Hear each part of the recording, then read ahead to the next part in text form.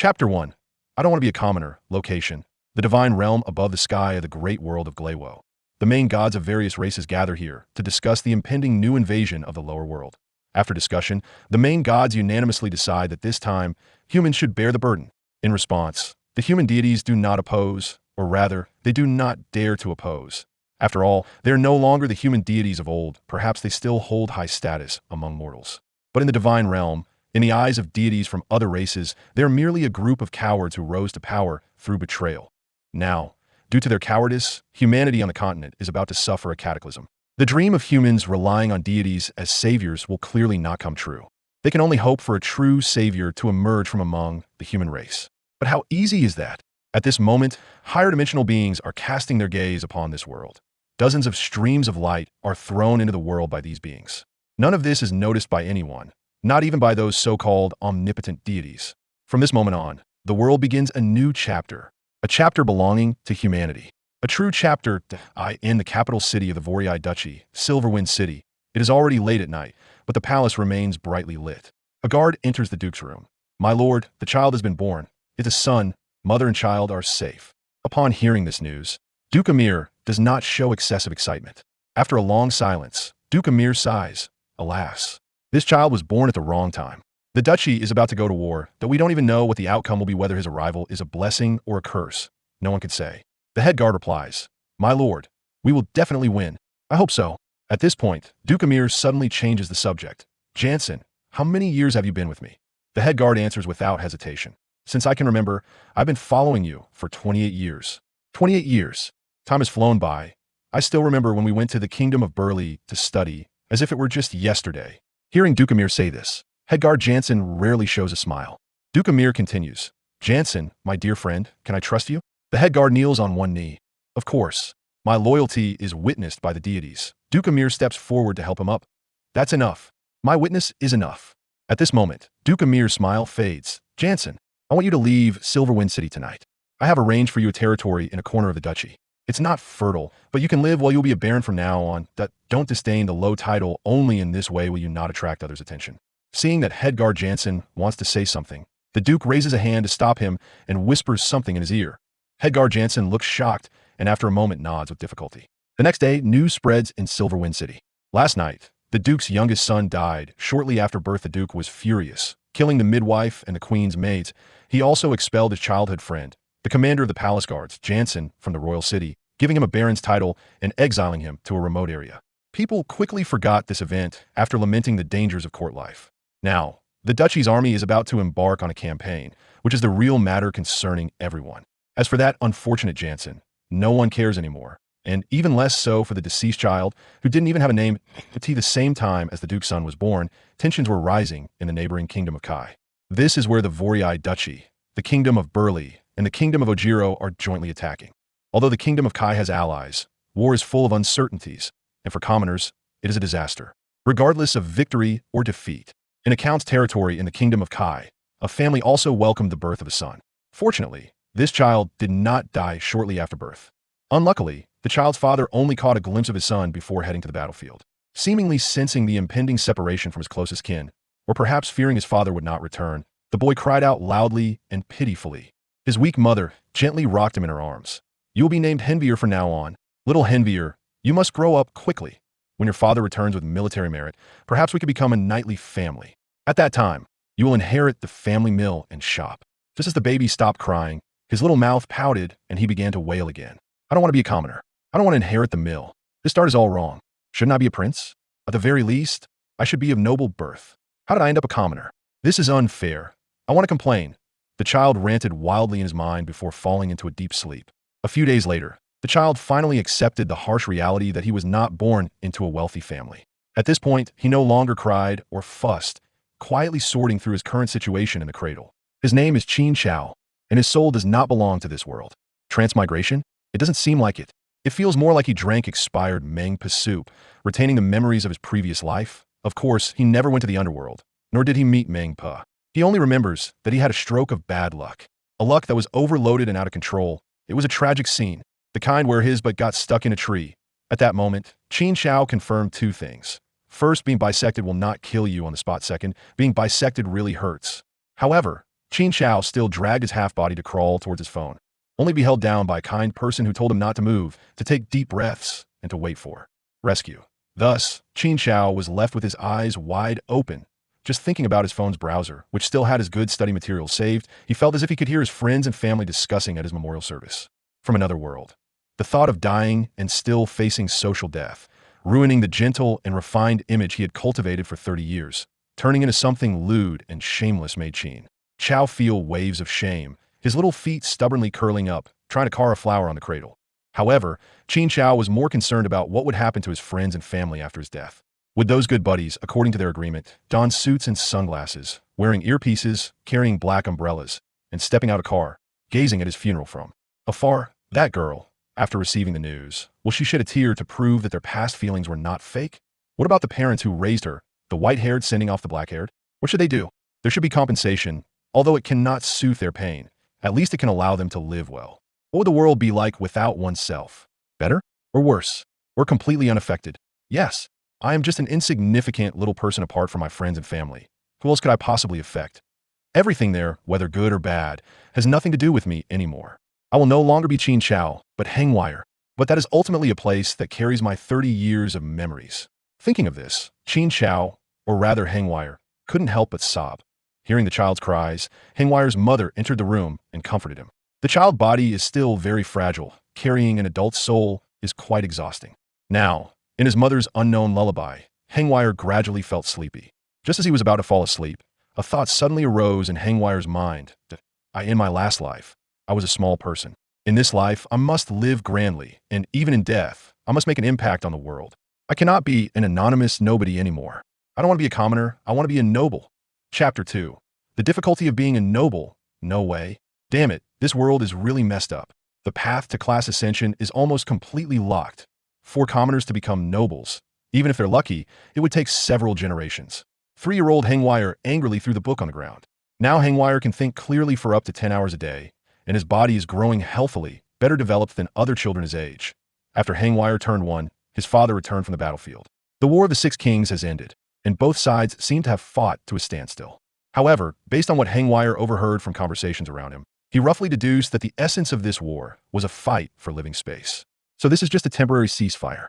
However, there is good news. Henvier's father returned from the battlefield in good health. Moreover, Henvier's father saved a baron several times on the battlefield. This earned him an additional title, the Fortunate Obian. However, the saved baron did not think that Obian was merely lucky. He could see that Obian was not like those conscripted farmers, but had undergone some combat training. Obian came from a merchant family that had been trading since his grandfather's generation, and by his father's time, it was still operating in a caravan model.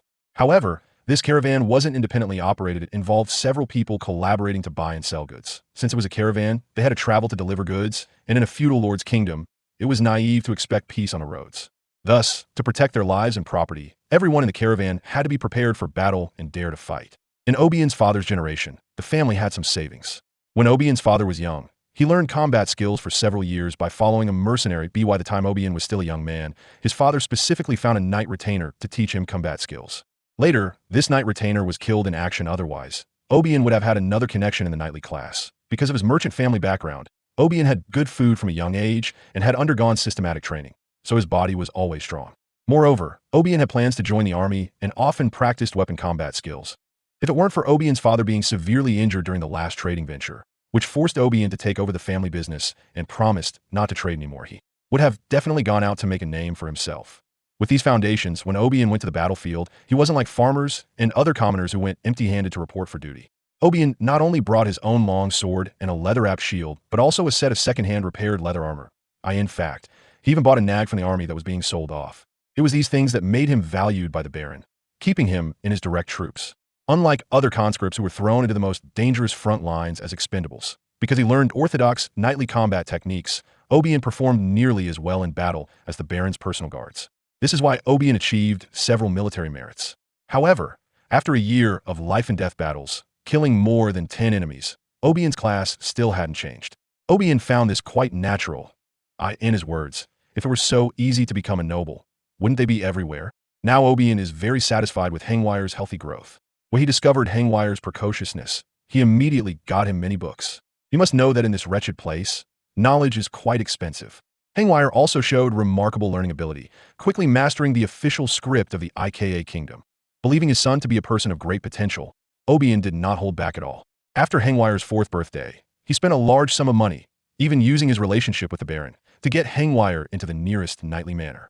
There, he would receive education alongside the son of a Night Lord. For Henvier, who could learn more knowledge, this was not a bad thing at all that he was just a child, learning knowledge every day, and the food at the Night Lord's home was good. He could eat meat every day.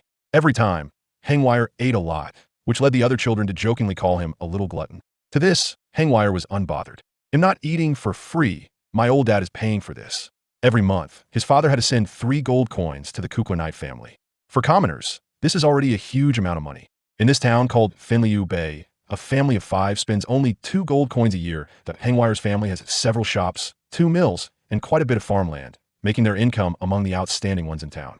However, 3 gold coins a month is still a quarter of Henvier's family's monthly income. Just to support a 4-year-old child, this seems like a crazy waste to others in the town. In the knightly manor, Henvier spent a year. He did not waste his father's money. He not only learned to write, but also acquired many noble etiquettes. This is just what Henvier demonstrated. In fact, he had learned much more. He had already started learning the common language of the continent. In addition, Henvier had the opportunity to browse a large number of books, try to learn as much as possible about this city, which was still somewhat unfamiliar to him. Most importantly, Henvier had begun to secretly learn the training methods of Knight Kukler. Knight Kukler is the younger son of a viscount in the IKA kingdom, without any inheritance rights, but the family has a long legacy. With his solid skills, he earned the title of knight and has his own knightly fief. Although it is just a small village on the east side of Henvier Bay town, it is indeed a solid fief. The knight training methods of the Kukler family come from within the family and are not to be shared with outsiders. He often supervises his second son's training, and during this time, Henvier is always playing nearby.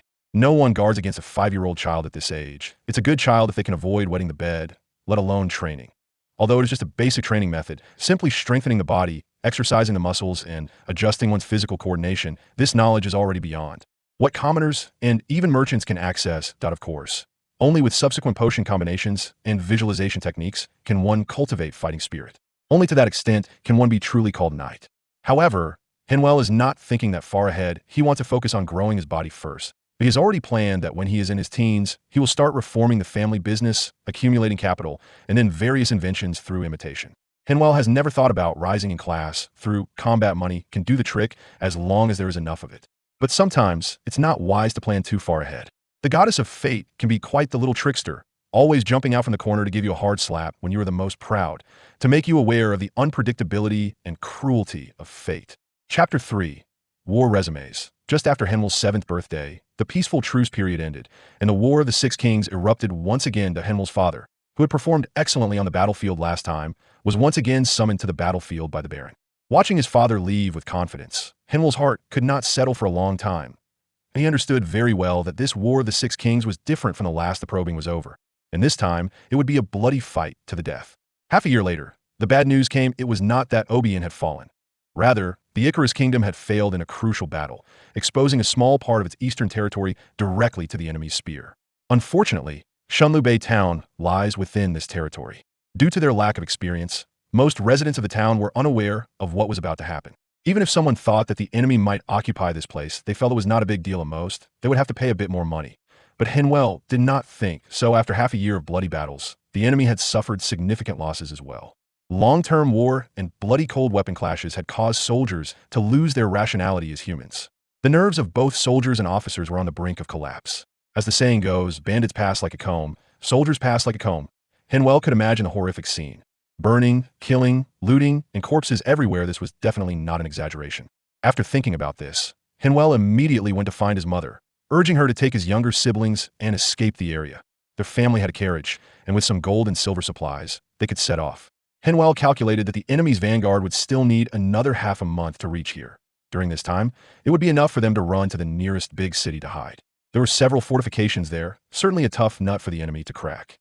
However, his mother, being the daughter of an ordinary small merchant, had no such insight and did not believe his speculation. Indeed, even if Henvier was smart, to others, he was just a 7-year-old child. To abandon the family business and flee to an unfamiliar city just because of Henvier's words was a decision too heavy for a woman to bear. Since he couldn't persuade his mother to leave, Henvier had to think of another way. He secretly went to the warehouse and, under the cover of night, carried bags of grain into the hidden cellar of his house. This was a secret cargo hold prepared during Obian's ancestors' trading days, now abandoned for many years, and most people had forgotten about this place. Although Henvier was only 7 years old, he had already grown to 1.3 meters tall and had been secretly practicing the knight's body training method, so his strength was comparable to that of boys aged 16 or 17. He could manage to carry dozens of pounds of goods. However, to avoid being discovered by others, Henvier moved quietly. For half a month, like an ant moving its home, Henvier moved a large amount of food and vegetables into the hidden cellar. By the 20th day, there was already enough supplies in the cellar for their family of 4 to live for more than a month. But it was on this day that a group of refugees arrived in Bay town. These people brought bad news. The enemy army was coming, burning, killing, and looting, intent on turning this area into a wasteland. At this moment, everyone seemed to awaken from a dream and hurriedly pack their things, wanting to escape. But it was already too late since the refugees could arrive. The enemy's vanguard cavalry must have been surrounding the town. Now escaping with the family was clearly impossible. In the evening, a series of heads were thrown into the town by the enemy, confirming Henvier's suspicions. Those were the heads of residents who had fled the town in the afternoon. Like everyone else in the town, Henvier's mother fell into a state of panic. She was just an ordinary woman, and all she could do now was hold her children and sob, praying that the enemy would not be so inhumane. Henvier called out to her several times, but his mother was in a state of panic and blankness, until he shook her vigorously, bringing her back to her senses. Woo. I should have listened to you earlier, Henvier. Now we can't leave. Henvier interrupted his mother's cries. Mother, listen. What I am about to say is very important. You must remember it clearly. I have stored food supplies in our hidden cellar, enough for us to survive for a month without going out. The enemy does not want to occupy this place. They want to destroy it and create panic. Otherwise, there would be no survivors. What the enemy wants is to make the kingdom's army anxious, and also to instigate panic in other cities, creating a tide of refugees that forces the kingdom's army to split and come. Here, forget it. None of this is important. You just need to know that the enemy will not stay here for too long. At the shortest, they will leave in a few days, and at the longest, in 2 months. By then, they will naturally retreat. Besides the food in the hidden cellar, I also hid some food in the storage room under our house. Even in the worst-case scenario, we can hold on. At this point, we need to remain calm. Tonight, we will quietly leave. You need to take your younger siblings, and we will go to the hidden cellar via the back road. The enemy's cavalry will only roam the main road and won't go into the back roads as long as we are careful. We won't be discovered. At this point, his mother asked, "What about you? Aren't you coming with us?" Henvier shook his head. "I need to scout the situation around here to provide timely warnings." Saying this, Henvier picked up a bow, an arrow left by his father, and strapped a short sword to his waist. Seeing this, his mother covered her mouth and sobbed again. "How can this be? You're just a child." Henvier showed a confident smile. "That's exactly why the enemy won't pay attention to me. Don't worry. The back road is not suitable for cavalry, and the enemy will not rashly enter unfamiliar paths. Moreover, don't forget, I have learned from Sir Cuckler, and I am already a man. I will become a knight in the future." Henvier also gave a thumbs up to reassure his mother. Regardless of whether what Henvier said was true or false, his mother knew that this was the only option left. So she pulled her younger siblings along, carrying a bundle, and quietly left the town through the back door, guided by Henvier in front. Outside, Henvier would occasionally stop to ensure there was no danger, then imitate a bird call to signal his mother and siblings to continue moving forward. They walked slowly, stopping and starting, taking over an hour to cover just 1 kilometer, but luckily the hidden cave was ahead. At that moment, a fire ignited in the town. Henvier urged his mother to hurry inside, but she asked in confusion, "Aren't you coming in? Where are you going? It's so dangerous outside." Henvier replied helplessly, "I need to erase any traces we've left behind to prevent the enemy from following us." Before leaving, he emphasized again, "Mother, if you don't hear the signal, don't open the door. If I don't return, don't look for me. If I encounter danger, I will hide and then come back to join you." After saying this, Henvier began to clear the footprints on the ground with branches. Watching Henvier's back, his mother felt as if she was about to lose her eldest son, tears streaming down her face. Chapter 4. Captured. Henvier was also very afraid, but his experiences from 2 lifetimes made him stronger than his mother, who had never seen the world and is younger. Siblings that ensure their survival. Henvier had to muster the courage to take these dangerous actions. His feelings toward his parents were complex. He could not forget his parent from his previous life, but he also could not ignore the love his current parents had for him. Humans are emotional creatures and cannot be completely cold-blooded and heartless. Whether from the education in this life or his worldview from the previous one, Henvier could not stand by and watch his family fall into danger while he hesitated.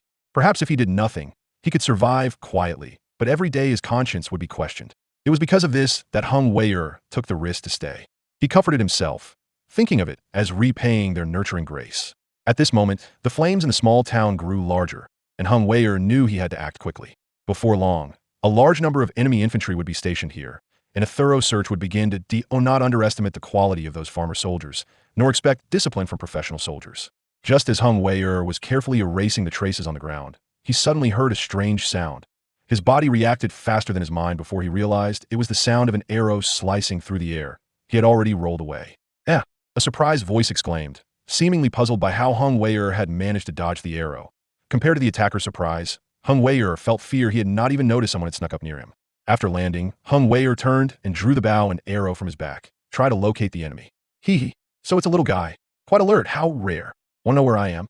As soon as the voice fell, Henvier felt a sharp pain in his neck, and everything went dark. Before he passed out, he vaguely saw a figure in black, carrying a bow and arrow, standing behind him, curiously looking down at him. Damn it, I have to be reborn well this time. Contrary to what Henvier thought, he was not killed. When he woke up, he felt a tremendous pain in his neck. Supporting his neck, he surveyed his surroundings. It was a dark, cold dungeon, clearly not the afterlife. In the dungeon, many people were imprisoned, most of whom Henvier recognized as residents of Shunli Baytown.At this moment. Some of the captured residents were quietly sobbing, some had vacant eyes, and many more were trying to sleep with their eyes closed.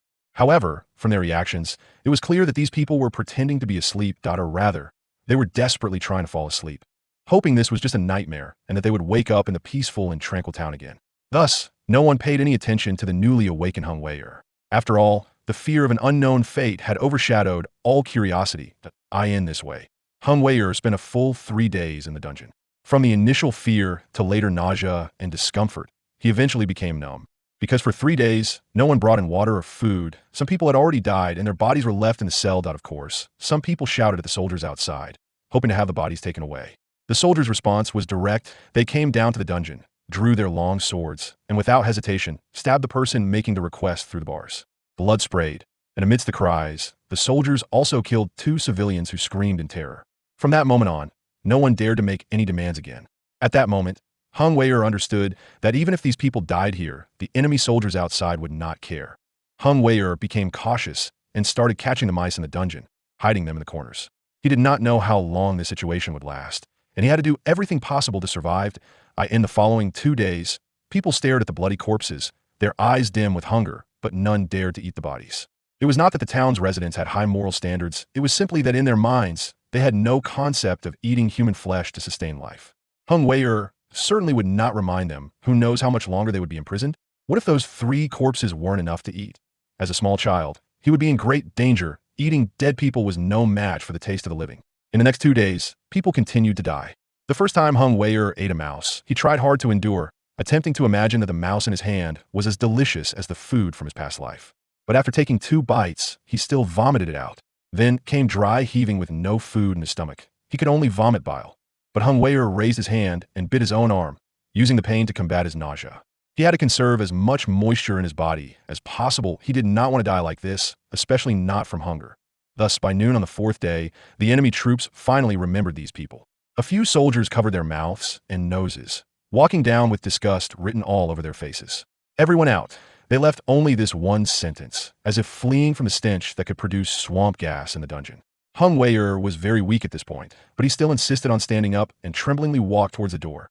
Along the way, he tried to kick those who were too weak to move. However, very few responded to Henvier when he reached the door. He turned back regretfully and hoarsely said, "Get up. We're leaving here." Seeing that no one ultimately followed, Henvier could only turn around and step into the light at the door. Those who came out were herded by soldiers into a line. 2 more soldiers went down into the dungeon moments later. They came out and nodded to those outside. Then a pile of wood soaked in tar was thrown into the dungeon, and the soldiers tossed in torches, locking the door with chains before the flames could rise. Henvier knew this was the outcome. The enemy would not leave behind useless people. The army here is one that is determined to fight the kingdom to the death. They are not here to save the people. Therefore, they will not bring along burdens that cannot move, nor will they leave the enemy with population and land. This is a war between nations, unrelated to good and evil. It is simply about making the enemy die and ensuring one's own survival. In other words, war is inherently an unspeakable evil, and there has never been any justice to speak of. Justice and evil are merely relative concepts. Henvier tried hard not to look at the horrific scenes around him. The bodies impaled on wooden stakes, the women who were humiliated to death, the children carelessly thrown to the ground. Just a few days ago, these people were all living beings, individuals, Henvier, new caring neighbors, kind acquaintances, innocent playmates, but now they have all become cold, broken corpses. Despite his efforts to admonish himself, Henvier couldn't help but feel a surge of anger. Chapter 5 From Civilian to Slave. However, Henvier did not remain angry for long. Fear soon took over.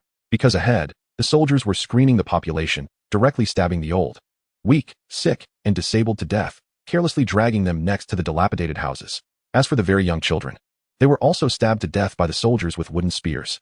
Those soldiers, who should have been farmers just a year ago, now showed no trace of their former simplicity, killing unarmed people without any psychological pressure. For them, it no longer mattered that these victims were fellow farmers and civilians. Henvier knew that the enemy was selecting usable slaves to transport supplies and perform hard labor. Clearly, children like him were not within their selection range. Henvier looked around. There were patrolling cavalry and armored infantry. He might be able to launch a surprise attack and kill a farmer soldier, but then what? He would still die in this hell on earth. Soon, it was Henvier's turn to be registered. Upon seeing Henvier's appearance, the inspecting soldier simply waved his hand, signaling the nearby farmer soldier to take action. Henvier's gaze turned cold, and he prepared for a one-for-one exchange. Just then, a squad of cavalry passed by, and one of the cavalrymen turned his horse around, glanced back, and shouted, "Wait. Wow. Is this the thrill of sparing someone's life?" Henvier's back was now soaked with sweat. In the cool autumn breeze, he felt the bone-chilling cold. The cavalryman leisurely rode his horse to Henvier's side. "Hey, little guy, do you remember me?" Henvier looked up, puzzled, examining the visitor. The man had gray hair but appeared quite young, with a well-proportioned and tall figure, slender white fingers, yet calloused from hard work. He wore intricately patterned leather armor, a long sword on his back, a short sword at his waist, and a large bow hanging by the saddle, with 2 quivers of arrows attached behind the saddle. This man was not a soldier. His equipment was too extravagant, not like the standardized gear of the enemy army. Based on his attire, Henvier recalled a profession from his books, a ranger. That made sense. These were mercenaries recruited by the enemy. Many capable mercenaries took on war missions for the high pay and immediate rewards. After realizing this, Henvier nodded slightly. "You are the one who captured me." The gray-haired ranger smiled. "You've got a decent build, and I was surprised you didn't faint right away. I thought you were a noble's child. But after checking, it turns out you aren't. What a letdown. I just tossed you into a cage. These past few days, I was on a mission and almost forgot about you. I can't believe you survived in the dungeon. I'm quite surprised." Then, the gray-haired ranger leaned down to examine Henvier, a smile creeping onto his lips. "So, how does human flesh taste, little guy?" Henvier shook his head. "I didn't eat human flesh. Lying is not a good quality, you know, especially considering your current situation. How about this? If you convince me you didn't eat human flesh, I'll let you live. What do you say?" Henvier took out a half-eaten rat from his pocket. "I ate this." The gray-haired ranger paused for a moment, then burst out laughing. "Huh? Very clever. Now show me." Henvier did not hesitate. He took a bite in front of everyone and began to chew. He maintained a blank expression, chewing slowly, and finally swallowed with great difficulty but determination. The gray-haired ranger watched Henvier with great interest. "Interesting. It seems you dodging that arrow wasn't just luck. So, how does the rat taste?" Henvier replied. "Compared to death, it's not bad. Of course, it would be better with some sauce." "Ha ha, good. You don't have to die now.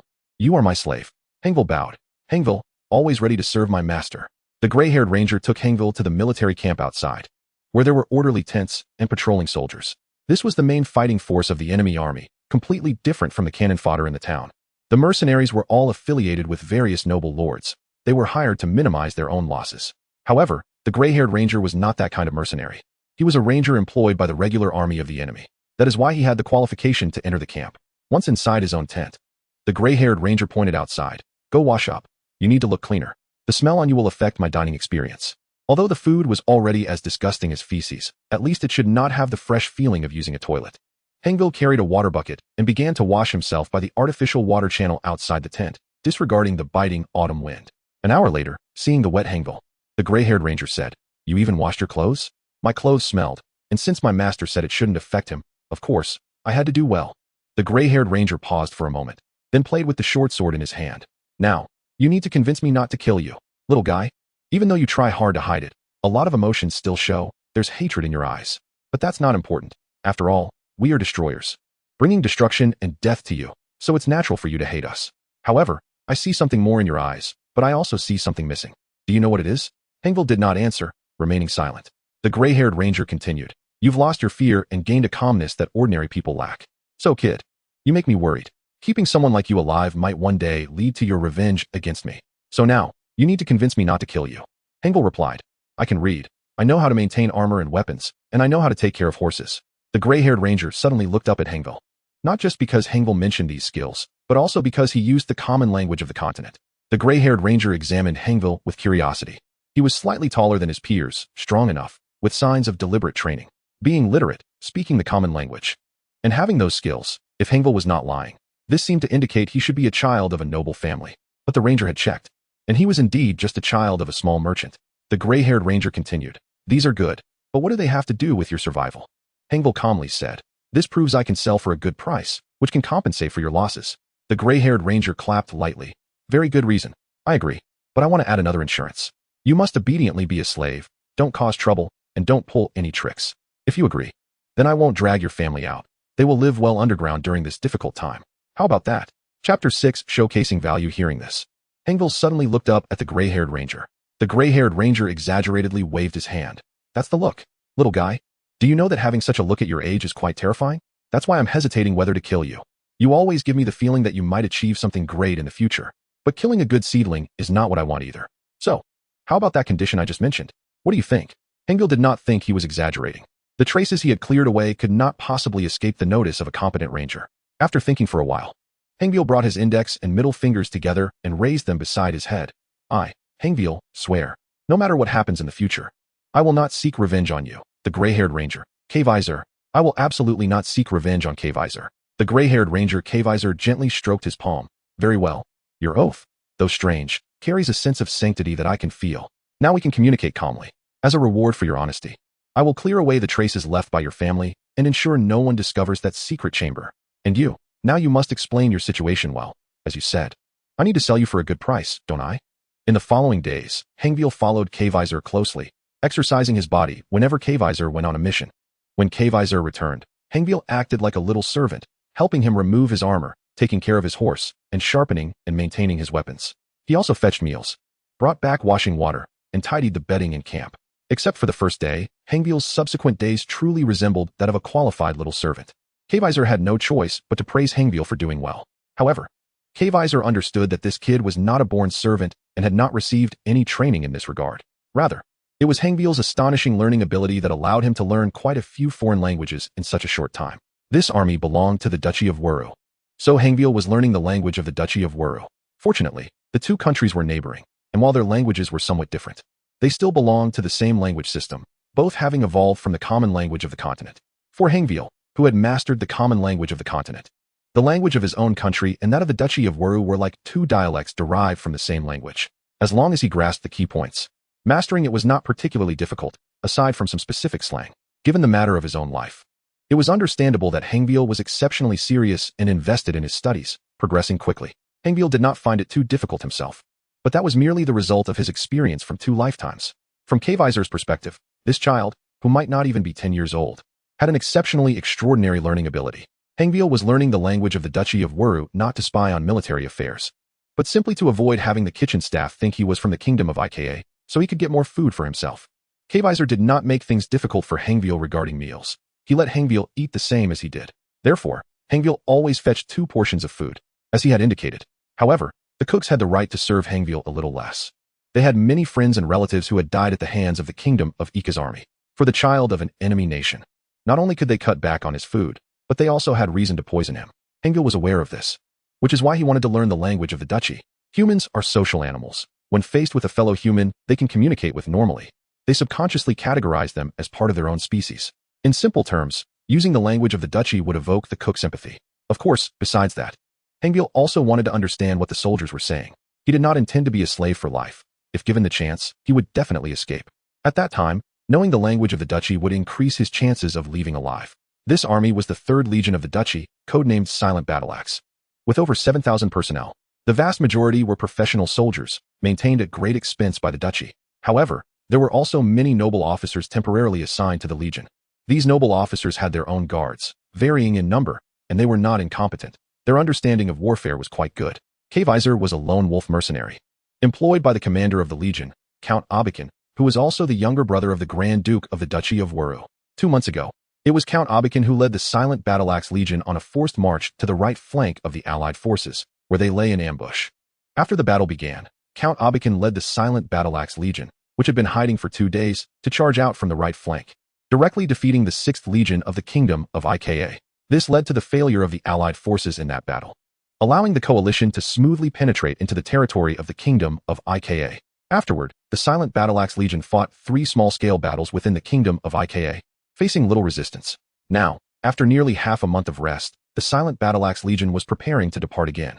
Henvier was nervously organizing and packing Kaiser's belongings. And after finishing all of this, he also tidied up the tent. Although this was the work of the army's logistics, Henvier understood that he was a captive, not here for a vacation or camping. The more he did, the more his little life was guaranteed. When Kaiser returned and saw everything Henvier had done, he did not say anything. "I will go scout. You just carry my pack. This is a servant pass I got for you. Don't lose it. You don't need to keep up with the Legion. Just follow the logistics convoy." Kaiser tossed a metal badge over, and when Henvier hurriedly caught it, Kaiser spoke again. "You are a smart person. You want to try to escape at this opportunity, right?" Henvier quickly nodded. "Of course. I am only safe here. Without the protection of the 3rd Legion, I could very well be killed by the noble troops behind. They wouldn't even care whether I have a pass or not. Just know that. I hope to see you alive again." Henvier bowed. "I wish you a safe return." This was not false sentiment. Henvier genuinely hoped for Kaiser's safe return. Without the protection of this ranger, it would be difficult for him to survive. Kaiser smiled, tossed some items over, mounted his horse, and sped away from the camp. Henvier glanced down. Those were his original short sword and small bow. He understood Kaiser's meaning. He needed to take care of himself, as chaos could ensue at any moment.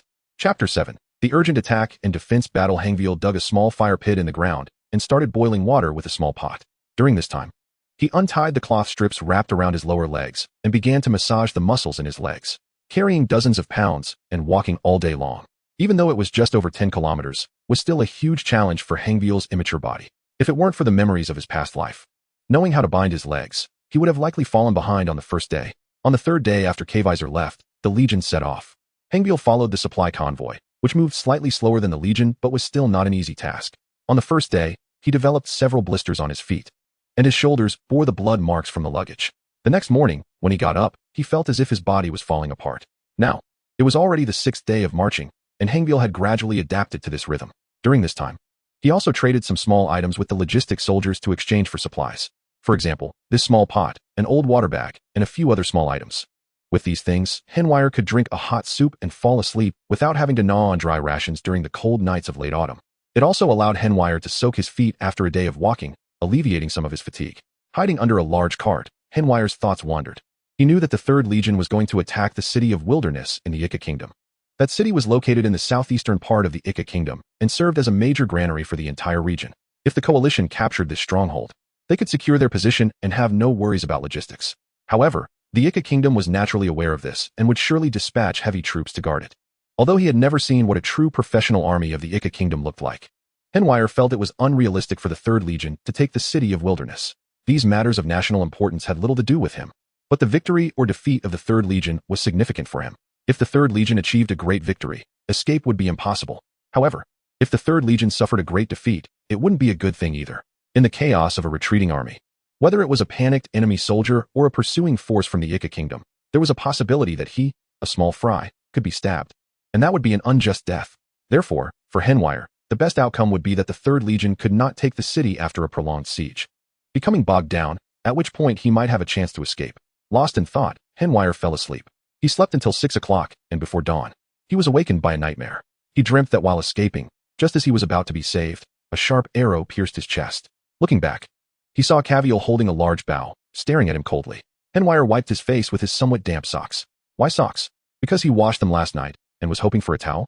The items Henvier had exchanged included 2 pairs of old socks. After washing off the bloodstains and soaking them in hot water, they were slightly modified and became 2 new pairs. Henvier had to change into dry socks every day, otherwise, his feet would suffer. Now somewhat awake, Henvier muttered a few curses under his breath, comforting himself that dreams were often reversed and he would surely escape.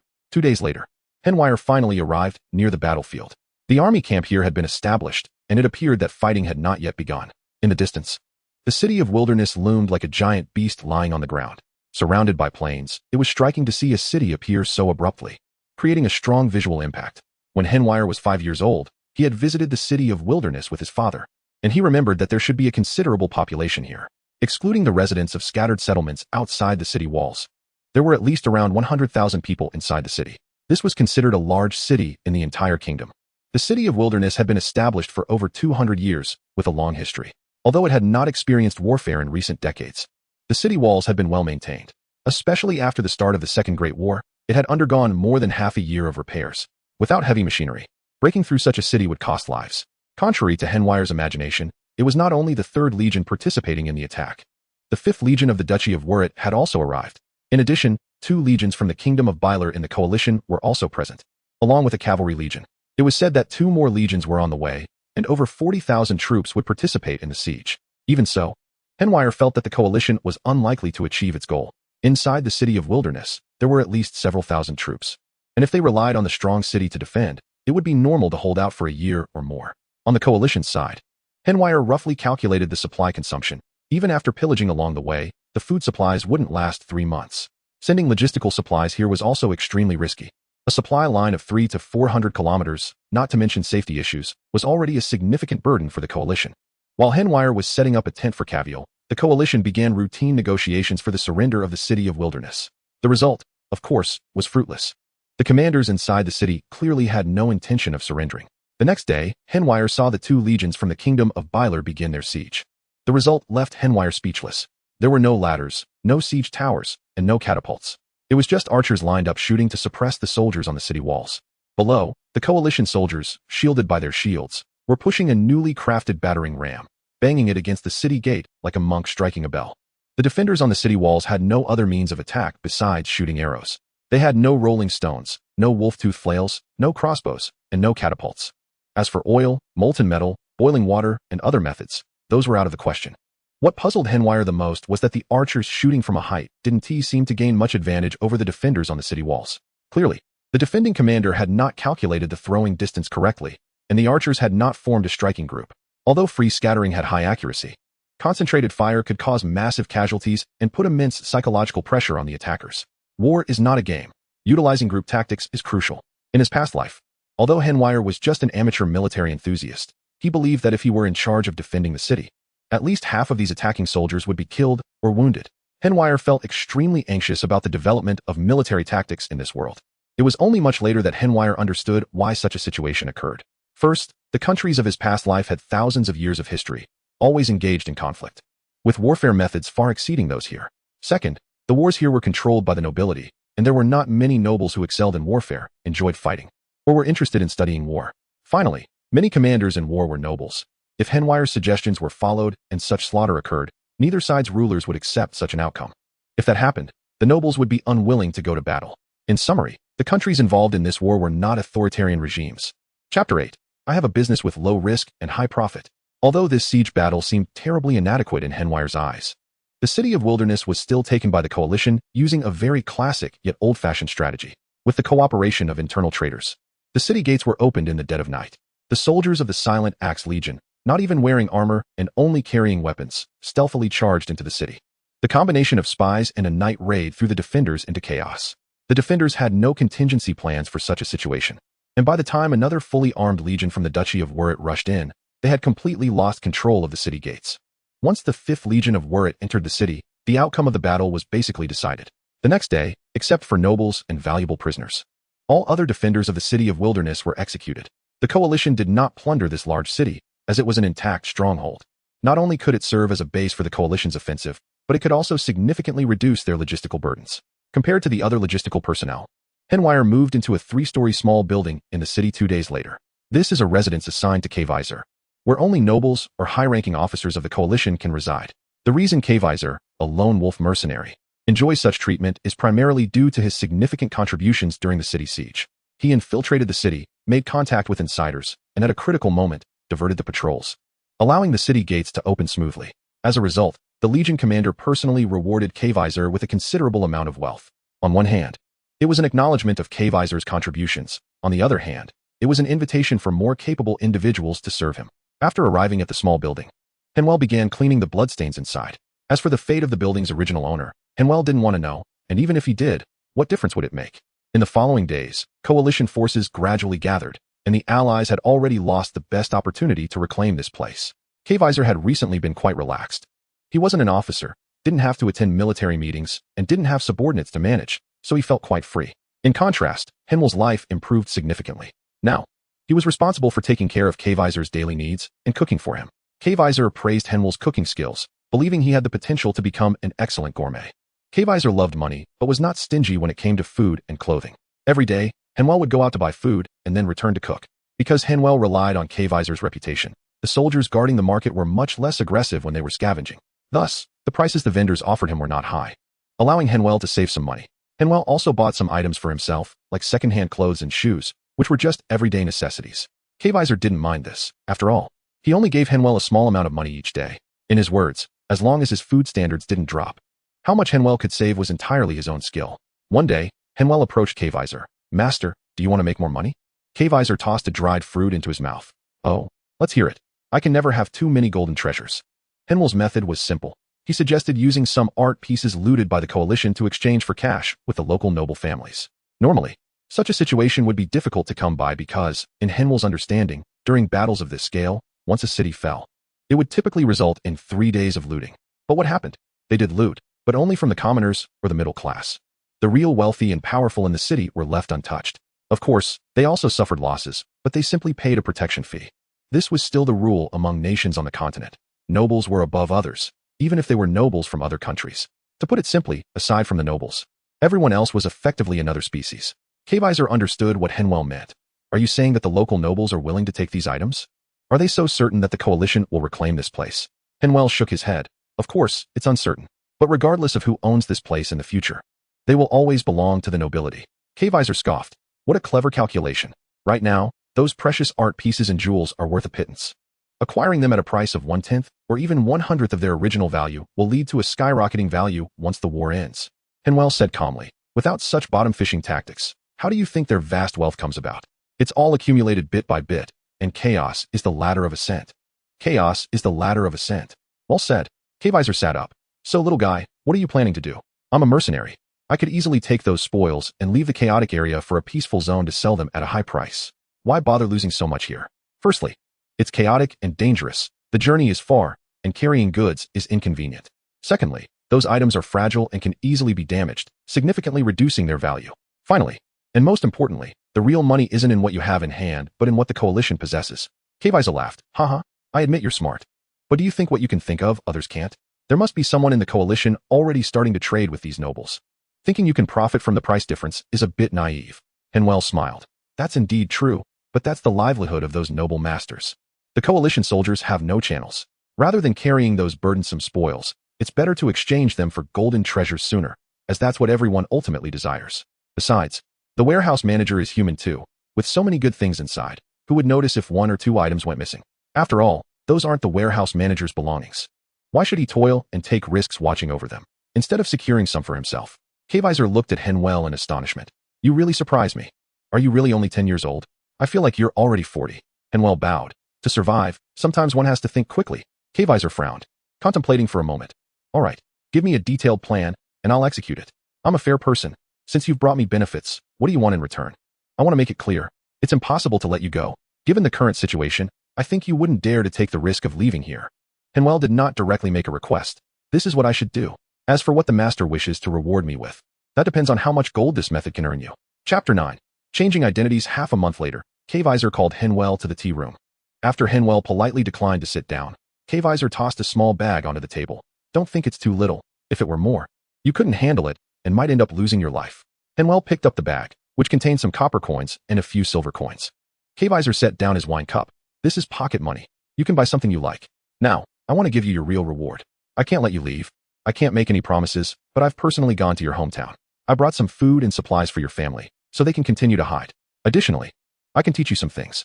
I know you've been training your body. From now on, besides guiding your physical training, I'll also teach you some combat skills. What do you want to learn? Archery? Swordsmanship? I can teach you both. How much you can learn depends on your own abilities. Henvier said quietly. I don't know what to learn. I just want to learn how to kill. Henvier gently rubbed his palms. Very good. I like that you can see the essence of things at a glance. The so-called sword techniques, secret arts, and footwork are all meant for better killing. The so-called learning is merely simulating responses to various situations. Prepare yourself for tomorrow. For the rest of the time, I'll teach you diligently. I hope you can look back on this period in the future and not find it all humiliating. In the following 2 months, aside from taking care of Henvier's daily needs, Henvier was constantly undergoing Henvier's training. During this time, the situation of the war underwent new changes.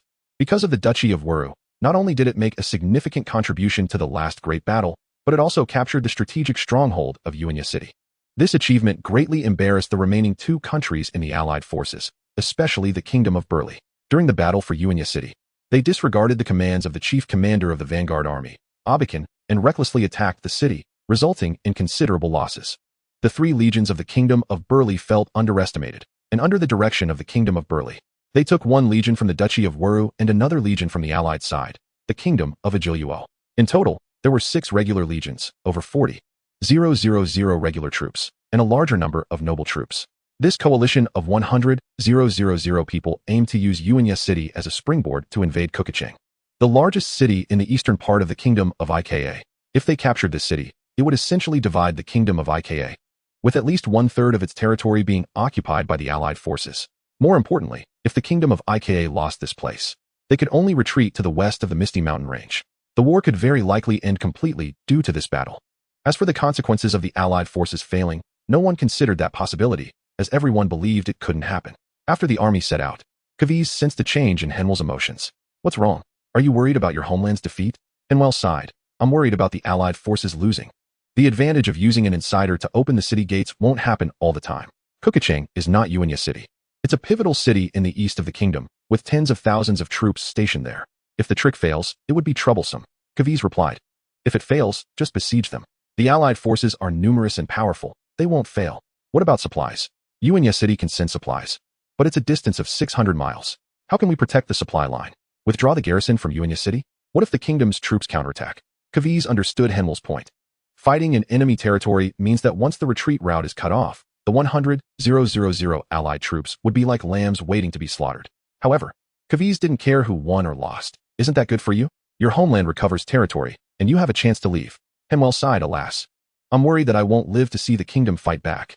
After a great defeat, the Allied soldiers are likely to kill captives like me directly." Kaviz picked up on Henwell's implication. "All right, little guy, tell me what you want to do." Henwell said, "I want a new identity. One that won't be killed by the angry Allied soldiers after defeat." Kaviz didn't respond directly. However, a few days later, Kaviz had Henwell stay indoors and used a potion to dye his hair brown.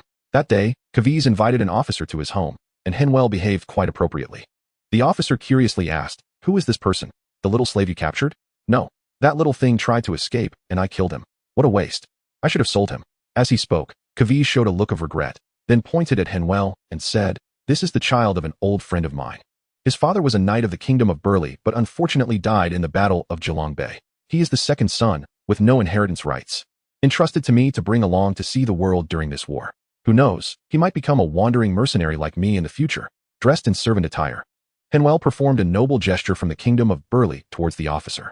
The officer gently nodded in response and then smiled at Kaviz, saying, "Why did you refuse Count Abikin's recruitment? It's a direct knighthood and the right to inherit land. With your abilities, it's not difficult to achieve merit in this war. And you might become a knight even earlier than I do." Kaviz shrugged. "Forget it. I don't like being bound. Nor do I like staying in one place for too long. I prefer freedom, to see the magnificent scenery of the world and to meet beautiful people everywhere." In the following days, Kaviz often invited some officers to drink, intentionally or unintentionally introducing Henwell to them. Among those who came frequently was the very first officer. He was an officer from the 3rd Legion of the Duchy of Wuru, commanding a squad of 200 soldiers. The officer, named Fabio, was a knight, but only in title, lacking the strength of a knight. He was the offspring of a high noble in the Duchy of Wuru. Due to seeing each other often, Fabio had a good impression of Henwell and would sometimes chat with him. He had no doubts about Henwell's current identity, as Henwell could speak the language of the Kingdom of Burli and even had a certain accent. Henwell also appeared somewhat unskilled in the language of the Duchy of Wuru, and since that day, he had not spoken the language of the Kingdom of Ika again. Thus, another month passed. Bad news arrived. But it wasn't about the Allied forces retreating. The situation was even worse. The 100,000 Allied forces had their retreat route cut off. Chapter 10. The retreat route cut off. Fabio and several other officers were in a tea room, angrily berating the commander of the Kingdom of Burli. "What idiots! How could they have been trapped for 10 days before notifying us to rescue them? The enemy has already repaired their fortifications and occupied advantageous positions. How can we save them? Damn it! These pigs even say it's our fault." The person who took over from our transport team was a noble from the Kingdom of Burli, and the receipt for the supplies even has the seal of the Allied forces. Fools! Did they sell the seal to a brothel? The Burli people are really a bunch of idiots. At this point, Fabio said to Henwell, who was pouring tea, "Sorry, Henwell. You know we are talking about those stupid commanders. We didn't mean to insult you. Henvier didn't respond, only offering a polite yet awkward smile. Henvier had heard from Kaviz yesterday that one army of the Allied forces had advanced lightly and suddenly inserted itself between Kukaching and Yuanya City, establishing a foothold in a small town. The advance speed of the regular legions was not fast. Soldiers could not march long distances in armor, or else they would suffer many wounds. Therefore, when the legions marched, there were large carts following them, carrying not only certain supplies, but also metal armor. Only when they reached the vicinity of the battle area would the soldiers don their armor. Thus, the Allied forces did not pay much attention to those lightly armed Allied troops, thinking they were just farmers sent by the Allies to delay their actions. After all, in this feudal era, the fighting power of armored and unarmored troops was not in the same league. The frontline command of the Allied forces analyzed that these lightly armed troops were merely harassing the supply line and had no courage to attack the supply convoy. In fact, as they had anticipated, these troops did not charge the supply convoy protected by armor. Instead, they gathered directly in a small town called Huoyan. This town was originally called Huoyan and was a gathering place for the transfer of goods between the north and south. In winter, when heavy snow fell, merchant caravans would stop here to take shelter. Then, due to a heating accident, a great fire occurred, turning it into a wasteland. Afterwards, under the auspices of various merchant caravans and the kingdom of Ika, a small town was rebuilt to prevent such tragedies from happening again. Due to the attributes of the cargo station, many caravans need to stay in the small city, which is not small in area and has sufficient defenses. Many caravans will build warehouses under the houses they purchase to temporarily store goods. This small city, located on the supply line, should have been occupied. However, due to the war, the caravans have come to a standstill, and this small city, which exists for trade, quickly became deserted. There is no profit to be made here. More importantly, the coalition forces are currently understaffed and unable to maintain a transit station here. There are no slaves or prisoners of war to do the work for them, and the noble conscripts managing this place are a disaster. Thus, when the coalition forces gathered, they easily occupied the entire small city. Because of the 100,000 coalition troops attacking Kuka City, this small city quickly became an important node in the campaign.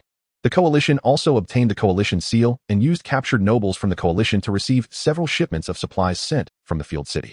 After 20 days without supplies, the coalition front began to feel uneasy.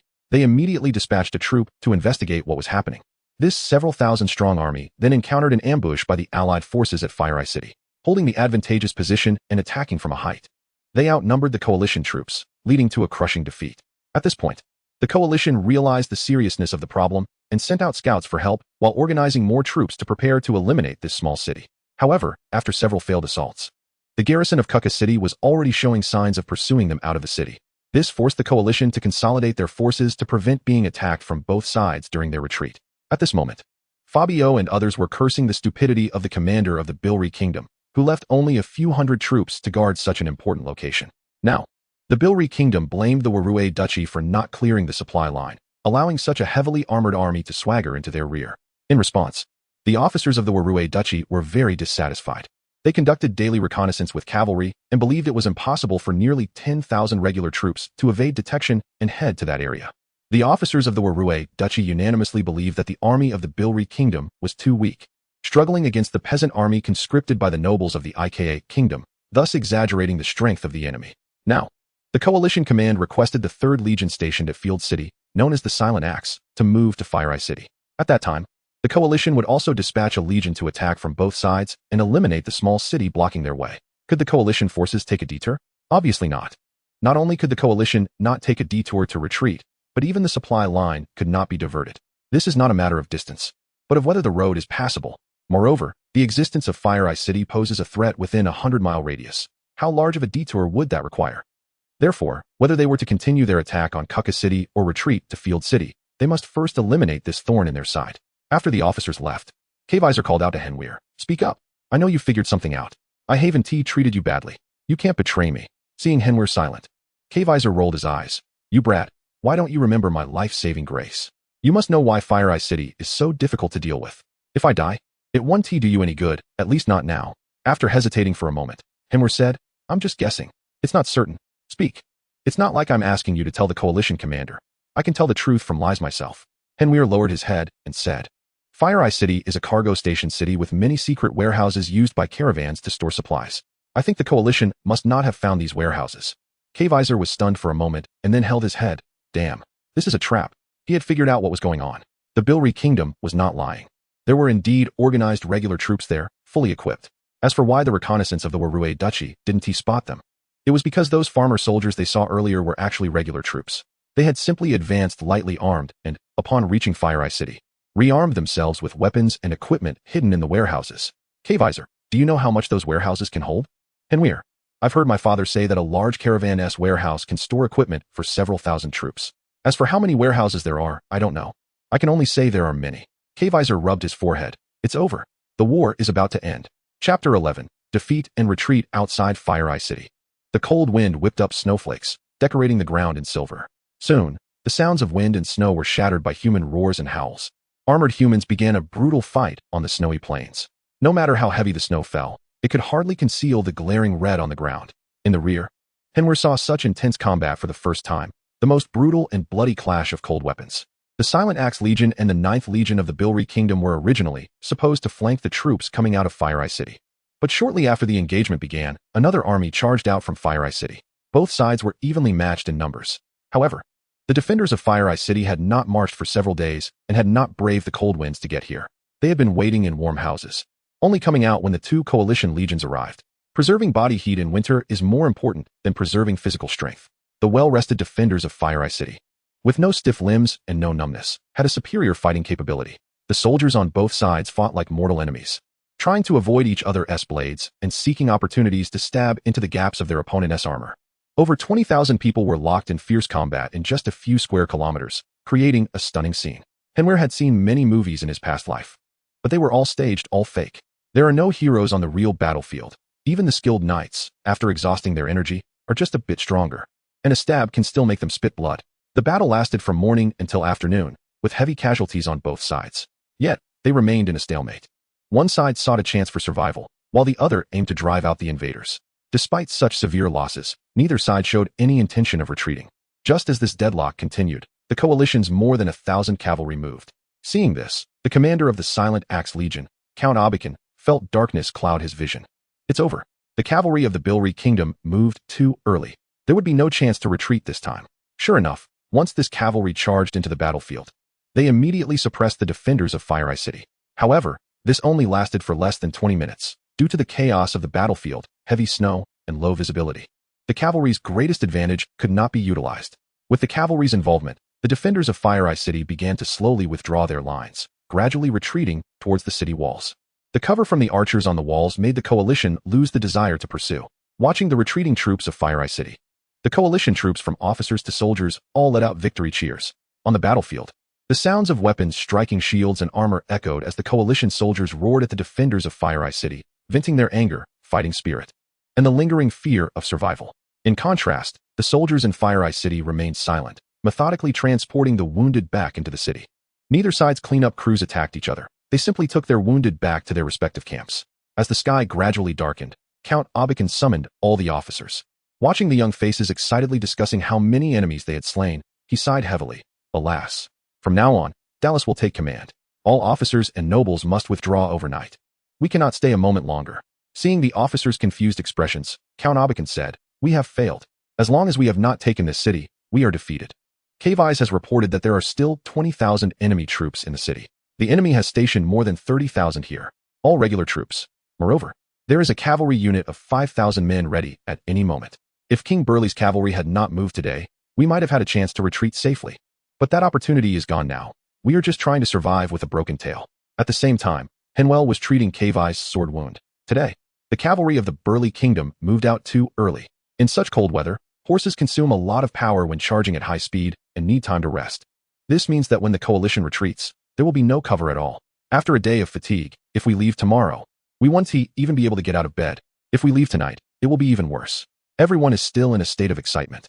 Drenched in sweat, and with the cold night wind blowing, it could be deadly, regardless of how we choose. Neither of these two legions can withdraw without paying a huge price. Kviz said little, and after getting dressed, instructed, "Stay close to me." Originally, Count Abikin intended to stay behind to cover the retreat, but he was knocked unconscious and taken away by his attendant. Before the coalition could start setting up camp, the ground trembled with the unique sensation of galloping cavalry. Soon, both coalition camps were in chaos. Soldiers could not find their noble officers and could not organize a defense. The soldiers of the Silent Battle Axe Legion, along with the logistics team, were like frightened rabbits, driven by the Allied cavalry, fleeing wildly through the snowy night. The Allied cavalry did not need to kill. They were too lazy to expend effort on killing. They only needed to keep driving the coalition soldiers forward, ensuring that these soldiers did not stop. The cold would help them kill all their enemies. In this situation, getting lost, falling behind, or getting injured all led to only one outcome: death. Henviel's running ability, developed over the past 6 months, finally came in handy. He managed to keep up with the horse-trotting cavies. In this situation, no one dared to gallop on horseback. The darkness was already a hindrance, and the snow-covered ground made it difficult to discern where the pits were, and they needed to conserve horsepower and maintain endurance. Henvier jogged steadily, constantly adjusting his breathing, trying not to think too much to avoid tension, and paying attention to the ground. Cavies was a seasoned ranger, possessing his own techniques for traveling at night, always moving in the right direction. They did not need to run too far. Just 10 kilometers would suffice. There, cavies had already set up a hiding spot. After resting for a night, they could set out at dawn, and the Allies would not catch up. However, the Allies were very attentive to the horsemen among the coalition. When chasing, they would generally shoot arrows at the horsemen to force them to accelerate and expend their horses' energy. At that moment, a cavalry squad of more than 30 men noticed Cavies. Cavies was not alone. Several friendly noble officers were with him. This evidently made the Allied cavalry think they had found a big catch. Thus, the cavalry squad readied their bows and shot a volley of arrows in this direction. Immediately, 2 unfortunate officers fell from their horses, one shot in the neck and the other's horse shot, causing him to fall. Regardless of the reason, it seemed unlikely that either of them would survive, and the others showed no intention of helping. They turned their horses and scattered, attempting to lead the enemy away from their companions. Chapter 12. The road ahead is yours to walk.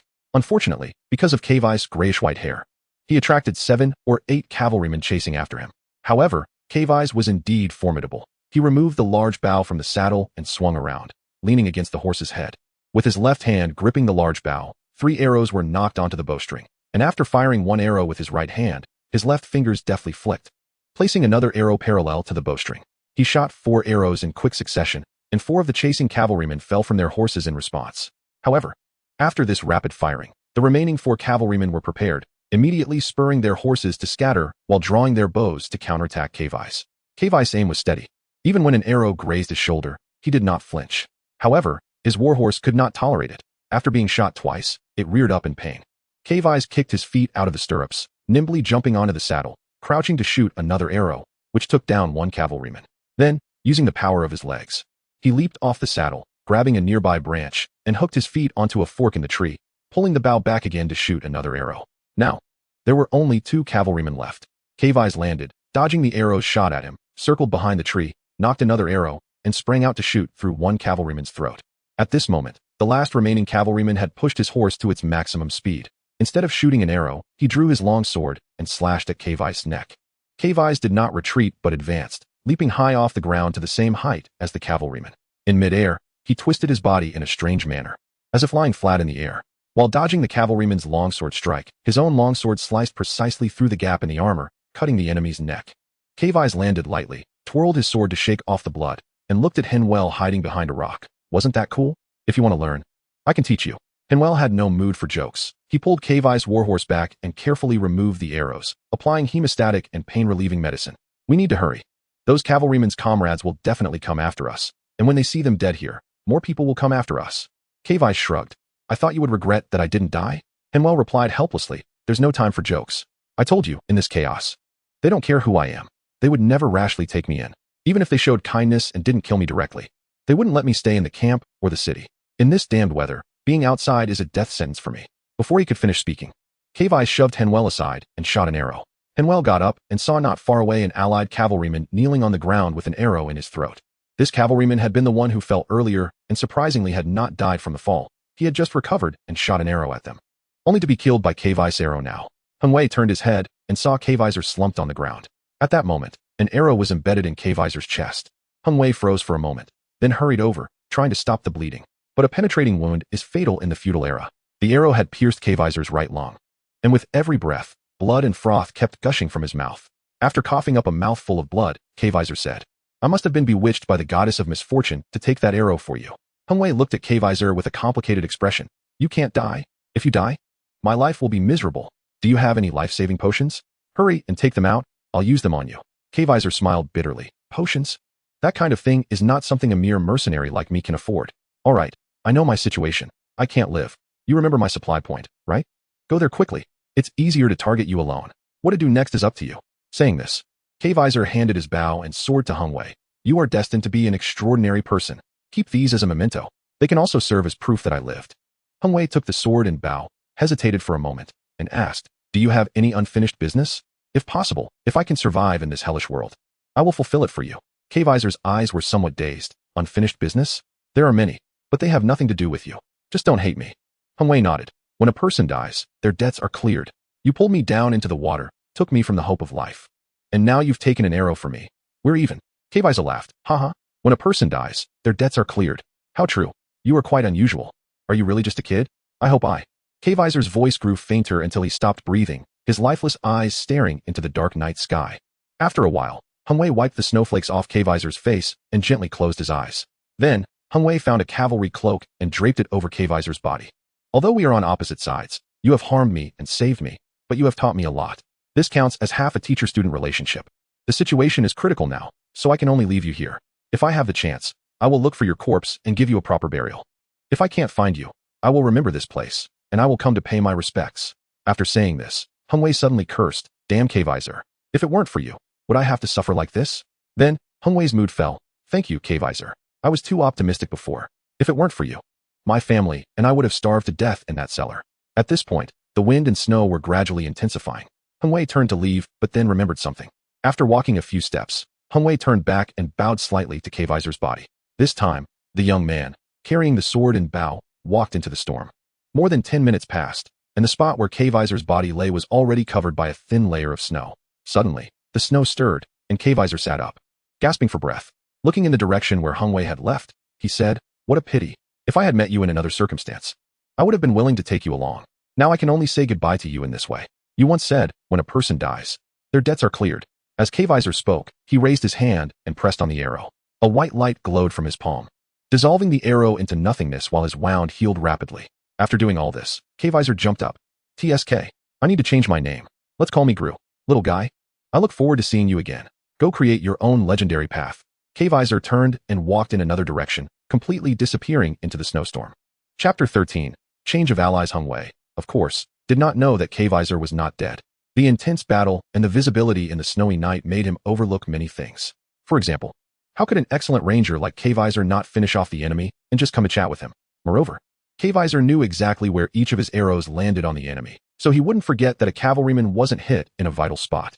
Lastly, and most importantly, that surviving cavalryman only had one chance to attack. How could he shoot at Henvier? He would only choose to shoot at the most important target, K-Visor.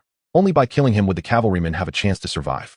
Therefore, K-Visor had intentionally taken the arrow to collide with Henvier. Everything was part of K-Visor's plan to feign death and leave Henvier behind.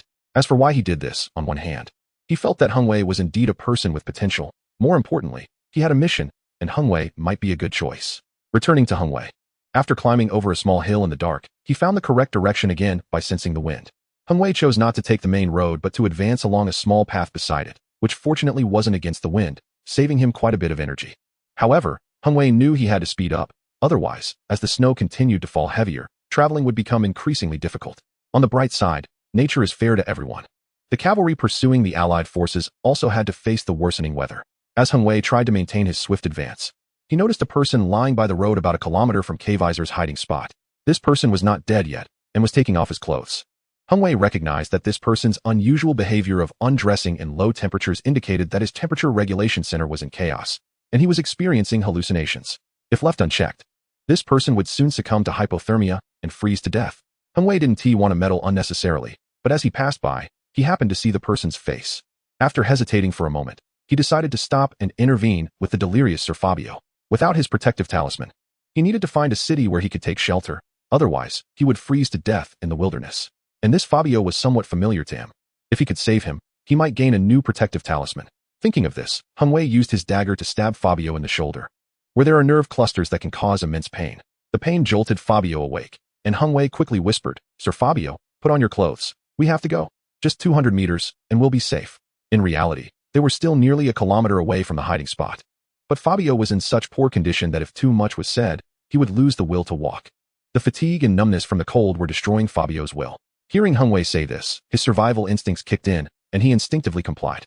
How much longer? Are we there yet? Very soon. We've already covered half the distance. I feel like we've gone over 200 meters. What do you mean by safe? Sir Fabio. Trust me, this is a hiding spot prepared by Mr. Henvier. He is a scout ranger and always has some hiding spots he uses while lurking. Damn it. I can't feel my legs. Are they broken? They're fine. They can still drag you along. Do you see that big rock ahead? It's right there. Hang in there. Now that they reached the stone, where's the hiding spot? It's right under that big tree behind the stone. Finally, about 300 meters away from the hiding spot, Fabio couldn't hold on any longer. No matter how much Henvier encouraged him, he couldn't get up. Helpless, Henvier had no choice but to lay him on his cloak and, using his sheathed sword, drag him along. Dragging a heavily armored man for 300 meters in the heavy snow was a very difficult task for Henvier, who was not yet 8 years old. Although Henvier was strong and had strengthened his muscles under Henvier's training, he was still not an adult. Fortunately, the second half of the journey was a gentle slope, allowing them to slide down. When they cleared the obstructions and revealed the cave entrance, Henvier's inner lining was already soaked, but he couldn't catch his breath outside. He rushed inside, lit the campfire he had prepared earlier, and then ran back out. He stripped Fabio of his clothes and vigorously rubbed snow all over his body until it turned slightly red before dragging him into the cave. After wrapping Fabio tightly in a blanket, Henvier finally took off his own clothes. He wiped the sweat off his body with warm water that had been heated, then changed into the dry clothes he had left here earlier. After doing all this, Henvier sat by the campfire and took a sip of hot soup, finally feeling alive again, while hastily eating something. Henvier didn't rest and went out of the cave again to ensure that nothing would obstruct the fire's light before returning inside with peace of mind. This cave had already been prepared by Henvier, with 2 concealed ventilation and smoke outlets, so there was no worry about suffocating to death inside. Watching the sparks dancing in the campfire, Henvier frowned and began to think. Killing Fabio now and using his head to surrender to the Allied forces? No way. The Allied forces must have captured many officers and nobles. What if someone recognizes him from Henvier's camp? Then his new identity, which he had changed to save his life, would leave him unable to explain himself. He couldn't appear in a situation where both the coalition and the Allies were present. But if he didn't take this opportunity to run to the Allies, who knew when the next good chance would come? He couldn't stay with the enemy forever. However, Henvier had another concern. Could the Allied forces really win this war? If they lost, wouldn't he be joining the reactionaries in 49? Sigh. Why couldn't he think of a perfect solution? He felt like a spark, drifting helplessly with the airflow, with the final outcome being a quiet extinguishment? Or could he land somewhere else and ignite a new blaze? Henvier thought a lot, from his own future to the situation of his mother and siblings, and then wondered if his father was still alive. Gradually, Henvier leaned against the cave wall and fell into a deep sleep. A few hours later, Henvier suddenly woke up, grabbed the short sword beside him, and immediately looked at Fabio. To his surprise, Fabio was still asleep. Henvier approached to check and confirmed that he didn't have a fever, then carefully opened the cave entrance. The snow outside was already a foot deep. It was still dark, around 4 o'clock in the morning. Henvier added more firewood and then moved his stiff body, choosing a comfortable position to sleep again. Chapter 14. Escaping danger. When Fabio woke up, Henvier also opened his eyes, lifted the blanket, and went to check on Fabio's condition. At the same time, he untied the rope on Fabio's hands and also removed the rope tied around his own wrist. The purpose of this rope was to remind Henvier that the other party had already woken up. Henvier felt that he had not yet established trust with Fabio, so it was necessary to be cautious. Fortunately, Fabio was still groggy and did not notice the small trap left by Henvier. Henvier gave him a sip of water and then put the soup pot on the campfire to heat it up. After eating a little and drinking a large bowl of hot soup, Fabio exclaimed, "I never knew bean meat soup could be this delicious." Henvier laughed. "We would rather have a little less of this kind of insight." Fabio, now dressed in the dry clothes, stood up and solemnly bowed to Henvier in a noble gesture. "Henvier, you saved my life. I swear on my family name that as long as I return alive, I will repay you." Henvier did not get carried away and quickly returned the gesture. "Sir Fabio, you overstated. We are comrades. Although I am still very young and cannot go to battle," he wanted to clarify this to avoid being treated as cannon fodder. "It is my honor to go through hardships with a knight like you." Fabio smiled and patted Henvier's shoulder. "All right, little guy, no need to be polite. Now, where are we?" Henvier picked up a branch from the ground and began sketching a map. "Our approximate location is in this area, about 10 kilometers southwest of Fire City." Fabio looked at the rough map. "We have deviated from the main road, and the enemy will not search here. With the heavy snow, our tracks along the way have been erased. It seems we can wait for a while before heading to Outpost 14. There, we can obtain horses, and it won't be long before we can return to Wildfield City." Henvier shook his head. "No, we have to leave this morning. Although we are both very tired now, we cannot stop. The Allied forces will definitely destroy several outposts along the way. They must completely cut off the supply route from Wildfield City to Cucca City. With the heavy snow now, even if the coalition gathers reinforcements, they will need to re-establish the logistics route. In this time, it will be enough for them to trap those 100,000 coalition troops. Therefore, They must destroy the supply station outposts. Although not all outposts will be destroyed, at least the nearest ones must be taken down. If we delay, we could easily get trapped there. Fabio looked at Henvier curiously. How did you come up with all this? Henvier's heart skipped a beat, but his face remained calm. I don't have that capability. It's all Mr. Henvier who told me. Fabio nodded slightly. He knew that Henvier was not an ordinary person and had no doubt about this statement. Suddenly, he thought of something. Speaking of Henvier, where did he go? How come his weapon is with you? Henvier's eyes turned red. Mr. Henvier fell in battle. When I found him, he was already dead. I could only take his weapon with me. I couldn't even take his body. This was a response Henvier had long prepared, having rehearsed it several times. Each time he forced himself to think of his parents from both lives to achieve the slightly red eyes expression. If he said he got separated from Henvier, it would be difficult to explain why he had Henvier's weapon. These were personal weapons that could not be handed over to attendants. Therefore, he could only say he took them from Henvier's body. Now Fabio believed Henvier's explanation and gently patted Henvier's head, comforting him. From now on, just follow me. Damn. This is exactly what I was waiting for. After packing their bags, the two set off again through the heavy snow. This time, their gear was targeted. The boots were suitable for walking in the snow and wooden tee let snow get inside. The clothes were also very effective against the wind and cold, so there was no need to worry about the danger of losing body heat. Fabio looked like he was dying last night, but today he was full of energy and ready to travel again.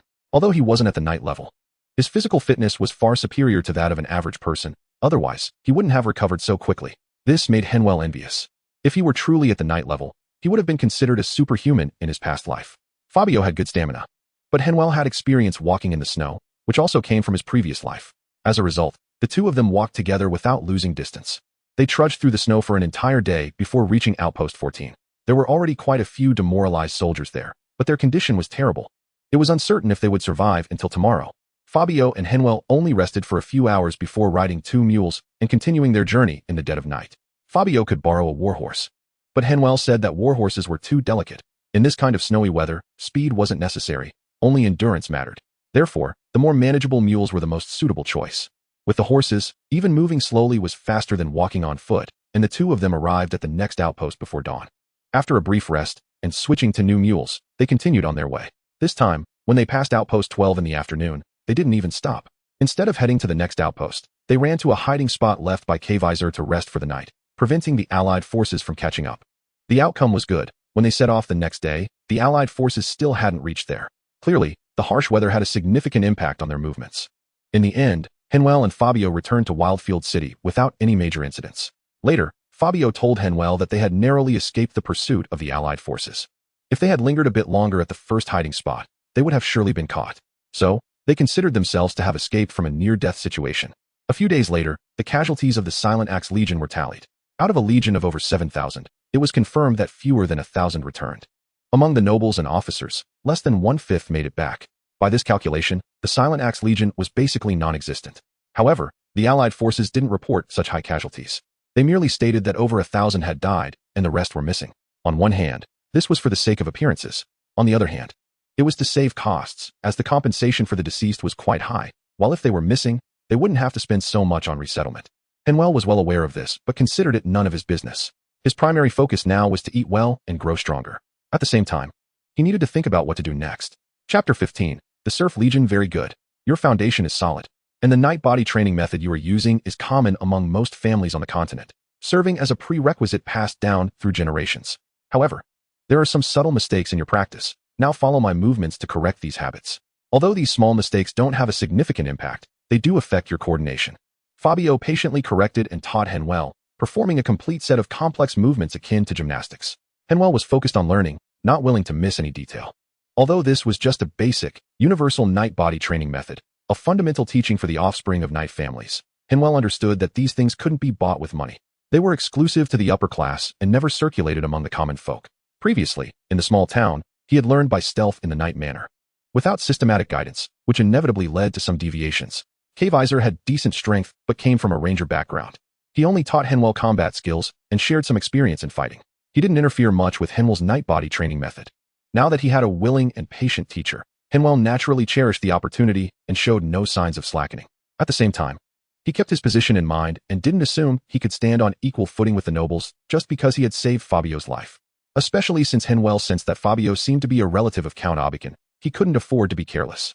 Even though Fabio had mentioned it several times, Henvier still acted like a qualified squire, taking care of Fabio's daily life. Gradually, the noble officers who frequently interacted with Fabio became familiar with Henvier. From their conversations, Henvier learned that the 100,000 vanguard troops of the Allied forces had been completely wiped out. The situation for the Allied forces was not looking good. It was mainly due to the heavy snow blocking the roads in winter, which made movements difficult. Otherwise, the Allied forces would likely have already launched a counterattack on Wildfield City. Everyone understood that by the latest next spring, a great battle surrounding Wildfield City would commence. Henvier needed to take advantage of this time to learn as much as possible. Who knew which skills might come in handy for escaping in the future? Every morning, Henvier practiced long-distance running with a weight. Although Fabio had said that this wouldn't significantly help a knight's growth, Henvier still gritted his teeth and persisted. He knew that this wasn't just running, it was a race against death. Regardless of whether the Allied forces or the coalition won, chaos would ensue. And being able to run would be an important skill, whether for fleeing or taking advantage of the confusion. In his spare time, Henvier also thought about how his mother and younger siblings were doing now. After Henvier informed Henvier about the possible army in Fire City, Henvier had promised to take Henvier's family out of the cellar and to a safer place. Henvier had initially promised to inform Henvier of his family's whereabouts after the Battle of Fire City. Unfortunately, Henvier later died, and Henvier now had no idea where to find his family. Sometimes, he even wondered if his family had already died and that Henvier was just lying to him, using his family to keep him tethered with falsehoods. Because, as a mercenary, Henvier seemed to care too much about his attitude, which was somewhat incomprehensible. Whenever he thought about this, Henvier felt troubled, so he practiced with a few kilograms heavy longsword in the courtyard. This longsword was a gift from Henvier to Henvier, measuring 1.2 meters long, much taller than Henvier. The blade was 3 fingers wide at its widest point, the hilt wrapped with non-slip animal skin, and the end featured a weighted ball. The crossguard curved slightly towards the blade tip, and there were inscriptions at the blade's throat, which Henvier couldn't read. According to Fabio, this sword was quite good, made from thunder steel. Thunder steel is a special kind of metal. Its clashing sound is not as crisp as other metals, but rather a dull, thunderous sound, hence the name. Since Henvier didn't know the name of the sword, he came up with a name for it himself, Dawn. It symbolized that this great sword could lead him out of this nightmarish dark experience and into the light of happiness. Although Henvier could wield the Dawn sword, it was quite unwieldy. More often, he preferred to use the short sword that his father had given him. The blade is over a foot long, just right for his current height. Now, wielding the Dawnbreaker greatsword, he is mostly just exhausting his own stamina, trying to calm his emotions and forget those distressing matters. This winter, both the armies and the civilians have entered a period of calm. Only Henvier has something to do every day, like a sponge, absorbing everything he can learn. Time passes like this, and when spring arrives, everyone feels heavy-hearted, with no trace of the joy of the new year. Henvier knows that the budding and blooming earth will be nourished with blood as its water and corpses as its fertilizer. He does not know what his fate holds. Perhaps he will have the chance to see just how stunning the flowers nurtured by flesh and blood can be. Or perhaps he will become the nutrients for those flowers. In any case, he has done all he can, and now it is up to fate. Due to the destruction of the Silent Axe Legion, Fabio was assigned to the noble private army with over 300 conscripted peasant soldiers. Thanks to his familial connection with Count Abikin, Fabio did not take office alone. He now has more than 10 cavalrymen and over 40 soldiers from the Silent Axe Legion, forming his personal guard, making him appear less shabby among the noble private army. Upon arriving at the noble private army's camp, Henvier saw the condition of those peasant soldiers and no longer criticized the Ducal Legion in his heart. In comparison, the Ducal Legion, which he looked down upon, was indeed an elite regular army. Just look at the quality of the troops before him. From 12 or 13-year-old half-grown children to gray-haired old men. Are these people here to fight? What? I'm not yet 10 years old. That is indeed true. But Henvier is confident he could single-handedly kill any young peasant soldier, and if he keeps his distance, he is not afraid of those able-bodied peasant soldiers at all. Fabio, who has been with the regular army for a long time, looks at his subordinates now and can't help but feel displeased with their ragtag appearance.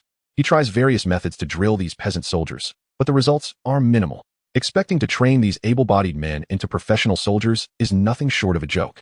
And even Fabio does not believe it himself. Chapter 16. The Noble Private Army in Henvier's view. Fabio teaching them battle formations and enemy engagement tactics is a waste of effort. Rather than exerting that energy, it would be better to teach them how to recognize flag signals. Henvier thinks that practicing marching in formation might be of some use on the battlefield. At the very least, it could make them appear more organized, instilling some fear in the enemy. Or, during a retreat, it might help more people survive. Although he knows that these people are not of much use, Henvier does not voice his opinions to persuade Fabio. As the weather warmed, the Allied forces indeed mobilized, systematically eliminating the strongholds leading from Fire City to Field City. By early March, the Allied troops were poised at the city gates. A significant portion of the coalition soldiers were stationed outside the city, confronting the Allied forces at the front lines. Fabio, too, had to take those peasant soldiers outside the city. As a result, Fabio was quite dissatisfied and would occasionally punish those peasant soldiers.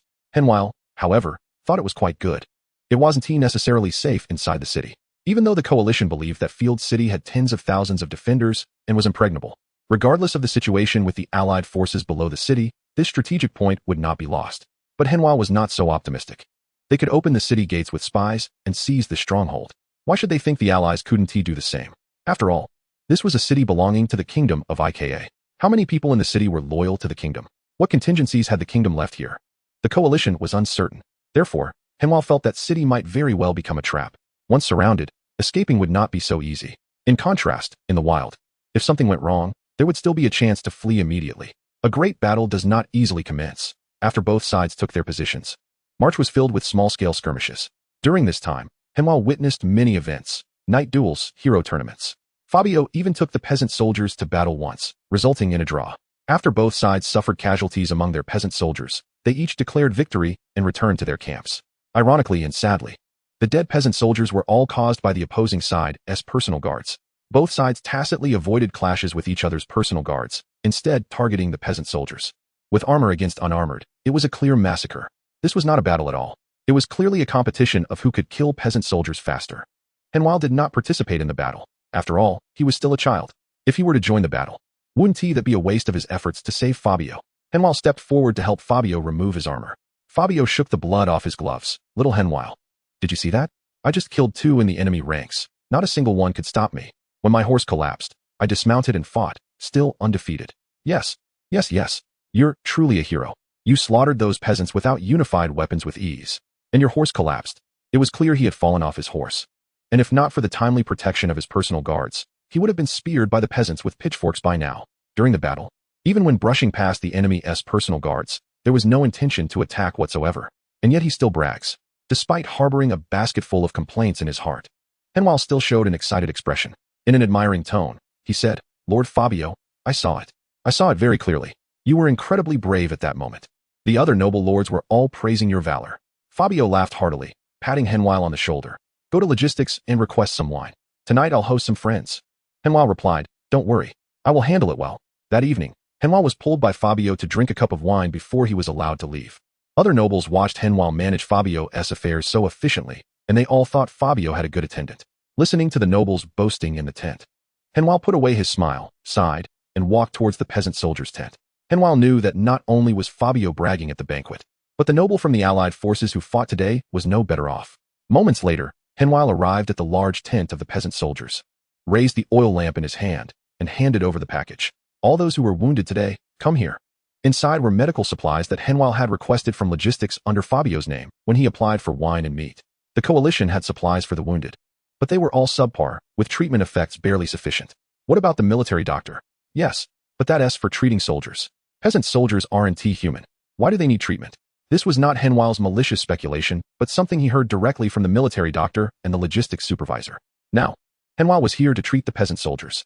He is not a doctor, but he knows how to perform simple wound cleaning and suturing. On one hand, he truly does not want to watch these people die just like that. In Henvier's eyes, they are all living beings. If Henvier ignores them, these wounded soldiers will die in just a few days. On the other hand, Henvier also wants to practice the trauma treatment he has learned. Finally, and most importantly, helping these peasant soldiers now is just a small effort for him. However, it could earn him their gratitude, which might be helpful in case of any future changes. Sometimes, life and death can hinge on just that little assistance. Next, under the faint light of the oil lamp, enduring the strong smell of blood, Henvier suppressed his discomfort and began to stitch up the gruesome wounds. It wasn't until dawn that Henvier finished treating all the wounded. Amidst their repeated thanks, Henvier dragged his exhausted body back to Fabio's tent. He started cleaning up the mess there, and then laid down beside Fabio's bed and fell asleep. Fortunately, Fabio had drunk too much the night before, and by the time he woke up, it was already afternoon. Henvier woke up earlier and had prepared Fabio's washing necessities. With dry clothes laid out at his bedside, Fabio, holding his somewhat painful head, said, Little Henvier, if it weren't for your help, I can't even imagine what I would have become. You saw it last night. Baron Vans was once such a respectable person. I bet he hasn't changed his clothes in at least half a month. Henvier smiled and replied, Maybe it's because Baron Vans was too busy training the army and didn't have time to take care of himself. Fabio laughed. Ha ha ha, Henvier, you're really funny. He is still training the army, and during the last battle, he didn't even dare to lead the charge. Last night, he even privately asked me to buy enemy heads from him. Since the war started, apart from civilians, he hasn't killed a single enemy soldier. Isn't that ridiculous? Isn't it pitiful? Chapter 17, Losing the City. Bombing the camp. Lord Fabio, wake up. Wake up. Fabio, awakened, looked at Henvier with sleepy eyes and mumbled in confusion. What's wrong? Is it dawn? Henvier pulled over his armor and began to help Fabio put it on. It's not dawn. The city has fallen. Fabio instinctively donned his armor, still not fully awake. The city has fallen? Which city has fallen? Yuan-Yi City. Yuan-Yi City has fallen. We need to quickly gather the troops. We can't stay here any longer. Fabio paused for a moment and then suddenly grabbed Henvier by the collar. What? What did you say? Yuan-Yi City has fallen? How did it fall? Who breached it? Henvier struggled to pry his hand off. That is not important anymore. Both city gates of Yuan-Yi City have been breached, and the Allied troops have already stormed into the city. While the situation hasn't deteriorated to the worst yet. We need to leave here quickly, otherwise, we won't be able to escape. Once Fabio donned his armor and rushed out of the tent, he heard the sounds of battle from Yuan-Yi City not far away. Through the flames atop the city wall, he could see fierce fighting erupting on the walls. The camp outside was in chaos, with officers and soldiers running back and forth everywhere. Henvier knew they couldn't wait any longer. If the Allied forces launched a night raid on the camp, it would be a disaster. How is this possible? There are so many troops in Yuan-Yi City. How could it fall? Henvier pushed Fabio, who was still in a daze. My lord, we must immediately gather our troops. We can't be scattered at this time, otherwise, it will be dangerous. Thus, under Henvier's urging, Fabio finally began to assemble his private army. It took a full hour for Fabio's peasant soldiers to gather. Subsequently, Fabio led the troops out from the left side of the camp. Watching the 4 regular army corps in the camp begin to advance towards the battlefield of Yuan-Yi City, Fabio snapped back to attention. Right. We can't lose Yuan-Yi City. We must join the battle. Upon hearing this, Henvier really wanted to stab him with a sword. My lord, no. We are all noble private soldiers. We have no battlefield capabilities at all. What we can do now is to distance ourselves from the camp and not add chaos to the command. Fabio's captain scolded, shut up. You're suggesting that Lord Fabio run away. Do you want to bring shame to him? Other guards also drew their weapons and shouted to support the battlefield. Just then, they saw a well-organized army, dark and imposing, approaching the camp through the moonlight. Given the direction and the current situation, it was clear they were not the forces of the alliance. So who were they? It was already evident. Fabio shouted, signal. Alert the camp. Prepare to confront the enemy. Henvier rolled his eyes. They were just trying to escape. Who was going to bring the signal fire? Moreover, this was a noble's peasant private army, not a regular corps. They wouldn't even be equipped with such things. Additionally, the camp was still in chaos, making it impossible to organize an effective defense. After a while, Fabio also realized this point. He took a deep breath, drew his weapon, and said loudly, prepare to face the enemy with me. Cut them off. Wait for reinforcements from the camp. Henvier helplessly said, my lord, we only have this many people, while the opposite has more than 6,000, all armored soldiers. How much time can we buy? During this time, how many nobles are willing to lead troops to support us? My lord, we should retreat. Preserve our lives and seek a chance to counterattack. Impudent. You little attendant. Why do you keep advising the lord to flee? Do you want to make the lord a laughingstock? I'm advising him not to go to his death. Especially not to take the young master to his death. Again with you, you short-lived one. I need to find a chance to get rid of you later, so you won't drag the young master to his death. Henvier was very angry at being scolded again by Fabio's captain, but he didn't argue further. Just as Fabio hesitated, the army had already reached the vicinity of the camp. They lit the torches in their hands, then attached oil-soaked arrows to ignite them and launched a volley towards the camp. After just 5 rounds of fire arrows, only a small part of the camp was ignited, but that was enough. Flames, unknown enemies. And the oppressive feeling of death finally snapped the last string in the hearts of the peasant soldiers. The camp was in chaos. Amidst the chaos, soldiers and officers were running around, drawing their weapons to kill anyone who approached them, since they didn't know where the enemy was. Everyone around them could potentially be the enemy. This was the result of a mental breakdown. Seeing the camp in disarray, Fabio knew it was time to run. Follow my banner. Henvier whispered. Turn southeast. Move southeast. Yes, just move. After distancing themselves from the camp, everyone unconsciously quickened their pace. Knowing this was not right, Henvier had no choice but to call out to Fabio, my lord, I have something to say. Fabio was still quite concerned about Henvier, who had saved him twice. And turn the horse back. What is going on? Does it have to be said now? Henvier lowered his voice. My lord, we are moving too fast. Isn't that good? Seeing that Fabio didn't understand, Henvier leaned closer. My lord, if we move too fast, it looks like we are fleeing, especially at the front. Which one end well? We need to wait for the brother troops behind. At that time, having more people is one thing, but it can also help avoid enemy ambushes. More importantly, if we retreat then, it's not us leading the way to run, to turn first. And your rank isn't high. It's best to have someone with a higher rank leading the front. From now on, we are not fleeing. We are supporting the brother troops in retreat. Fabio thought for a long time before he understood Henwell's meaning. He excitedly patted Henwell on the shoulder. You are really talented. If your father hadn't died in battle, I think you would be the best heir in your family. Following Henwell's guidance, Fabio stationed the troops next to a valley, resting in place and no longer advancing. After about 3 hours, scattered soldiers began to arrive. The soldiers without nobles and officers leading them were all forcibly incorporated by Fabio, assigning members of the guard to lead them separately. By the time dawn broke, more and more soldiers arrived. Upon seeing a force of over 4,000 stationed at the valley entrance, these soldiers and officers were nearly scared to death. But soon after, they discovered that this was a coalition force, and they immediately felt a sense of relief. By noon, a coalition cavalry unit of 1,000 men arrived, chasing the retreating soldiers. From a distance, they saw the neatly arranged formation of more than 1,000 cavalry. Upon seeing this, the coalition pursuers immediately turned their horses around and returned the way they came. Chapter 18, Achievements and Pitfalls. Seeing the coalition cavalry retreat, Fabio at the front couldn't help but breathe a sigh of relief. This 1,000-plus cavalry was not a real cavalry unit, but a hodgepodge assembled from various nobles and officers' guards. And even that did not add up to 1,000 men. The rest were armored infantry, riding transport mules pretending to be cavalry. Just organizing these roughly 1,000 people into a formation took more than 2 hours. Let alone charging into battle, just moving a little would immediately expose them. If the coalition cavalry had come to test them, it would have certainly been a disaster. Fabio took off his helmet and wiped the sweat from his forehead. Henwell, how did you know the other side wouldn't dare to attack? Henwell replied, their task is just to drive away the retreating soldiers. Their ability to charge is weak. Once we engage them, we still have nearly 10,000 soldiers behind us. Although they are all peasant soldiers, they don't know that. Their lives are lives. The credit earned while alive is the real credit, but if they die, they lose everything.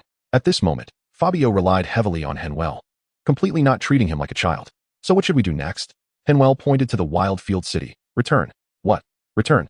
Fabio exclaimed, then glanced around at his own people, not overly losing composure. He then quietly asked, Isn't going back now looking for death? My lord, do you think the coalition forces here can completely annihilate the army? Fabio thought for a moment and shook his head to indicate it was impossible. Inside Wildfield City, plus outside the city, there were more than 100,000 regular troops. It was beyond the capability of the coalition forces in this war zone to eliminate this elite force.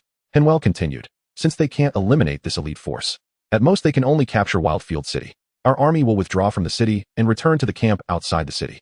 If things go well, both sides will engage in a tug of war in the city. Our supplies are all in the camp. Now that we are lightly equipped, how far can we run? In the end, we would still end up trapped. So, we must go back, and we must do so quickly, bringing enough people. The army that raided the camp last night was insufficient in numbers. They couldn't destroy the entire camp, let alone occupy it. Fabio was puzzled. Then what were we doing all night? Henwell sighed, alas. My lord, last night's situation, if we stayed in the camp, we would be just like the retreating soldiers coming from behind. Who can guarantee that we would be lucky enough to run here instead of dying in the camp? Now that it's dawn, we have the advantage of numbers. The coalition's strategic center is in Wildfield City, not in the camp outside. So there's no danger. More importantly, returning now is a great achievement, and it can also explain why we left the camp last night. It will be said that you knew there might be retreating soldiers and led the troops to turn back to block them while deterring the coalition pursuers. Now that we have integrated the retreating soldiers, you are concerned about the safety of the camp and the situation at the front, resolutely leading the troops back to support the coalition forces. Fabio grinned. You're right, that's exactly it. That's what I was thinking. Let us prepare to go back now. Despite Fabio's best efforts to control himself, he couldn't suppress the smile at the corners of his mouth. After a round of notifications, Fabio led over 20,000 retreating soldiers toward the direction of the camp. Along the way, there were corpses lying by the roadside everywhere. Some were trampled beyond recognition. Only a small portion of these corpses were killed by the pursuers. More died from running away. This was the terrifying outcome after a major defeat. Everyone was running, and you could only run along with them. Looking at so many corpses, Fabio felt a chill. If he had been stubborn last night and not listened to Henwell's advice, he might have become one of the corpses on the ground by now. On the way back to the camp, Fabio grew worried again. Henwell, do you think the commanders will believe what you said? Henwell looked at him as if he were an idiot. How could they? Of course, they won't believe it.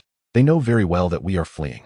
Seeing Fabio's expression change dramatically, Henwell continued, but we have done the best among all the fleeing people, haven't we? We blocked the retreating soldiers and brought back so many troops. That is a fact, isn't it? No one can pick faults with that. The command center doesn't care about the process. They only look at the results. The result is that you did very well, my lord. The battle report will be easy to write, and all the nobles' faces are saved. They all owe you a favor, and the command center will definitely reward you greatly. Only then did Fabio feel relieved, and he asked Henvier again, what do you think the command center will reward me with? Henvier expressed that he didn't know and couldn't think of the decisions of the higher-ups in the command center. In fact, Henvier had already guessed that Fabio would become the commander of this noble private army coalition. However, this was not a real position of power, after all. The subsequent arrangements for the noble private army would definitely not involve going to battle. More likely, they would be used as a logistics force, to put it bluntly, to do hard labor. The original captives and slaves in the camp should have all fled. Those professional legions were pulled down for rest, not for work. However, the huge camp needed many hands to maintain operations, and these noble peasant soldiers, whose combat power could be ignored, would come in handy. In fact, this was also a pit that Henvier had dug for the coalition. Under normal circumstances, none of these deserters would return. Their absence wouldn't significantly impact the fighting strength of the coalition forces. However, now that Fabio has returned with so many people, it's conservatively estimated that the number of these serf soldiers will exceed 30,000 by the time they reach the camp.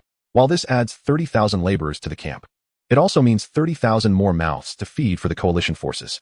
The night raid last night must have focused on the enemy's logistics supplies. Not all were destroyed, but at least a portion was lost. The return of these 30,000 will surely be a huge burden on the coalition's supply lines. Henvier is a small figure who can only use this method to tilt the scale of victory in the coalition's favor a little. On one hand, he has vented his anger. He has never forgotten that he is in the enemy's camp. Forcing the enemy to fail is crucial for his own escape. On the other hand, Henvier wants to elevate Fabio's status a bit to make his own situation safer. Why didn't he escape last night? As always, fleeing in the chaos of battle is extremely unwise. It's risking one's life on the flip of a coin. Chapter 19. Is this 8 years old? Everything unfolded as Henvier had anticipated. The command center showed great enthusiasm for Fabio's return and appointed him as the commander of the serf army. Of course, he wasn't the only commander. There were several high-ranking nobles as well. However, as Henvier said, these people owe Fabio a favor. They generally wouldn't oppose Fabio's decisions. Moreover, they do believe Fabio has some abilities. Rather than exhausting themselves, it's better to leave things to him. After all, if something goes wrong, Fabio bears the main responsibility. And if there are achievements, they will not miss out either. Although Fabio often asked himself how to handle certain issues, Henvier always brushed him off with reasons of ignorance. Just kidding. Now Fabio is a serious general. If he kept offering ideas, he would surely attract the attention of those with ulterior motives. He only wants to survive and is reluctantly in the enemy's camp, not really aiming to be a staunch traitor. What if he becomes famous and is liberated later? How would he face the kingdom of Icarus? With no backing, wouldn't he be executed by the kingdom during the subsequent reckoning? So, Henvier still honestly plays the role of a little servant. A qualified attendant is enough. Fabio began to feel puzzled, but later came to understand that Henvier only displays extraordinary wisdom in life and death crises. However, Henvier also benefits from this. As Fabio's little servant and important attendant, Henvier's status has risen as well. At least in logistics, no one dares to underestimate him. This has made Henvier's life much more comfortable.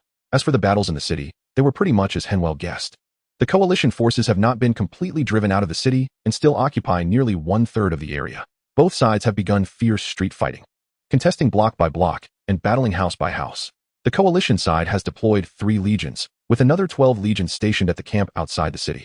The supply reserves are relatively ample, and for a time, issues are not apparent. But as time passes, the logistical pressure on the coalition deep behind enemy lines will become evident. Thus, the war continued into the summer. During this time, Henvier also took advantage of Fabio's position to acquire some good items for himself. For example, a custom-made chainmail and a set of tailored leather armor. He even went to the armory repair point to have a craftsman make a bow and arrows suitable for him. These are all minor things.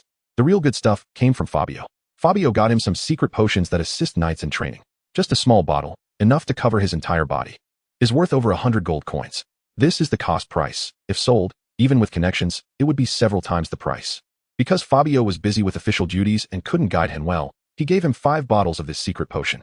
After applying this potion all over his body and practicing the knight's body training method, the effects are excellent. It not only refines muscles and bones, but also repairs any hidden injuries left from the training. According to Fabio, 1 bottle can maintain training effects for nearly 2 months. However, Henvier felt he could no longer sense the extra effects of the potion within a week. He thought he was using it incorrectly and specifically sought opportunities to consult Fabio. Yet the second batch of effects lasted about 6 days, which puzzled Henvier.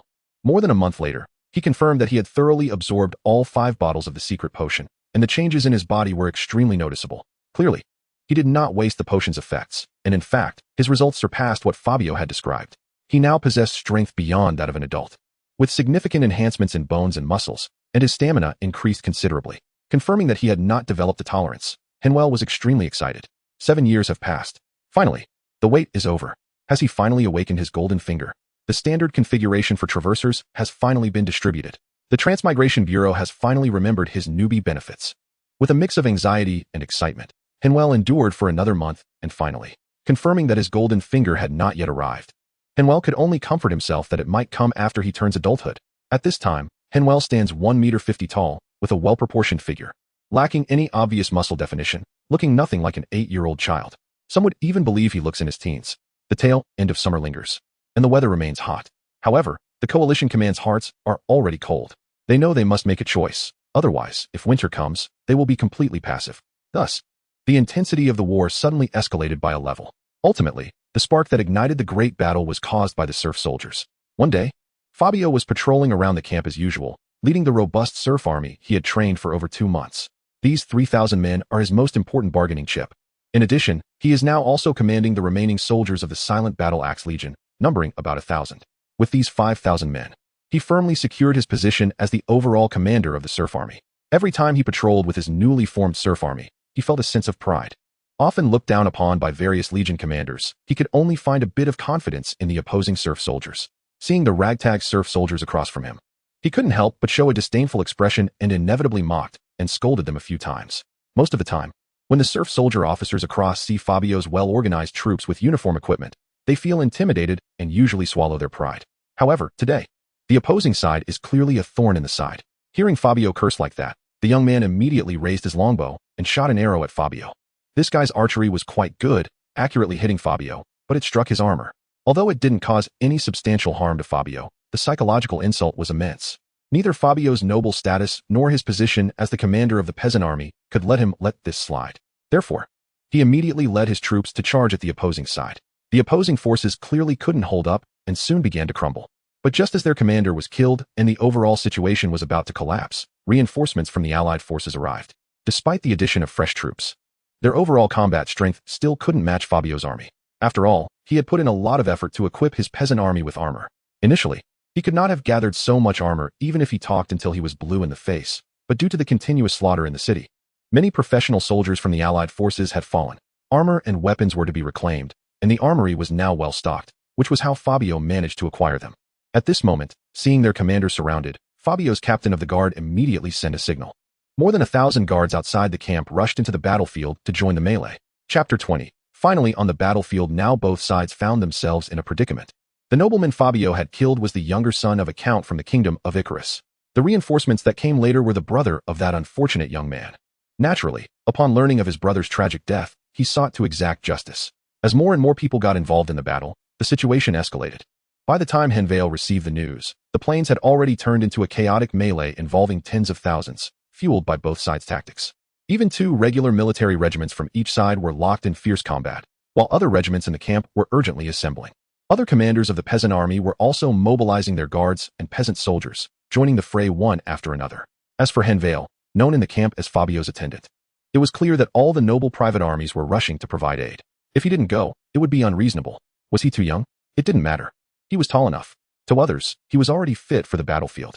Many had seen him practicing, and his swordsmanship was sharp and well-structured, earning praise from many officers. Thus, Henvier ultimately stepped onto the battlefield he had been trying to avoid from the very beginning.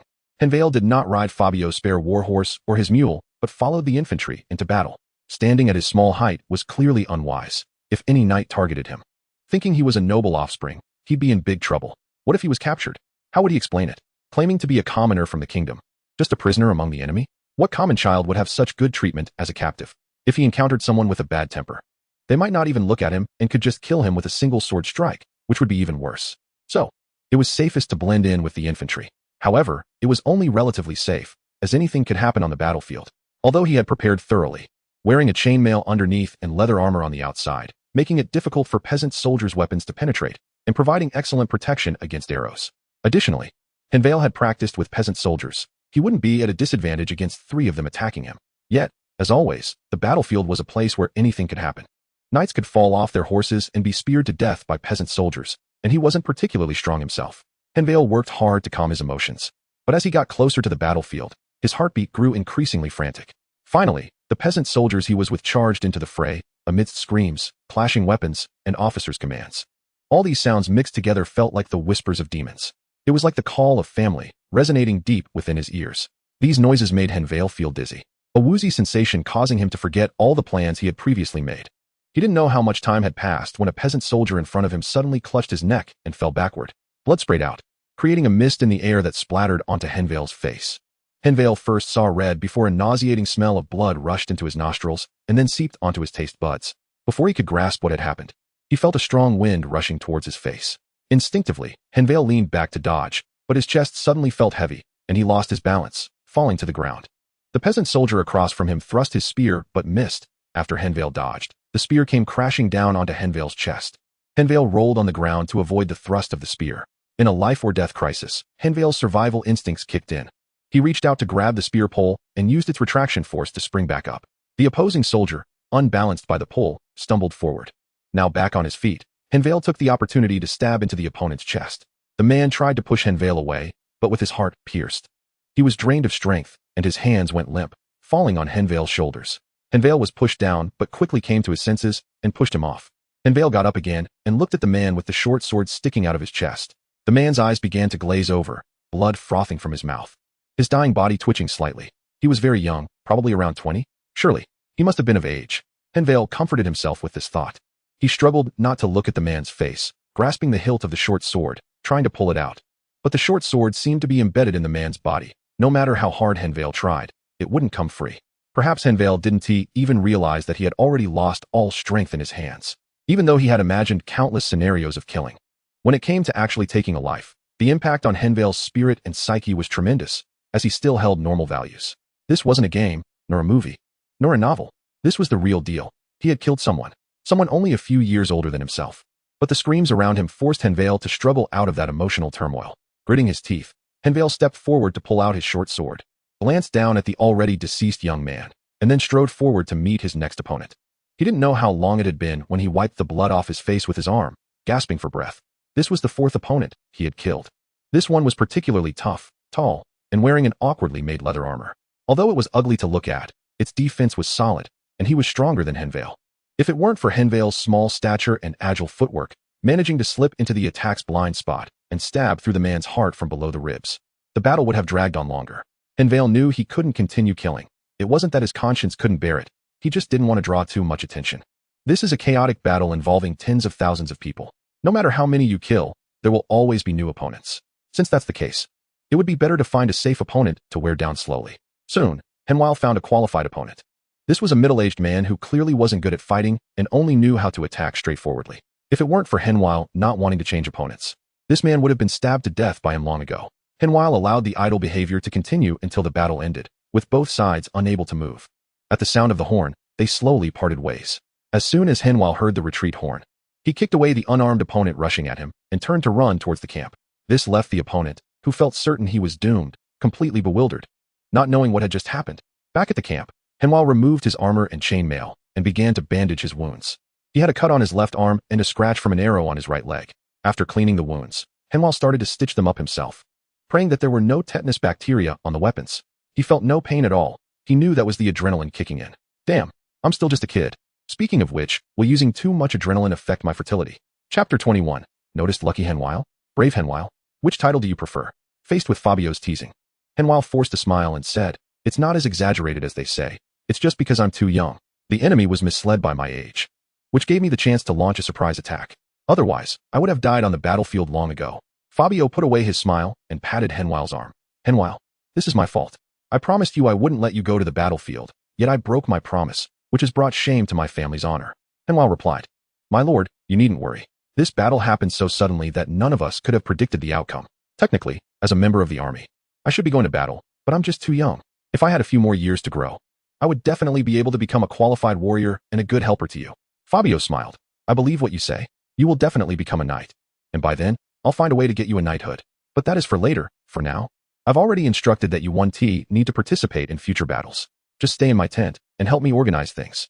Additionally, as compensation for my broken promise, you can ask for anything you want. As long as I can get it, I will definitely do it." Seeing that Henvier wanted to say something, Fabio added, "I know you are a polite little gentleman, but you absolutely cannot refuse. This is my chance to redeem my honor. Henvier thought for a moment and tentatively asked, well then, if possible, could you give me some auxiliary training potions? Fabio replied without hesitation, of course. I'll have someone bring them to you shortly. After Fabio left, Henvier couldn't help but breathe a sigh of relief, realizing that he wouldn't have to go to the battlefield anymore.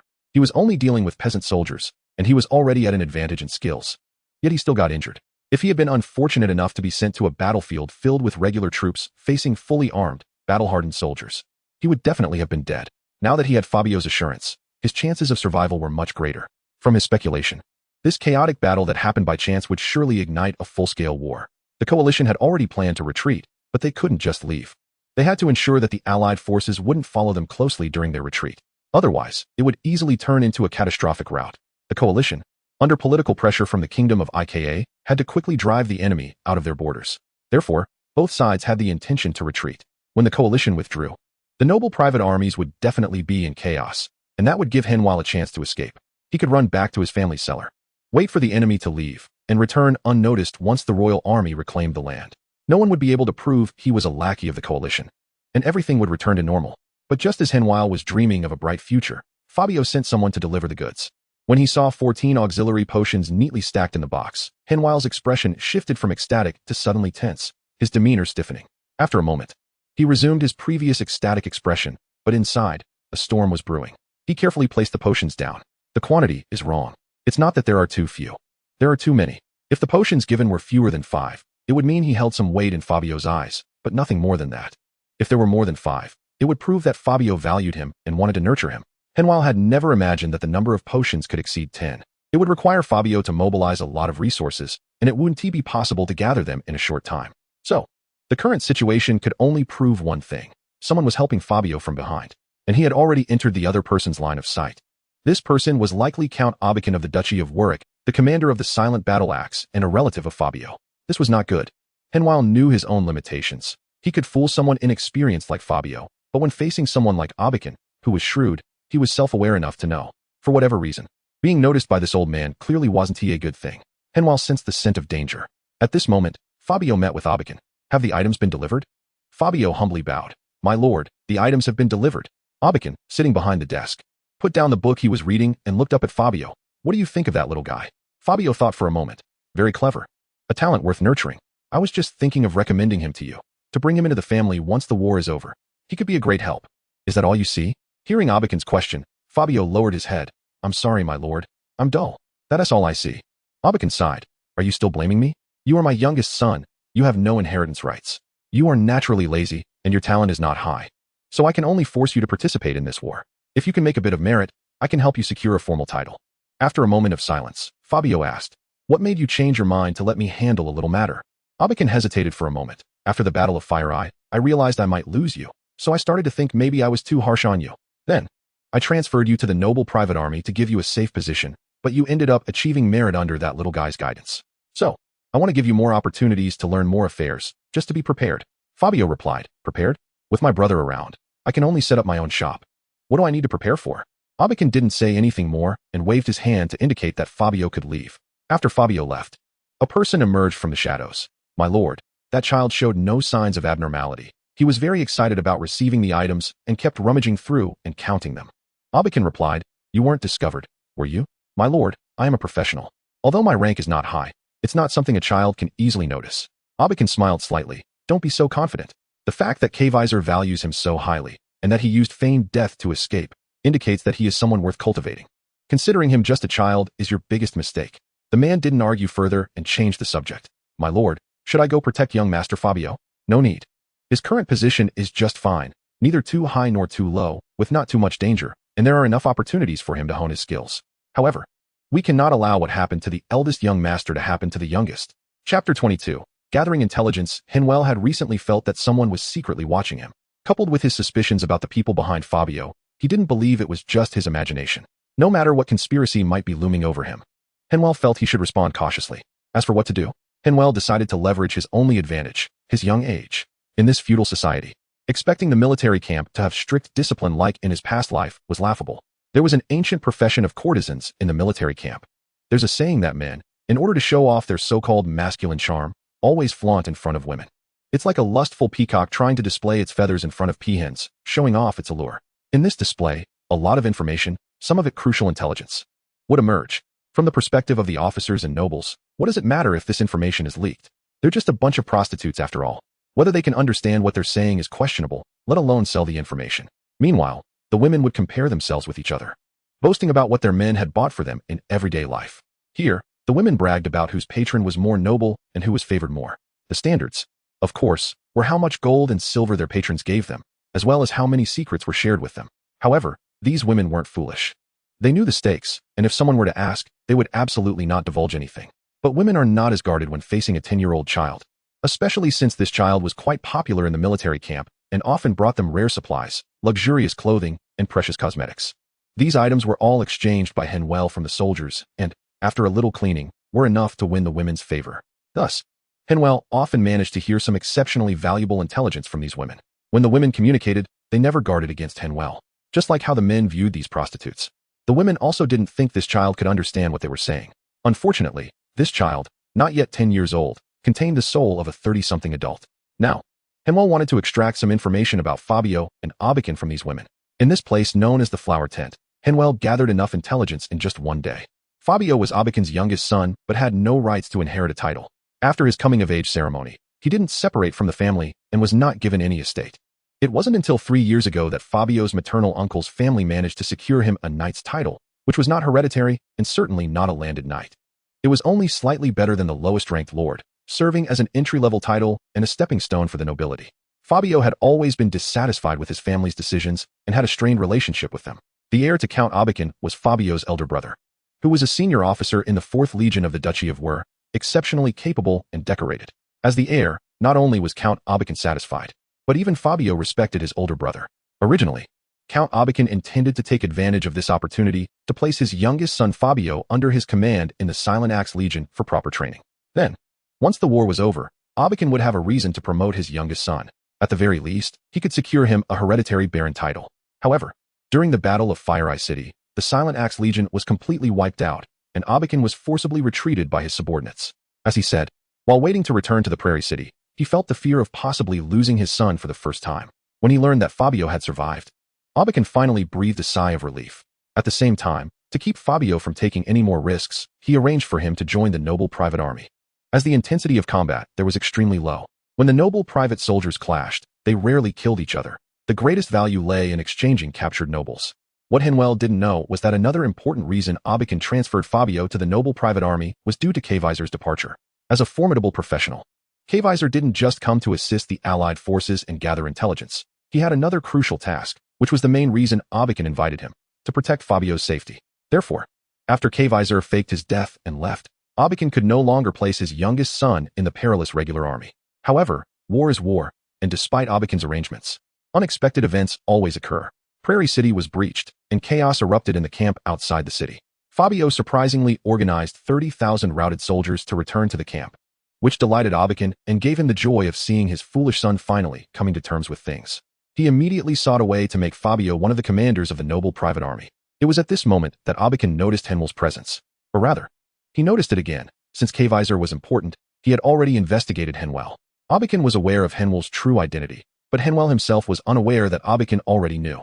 Now, the intelligence Henvier had pieced together still had some discrepancies in details. The most crucial piece was that Kaiser was far from being as simple as he imagined, a realization that would take him a long time to grasp. Henvier was shocked by a piece of intelligence he had just learned.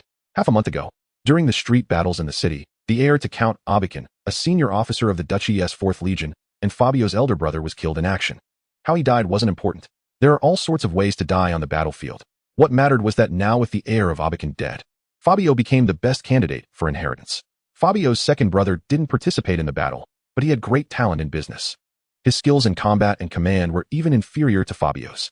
Moreover, Fabio's second brother had a bad reputation, which was not a good thing for a Duke's Count heir, especially since Fabio was now effectively the commander of the noble private army. Even if not counting the old, weak, sick, and disabled, he was commanding nearly 20,000 troops. He is a genuine general among the entire coalition, a position usually commanded by high-ranking nobles. Fabio is doing quite well, mainly because Abikin has sent a lot of people to assist him. Even if Fabio's elder brother doesn't die, with Fabio's achievements, it wouldn't be impossible for him to become a hereditary viscount after the war. But now he has become the best heir to the count. And Abakan naturally wants to pay attention to this younger son and elevate him to a new level. This brings us to Henvier now. Chapter 23. Reselection. After understanding the ins and outs, Henvier appeared very hesitant. He has realized that Count Abakan values his talents and potential, wanting him to become an assistant to Fabio. A young man nurtured from childhood, with wisdom, talent, and bravery, is clearly the best choice for a vassal. This could be an opportunity for Henvier if he considers things the way he did before the war. If everything goes smoothly, he would at least need to wait until he is 25 to potentially become a noble. Of course, that is under the assumption that everything goes well. Now it's different. If he follows Fabio to the Duchy of Wari, once Fabio's heir status is confirmed, his growth environment will certainly be much better than in his original family, and entering the knightly ranks as an adult is certain. By then, he might achieve knighthood before turning 20. Relying on Fabio, he could assist him to the count's position. As a vassal, he would definitely receive more rewards, making it not difficult to become a baron in the future. More importantly, by then he won't be fighting alone. He will have the protection of a powerful force behind him. The first threshold after becoming a noble is how to integrate into the noble community. If he is rejected, it will take the efforts of 2 generations to succeed. But Henvier won't have this trouble. The entire noble network of the duchy will open up to him. As for claims that this is a betrayal of the kingdom of Ika, to be honest, Henvier doesn't feel much sense of belonging to this feudal kingdom. He has never intended to pledge loyalty to anyone. Only himself is worth serving. After thinking all night, Henvier made a decision. Since fate has given him this opportunity, he should reach out and seize it. However, due to his limited understanding of this world and his empirical experiences from his previous life, he overlooked an extremely important matter. This ultimately led to his nightmarish experiences afterward. The next day, Henvier requested to see Fabio. "My lord, I have some matters to discuss with you." Fabio understood his meaning and dismissed the people in the tent. "Speak. What ideas do you have?" Henvier organized his thoughts. "My lord, what do you think is the main difference between a professional army and a noble private army? Why is their combat power so different? Training, equipment." Henvier shook his head. "No, the new serf army under your command is not poorly equipped, and they have received considerable training. But those more than 3,000 men can't hold back even 500 professional soldiers." Fabio frowned. "Go on. It's about treatment. My lord, you have provided them with equipment and trained them diligently, but you haven't given them sufficient benefits. No military pay, no relocation allowances, no compensation. The food is significantly worse. There's a saying, if you want the horse to run, you can't just not feed it grass. How can you expect them to train hard and be willing to fight for their lives?" Fabio rubbed his temples. "I know this. But the military supplies are insufficient now. I have no way." Henvier lowered his voice. "My lord, how long do you think it will be before the decisive battle begins?" At most 2 months. Henvier did not comment and asked the next question. "Then, my lord, do you think the coalition will win in the decisive battle?" Fabio did not speak this time, even though he wanted to say the coalition would definitely win. But he understands military matters and has served in regular armies for more than a year. He couldn't bring himself to say such things. He knew the coalition was not far from retreating. Henvier continued. "My lord, the time for the decisive battle will not exceed a month, and it might even be less than half a month. Our supplies can only last for 3 months, and during the retreat, there are no large cities for hundreds of miles to supply us. Once the army of over 100,000 moves, the consumption will be extremely fast. When the coalition retreats, they must ensure there are enough supplies, so it won't exceed a month." After hearing this, Fabio did not refute and signaled for Henvier to continue. As for the coalition definitely needing to retreat, it was just a matter of whether it was a voluntary retreat or a defeated retreat. Regardless of the outcome, a large portion of the serf army would be used as disposable pawns. Upon hearing this, Fabio's expression changed drastically. He knew Henvier was not exaggerating. The coalition must preserve its elite forces, and to delay the pursuit of the allied forces, it was certain that they would leave behind a rear guard. "Henvier, do you mean we need to create a sufficiently strong army so that we are of some value and want to be treated as pawns?" Henvier shook his head. "Of course not. We need to take the initiative to leave a rear guard. My lord, you are the commander of the private army. Others can run, but you cannot." Saying this was just to make my lord understand that we are very useful to the coalition right now. So, when my lord makes some requests, the coalition will not refuse. For example, if my lord asks for military supplies or weapons and equipment, as long as it's not too excessive, the coalition will agree. In fact, the coalition is not lacking these at the moment, after all. Many legions have suffered severe losses and left behind considerable military supplies. Rather than being discarded as a burden during the retreat, it would be better to hand them over to you, my lord, to let you lead the serf army to hold off the allied forces for a little longer." Fabio suddenly understood, but then became anxious. "But aren't we still pawns? We might die here." Henvier walked to the map and pointed to the area south of the wild city. "We stop here at the 6 Bay Mountains and build defensive works. Here we can ambush the pursuing allied forces. The serf army has over 30,000 men, and at least 20,000 will be here. If we are on the defensive, we can hold out for at least 5 days. Beyond that, it's hard to say. The Allied cavalry might circumvent to the south of the Six Bay Mountains. By then, we would be encircled and completely trapped. Looking at the location on the map, Fabio thought for a moment. It's indeed a defensive point. But how do we escape? The path leading south has only a few marching routes. Once we are caught by the Allied forces, we will have no chance to retreat. My lord, do the Allied forces know we are pawns? Of course. No matter how well equipped we are at that time, once we engage in battle, we will be exposed. They will definitely know we are the serf army. Then, my lord, what is the purpose of the Allied forces in pursuing us? To wipe out us serf soldiers? Fabio shook his head. Of course not. They want to take down the main force of the coalition here. But if we are in their path of pursuit, they want to just let us go. Moreover, if they can't catch up with the main force of the coalition, it would be natural for them to turn back and take us down. Henvier revealed a meaningful smile. Then why do we have to go south? Since it's a retreat, doesn't it matter where we retreat from? Having said that, Henvier raised his short sword and made a horizontal slash across the map. For example, why don't we retreat to the east? We can still retreat back to the kingdom. Chapter 24. Loyalty to oneself. Do you know what this means? Facing his father's question, Fabio nodded. I understand. The Earl of Abican, sitting behind the desk, looked up at his youngest son. Have you made a decision? Yes. When the time comes, I have a way to escape, I will. Abican raised his hand to stop Fabio from continuing. Enough. You don't need to tell me the later plans. Whatever you do, don't tell anyone. Anyone. Do you understand? Fabio nodded. I understand. Abican stared at him for a moment and then changed the subject. The conditions you proposed. I will explain at the command center. There shouldn't be any obstacles. As Fabio bowed and turned to leave, Abican said again, come back safely. I will give you a chance to prove yourself. Fabio paused for a moment and then turned to walk towards his camp. The Earl of Abican watched his son's back, not retracting his gaze for a long time. Go. Take good care of little Fabio. He still doesn't understand what I mean. If he still doesn't understand by the end, then help him understand. The professional hidden in the shadows nodded to Abican and then disappeared into the darkness. Back in his own tent, Fabio found Henvier alone. The situation is basically settled. Just as you said, the command center should respond to my request. Next, we need to intensify the training of those peasant soldiers, striving to turn them into real warriors. Henvier shook his head. There's not enough time. No need to train combat skills and formations. Those cannot be learned in a short time.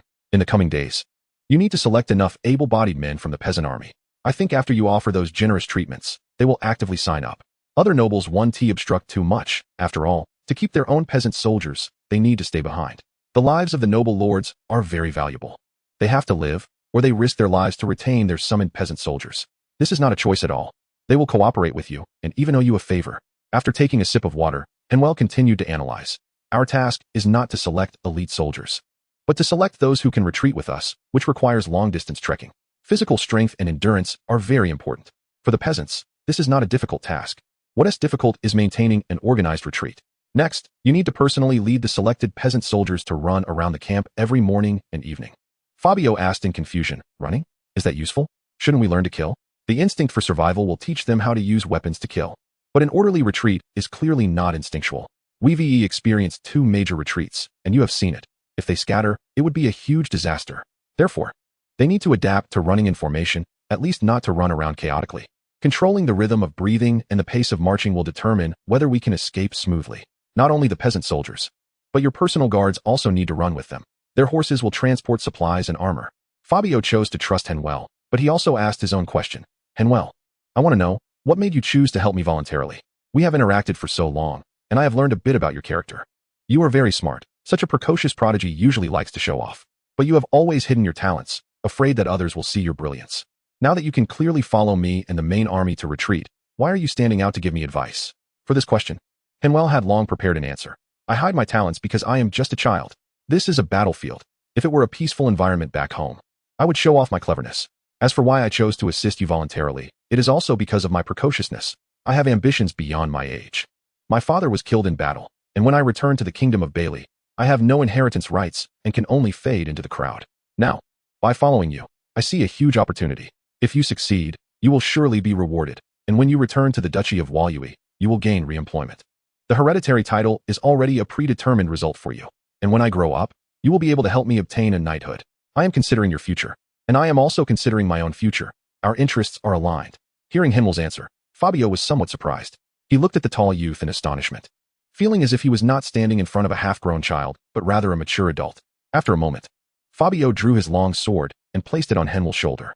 Henvier immediately understood what this meant and knelt on one knee. gently placing his left hand on his right shoulder. Henvier, I accept your loyalty in the name of my family's honor and the surname Rhine. I, Fabio, swear that from now on, I will treat you as a brother, and the gods in glory will witness. Henvier bowed his head. I will protect Lord Fabio. Wishing you great achievements and glory for the family. Fabio pulled Henvier up. All right, little Henvier, from now on, you are my brother. You can't hide your talents anymore. Our lives are now tied together. Henvier, my lord, rest assured. I will do my best. Henvier thought to himself, as long as you don't disappoint me. It won't be difficult to help you rise in the future. If luck is on our side, then the position of Grand Duke is not impossible for you to experience. The next day, Henvier began to assist Fabio in selecting able-bodied men. With the military supplies distributed on-site, generous rations for the main army, and a full set of standard equipment under various conditions, nearly 10,000 able-bodied men were recruited in just one day. Because of the command center's orders, all nobles did not obstruct this wall-digging behavior. Not only did the nobles not oppose it, but they also came to find Fabio, expressing that they would never refuse any help they could offer. That afternoon, Fabio personally led a team, guiding the peasant army to start running around the camp. In the evening, Henvier brought hot water for Fabio to soak his feet. Fabio's voice was hoarse from shouting all day. He realized for the first time how difficult it was to get people to run in an organized manner. Just forming the squares took an entire afternoon. Unexpectedly, after starting to run, in less than 500 meters, the whole team became a pile of scattered sand. In just 5 kilometers, dozens of people had died from running. This seemed unbelievable to Fabio. How could it be so exhausting? The next day, Fabio followed Henvier's suggestion. He assigned his personal guards to each square and required them to each lead 40 peasant soldiers to run, once in the morning and once in the evening. Finally, by the third day, there were no more lost peasant soldiers. Chapter 25. The Great Retreat. 7 days had passed, and these peasant soldiers were able to run. Except for a few fools who still ran in the wrong ranks, the rest could basically run with their own formation. During this time, not only did the Allied forces mock these peasant soldiers who could only run, even many people in the coalition mocked the peasant soldiers' running training, privately calling Fabio the running general. However, Fabio didn't care about this and continued to lead his army, running around the camp every day, starting with running shirtless. He gradually began to add equipment, turning it into weighted runs. In the scorching summer heat, even when it was a bit cooler in the morning and evening, running still made him sweat profusely. Henvier also ran along, and he admired the physical fitness of the people in this world. A person who had not undergone systematic training could never finish a 5-kilometer run. Yet, the peasant soldiers here could easily run 5 kilometers while breathing in rhythm with their steps. Henvier felt that, on one hand, the people here were indeed physically stronger than those in his previous life. On the other hand, and more crucially, this was a feudal society where the vast majority of people relied on their legs for transportation. In his previous life, humans had various means of transportation, leading to a lack of exercise and considerable degradation of physical capabilities. It was known that in ancient times, humans could run more than 10 kilometers to hunt, wearing out even the fastest herbivores. According to Henvier's calculations, a peasant soldier, wearing light armor and carrying weapons along with a day's worth of supplies, could easily run 7 to 8 kilometers in one go. In Henvier's plan, as long as this peasant army could run 5 kilometers in formation, it would already be considered qualified. As long as they weren't cavalry units, any coalition force pursuing for 5 kilometers would no longer have the capacity to launch an attack. Currently, the standoff between the two sides occasionally erupted into small-scale battles. However, the coalition had stopped using peasant soldiers to fight, as regular troops were sent in instead. Fabio's task for the rear guard was to stay off the battlefield during this time. After half a month of testing and friction between the two sides, the coalition had begun preparations to withdraw. It was an ordinary day. What started as a battle of around 1,000 people gradually escalated, with the number of combatants rising to nearly 10,000. Suddenly, the coalition dispatched several legions to charge into the battlefield. Before the Allied reinforcements could arrive, the legion engaged in battle had been completely annihilated. The Great Battle of Yuan-Yi City officially erupted. A total of 250,000 troops from both sides began a bloody clash both inside and outside the city. The battle lasted a full 4 days, with both sides suffering losses, but no clear winner emerging. However, for the coalition, a lack of victory meant failure. This was not a tactical failure, but a strategic one. The retreat had become inevitable. On the night of the 5th day, 2 coalition legions took advantage of the night to leave the camp and headed south for an initial retreat. By the 10th day, the Allies had yet to launch an attack. They had also suffered heavy losses in the Great Battle, and now Yuan-Yi City had been captured. The political repercussions had diminished significantly, and many legions were reluctant to continue wasting resources. They saw that there were still 4 legions stationed in the coalition camp, and no one wanted to recklessly attack the remaining cornered beasts. That evening, Abakan prepared to withdraw with the last regular legion. He didn't even meet with Fabio one last time. At this time, Fabio's peasant army had upgraded their weapons, with nearly 20,000 armored units and over 20,000 general peasant soldiers. According to their agreement, Fabio had to wait 2 days after the last main force retreated before he could withdraw. Feeling anxious, Fabio followed Henviel's plan, and after dawn, he led a group of peasant soldiers to jog around the camp in a disorganized manner. The camp still had a lot of cooking smoke, with guards on duty, patrolling cavalry, and armored soldiers in training. Everything looked no different from yesterday. Henvier didn't go for a run. Instead, he rushed to the supply depot to count all the usable items. The coalition's retreat had taken away a significant amount of supplies, but the camp was simply too large. A lot of things were still left behind, and Henvier aimed to pick out the useful ones. First and foremost was food. The food in this world was a type of barley crop, but it produced much better yields than in the feudal era of his previous life. It was said to be due to the favor of the goddess of harvest. The food here was also made into flour for consumption. Now, Henvier had a large number of the elderly and weak making flatbreads in the camp. At the same time, he gathered all the carts, modified the axle distances, turning large carts into smaller flatbed carts. Additionally, the remaining medicines also needed to be sorted and organized. After a day of somewhat chaotic busyness, it finally came to an end. Meanwhile, the Allies still showed no intention of launching an attack, as if they had not yet realized that the coalition had retreated under the cover of night. By the next day, Fabio only took the scattered peasant soldiers for a run. In the evening, he had everyone in the camp enjoy one last hearty meat meal. After all, they couldn't take all this food with them. It was better to eat more now. Henvier found Fabio. After nightfall, we leave. But the time isn't up yet. We can establish a defensive line at Luwan Mountain and continue to hold them off. Also, scatter all the gold and silver treasures around the camp. You want to delay the pursuers by making them search for treasure in the camp? We need to burn the camp. There are still many supplies here. We can't leave them for the enemy. Henvier said helplessly. These supplies are insignificant. If we leave the camp, the enemy will have to split their forces to explore and occupy it, reducing the number of pursuers. Your military order is to ensure that the pursuers don't catch up with the main force within 2 days. As long as this task is completed, no one will care about the remaining details. Fabio thought about it and realized it made sense, so he arranged for his guards to do this. After night fell, the camp began to move. Under the protection of Fabio's more than 10,000 running troops, over 20,000 peasant soldiers drove thousands of carts southward, slowly retreating. Fabio had organized this retreat drill several times before, but when it came to actual implementation, it was still a mess, yet it was much better than a complete rout. After a night of travel, at dawn, Fabio ordered a rest. Henvier, when do you think the pursuers will arrive? In the afternoon. The Allies sensed something was wrong in the morning, but will take their time to probe and won't enter the camp until noon. Then they'll search for treasure and loot, which will likely take them until the afternoon. If we're lucky, they might not take formal action until the evening. But if we take another day, we won't reach Luwan Mountain. Cavalry pursuing doesn't need a whole day. Cavalry is precious. They won't charge head-on, so we will place the new troops at the back. The incoming cavalry won't be too many. They just need to keep our tail and won't dare to charge. Everything went as Henvier had predicted. By evening, scattered scouts appeared behind them. Seeing the organized running troops ahead, they didn't even attempt to probe. They simply sent a few people back to report, and the rest followed from a distance, always looking ready to turn and run. Chapter 26. The Defensive Battle, Part 1. The night after the coalition's camp was evacuated, Henvier arrived at Luwan Mountain. This was the confluence of 3 mountain ranges, with complex terrain, easy to defend and hard to attack, near rivers and lakes. Following Henviel's idea, Fabio issued a message to the more than 20,000 peasant soldiers. They would build fortifications here, with food and pay provided during the process. After the construction of the fortifications is completed, they can also receive a severance payment. By then, they will be free to go wherever they want, as long as they can carry it, and they can take as much food as they wish. Of course, if they choose to stay, Fabio will also welcome them, providing food and shelter without having to fight on the front lines. Once specific tasks are assigned, these peasant soldiers, like conscripts, immediately become motivated. Following Henviel's blueprints, they quickly build defense lines. Observing the busy peasant soldiers, the Allied cavalry in the distance also realized the severity of the situation. Once the mountain pass is occupied, with heavy infantry stationed in the middle, even 100,000 troops cannot break through. The next day at noon, the cavalry corps pursuing the Allied forces scratched their heads at the sight. They were responsible for driving back the pursuing coalition forces, not for charging into battle as heavily armored cavalry. Skirmishing? Not to mention the difficult terrain where horses cannot run freely. Even the arrow towers that were built on the hillside and shoot from above made it hard for them to gain an advantage. Faced with the gradually forming defense line, this light cavalry of several thousand had no desire to attack. Henvier also realized this and instructed Fabio to start training the new army in defense. By the afternoon, the cavalry received news and turned back, with the front becoming the rear, returning the way they came.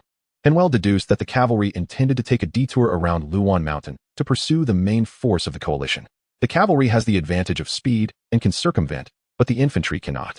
Whether they can catch up in a straight-line pursuit is already a question, let alone taking a detour. Therefore, the defensive works here still needed to be established. It wouldn't be long before the infantry corps arrived. That would be the most difficult time. Contrary to Henwell's expectations, there was no sign of the Allied infantry corps the following day. It wasn't until the third day that an infantry corps arrived, but surprisingly, they showed no intention of attacking, simply remaining in place, facing the peasant army from a distance. Henwell understood this. The peasant army had already rested for 2 days. After pursuing for over 200 miles, they had expended a lot of energy and naturally lacked the desire to attack. On the 4th day, sporadic probing attacks began. A few hundred men formed a square formation and pressed toward the valley entrance, but before they could approach the obstacles, they were pushed back by a rain of arrows. Henwell was furious and ran to find Fabio, ordering him to strictly follow the counterattack plan. With only a few hundred men on the opposite side, to shoot so many arrows was a despicable waste. When leaving the main camp, Henwell insisted on taking all the arrows that could be carried. The importance of arrows in defensive operations was paramount. In close combat, the newly trained peasant army did not yet have that capability. Moreover, making arrows is a technical task that cannot be accomplished in just a day or two. For every arrow shot, one less remains. No matter how much stock there is, it cannot withstand such depletion. This is why Henwell insisted on building those arrow towers. Henwell personally came to observe this place, calculating the best covered shooting points using geometric principles. With minimal expenditure, the goal was to pin down the maximum number of enemies. On each side of the valley, there would be 2 arrow towers grouped together, marked with flags of the same color. Even if holding a shield, one could only defend against arrows from one direction. They would inevitably be hit by arrows from the opposite tower. This was like crossfire from machine guns, providing not only the maximum kill zone, but also compensating for each other's shooting dead angles. This was the most valuable knowledge Henwell had demonstrated in this world up to now. However, from Fabio to the officers below, no one realized this. They simply thought Henwell was clever to come up with such a method, but they had no interest in the specific principles behind it. As a result, the arrow towers densely sprang up on both sides of the valley, adding a different color to the landscape. Only the attacking Allied forces would know the deadly implications behind these colors. After Henwell left, the area was taken over by the Allies. The generals initially wanted to destroy these things that claimed the lives of their subordinates. However, they were stopped by the commander of the Allies, who, for the next 10 years, built a large fortress here based on the defensive works left by Henwell, named the Mountain Bay Fortress, which repelled several enemy attacks against the kingdom of Ika. Until later, when Henwell returned with his army and personally breached the fortress he had built. Right now, Henwell was ruthlessly consuming the lives of Allied soldiers using these fortifications. Watching from a high point in the valley, Henwell was silent, thinking about his past life.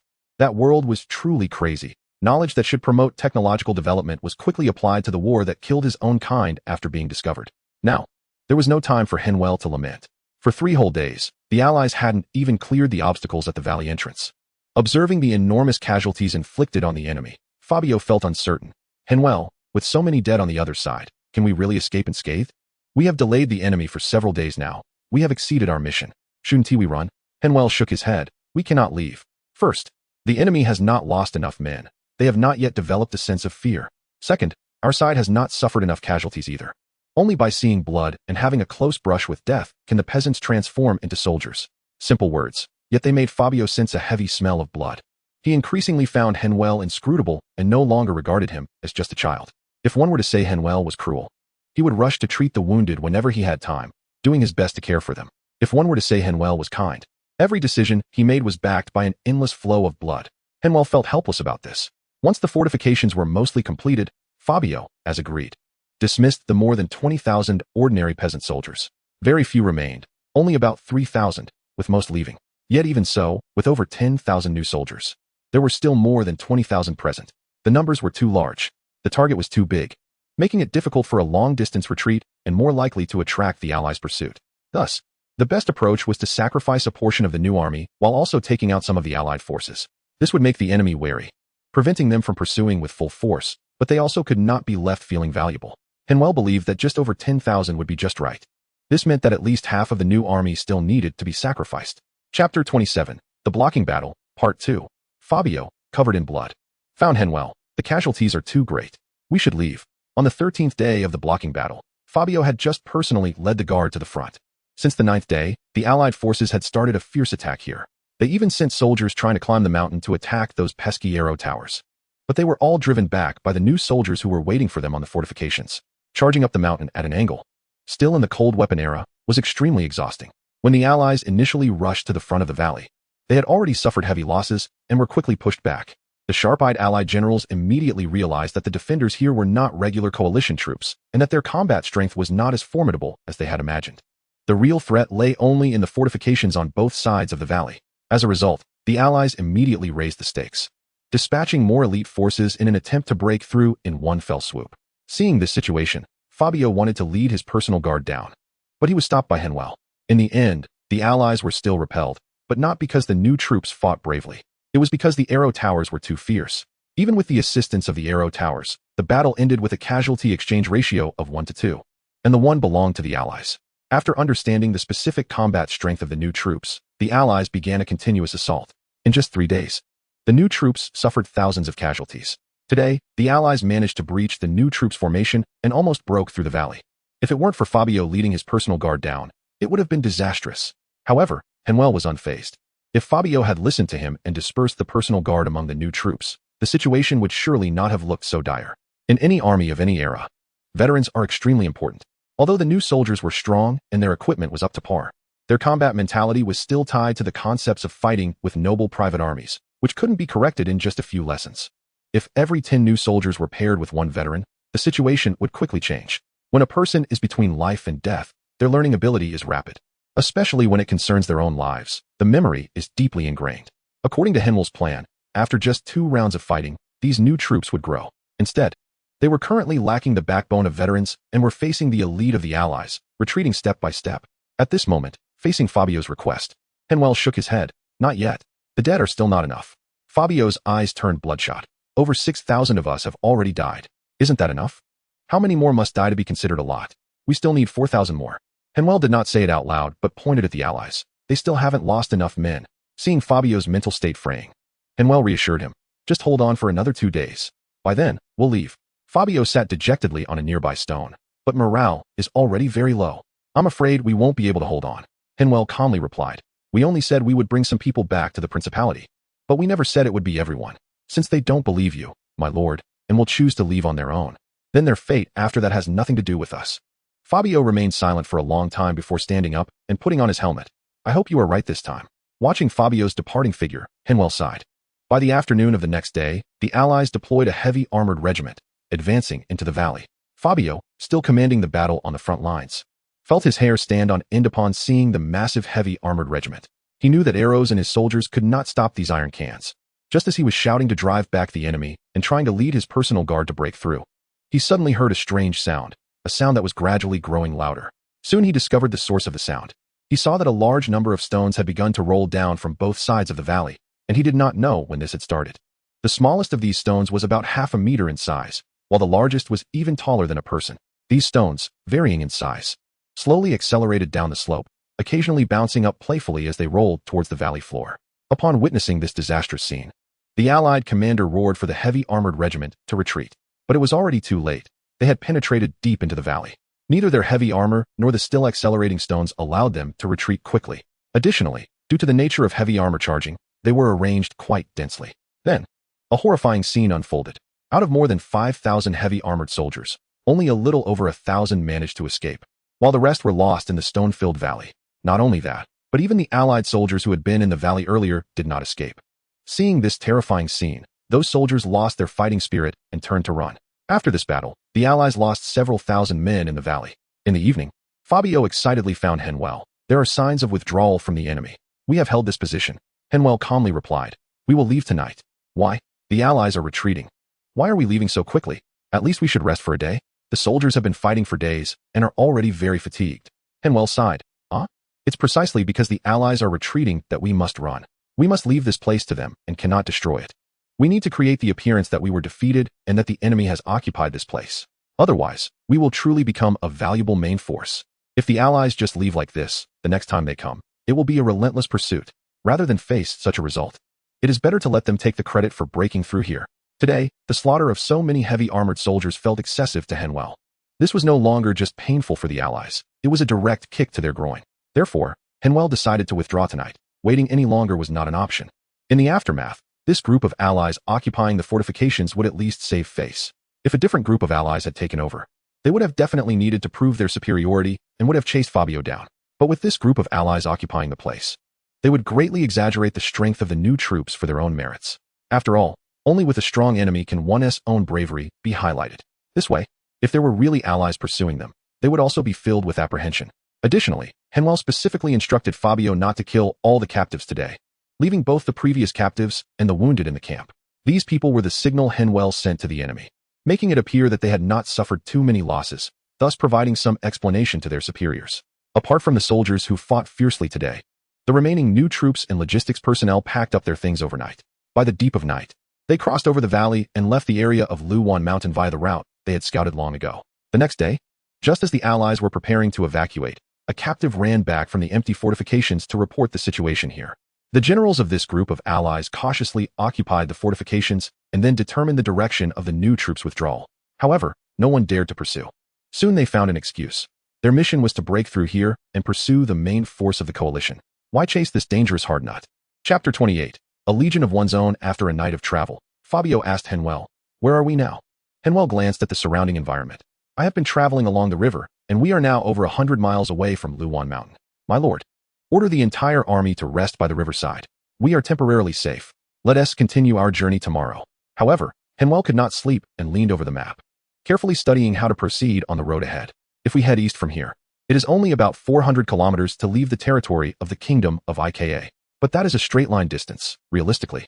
The best route would still require over 600 kilometers. Moreover, are those the main roads leading to the castles of various cities?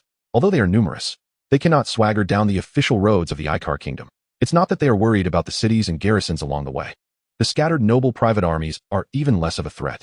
However, taking this route has a very serious consequence. It will put immense political pressure on the Ika Kingdom's officials.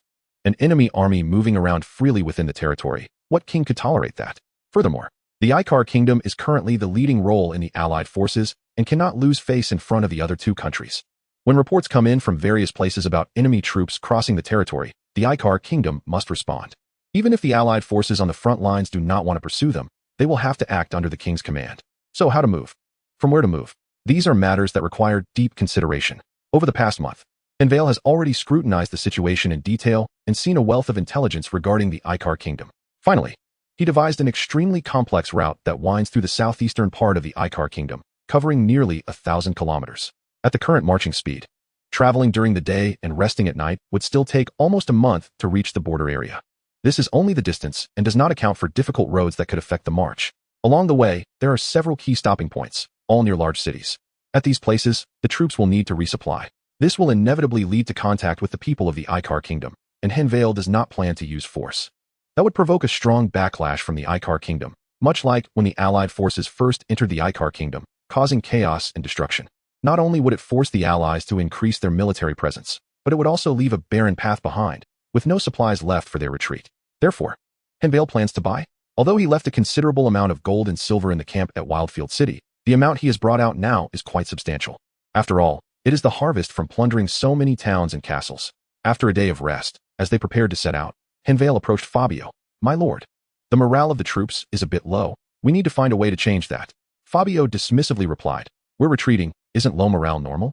We're not going to fight, so why do we need high morale?" Henvier shook his head and pointed to the army gathering in the distance. "My lord, what do you see?" Fabio was puzzled. "What do I see? An army. What else could it be?" "No, that is the foundation for your rise, my lord." "How capable are these people?" Fabio answered honestly. "They're still quite a bit weaker than regular troops." "What about compared to those noble serfs?" Fabio scoffed. Haha, that question is somewhat insulting. Although they are not elite soldiers, they are qualified soldiers. Can those serfs compare? Henvier said softly.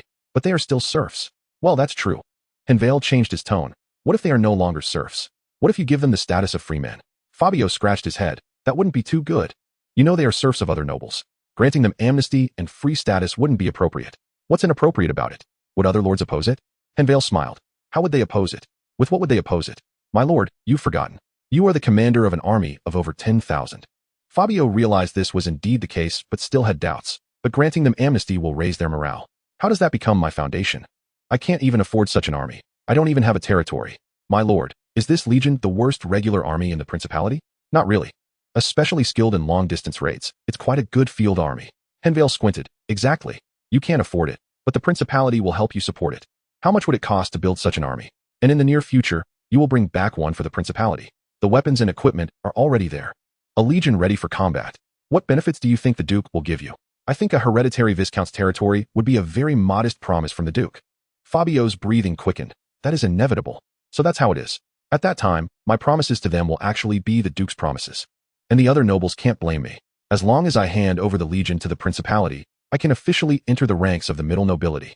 At that time, who would dare say I'm not ambitious? My lord, I don't think you understand my point. I mean, this army still belongs to you. You must never give up command. It doesn't matter if you can't afford it. There will be someone to help you support it. Not having territory is also fine. With 10,000 elite soldiers at hand, even a count wouldn't dare speak loudly to you. Fabio suddenly turned to stare at Henvier. You can't say that to anyone else. If it gets out, I can't protect you either. Henvier shook his head. My lord, whether you admit it or not, you have personally formed a legion that completely belongs to you. This isn't about whether you are strong or not. All the nobles will guard against you, fearing you might seize their territory. Seeing Fabio fall silent, Henvier did not continue on this topic, speaking of granting them amnesty regarding their status. Give them hope. Give them a goal. They can transform from serfs into warriors. We can talk about the rest later. Right now, for us, if they transform into warriors, it will greatly aid us in both traveling and fighting. 2 hours later, Fabio rode to the front of the ranks and shouted, Now, in the name of the Duchy of Warrii and the Rhine family, we announce that you are no longer serfs. From now on, you are free men. You no longer belong to any noble. I will take you back to my territory, where you can settle down and establish your own families. From this moment on, you are no longer a serf army. You are a regular army of the Duchy of Warrii.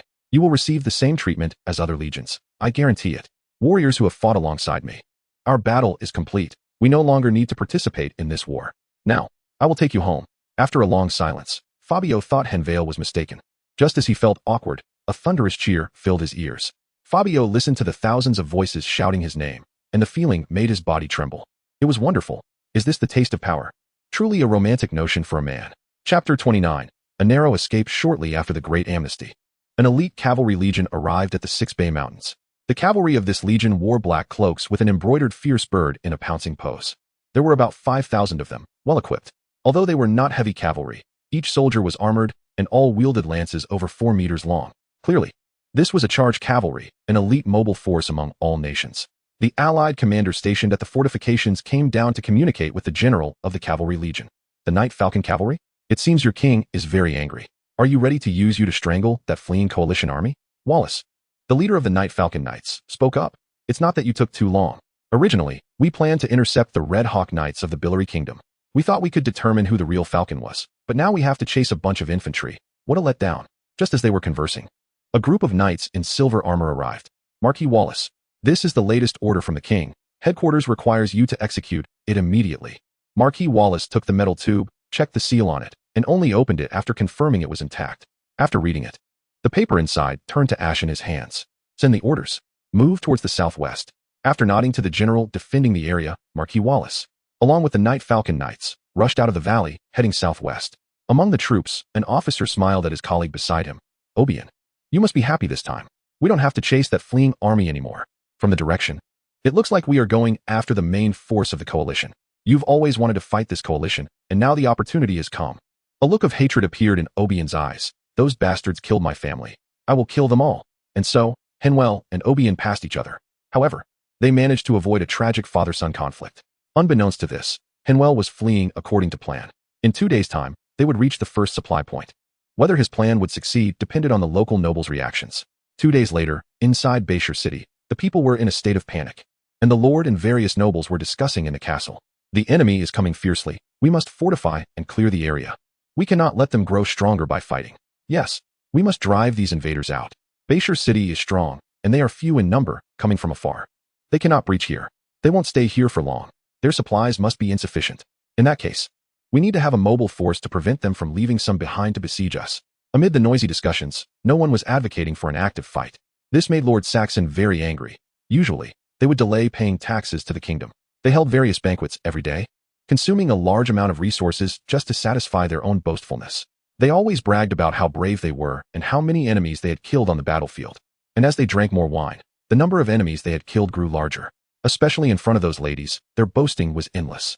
If they had even a fraction of the skills they claimed, they could easily deal with the enemies outside. But now, the enemy was truly at the gates. They didn't even dare to stay in their own castle and directly ran to Betrayal City. They even shamelessly claimed they came to discuss the defense plan with him. Saxon suppressed his anger and knocked on the table. Gentlemen, I have something for you to see. Then, a guard walked in holding a tray with a piece of parchment on it. After passing it around, everyone fell silent, not even looking at Saxon. Saxon knocked on the table again and asked, Gentlemen, what do you think? How should we respond? This is the enemy's trick. They have run out of food. We cannot let them succeed. Yes, starve them. We can win without shedding blood. Saxon looked around. Then, shall we inform them according to your response? Everyone agreed. And Saxon continued. Furthermore, I also have their message. They said, if no one trades with them, they cannot guarantee that the enemy outside will not attack us. In their words, they are just doing business. The enemy does not want to occupy this place. They want to escape the country.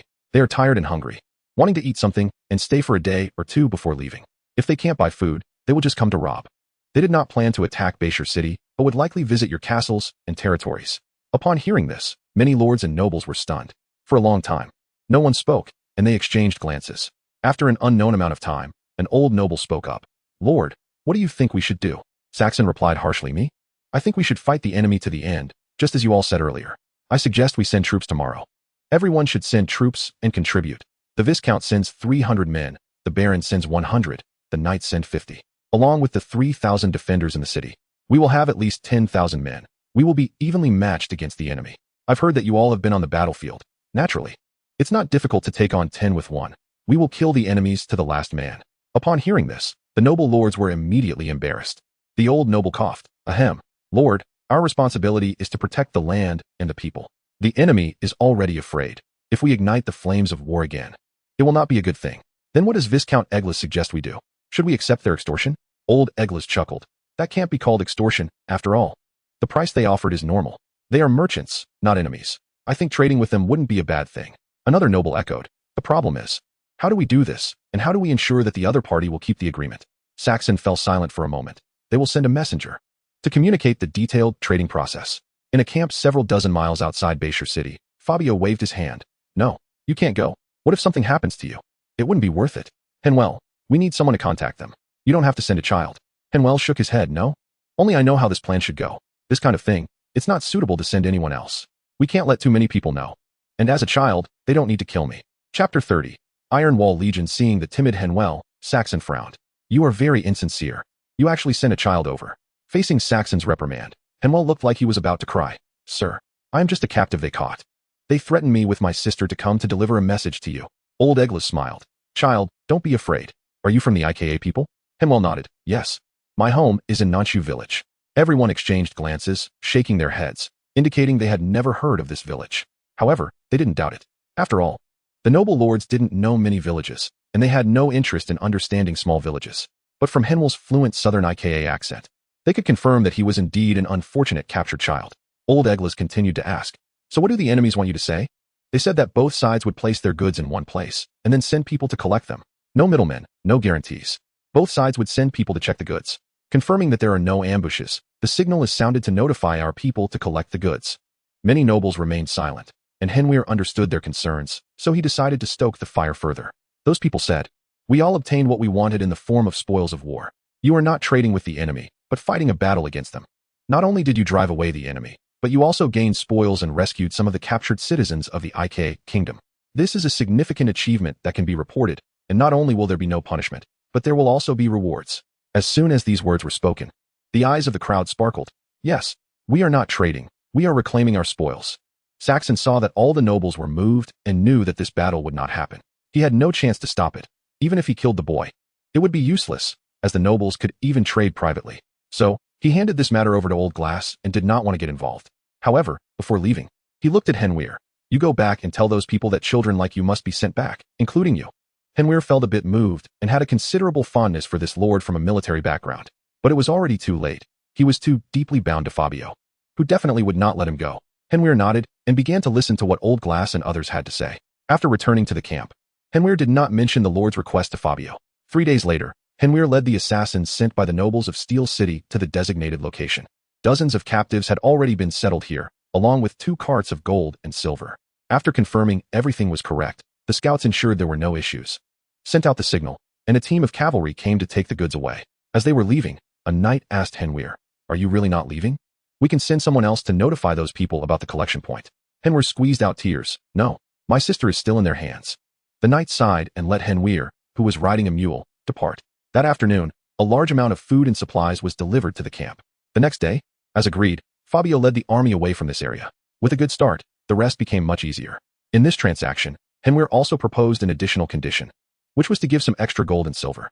He asked the nobles to write some introduction letters, without seals. It was just to notify other nobles in different regions that they could communicate with Fabio and others, establishing a basis for trade credibility. Thus, Fabio used money to pave the way, and along the way, the supplies were abundant. Of course, there were also some stubborn, hard-headed ones, or those who did not recognize their strength, who came to fight Fabio. The result was naturally that they were beaten to the ground by Fabio. By this time, the new army already had the momentum of a regular army, and the fighting began to gradually depart from the serf army model. What they did not know was that this army had already earned a new title, the Iron Wall Legion. In the following days, their achievements were transmitted here, and Fabio very much liked the title of Iron Wall Legion. So he simply announced that this would be the name. Now Earl Abakan was also quite bewildered. He did not expect that his little son could create such a big stir. As Fabio led the Iron Wall Legion to advance continuously, its reputation grew larger. Everyone unanimously agreed that the Iron Wall Legion was extremely powerful. Only in this way could it highlight how precious the spoils taken from the Iron Wall Legion were. Many nobles knew very well what was going on, but no one would speak out. Instead, they united to make this lie even more perfect. Once the lie was told too many times, even if you doubted it, you would hesitate about whether it was true. More than 2 months later, the border garrison of the IKA kingdom began to feel uneasy. This well-known Iron Wall Legion had already reached their defensive zone. If they were to block them, they feared they could not win. But if they did nothing and let the Iron Wall Legion pass, they would have no way to explain it to their superiors afterward. Just when they were in a dilemma, an allied legion arrived in the border area. Their orders were to join forces with the border troops to exterminate the Iron Wall Legion. After a few more days, both sides faced each other at a distance of more than 10 miles. At this time, both sides were in a difficult position. Fabio did not expect that the allies would really send forces to the border, traveling a long distance to eliminate him. The newly arrived legion also did not anticipate that the Iron Wall Legion had so many troops. In the intelligence they received, the Iron Wall Legion had been fighting in the eastern part of the kingdom for more than 2 months, experiencing dozens of battles of various sizes. Just in the reported battle statistics, the Iron Wall Legion had already lost over 6,000 men. But now, where did these more than 10,000 fierce soldiers come from? Was the Iron Wall Legion a super army with a full strength of 20,000? Realizing that the nobles had lied about the military situation, the reinforcements were also at a loss. The reinforcements only had 7,000 men, plus 6,000 from the border garrison. This was even fewer than the number of the Iron Wall Legion. Encirclement? This would likely require a hard fight. Similarly, Fabio was also uncertain. Although the more than 2 months of moving and stopping had allowed the Iron Wall Legion to grow a lot, he still felt somewhat insecure when facing a regular army. Thus, the current strange situation arose. Both sides confronted each other, but no one took the initiative to attack. In Henvier's words, it was now a case of both sides fearing the wolf. However, continuing to confront like this was very unfavorable for the Iron Wall Legion. After all, the Allied forces were backed by fortresses and had ample supplies. The Iron Wall Legion had limited supplies and would definitely not be able to hold out. Moreover, if this dragged on, the enemy might come to reinforce, and autumn was already deepening. If it dragged on to winter, it would really cause trouble. Chapter 31. Moving forward, Fabio called all the officers together for an expanded military meeting. After discussing all day, they could not come up with a satisfactory result for Fabio. In the evening, Fabio found Henvier. Do you have any good ideas? Henvier thought for a moment. Utilize our advantages? Fabio had a question mark above his head. What advantages do we have? Henvier smiled. Just like some of the derogatory names for us. They say we are the fleeing legion. We excel at rapid strikes, and they are trying to block us now. So we should make them move and see who can run faster. Fabio's eyes lit up. You mean we should shake them off and run back to our territory? Henvier shook his head. Of course not. There's still a river boundary. We must inflict significant damage on them, at least hurt them. Otherwise, when we cross the river, if they attack us halfway, that would be a big problem. I think we should drag them along, maneuvering rapidly in a small area on this battlefield, forcing them to race against us. But will the enemy fall for it? That is not up to them. As long as we start moving, if they don't follow, we'll cut off their retreat to the fortress. They don't have as many supplies as we do. Then we'll see who can hold out longer.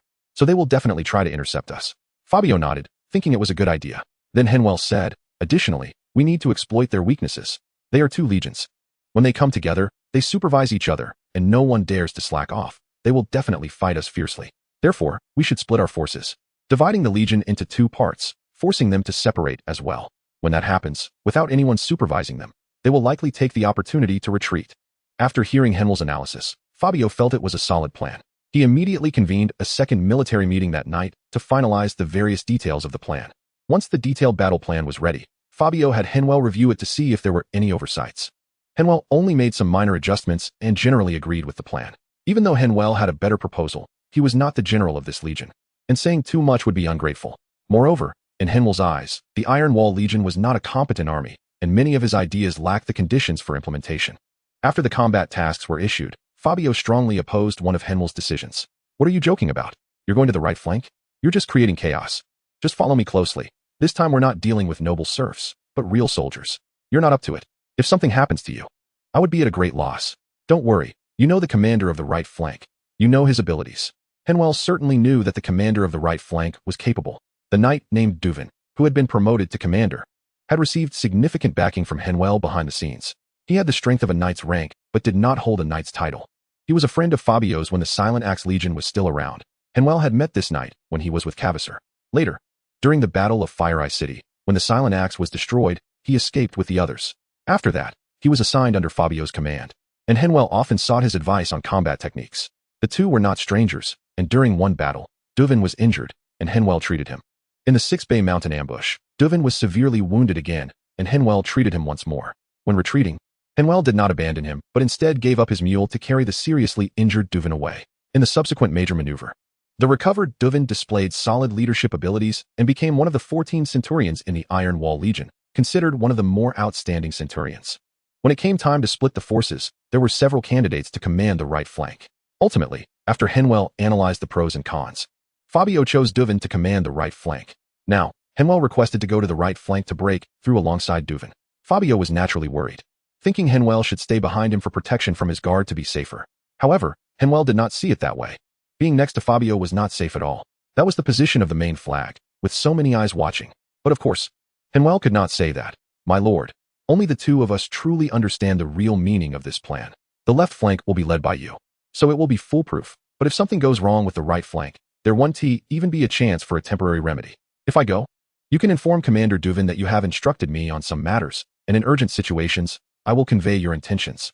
At that time, both sides can plan smoothly. And after heavily wounding the enemy, we can meet by the river. In the end, Fabio compromised but emphasized again to Duvin that he must protect Henvier. He even hinted to Duvin that, if necessary, even in failure, he must ensure Henvier's safety. 2 days later, everything was ready, and the Iron Wall Legion suddenly moved. The two allied legions were on high alert, ready to respond to the Iron Wall Legion's assault. However, the Iron Wall Legion abruptly stopped about 500 or 600 meters from the enemy formation. Just as the two allied generals wondered what was happening, the Iron Wall Legion suddenly split into left and right flanks. They began to move again in neat formations, starting with walking and then running. What are they doing? Trying to go around us. Why does it look like they're encircling us? That shouldn't be. They don't have enough numbers to surround us. Are they trying to shake us off and cross the river to escape the kingdom? That shouldn't be either. They haven't built the boats and pontoons for crossing the river. How could they dare to go around? Oh no, they are trying to cut off our retreat. Realizing this, the two generals immediately commanded their legions to charge towards the left and right flanks. The general on the side was quite cunning. Noticing that the right flank had slightly fewer troops and had not raised their main flag, he rushed towards the right flank first. Seeing the enemy take the bait, Duvin instructed all officers to control the soldiers' speed and not be intimidated by the enemy's charge. Recently, the distance between the two armies had only been about 200 meters. However, the frequent running had already shown its effect. The enemy's sprinting speed gradually decreased, while the Iron Wall Legion continued to advance steadily. Thus, the Iron Wall Legion led the kingdom's border troops on a chase for over 2 kilometers. Chapter 32. Strike fast against slow. Originally, the kingdom's border troops did not want to run anymore, but just as they showed signs of resting, Duvin immediately changed direction. He saw that the Iron Wall Legion was attempting to go around and strike at their weak flank. The border general had no choice but to order the troops to accelerate and seize the advantageous position. If viewed from above, the two armies looked like two giant snakes twisting and moving on the ground, both trying to bite at each other's midsection. But within less than half an hour, one giant snake had become wider. This was not a sign of increased strength, but rather that the border troops could no longer keep up. They found it difficult to organize effective formations. Various teams of soldiers were falling behind, and the formation began to break apart. Henvier had been observing the enemy's situation, and seeing this, he knew the opportunity had come. He immediately informed Duvin that the time had come. Duvin ordered the entire army to stop, with the front ranks becoming the rear ranks, and the legion turned around on the spot. In just over 10 minutes, they formed a counterattack formation. Upon seeing the Iron Wall Legion stop, the border general immediately sensed the enemy's intent. He sounded the horn and ordered the troops to form a defensive array, preparing to respond to the enemy's charge. However, the soldiers were now in disarray when the front ranks of the Iron Wall Legion began to advance. Many border soldiers had yet to reach their formation. Looking at the loose formation, panting soldiers, and even some who had collapsed from exhaustion, the border general felt a chill run down his spine, knowing something big was about to happen. The front ranks of the Iron Wall Legion pierced through the enemy's defensive system almost effortlessly. The spears knocked soldiers down, continuously disrupting the enemy's formation. The Iron Wall Legion, accustomed to moving in clusters, had developed many habits. For example, during a forced march, soldiers who fell behind would choose to integrate into the nearest formation. In battle, the Iron Wall Legion operates in formations of hundreds, charging and pushing through enemy ranks. The smallest unit consists of over 50 soldiers, and any soldier who finds themselves isolated will immediately seek to merge into the nearest formation. If a formation becomes too large, the officers will quickly split the troops into two standard 100-man formations. The border troops, numbering in the thousands, are ruthlessly slaughtered by the Iron Wall Legion, which is outnumbered. In warfare, the principle is to use numbers to overwhelm. No matter how brave one may be, they cannot withstand multiple spears thrusting at once. The commander of the border troops, at this moment, is too preoccupied with the fact that there are still nearly 1,000 reserve troops with the Iron Wall Legion, and he charges into the battlefield with his personal guard and 1,000 cavalry. Seeing this situation, Duvian, following Henwell's orders, does not deploy the over 500 cavalry, but instead sends out the remaining 100-man teams to block the direction from which the enemy cavalry is about to charge. After these 100-man teams join the battlefield, the border cavalry is trapped in the chaotic melee. In such combat, if cavalry loses speed, they are hardly better than infantry. Soon, several 100-man teams with shields and long spears begin to compress the space for the cavalry to maneuver.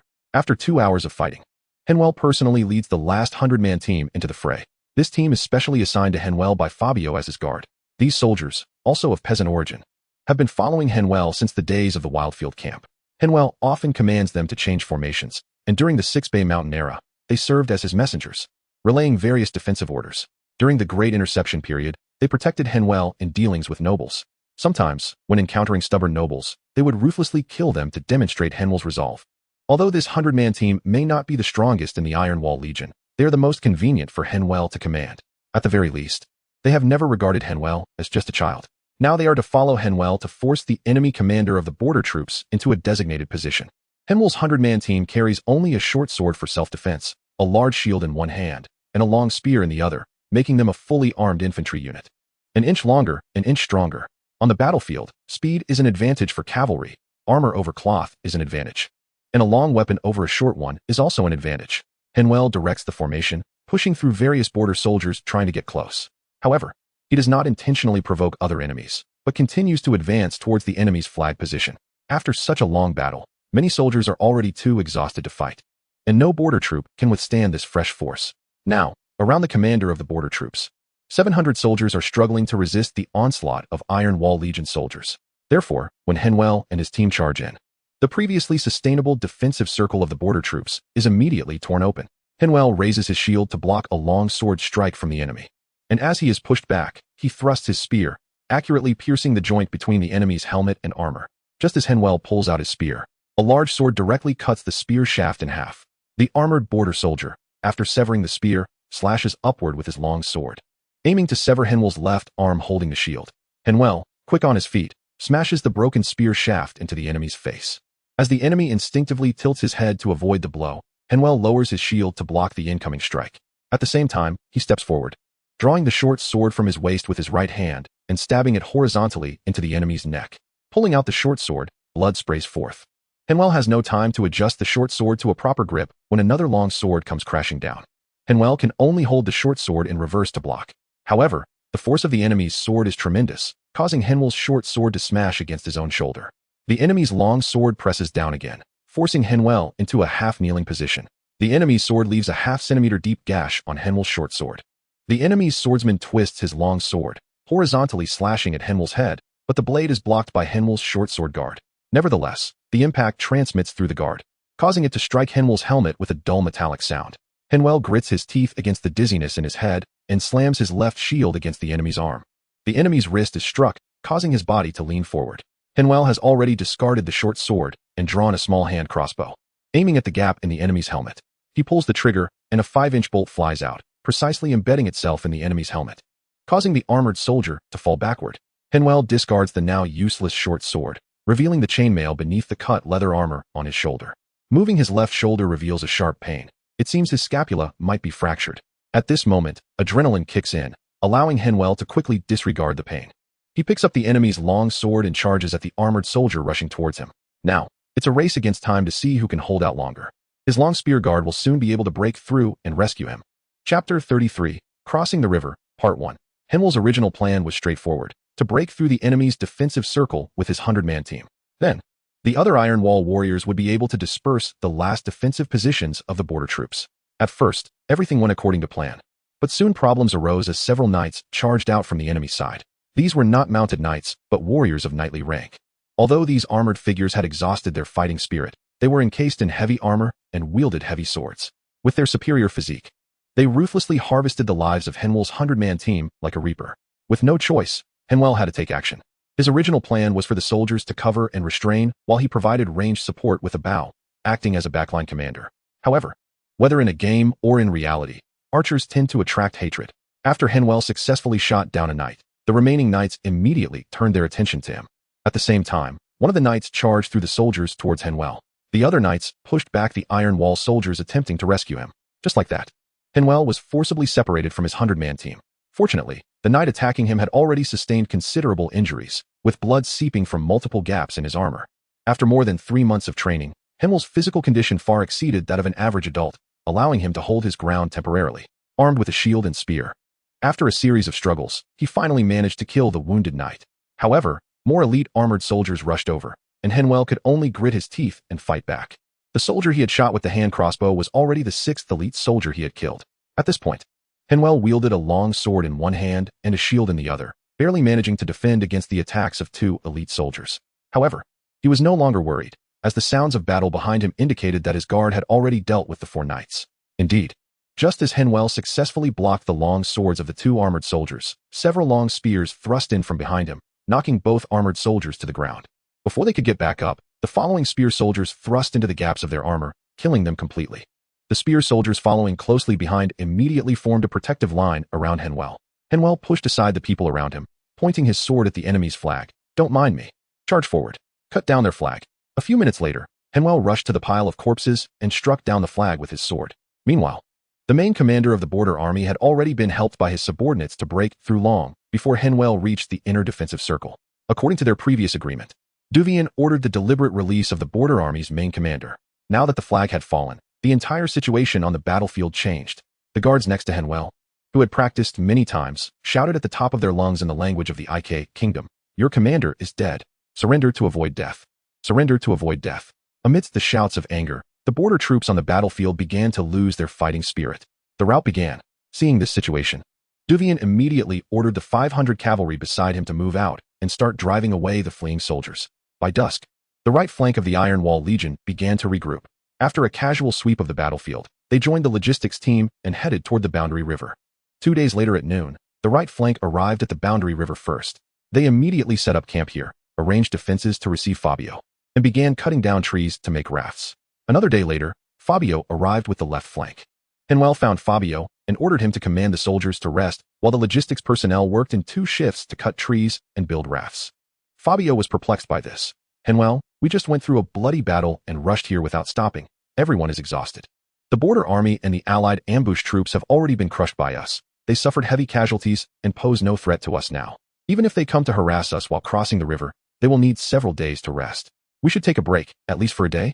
Henvier pointed to the map and said, "It is precisely because we have weakened the kingdom's border army that we must expedite our crossing. This is the border between the 2 countries, and the kingdom's important fortresses, main station forces, and support troops have all been severely damaged by us. Now, while the allies are counterattacking, we cannot allow any problems here that would create a 3rd front line in the kingdom. They will definitely send elite forces to encircle us and also intimidate the duchy, preventing us from joining forces with the troops of the Duchy of Vori to open a breach here. Therefore, it is very likely that the kingdom has already received news and is mobilizing elite forces to hunt us down. If, tomorrow, we see border army scouts in the area, it would prove my suspicion is correct. They indeed have such plans." Sure enough, the next morning, several groups of scouts appeared around, observing the situation here from afar. Fabio knew the situation was urgent, so he organized reconnaissance cavalry to drive away the border army scouts while also organizing everyone to begin logging and constructing rafts. That night, the river crossing operation commenced. Crossing the river at night is a very dangerous task, but Henvier chose not to send people across one raft at a time. Instead, he connected the rafts to construct a floating bridge. In one night, they managed to transport over 2,000 wounded soldiers and more than 1,000 logistics personnel to the opposite bank. It was now early winter. The river had not frozen, but it had already passed the autumn flood season.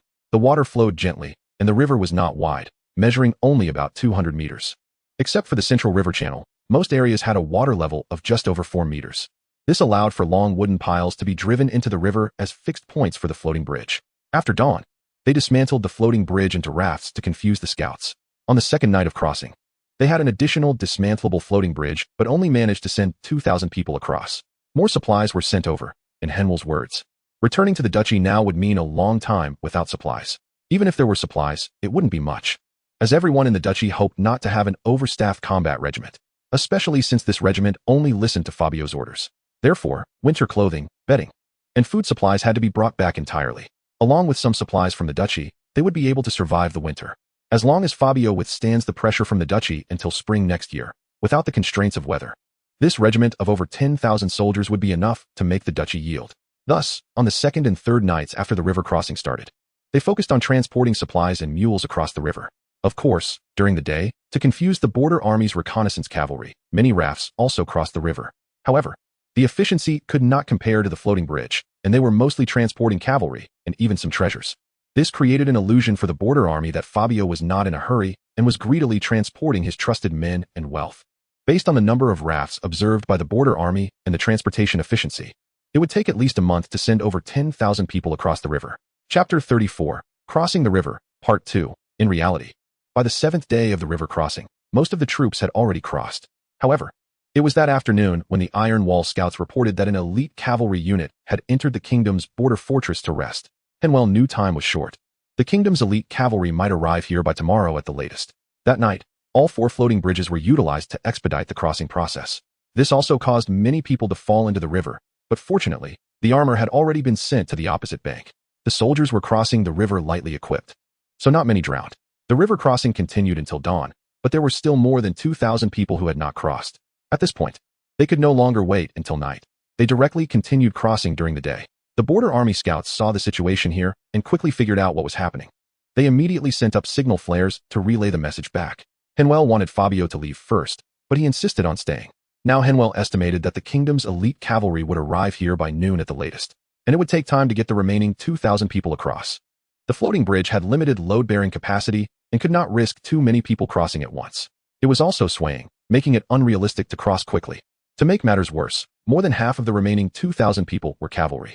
The combined weight of the people and horses further restricted the floating bridge's load. Additionally, the war horses had to be calmed by their riders as they slowly crossed the swaying bridge. By the time the more than 1,000 cavalry completed their crossing, the kingdom's elite cavalry would likely have already arrived. Thinking of this, Henvier immediately pushed the spare rafts into the water, allowing the infantry to board the rafts and paddle slowly toward the opposite bank. They were not a professional river crossing unit, even during the large maneuver.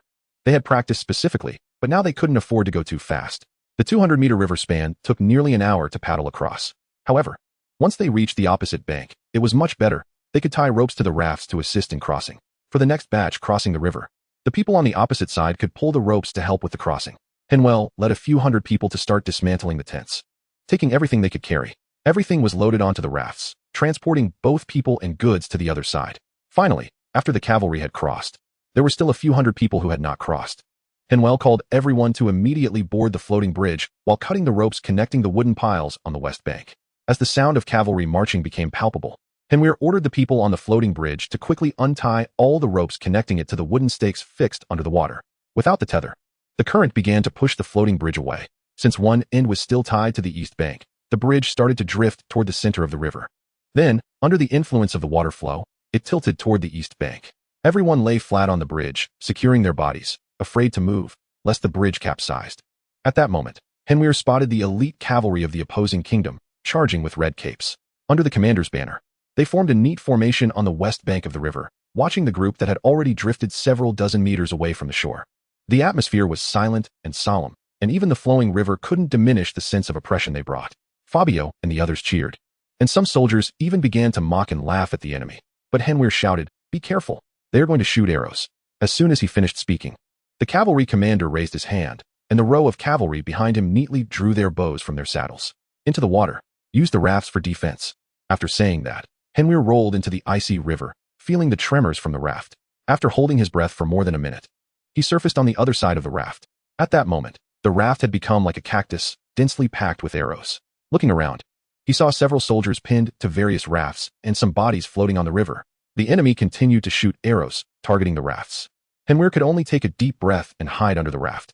After 2 rounds of holding his breath, Henvier felt the mud beneath him and floated up to sea. He was only 4 or 5 meters from the river's surface. At this point, the enemy had stopped shooting arrows, and Henvier swam directly to the shore. As soon as he was pulled up by a soldier with a shield, he saw Fabio wrapped in a blanket, jumping up and down, shouting, "Organize the archers, let us shoot back at them." Henvier took the blanket handed to him by a soldier and ran over to Fabio. "That's pointless, my lord. Our successful crossing is the biggest blow to them. Why waste arrows? Humph, what a pity for them." After changing his clothes, Henvier saw Fabio organizing the men to remove the bodies from the rafts and collect the arrows. Seeing Henvier approaching, Fabio raised an arrow. "TSK, TSK, TSK. No wonder it's the Night Falcon Knights. They truly are wealthy, using armor-piercing arrows with heavy heads. These aren't cheap." Henvier took the arrow and looked at the over 2-inch long arrowhead. It was then he understood why the enemy's arrows were so powerful, capable of piercing through human bodies and pinning them to the rafts. Fabio sighed, "Alas, what a pity. We were so close to making it back unscathed. Yet we lost nearly 100 soldiers." Henvier thought to himself, "Isn't that because you all couldn't keep your mouth shut?" The enemy was already prepared to give up. But this provocation made them retaliate fiercely. Because of the river crossing, they had already removed their armor, and facing arrows was no different than being naked. Not only had they lost nearly 100 men, but many others were injured, and given the poor medical standards of the time, half of the wounded would likely die. In this calculation, over 200 people had died just for a moment of pride. It was a huge loss. Fabio, however, showed no signs of regret, instead excitedly saying, "We can say we fought against the Night Falcon Knights. To come back unscathed is a rare achievement among elite infantry regiments of various nations." "He, is that how you inflate your own reputation?" Henvier asked. "My lord, what is the Night Falcon Knights? I've never heard of them." Fabio corrected him. "It's a knightly order, not a cavalry unit. They are one of the elite forces of the kingdom of Ika. Their numbers are maintained at 6,000, with about 1,000 knights among them. All the captains are of knight rank, and the rest have undergone formal knight training. This is an extremely formidable charging knight order. No infantry regiment would dare to withstand their charge without cover. Like the Red Hawk Knights of the Beleri Kingdom, they are also an elite force, true battlefield deciders. Our principality has always wanted to establish a knight order, but so far, we have only managed to gather a force of 2,000 men, with only about 300 knights, which is completely incomparable to these real knight orders." At this point, Fabio pulled Henvier. "All right, we've finally returned. Now we just need to rest well." Henvier glanced at the solemn cavalry across the river. "This is the kind of army I want." Chapter 35. Captured again after crossing the river, the Iron Wall Legion rested for 2 days before setting out again. Upon leaving the small forest, they spotted a watchtower of a principality. When the sentinels saw such a well-organized unit marching out of the forest, they were filled with fear and despair, immediately lighting the signal fire. To their surprise, the army with the banner embroidered with a shield and spear did not attack the watchtower, but claimed to be troops of the principality. After bringing the watchtower's commander over, Fabio presented his seal and the appointment letter issued by the coalition. The commander found it difficult to discern the authenticity and could only report to the border fortress. A few days later, a cavalry unit from the principality arrived, led by a noble. After inspecting Fabio's seal and verifying some information, he stated he could not decide whether the Iron Wall Legion could enter. However, the noble officer indicated that they could temporarily garrison here and would bring over some supplies from the fortress for the Iron Wall Legion to use. They waited for half a month. Fabio, with a dark face, suppressed his anger. He was in a terrible mood, and at Henvier's suggestion, he moved the army a few kilometers outside the border fortress. As a result, it began to snow, and the principality still had not responded. Today, he humbly asked the general inside the fortress for some supplies to help his men get through the winter. However, the response was that the fortress was low on supplies and had nothing extra to spare. The 2 previous batches were already squeezed out by him. Fabio knew he was lying. He was not a farmer and understood the purpose of the border fortress. It stored enough food to sustain a 6,000-man army, along with logistics personnel, for 3 years during a siege. Struggling to suppress the urge to punch the guy, he declined the invitation to stay over winter and left the fortress to return to his camp. After telling Henvier what happened, Henvier said, "We still have quite a bit of money. I'll take some men to the nearby Iron Pit City to buy some supplies and winter fuel. There's no need to squabble with these petty people. He has to follow orders from above. He doesn't have the guts or the qualifications to choke us." Fabio sighed. "Alas, we fought hard to return, and this is the treatment we get." Henvier thought to himself, who told you to be so complacent? Did you think you'd be welcomed back with open arms? 5 days later, Fabio asked the fortress commander, have you really not seen my men? After receiving the exact reply, Fabio did not continue to ask questions, but returned to the main camp. The next day, Duvin brought people back and met with Fabio alone. Fabio asked calmly, are you sure? Duvin nodded yes. Henvier and the others were ambushed. Their bodies were mutilated, but it can be seen that they were our people. One of them somewhat resembles Henvier. Are there any traces? Fabio suddenly raised his head and asked sharply, speak. Who is it? There are traces of border fortress cavalry, some armor fragments, and some fabric, all belonging to their scouts. Fabio was silent for a long time, and Duvin knelt on one knee. Legion commander. I will find out who killed young Henvier. He saved my life several times, and I won't let him die like this. Fabio said in a hoarse voice. I have also been saved by him several times. Now notify all the officers to come to me for a meeting. Hundreds of officers crowded into the main tent. Fabio looked around and quietly asked, who are you? The crowd exchanged glances, unsure of what this meant. Duvin stepped forward. We are the Iron Wall Legion. We are the Iron Wall Legion. Fabio nodded gently, yes. We are the Iron Wall Legion. We fought through bloodshed, killing our way back from the fields of the kingdom of Ik to the duchy. Fabio then asked, then whose Iron Wall Legion is it? This time, the crowd shouted in unison, it is your legion commander. Fabio drew his longsword. Good. Now our honor has been insulted. We fought back from the enemy, only to be treated unjustly. We are not given winter supplies, not allowed to have a garrison, not allowed to move. They even ambushed our own people who were procuring supplies. I feel humiliated. I feel undervalued. My Iron Wall Legion feels the injustice. What about you? What do you think we should do? The crowd had long been holding back their anger, and they all drew their long swords. Fight. Fabio coldly said, notify the troops. Prepare for battle. We will attack the border fortress tomorrow morning, disarm the garrison, and if there is resistance, kill without mercy. The soldiers responded with a roar. The next day, watching the Iron Wall Legion fiercely storm into the border fortress, a hooded man said to the slumped Henvier on the ground, look, isn't this effect quite good? Seeing Henvier silent, the hooded man laughed. Little brat, I heard you're quite clever. Now do you understand why Lord Fabio captured you? Isn't it for the current situation? The Lord needs a reason to deploy troops. Henvier quietly said, you are a man of Count Obicon, here to eliminate this hidden danger of mine. This is not instructed by Fabio. He is soft-hearted and cannot do this. Recently, Henvier went to Iron Pit City to procure supplies with more than a dozen guards, but halfway, they encountered scouts sent by the fortress. They had orders to take Henvier to meet someone. Henvier guessed it was to meet the Grand Duke's envoy. He knew the Grand Duke wanted to use his mouth to negotiate terms with Fabio. However, before Henvier could agree, a person suddenly sprang from the shadows of the cavalry. Several cavalrymen had no time to react before their throats were cut while still on horseback. Henvier realized he had encountered a tough opponent and immediately called his guards to form a defensive formation while sending out a distress signal. But before the signal flare could be fired, it was knocked to the ground by that person. Although the soldiers around Henvier were all battle-hardened warriors, they could not hold out long against this elusive assassin. Henvier himself was only able to exchange a few moves before being disarmed and knocked unconscious. When he woke up, he found himself in a cave. This person said nothing and showed no intention of answering Henvier's questions. He did not continue to harm Henvier, but searched him thoroughly for various small items. Every day, he provided Henvier with water and food, but added something to it that prevented Henvier from regaining his strength. Until today, the man finally brought Henvier out of the cave to watch Fabio attacking the border fortress. At this moment, Henvier had also guessed the man's origins. Chapter 36. Misjudgment. This is Obicon's Dark Guard, a professional, likely an assassin. Henvier looked up and asked, I have a question I don't understand. Since I'm dead either way, can you satisfy my curiosity before I die? You can ask. As for whether I answer, that depends on me. I believe I've done well. I have never harmed the Count's interests, nor have I allowed Fabio to be harmed. Always pushing Fabio upward. For the Count, isn't it a good thing to make his youngest son more outstanding? I'm still young, and I will have more opportunities to help Fabio in the future. I want to know why the Count wants to kill me. At this point, seeing Henvier had guessed his identity, the Dark Guard did not deny it.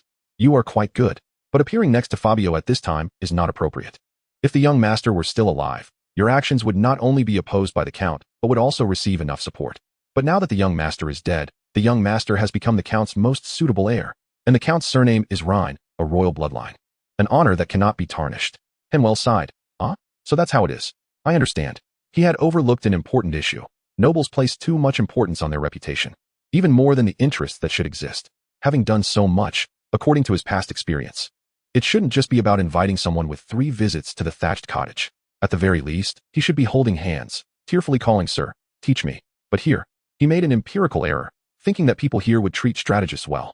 However, Henvier did not realize that honor and reputation are extremely important to nobles. Therefore, Whether it was when Henvier was ambushed at the field camp, prompting Fabio to flee, and then cleverly returning to take credit, or during the ambush at Six Bay Mountain, where he used underhanded tactics to inflict heavy casualties on the Allies, or during the major infiltration in the eastern border of the kingdom.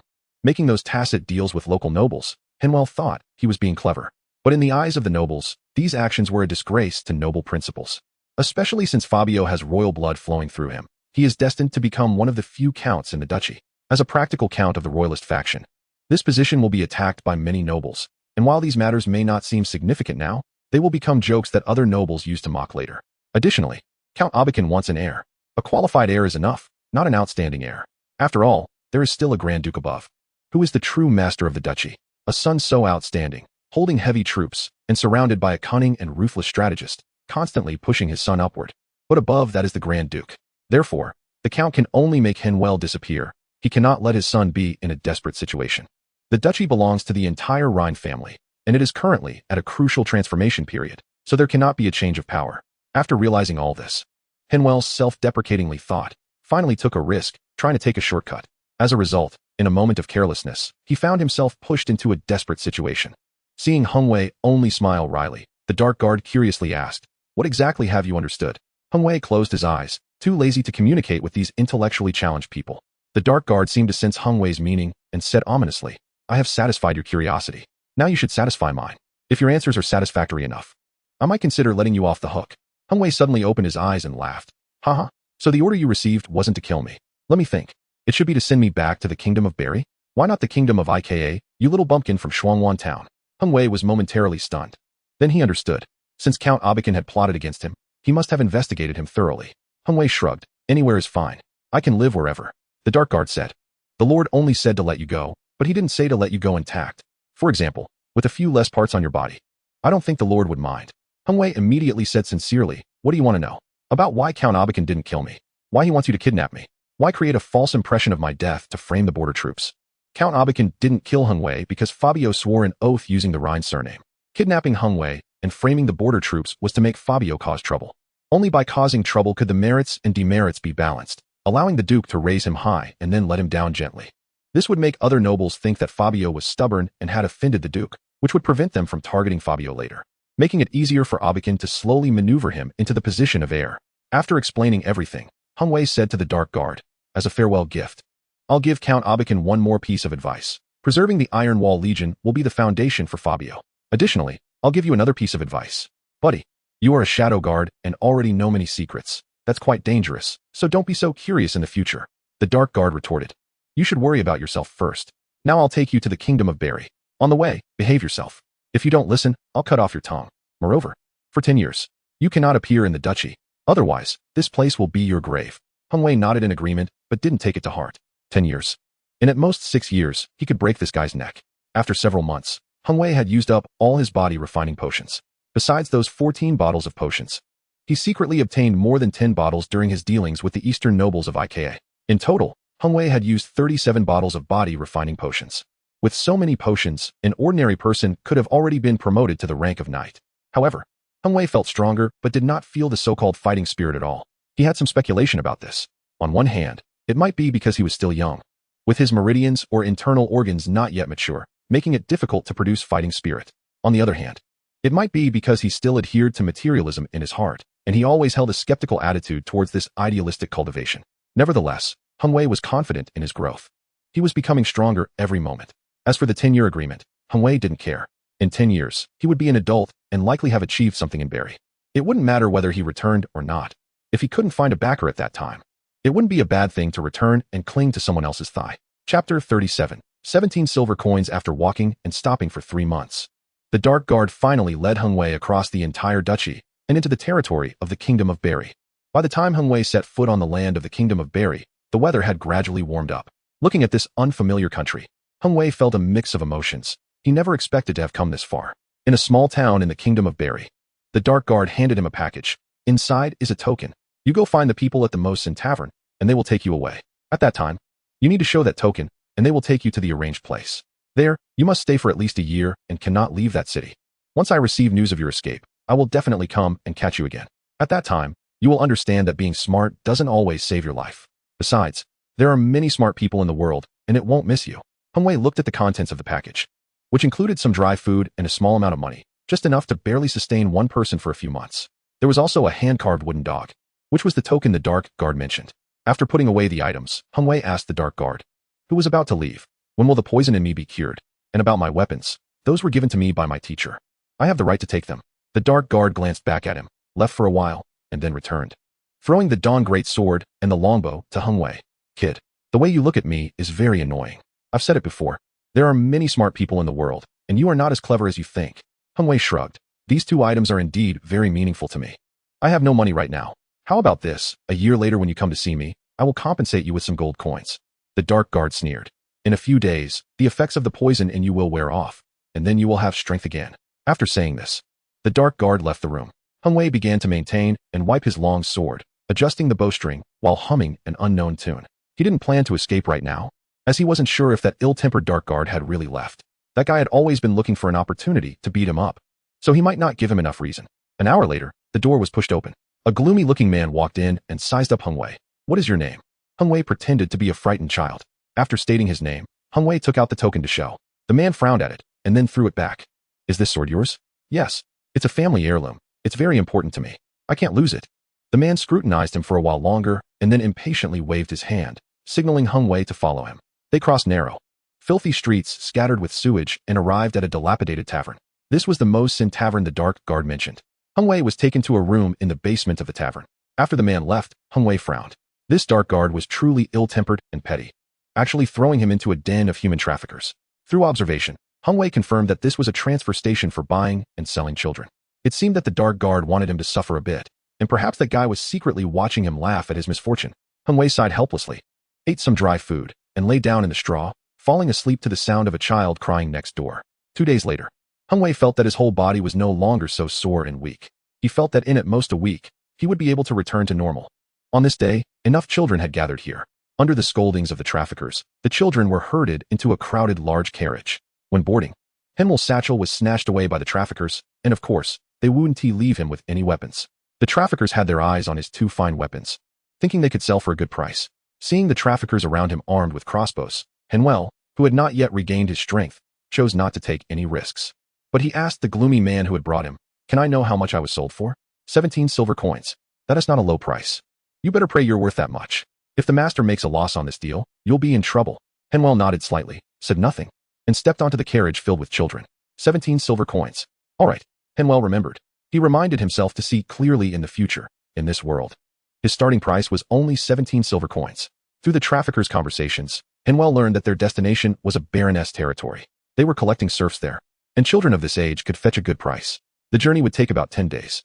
Of course, if there were towns along the way. The children would also be displayed for sale, which would be even better. Henvier did not act out. He behaved very submissively. He did not care about the traffickers' beatings. After all, in 7 days, he would regain his strength, and these people would be dead. Why bother with dead men? By the 5th day, the convoy had passed 2 towns and sold 5 children, one of whom was a girl. Henvier was big and looked like he could eat a lot, so no one wanted to buy him. In the afternoon, the weather turned bad, and it looked like it would rain. The traffickers looked for a sheltered spot to hide from the wind, knowing that traveling in the rain could easily get the carriage stuck in the mud. After distributing a small amount of food, the traffickers set up a tent and prepared to drink. In the middle of the night, Henvier suddenly opened his eyes and quietly observed his surroundings. Then he pulled a piece of iron wire from his boot and easily picked the lock on his ankle chain. He didn't immediately go for the lock on the carriage door. Instead, he took out some jerky from his clothes and slowly chewed on it. After a while, Henvier's expression became increasingly serious. Suddenly, a scream came from outside, followed by curses and the clashing of weapons.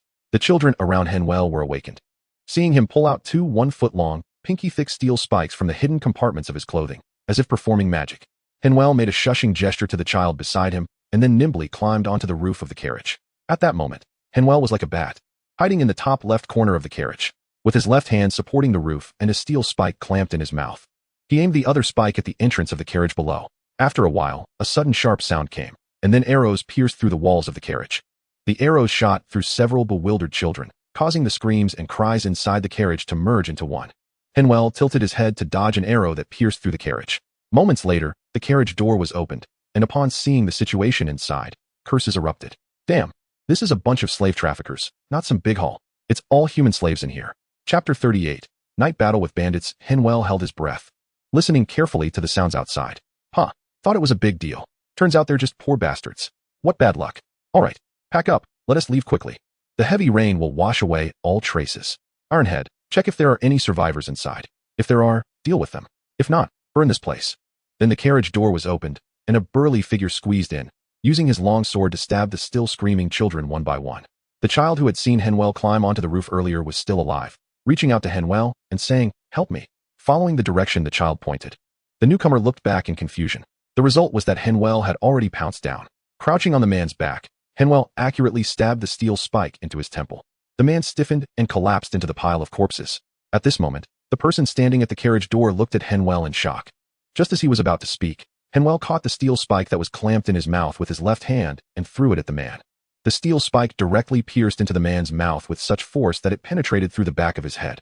Henvier withdrew the steel spike from his right hand, and as the man outside fell backward, he pounced out of the carriage. After landing, Henvier did not immediately get up, but rolled under the large carriage.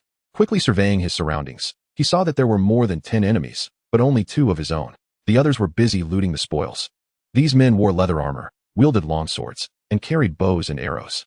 However, they were not mercenaries, nor were they ordinary bandits. They were a group of deserters turned robbers. The standard leather armor and long swords were things Henvier had seen on the battlefield.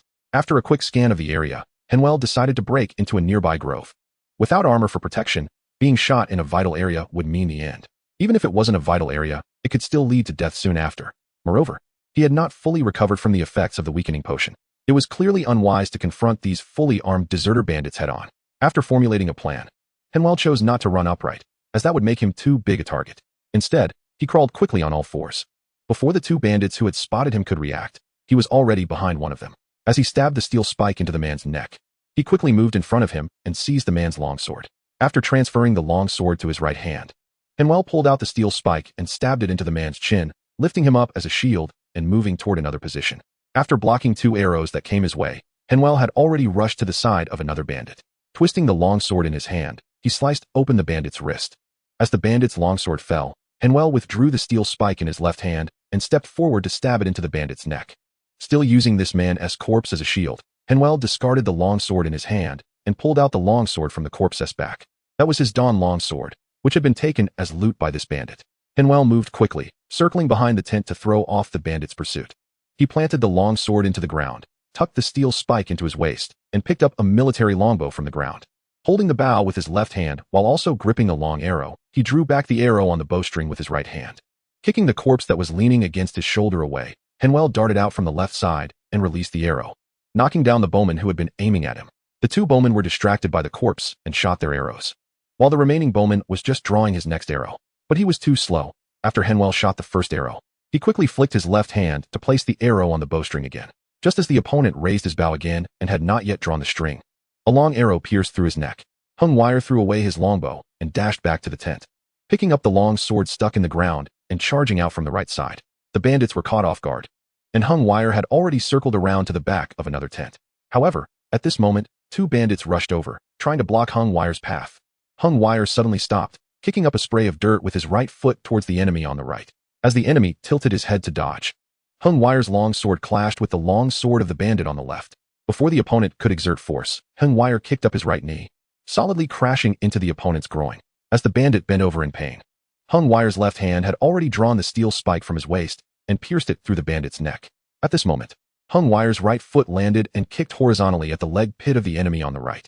After taking this kick, the dazed bandit knelt down on one knee, and Henvier twisted his waist and turned, bringing down his long sword to decapitate the opponent. At this point, Henvier was very close to the small woods. As long as he entered, the enemy's numerical advantage would no longer intimidate him. Henvier put away the steel spike and charged towards the woods. The bandits behind saw this, but found it difficult to catch up to Henvier. However, sometimes when one is unlucky, even a fart can stomp on their heel. Just as Henvier was about to rush into the woods, he suddenly saw a bandit emerging from the woods with his pants down. Henvier cursed under his breath and thrust forward, stabbing the bandit in the chest with his sword. But this delay made Henvier hear the sound of bows being drawn. Helpless, Henvier used the unfortunate bandit's body to block the arrows that were shooting towards him. At this moment, 2 more bandits surrounded him, completely cutting off Henvier's idea of retreating into the woods. Henvier swung his sword and began to fight with them. In terms of swordsmanship and combat experience, Henvier had the upper hand. However, due to the effects of the weakness potion. He was unable to quickly kill these two men. Soon, many bandits surrounded him. A few minutes later, Henvier was gasping for breath. Propping himself up with his long sword, with several new wounds on his body, and 4 corpses lying around him. 3 bandits were injured, and for a moment, they dared not press the attack.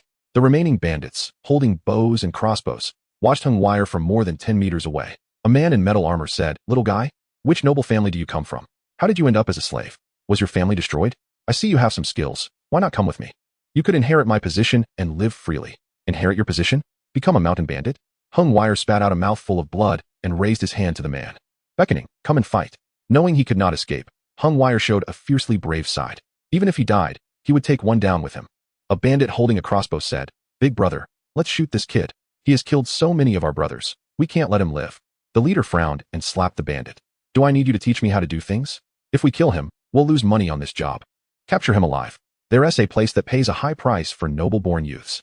When Henvier saw the net being thrown over, he knew he had no chance to change his fate. After being subdued, the bandits swarmed over and began to beat Henvier with punches and kicks. Henvier, having lost too much blood, quickly fell unconscious from the beating. Chapter 39. Father and son confrontation in Iron Pit City. Abikin was waiting for his youngest son to arrive. By the afternoon, Fabio finally made it to Iron Pit City. "You've really grown capable. You made me wait for you to meet." Facing his father's sarcasm, Fabio replied, "I have busy military affairs, unlike you high-ranking adults who do nothing all day." Abikin glanced at his youngest son. "What's wrong? Do you think that having an army of over 10,000 gives you the right to talk to me like this? Do you really believe that no one in the principality can control you? Or do you think that with a few main army corps outside, your army can sweep away the remaining forces?" Fabio sneered, "Lord Count, I certainly do not think I am that powerful. Even my Iron Wall Legion cannot be considered the strongest army in the principality today." Abikin slammed the cup in his hand down, his face serious as he corrected him. "It is the principality's Iron Wall Legion." Fabio did not back down, looking straight at his father as he emphasized every word. "That is mine." The two faced off for a moment, and just as the old steward behind them was about to step forward to mediate, Abikin was the first to look away, rubbing his temples and asking, "Do you know your current situation? Of course. The Grand Duke thinks I am a rebel. You think I am disobedient, and the other nobles see me as a useful tool. Everyone treats me like a clown, wanting to use me to gain sufficient benefits from this incident." Fabio changed the subject. "But now is my best opportunity. The coalition and allied forces are preparing for negotiations. Now that the principality is in chaos, so many people have died for nothing, and national power has been wasted for 2 years of war. Even the allies will only watch the show and take advantage of the situation to cut off a piece of the spoils, and if necessary, they will even cut from the principality. Since you know that, why are you still doing this? What do you think you are doing to the principality? What do you think you are doing to the family? This will ruin the principality's rise plan and turn our family's century-long planning into a bubble." Fabio shrugged. "Yeah, but what does that have to do with me? I just want what I deserve. Is that so hard? If you can't give me these, you still want to control me. For the country, I have fought. For the family, I have slaughtered. Now, I want what I deserve. If you don't give it to me, I will take it. I can cross the eastern border of the IKA kingdom and break out of encirclement. I can also cross the principality and find someone willing to give me what I want." Abikin took a sip of tea. "Do you know the consequences? If you do this now, even if the principality agrees to your conditions, what will you do after the Six-Nation negotiations are over?" Fabio pointed around. "This place is just fine. I will stay here. If the principality attacks me, I will directly seek refuge with the IKA kingdom. If the principality thinks I am still useful, I will guard the borders for the principality. In short, I am not leaving. Just give me this place." "Abikin, is this your plan?" "The principality will not set this precedent. They will definitely send troops over. Not only the principality, but the nobles here will complain. And those nobles will definitely take the opportunity to attack you. Are you ready for all this?" Fabio grinned. "Father, what do you think I have been doing? Looking for women and throwing parties? I have definitely been preparing. My Iron Wall Legion has now expanded to 18,000 men, training without rest for 5 months. I also want to see if my Iron Wall Legion can actually fight, whether it is the fleeing army you mocked or a true steel fortress. I have to verify it myself." Abikin stood up. "All right. The principality will send troops in half a month. The noble coalition should be a bit slower. Goodbye, Lord Count." As he was about to leave, Abikin turned back and asked, "You are not just acting out of spite, are you? Not blaming me for taking your little friend away, right?" Fabio had remained calm from the beginning, but hearing his father say this finally broke his defenses. "What right do you have to take my people? That is my glorious knight. I promised to let him grow up safely. He saved my life, not just once. You have brought shame to my honor. I can't even look my subordinates in the eye now. How can I explain to them? I can't even protect a child. What right do I have to demand their loyalty? Abikin, you know the Shadow Guard has been protecting you in the Iron Wall Legion. You know he was under orders. You also know he was preparing to target that kid.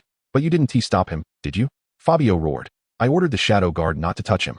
I've always been on guard against him. I thought the shadow guard would act during the crossing battle. I sent my guard to protect him. But I didn't expect that after returning to the duchy, you would act. Why? We are already in the duchy. Haven't we acknowledged him? Why still act against him? Just because of his identity? He is from the IKA kingdom. But I can also feel that he really wants to follow me.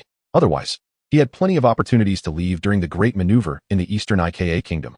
Abakan said lightly. Fabio, you already know why, don't you? You also know very well that I won't let him stay by your side forever. He has talent, but he is not someone you can control. Of course. You anticipated this, otherwise, you wouldn't have taught him our family's lion sword style on the way. Don't worry, I haven't killed him. I have arranged for him. He is still immature in mind. 10 years later, if he still has such stunning talent, I won't stop him from pledging loyalty to you. As for where he is, I can't tell you. But I can guarantee that he can grow up healthy and safe for a few years.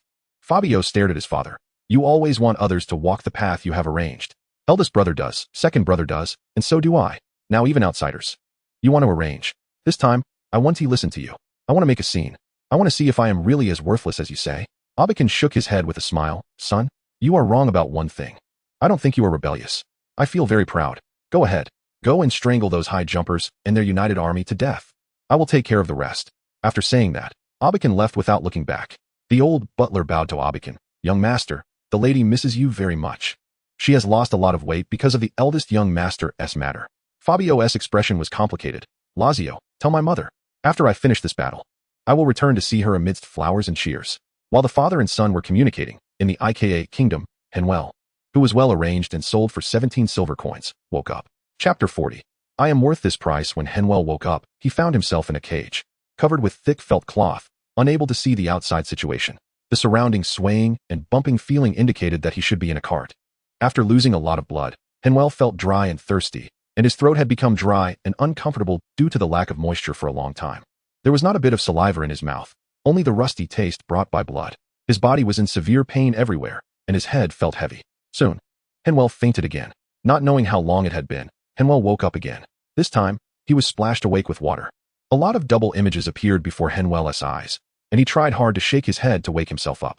The people around were communicating intensely, and he couldn't hear clearly, only feeling like there were large groups of bees buzzing around. After a long while, Henvier finally recovered. He struggled to turn his neck and looked around. This was an abandoned square, and from the surrounding dilapidated buildings, it seemed that this had once been a small town. However, the overgrown weeds indicated that it had been abandoned for many years. The bandits were talking to a few people. Mr. Spider, I definitely didn't brag. This kid killed several of my subordinates. You know, my subordinates crawled out of piles of corpses. They are not inexperienced rookies. But this kid actually killed several of my brothers by himself. If we hadn't used a fishing net to control him, trying to capture him alive, we might have lost a few more brothers. The price I offered is not high at all. I didn't make any money off you. That's all for the living expenses of the dead brothers. The man called Spider sneered. Ding to. What nonsense are you talking? You can give your brothers living expenses? Do you have that kindness? After saying that, Spider impatiently stopped the bandit chief from continuing to argue. All right, 50 gold coins. You really dare to open your mouth. 5 gold coins. Not a penny more. Sell if you want. If not, take this dying person and get lost. The bandit chief smiled awkwardly. 5 coins is really too little. How about this? I'll give Mr. Spider a favor. 30 gold coins. How about that? It's really not a loss at all. With a little training, using some techniques, this is a death warrior cultivated from a young age. If sent to the noble lord, it would be worth at least 100 gold coins. Spider looked at him coldly. What? Didn't you hear what I just said? 5 gold coins. If you don't sell, get lost. The bandit chief's face stiffened, putting away his flattering smile, and coldly looked at Henvier in the cage. Kid, you are out of luck. Can't sell for a good price. I'm losing out. After saying that, the bandit chief drew his long sword and was about to stab Henvier inside the cage. Spider frowned. Ding to. What do you mean? Are you expressing dissatisfaction with me? The tip of the long sword had already pierced Henvier's left rib, smiling at Spider. Didn't you say not to? I thought keeping him is a burden. Let us just kill him. Save on food waste. Spider coldly stared at him. If you want to kill him, get out and do it. Let the blood flow out here, scaring my other guests, and you can forget about living. A trace of resentment flashed in the bandit's eyes, and he smiled apologetically. All right, you say it counts. We'll leave now. Wait. A middle-aged man in a green robe with a stern face spoke up to stop them. Spider immediately raised his hand and said to the bandit chief, listen to what my guest has to say. The man in the green robe looked at Henvier curiously. Did he really kill quite a few of your people? The bandit chief hurriedly nodded. Of course. He uses a long sword and bow quite well, and it's obvious he has received professional training. We spent a lot of effort to kidnap him from the knight's manor. This must be the child of a knight. Otherwise, he wouldn't be so powerful. The man in the green robe walked around the cage. What's your name? Henvier glanced at him and did not answer the question. Seeing that Henvier did not respond, the bandit chief raised his long sword and was about to stab Henvier's thigh. The master is asking you. A person behind the man in the green robe stepped forward and held the bandit chief's hand. The man in the green robe smiled. I'll take this cargo. I'll give you 30 gold coins in a bit. He is now my cargo. You can't damage him anymore. The bandit chief repeatedly apologized. Look at my bad habit. I almost damaged the gentleman's goods. I should be punished. After saying that, he gave himself a slap, but then rubbed his hands. However, sir, you might have remembered wrong. He is selling for 50 gold coins, not 30. The spider scolded harshly. How bold. Ding 2. Are you raising the price? Just now you said 30 gold coins, and now you want to swindle my esteemed guest? The bandit leader smiled apologetically. Mr. Spider, didn't you just lower the price on the spot? It's business. It's a matter of mutual consent. If this gentleman thinks my price is too high, he can choose not to buy. We're not forcing a transaction. The spider's expression darkened, wanting to say something more. But he was stopped by the man in the blue robe, who raised his hand and said to the bandit leader, You say this kid is very capable. He kills without blinking. How can I be sure? The bandit leader shrugged. Well, I can't help it then. He is not in good shape right now. He probably can't fight. At this moment, Henvier struggled to lift his hand, wanting to say something. He probably wanted water. Go get him some water. The bandit leader tilted his head, signaling, and one of the bandits brought over a water bag. He opened the water bag and held it to Henvier's mouth. After Henvier took a few sips, he suddenly started coughing violently, blood froth spilling from his mouth. Just then, Henvier suddenly thrust his right hand into the bandit's eye socket. After crushing the eyeball, he hooked his middle and index fingers into the eye socket and yanked hard. As the bandit's head crashed into the railing, Henvier's left fist smashed his throat. Everyone stared blankly at Henvier, momentarily frozen in place. Henvier smiled at the man in the blue robe, pointed to the suffocating, twitching bandit on the ground, and rasped, See, now you can be sure. You bastard. You deserve to die? The bandit leader drew his longsword, ready to stab Henvier. But someone was faster. The blue-robed man's bodyguard struck his wrist with a knife hand, shattering the bones. Other bandits were about to draw their weapons when another bodyguard of the blue-robed man flickered and disappeared from sight. Then came a series of screams as the remaining bandits had their throats slit. The blue-robed man waved his hand, and the bodyguard threw a bag of coins at the bandit leader, who was clutching his wrist, saying, 50 gold coins, not a single one less. I told you before. Don't touch my goods. Why can't you remember? After the bandit leader left, the blue-robed man turned to Henvier. Very good. A ruthless and good seedling. I will heal your wounds. But you must quickly earn back that 50 gold coins for me. Otherwise, I will skin you alive and make a fine robe out of your skin. Now, you are my property. My name is Liam. But many people call me the skin puppeteer. The skin of human skin. Chapter 41 New environment. Henvier had been recuperating for 5 days. And under the effect of the special medicine, his wounds had mostly healed. However, the internal injuries would still take some time to heal. But there was good news. The weakening potion left by Abakin had no residue due to the massive blood loss. Henvier now found himself in a room where both the doors and windows were reinforced with steel bars. Rather than a room, it was more like a prison cell. The furnishings were very simple, designed to prevent anyone inside from obtaining weapons. Although Henvier still had ways to acquire deadly objects, he did not act rashly. He had realized that Liam's bodyguard was very powerful, much like Abakin's secret guards, both being extraordinary beings. Until he understood the situation clearly, Henvier did not plan to act hastily. Now, he was able to move normally, and his status as a sick patient was about to end. Sure enough, that afternoon, Liam found Henvier. Kid, you're recovering well. I'm starting to believe you are a child from a knightly family. What is your name? Who are your parents? How prominent is your family? And what have you experienced? I don't care about any of that. The old you is dead, and now you are cargo number 15. My personal property. Without my orders, you cannot harm anyone, and I will not allow anyone to harm my private property. So, you have now begun a new life. Everything from your past has nothing to do with the current you, and all you have to do is one thing. Obey my orders. Earn me more gold coins. Do you have any objections? Henvier shook his head. No?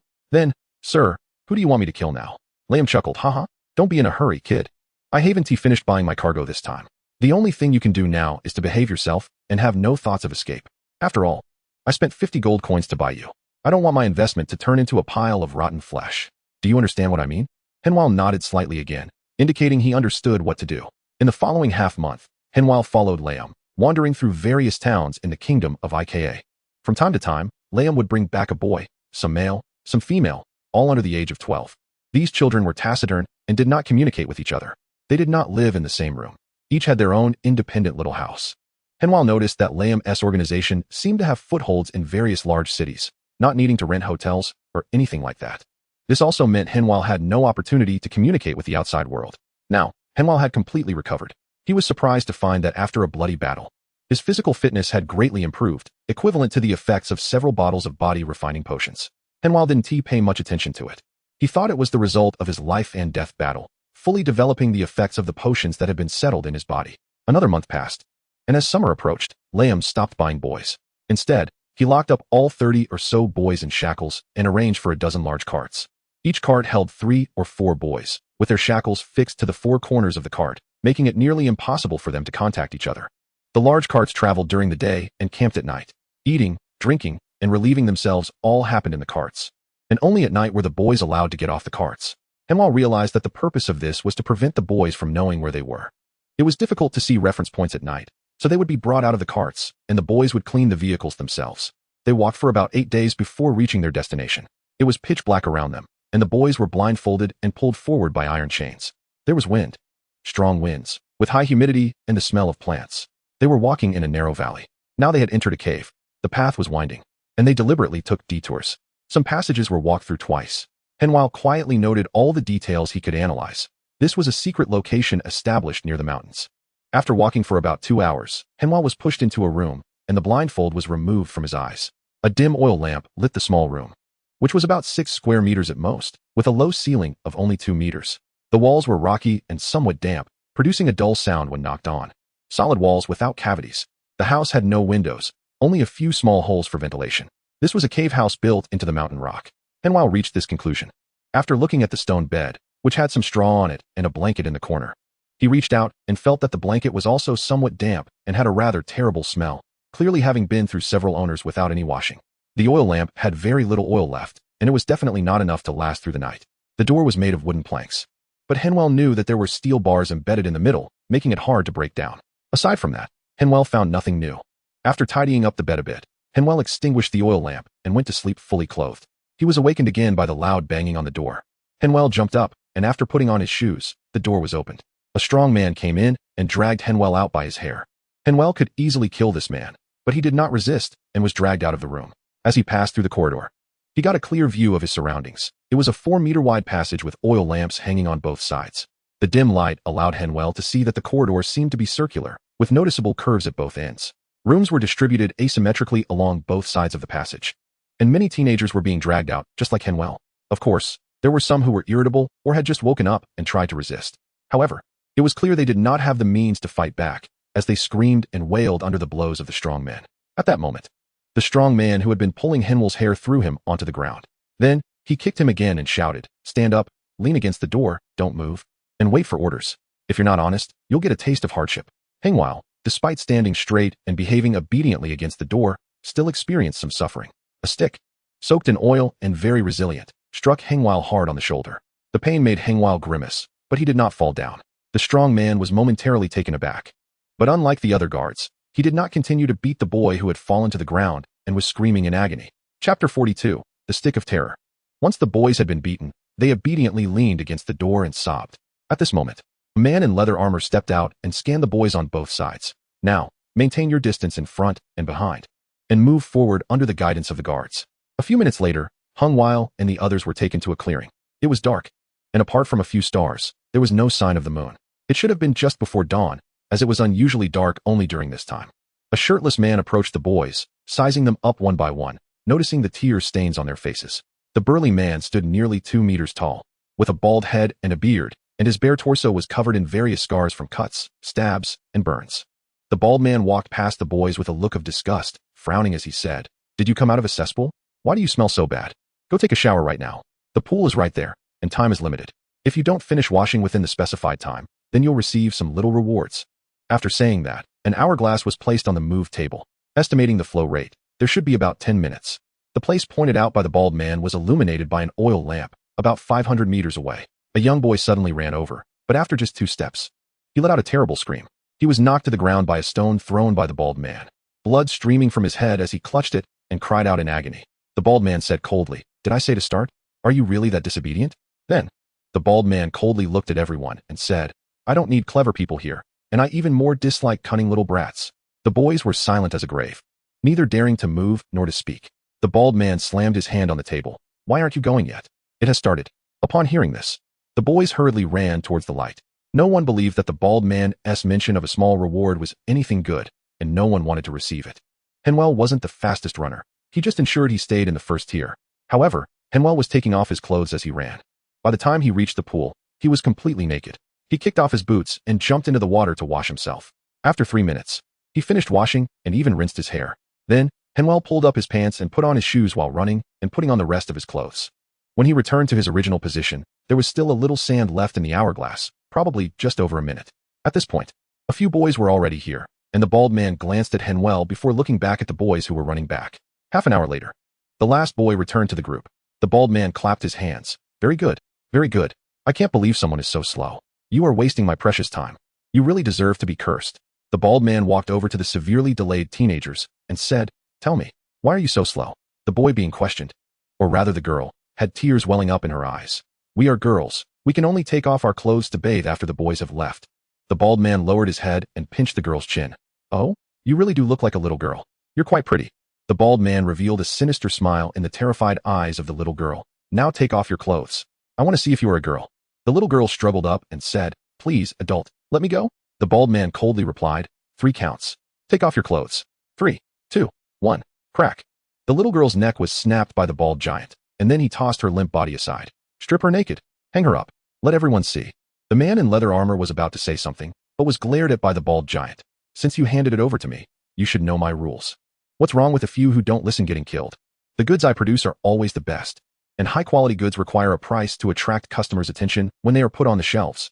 The leather-clad man said softly, These people don't come cheap. You'd better watch for losses. The bald man spat, Get lost. Your task is completed, and the following is no longer your concern. The leather-clad man gave him a deep look, then turned and left. The burly guards dragged the little girl's corpse and, at the request of the bald man, stripped her naked and hung her up. The bald man pointed at the corpse with satisfaction and looked at the other little girls. Now it's your turn. Choose to strip naked, or end up like her. In the face of death, the little girls had no choice but to compromise, crying and enduring humiliation. They took off their clothes in front of everyone. The bald man looked at those tender bodies with a wicked smile, like a pervert sizing them up. Just when everyone thought he was going to do something, the bald man suddenly put away his smile. He waved his hand at his subordinates. I said, If it's overdue, then give some rewards. I won't go back on my word. After saying that, amidst the cries, the guards rushed over, captured the girl, and threw her onto the execution rack. Then they began to whip her directly, leaving red lash marks on her snow-white body. The bald man roared at the boys. Did you see that? There is no distinction between men and women here. No reason to differentiate. In my eyes, you are not children, not even human. You are just goods, goods that need processing. Subsequently, those late boys were all whipped 10 times. 12 boys, including Henvier, were not late, but the bald man was still very angry. You pigs, can't you even take a bath? Didn't I say so? Don't let me smell your stench. Didn't you hear me clearly? Then, except for Henvier, the other 11 boys were also dragged over to be beaten. Only Henvier was left in the field. Seeing the bald man's scrutinizing gaze, Henvier felt something was wrong. Sure enough, moments later, the bald man sniffed Henvier and said, You are very clean. You ran fast and weren't late. It seems you are a well-behaved child. I like this. Only obedient children get candy. Then, the bald man changed his tone. But, I think I also said that I hate cunning little devils. So, little devil, tell me, why are you so cunning? Who made you take off your clothes halfway? Thus, Henvier was also hung up. Being whipped really hurts. Especially since this whip was soaked in salt water. It's really disinfecting while beating. This is not a killer training base. It's clearly a prison. Regardless of whether you comply or not, let us first have a show of force to suppress your arrogance. Chapter 43. Isolated after Henvier and the others were whipped. They were not let down. Instead, they hung for the entire morning until noon when many children fainted under the scorching sun before being released. The lunch was very poor. Just a bowl of clear soup and a dry cake. Vegetables. What are you thinking? This is not a summer camp. This is a concentration camp specifically designed to turn boys into killing tools. After dawn, Henvier had already seen the surrounding environment clearly. It was a terrain resembling a volcanic crater, overall barrel-shaped, about 3 kilometers in diameter. This place had undergone some artificial modification. The ground had been leveled and divided into several areas. There was a gap on the northern side of the valley, about 5 or 6 meters wide, but it was arranged with a small castle, which should be a defensive point. Various hollows were built around the mountain walls. Some were used as rooms, and some had unknown purposes that Henvier needed to understand later. In any case, the defenses here are extremely strict, easy to defend, Hard to attack is no longer sufficient to describe it. Escaping from here with Henwell's current abilities is clearly unrealistic. After temporarily dismissing the idea of escape, it was time to understand their current situation better. The area where Henwell and the others were located had the words Blood Pool 7 written in the common language of the continent above. The entire valley could be divided into 16 areas with such markings. They were Blood Pool 1 to 7, Horn 1 to 7, with the remaining 2 areas being the castle area and the selection area. Excluding the last 2 areas, the other 14 were all training boys. The number of people in each area varied, from over 30 to more than 100. Additionally, the ages of the boys also differed.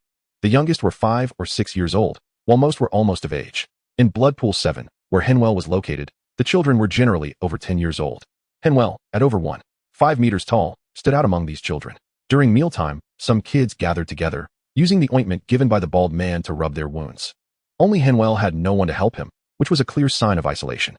This was because the bald man said that Henwell performed the best, making the remaining children look very poor. Thus, the bald man rewarded the other children with 2 lashes each. Henwell knew that this was intentional when managing a group. The most taboo thing is for someone to become the leader, especially if the leader is excellent and clever. That would cause the other lambs to gather around the leader, bringing unnecessary trouble to the manager.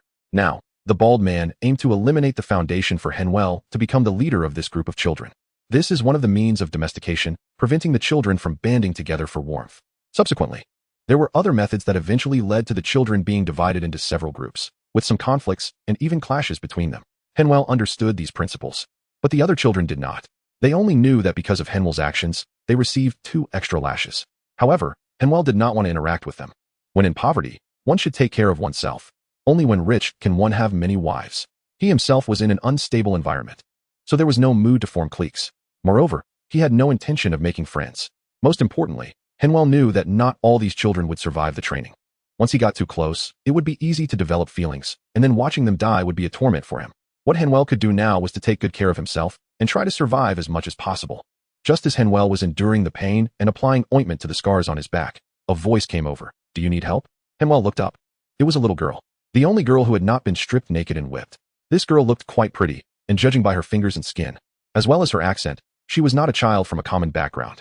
Her Baliri royal language was somewhat awkward, indicating she was from the other side of the coalition. With a hint of the Ujuruo kingdom accent, she might be from a noble family. It was said that due to the war's outcome, the king of Ujuruo was very dissatisfied and purged a batch of nobles. This girl should have been implicated. During the previous bathing time, she was the only one who undressed and washed in front of all the boys. As a result, she was punished for being slower. She just wasn't made to take off her clothes. This also made the other little girls resent her, thinking she was indecent and had no shame before the boys. Therefore, besides Henwell, she was the only one without help applying the ointment. Henwell glanced at her and handed over the ointment. "Thank you." After the girl gently applied the ointment to Henwell, he took the ointment back from her.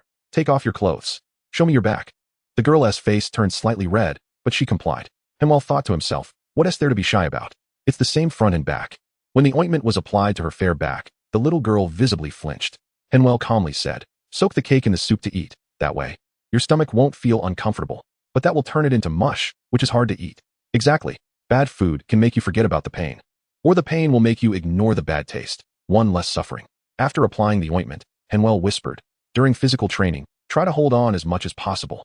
When you return to your room, force yourself to exercise. You have too little muscle." The girl lowered her head. "My name is Michelle." Henwell picked up his mushy food and started shoveling it into his mouth. "You don't need to tell me your name. I want to take care of you. Here, we can only take care of ourselves and rely on ourselves. So don't forget the past beauty and hatred. When you can't hold on anymore, just think of those things, and you'll be able to persevere. If you want to survive, you need to be a little stronger." After saying that, Henwell lowered his head and continued to eat. He understood what the little girl meant. She wanted him to be her support. Indeed, this is the education of a noble family. At such a young age, she can leverage her advantages to gain sympathy from men. Perhaps in a different place, this little girl could achieve great things. But here, as Henwell said, surviving is the most important thing. In the afternoon, the bald man ordered everyone to start running. It was a run without a goal, running continuously until they lay on the ground and couldn't get up even when beaten with sticks. Henwell didn't exert himself fully. He only displayed the abilities of the first tier. Although the bald man was experienced and could always tell which boys were pretending to be too exhausted to get up. Henwell's acting skills were also quite rich. The reactions expected of a child had become instinctive for him. Or rather, only Henwell himself was unaware that his performance was somewhat unnecessary, because in the eyes of others, he was just a child. Chapter 44. Why can't I just hold on? After 10 days of torment, the bald man finally stopped various tortures on the boys. That day, everyone bathed and returned to formation on time, with none being late. The bald man didn't find any reason to punish them today. Instead, he had them line up and wait. After daybreak, the bald man spoke. You can call me Scarface, Oki, Iron Backbone, or Instructor. In any case, no matter what you call me, you all need to understand one thing. For a long time to come, you must obey my orders. It's true that you were bought for a considerable sum, but I don't produce waste. If you're not qualified, I'd rather destroy all of you than let you tarnish my reputation. So it's best to be honest, strictly complete my training tasks, and you can save your lives and leave here. After finishing, Scarface Oki had the boys continue running, interspersed with various physical training. The boys, who had been tormented all morning, trembled as they held their bowls. However, today's meal was noticeably better than the previous 10 days. At least there was meat and vegetables, and the flatbreads were no longer mixed with sand and sawdust. The soup had also been replaced with meat stew with beans. Henwell understood that the obedience training was over. Now began the official physical enhancement and willpower selection. The previous low-quality food would no longer be consumed. The boys were in a growth phase and needed a lot of nutrition. If they only ate those terrible things from before, no matter how much they trained, they wouldn't become qualified killing tools. Having enough food was a blessing for Henwell. But a few days later, he received a long-lost nickname, Rice Bucket. He reminisced about being called that a few years ago while studying at the Knight Kukler's house. Here, Henwell spent his 9th birthday. He didn't even know which day his birthday was. There were no dates announced here. He could only speculate it was within these few days. Thinking about the past 2 years, what a hellish time it had been. Over a year of war experiences, several life and death moments. He initially thought he had latched onto a big thigh, but in the end, due to his empirical approach, his planned future turned into a bubble. Now, he was thrown into a killer training camp, and who knows how terrible the days ahead would be. 3 months into physical training, Scarface Oki began to teach the boys unarmed combat skills. Henwell still performed excellently, but he was not the top. After 6 months, besides the girl named Michelle, no other boy had become friends with him. Now that they were starting combat training, he often became the one being besieged. Scarface Oki didn't mind this. Instead, he occasionally arranged for Henwell to fight against others. In one-on-one fights, Henwell's displayed strength was enough to not fear any boy. But in the wheel battles, he was always the one who couldn't get up after being beaten. However, Henwell also showed bravery and ferocity, which made the other boys wary of him. He knew he had to intimidate these boys while he could. Otherwise, when it came to weapon battles later on, they would be even more ruthless. Henwell found himself in a dilemma. Not wanting to kill them was one thing, but mainly he didn't want to expose his own strength. The early bird gets the worm. He had already suffered once. Now maintaining a leading position was good enough. It would prevent him from becoming a target and still hold some value. After each battle, the girl named Michelle would come to apply medicine for him. Under Henwell's subtle guidance, she turned out to be the best performing girl among all. But it also made her more rejected. After one day's battle, Scarface Oki called Henwell over. Do you really need me to use some methods before you show your true strength? The information left by the skin-peeling demon Liam said that you, kid, are ruthless and can even fight against an adult bandit without falling behind. But this is not the ability you are showing now, right? What? Do you think I'm a fool? Or do you want to hide your strength and escape? Clearly, Liam didn't believe the bandit leader called Nail at that time.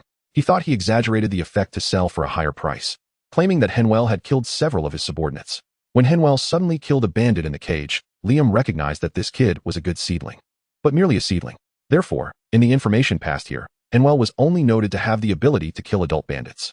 And it was merely stated that Henwell had good willpower and was ruthless. Hearing Scarface Oki say this, Henwell understood in his heart. What he feared most was someone tracing back his path and discovering the things he had done. Now, facing Scarface Oki's questioning, Henwell lowered his head and said, Instructor, I just want to survive. I don't want to offend too many companions, or I will find it hard to survive. Scarface Oki sneered, Haha, kid. It seems you haven't absorbed what I've taught you. It looks like you're not as ruthless as you introduced yourself. Only sheep consider the feelings of their companions. Wolves and lions do not. In a survival of the fittest world, if you're worried about being rejected and finding it hard to survive, it just proves you're not strong enough. I don't give a damn about you. I certainly know this principle. I'm not afraid of those boys affecting my survival. I'm afraid of you lot. Seeing Henwell not respond, Scarface Oki pointed at a nearby guard and said to Henwell, Go, kill him. Before Henwell could act, that guard directly reached out to grab Henwell's neck. Henwell dodged to the side, stepping aside and slamming his shoulder into the big man's ribs. The man, pushed back, raised his foot to smash towards Henwell's neck. Henwell used his arm to block, the opponent's force causing him to slide sideways a step. Immediately after, the guard's left foot kicked towards Henwell's head. Just as Henwell used his right arm to shield his head, the guard's right fist came smashing down. Hung Wei raised his left hand and accurately caught the opponent's fist, pulling it towards himself to neutralize the opponent's force, while his right fist landed solidly on the opponent's chest. Then, Heng Wei stepped forward, bent his right arm. and collided again with the guard's chest. After taking 2 hits, the guard leaned back, but his right fist was still in Heng Wei's left hand. Heng Wei lifted his foot and kicked the opponent's calf, while stepping back 2 paces, sharply pulling the opponent's right arm. As the guard's body was pulled straight and floated parallel to the ground, Heng Wei raised his right knee and struck violently at the opponent's face. His body twisted, and he nimbly jumped behind the opponent, waiting for him to land before Heng Wei knelt on the opponent's back.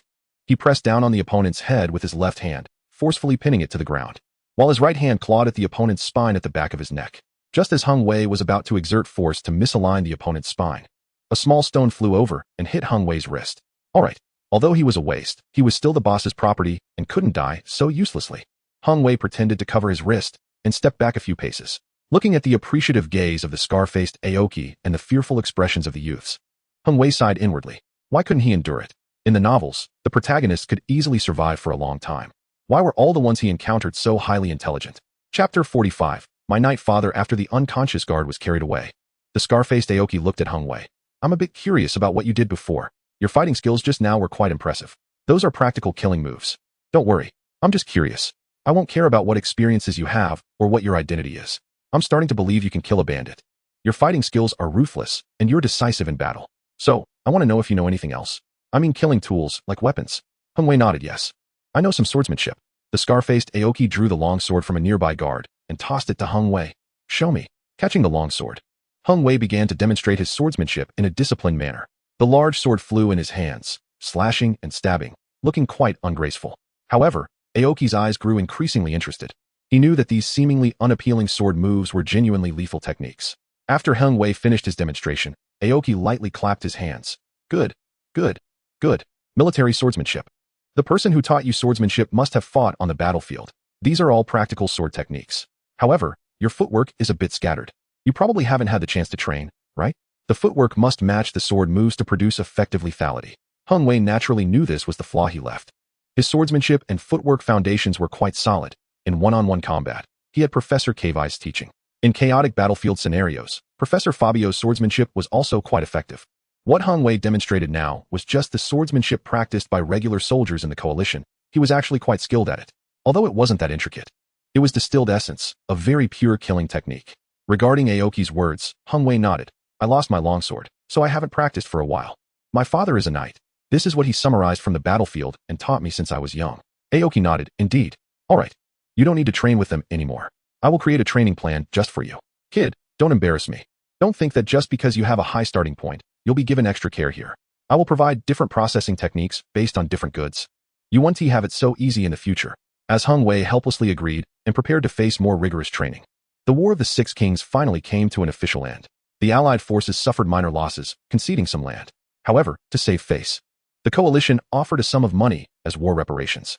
Thus, both sides declared victory.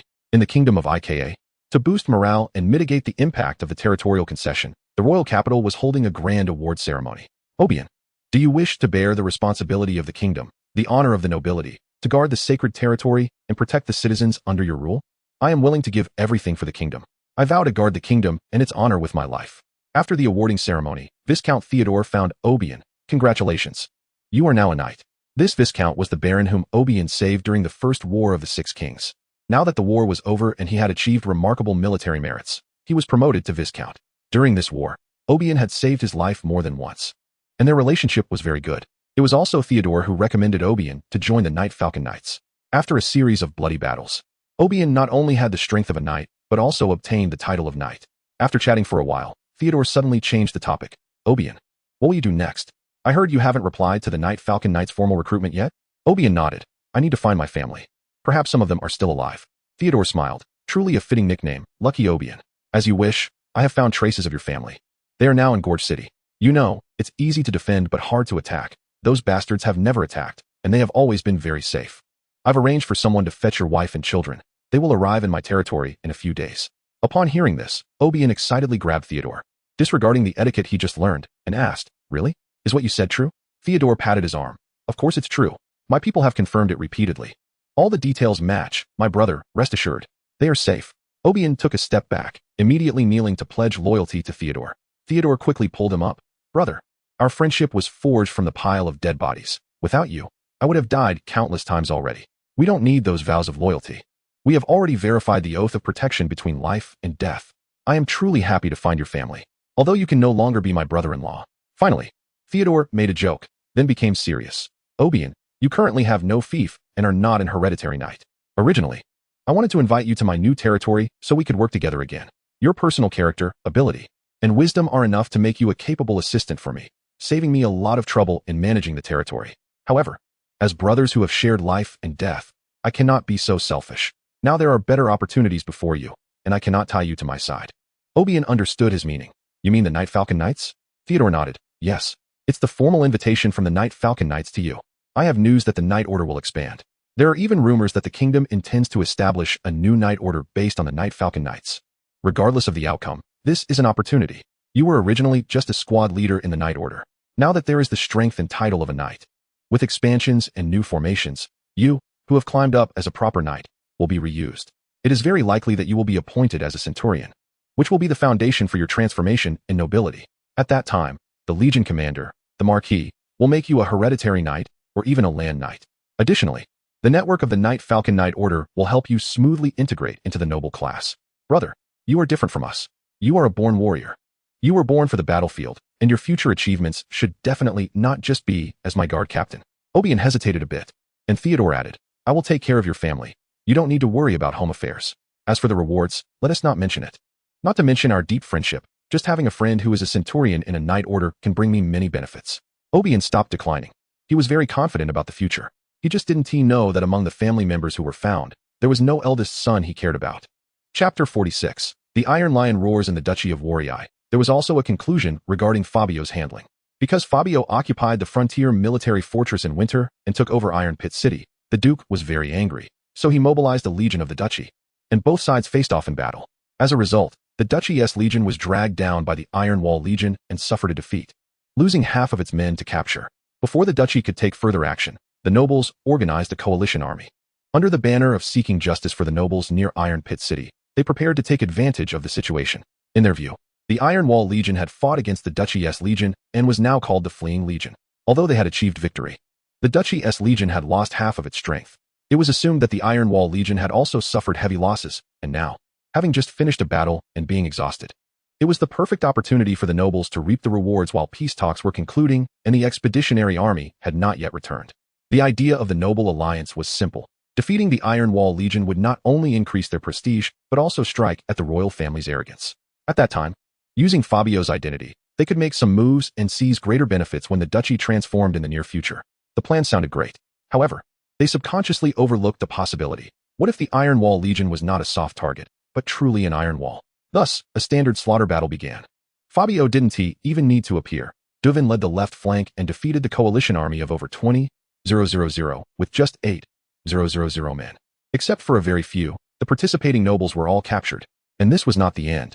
Fabio then led the legion to capture all the nobles who supported the coalition from their castles.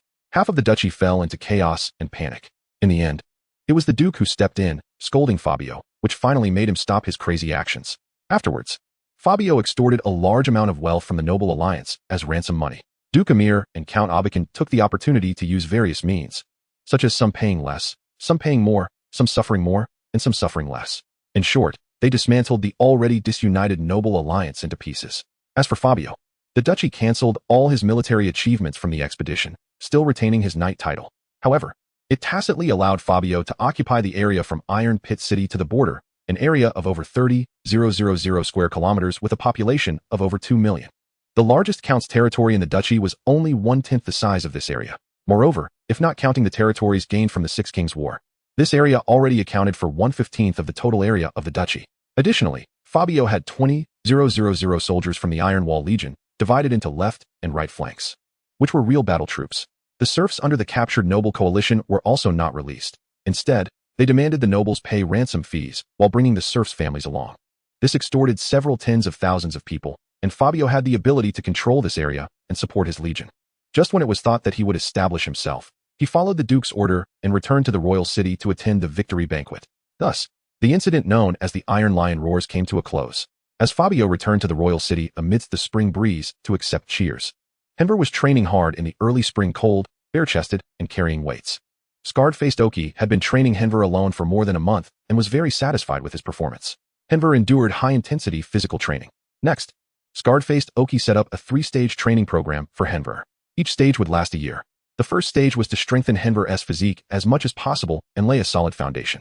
The second stage was to cultivate Henvier's various combat skills, familiarize him with the use of different weapons, and help him understand the weaknesses of humans. The third stage was for scarred-faced Oki to take Henvier into actual combat to accumulate battle experience. After the 3 stages, Henvier would be ready for deployment, at which point he could be entrusted to the organization. Upon learning all this, Henvier was also surprised. Such good news? Being able to live safely for 2 years was truly great news. However, the existence of plans holds great significance precisely for change. Just when Henvier had been undergoing physical training for half a year and had spent a whole year in this place known as the Forge, things changed. At this moment, Scarred-Faced was roaring at Liam, who had bought Henvier. What did you say? You want to shorten the time? Are you out of your mind? These people haven't been transformed properly. What can they do if taken out now? They are not qualified tools at all. Liam pushed aside the approaching scarred-faced Oki. Of course, I know they are not fully formed yet, but things have changed a bit. The organization is investing in a big project and funds are tight, so we need to recover some money. They will be sent to the Blood Corner Arena to earn more gold coins for the organization, so they don't need such long training. Right now is just fine. Young gladiators are very popular. Many nobles and their wives and lovers enjoy watching kids fight. Scarred-faced Oki, upon hearing this, stopped roaring and said coldly, "You mean to use my creations as disposable items?" Liam shrugged. It might not necessarily be disposable. If they become stars in the arena, they might live longer. With good luck, they might even be pardoned. Are you insulting me? Scarred-faced Oki exuded a fierce aura, with a faint blood mist appearing around his body. Liam took a sip of his drink. Have you thought it through? Are you really going to fight me? As he spoke, bright lines began to glow on Liam's blue robe. Moments later, seeing scarred-faced Oki not backing down, Liam sighed and pulled out a roll of parchment and threw it over. The chief's orders. Take a look. While scarred-faced Oki read it, Liam explained, the war has been over for almost a year, and the exchange of prisoners from all sides has been completed. Many of those prisoners without exchange value have flowed to the gladiatorial arena, and the frequency of bloody gladiatorial fights is increasing. Our gladiatorial arena cannot be compared to others. We can only showcase those semi-finished goods and hold youth gladiatorial matches, which is an advantage that no other arena has. After a moment of silence, Scarface Aoki said, all right. However, I want to keep one person. He. Liam raised his hand and continued, I know, your product number 1, which I personally bought. He cannot stay. Our plan is to make him a youth star gladiator. He is the core of this batch of children. You are ruining a fine piece of work. As an assassin and shadow guard, how much can he earn? If our plan succeeds, he can earn us tens of thousands of gold coins in a year. You've seen the order. This is an undeniable fact we cannot change. In 5 months, at most 7 months, I will come to take him. Chapter 47. The Professional. Number 1. You should realize that the situation has changed. I was going to train you to be my best work, but now you have a new destination. And I will start teaching you some special techniques, hoping that you can live a little longer.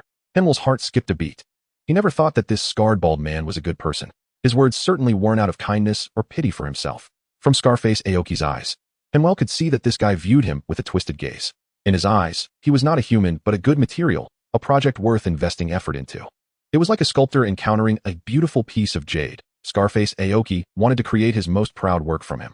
Now, his expression of regret and reluctance was merely a lament for missing out on a masterpiece.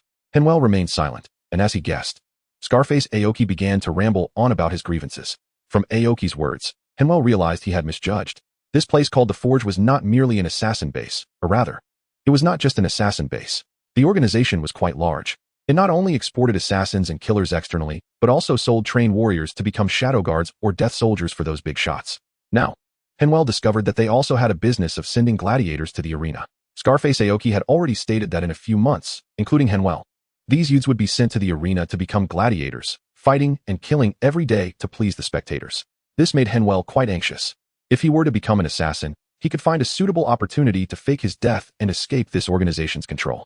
But if he became a gladiator, it would be disastrous. The chance of escape would be minimal, and the danger level would rise sharply. He never expected such terrible news to arrive on his 10th birthday. After learning this news, Henwell put escape on his agenda. For the next 6 months, Henwell no longer continued to receive training from Scarface Aoki, but instead trained with the other youths under a new instructor. Scarface Aoki continued to oversee their various training sessions, and only in the afternoons would they be taught various techniques for the arena by the new instructor. One-on-one combat, group battles, unarmed fights, fully armed confrontations, battling humans, and fighting fierce beasts. Various combat knowledge was imparted to the youths one by one. There were 2 practical combat sessions each month, either dealing with captured prisoners or captured beasts. Initially, there were 73 boys in Henviel's group. During Scarface Aoki's year of training, 7 boys died. And in just the first month of targeted intensive training, 5 had already died. Henviel clearly felt that these youths had transformed from initial goods into disposable consumables. But there were some benefits. Apart from better meals and new housing with windows, the most important thing was the potions sent by the organization. These were night body refining potions. The people here had no time to teach the youths night body refining techniques. They only wanted to use this to enhance the youth's physiques so they could perform better in the arena. Henviel was quite fond of this free stuff. It was just that the quantity was too small. 1 potion was only enough for him to use for a week. Of course, other youths would need at least 3 months to fully absorb it. 3 months later, Henviel received a second body refining potion, which also meant he only had 3 months left. The new instructor was a champion gladiator who had fought in the arena for over 10 years and could finally stop fighting now. His experience was invaluable, allowing the youths to gain the most applause at the least cost. When you feel pressed for time, it seems as if time speeds up, rushing forward. Soon it was the 6th month, and Henviel still had no opportunity to escape. The organization had already begun customizing various items for the youths, including weapons, armor, clothing, and shoes. Clearly, they were very close to their departure. One day, Scarface Aoki found Henviel. "Hey, kid, I hope you can survive. Hold on for a year. If you're still alive, I'll find a way to bring you back. Your mind and your strength should not be wasted on gladiatorial performances. You are meant to kill. You were born to kill. Your whole family was born to kill." Scarface Aoki did not hear Henviel's internal complaints and continued. "Your journey is still long. You should have better opportunities. What you think is strength is just a joke. You think your father is strong? But he couldn't withstand 10 moves from me. The so-called knights are merely the entry level for professionals, just a stepping stone to the extraordinary. There is a much broader world ahead, far more splendid than you can imagine. Above knights, there are great knights, iron knights who comprehend the knight's heart, and glory knights who incorporate the knight's will into their souls. And I am not a knight. My path is that of the berserker, but I cannot teach you. One reason is that you are not qualified, and more importantly, my power comes from my bloodline. Among professions like knight, berserker, ranger, shadow, sorcerer, and spellcaster, each has its bloodline profession, and they are the top existences in their respective fields. Those without bloodlines can hardly reach such heights in their lifetimes. They are the favored ones of the gods. Of course, so am I. After finishing, Scarface Aoki emanated a faint blood-colored mist and reached for a nearby shield. Like a red-hot branding iron touching ice, Scarface Aoki's fingers effortlessly pierced through the steel shield, creating a large hole in it. After retracting his energy, Scarface Aoki looked at the dazed Henviel and smiled with satisfaction. "Kid, live well. If you're still alive a year later, I'll show you a broader world." After Scarface Aoki left, Henviel inspected the shield to ensure there were no tricks. Damn, is he that brutal? Is he still human? Stronger than steel? Henviel felt a wave of fear. He had once thought about finding an opportunity to escape. Luckily, he hadn't acted. Otherwise, he would have been in grave danger. This world is so amazing. It turns out there really is extraordinary power. The knight's fighting energy is just the simplest application. Henviel is now very interested in the so-called professionals. However, 2 days later, Henviel realized that the power displayed by Scarface Aoki was indeed formidable, but it certainly wasn't easy to cultivate, and using it came with a significant burden. At that time, Henviel felt that after Scarface Aoki retracted his abilities, his aura diminished greatly. It seemed that if he were unprepared, Henviel could still pierce his neck with a single sword strike. This is good. As long as he is not defenseless, everything can be discussed. Chapter 48. The Arena. Hello, everyone. My name is Benkoro, but more people prefer to call me Blood Corner, and I like it too. From now on, you will be under my management. I guarantee your food, clothing, shelter, and transportation, but you must obey. If you are not obedient, I won't spank you. I will simply twist your heads off and hang them in the corridor, just like your predecessors. A middle-aged man with a small mustache rested his hands on a beautifully patterned metal cane, smiling as he introduced the situation to the youths. After he finished speaking, he raised his cane and pointed to the human skulls hanging like decorations from the top of the corridor. Seeing that the youths were silent, Blood Corner Benkoro smiled and said to his assistant, "Look, I told you we should have brought a batch of people from the base. Look at this quality, it's fantastic." The assistant smiled in response, but did not speak. Blood Corner lightly tapped the floor tiles with his cane, producing a crisp metallic sound. "All right, next, I will take you to see my masterpiece, which will also be your future home." Blood Corner led the way, and the youths, escorted by fully armed guards, entered a massive building. It was an oval-shaped arena, with tiered seating extending to the top. Of course, it was called the arena here. The combat area in the center was slightly larger than a football field, with a stone-paved floor that bore the marks of time, uneven and presenting a brown hue. This was the result of blood staining it over the years. If one crouched down and sniffed the stone, they would catch a whiff of the metallic scent of blood.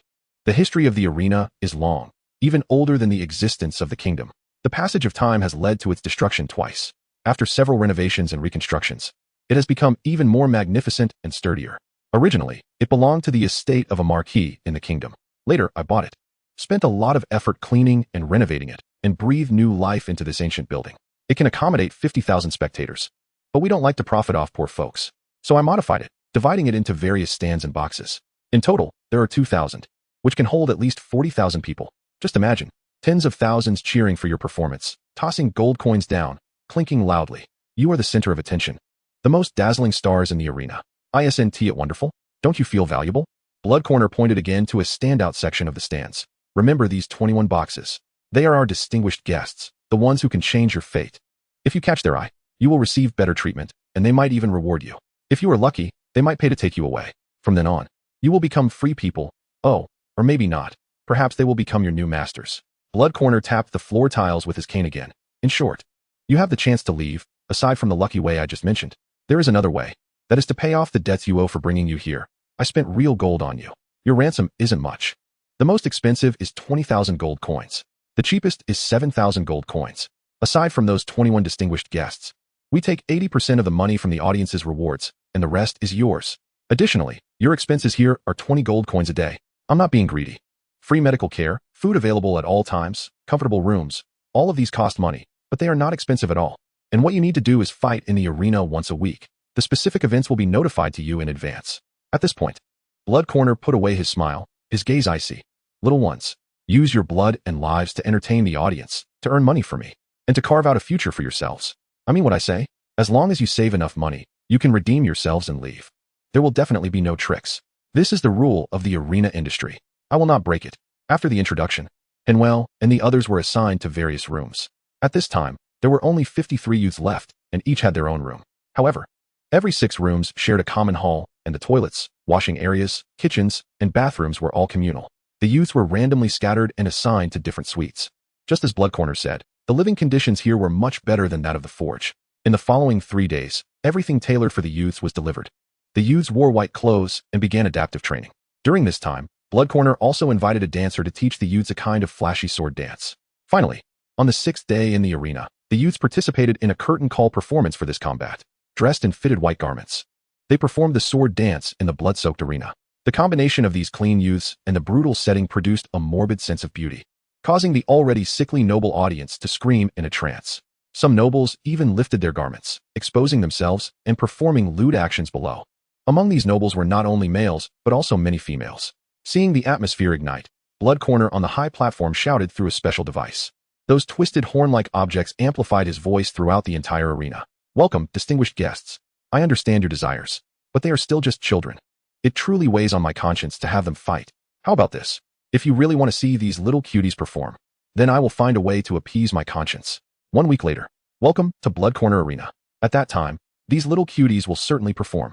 I can guarantee you will see what you want to see, absolutely not this beautiful sword dance, but bloody battles. After these words, the atmosphere in the arena became even more heated, and a large amount of money was thrown down by the audience. 4 days later, Henvier received the task arrangement. The young gladiators would be divided into 4 battles. All of them were team matches, the first 4 matches consisting of teams of 12 fighting against beasts, death row inmates, and captured soldiers. The final match would be a team of 5 against 5 adult gladiators under Blood Corner's command. Without a doubt, the last match was the most dangerous. Even the lowest level gladiators were specially trained, stronger, and more skilled than the captured soldiers. Henvier was clearly assigned to this group. Along with him were several exceptional youths, including a girl named Michelle. The 4 of them, along with Henvier, were now arranged in the same suite. They all knew that Henvier was the strongest among them, having received special training from Scarface Oki. Now they want to know what plans Henvier has. Chapter 49, Bloody Debut.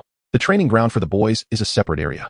Armed guards are stationed, and adult gladiators are not allowed to approach. Henvier is training intently with the 4 others, not practicing formations like the other boys. In Henvier's words, he doesn't trust these boys, and the other 4 don't have any trust in him either. Rather than awkwardly coordinating, it's better to each showcase their own strengths. In the end, they can each choose an opponent. At this moment, it is clear that the gladiators have also received news about the upcoming battle with the boys. Most of the gladiators are curious about which boys will participate. They are not worried about being matched up against these half-grown kids. After all, many gladiators have considerable strength, are skilled with various weapons, and could even leave the arena if they wanted to. They just enjoy the audience's cheers and the high salary of this profession. Some simply enjoy fighting, killing, and the thrill of life and death. If these people are to fight against the boys, it would lack any entertainment value. Therefore, only those lower-tier gladiators, who lack strength and talent, would be chosen as opponents for the boys. Henvier and his group have already seen their upcoming targets. They are also watching the boys and quickly lock onto Henvier and his 4 companions.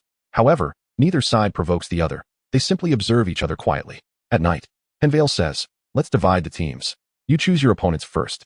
After a day of observation, they have a general understanding of their opponents' sizes, weights, and strengths. While watching their opponents train, they also notice the weapons they are skilled with and various strengths and weaknesses. Each person has a targeted plan in mind, selecting the opponent they feel most confident against, one where they can maximize their advantages. These boys were initially trained as assassins, so observation skills are a basic operation for them. Soon it is the day of the gladiatorial combat, and the first 4 matches featuring the young gladiators have already brought great visual stimulation to the audience. The boys in white, at the age of blooming flowers, possess superb killing skills. This contrast drives the audience wild, throwing their gold coins around with abandon. Finally, it comes to the last match of the young gladiators. When 5 gladiators come up, everyone thinks the young gladiatorial show is over. Just then, another cage opens, and 5 boys are driven into the arena. These 5 boys can't even hold their weapons steadily, crying and begging for mercy. The audience is stunned, and before they can question Bloodhorn, the 5 gladiators charge forward. Moments later, the 5 boys lie dead on the ground. To make it even more gruesome, the 5 gladiators dismember the bodies. The scene is enough to make anyone's scalp tingle. Although the audience is somewhat dissatisfied, they know that these are professional gladiators, and no matter how strong the boys are, they cannot compete with adult gladiators. Just when the audience thinks it's about to end, the gates of the arena are opened again. 5 boys in white slowly walk into the arena.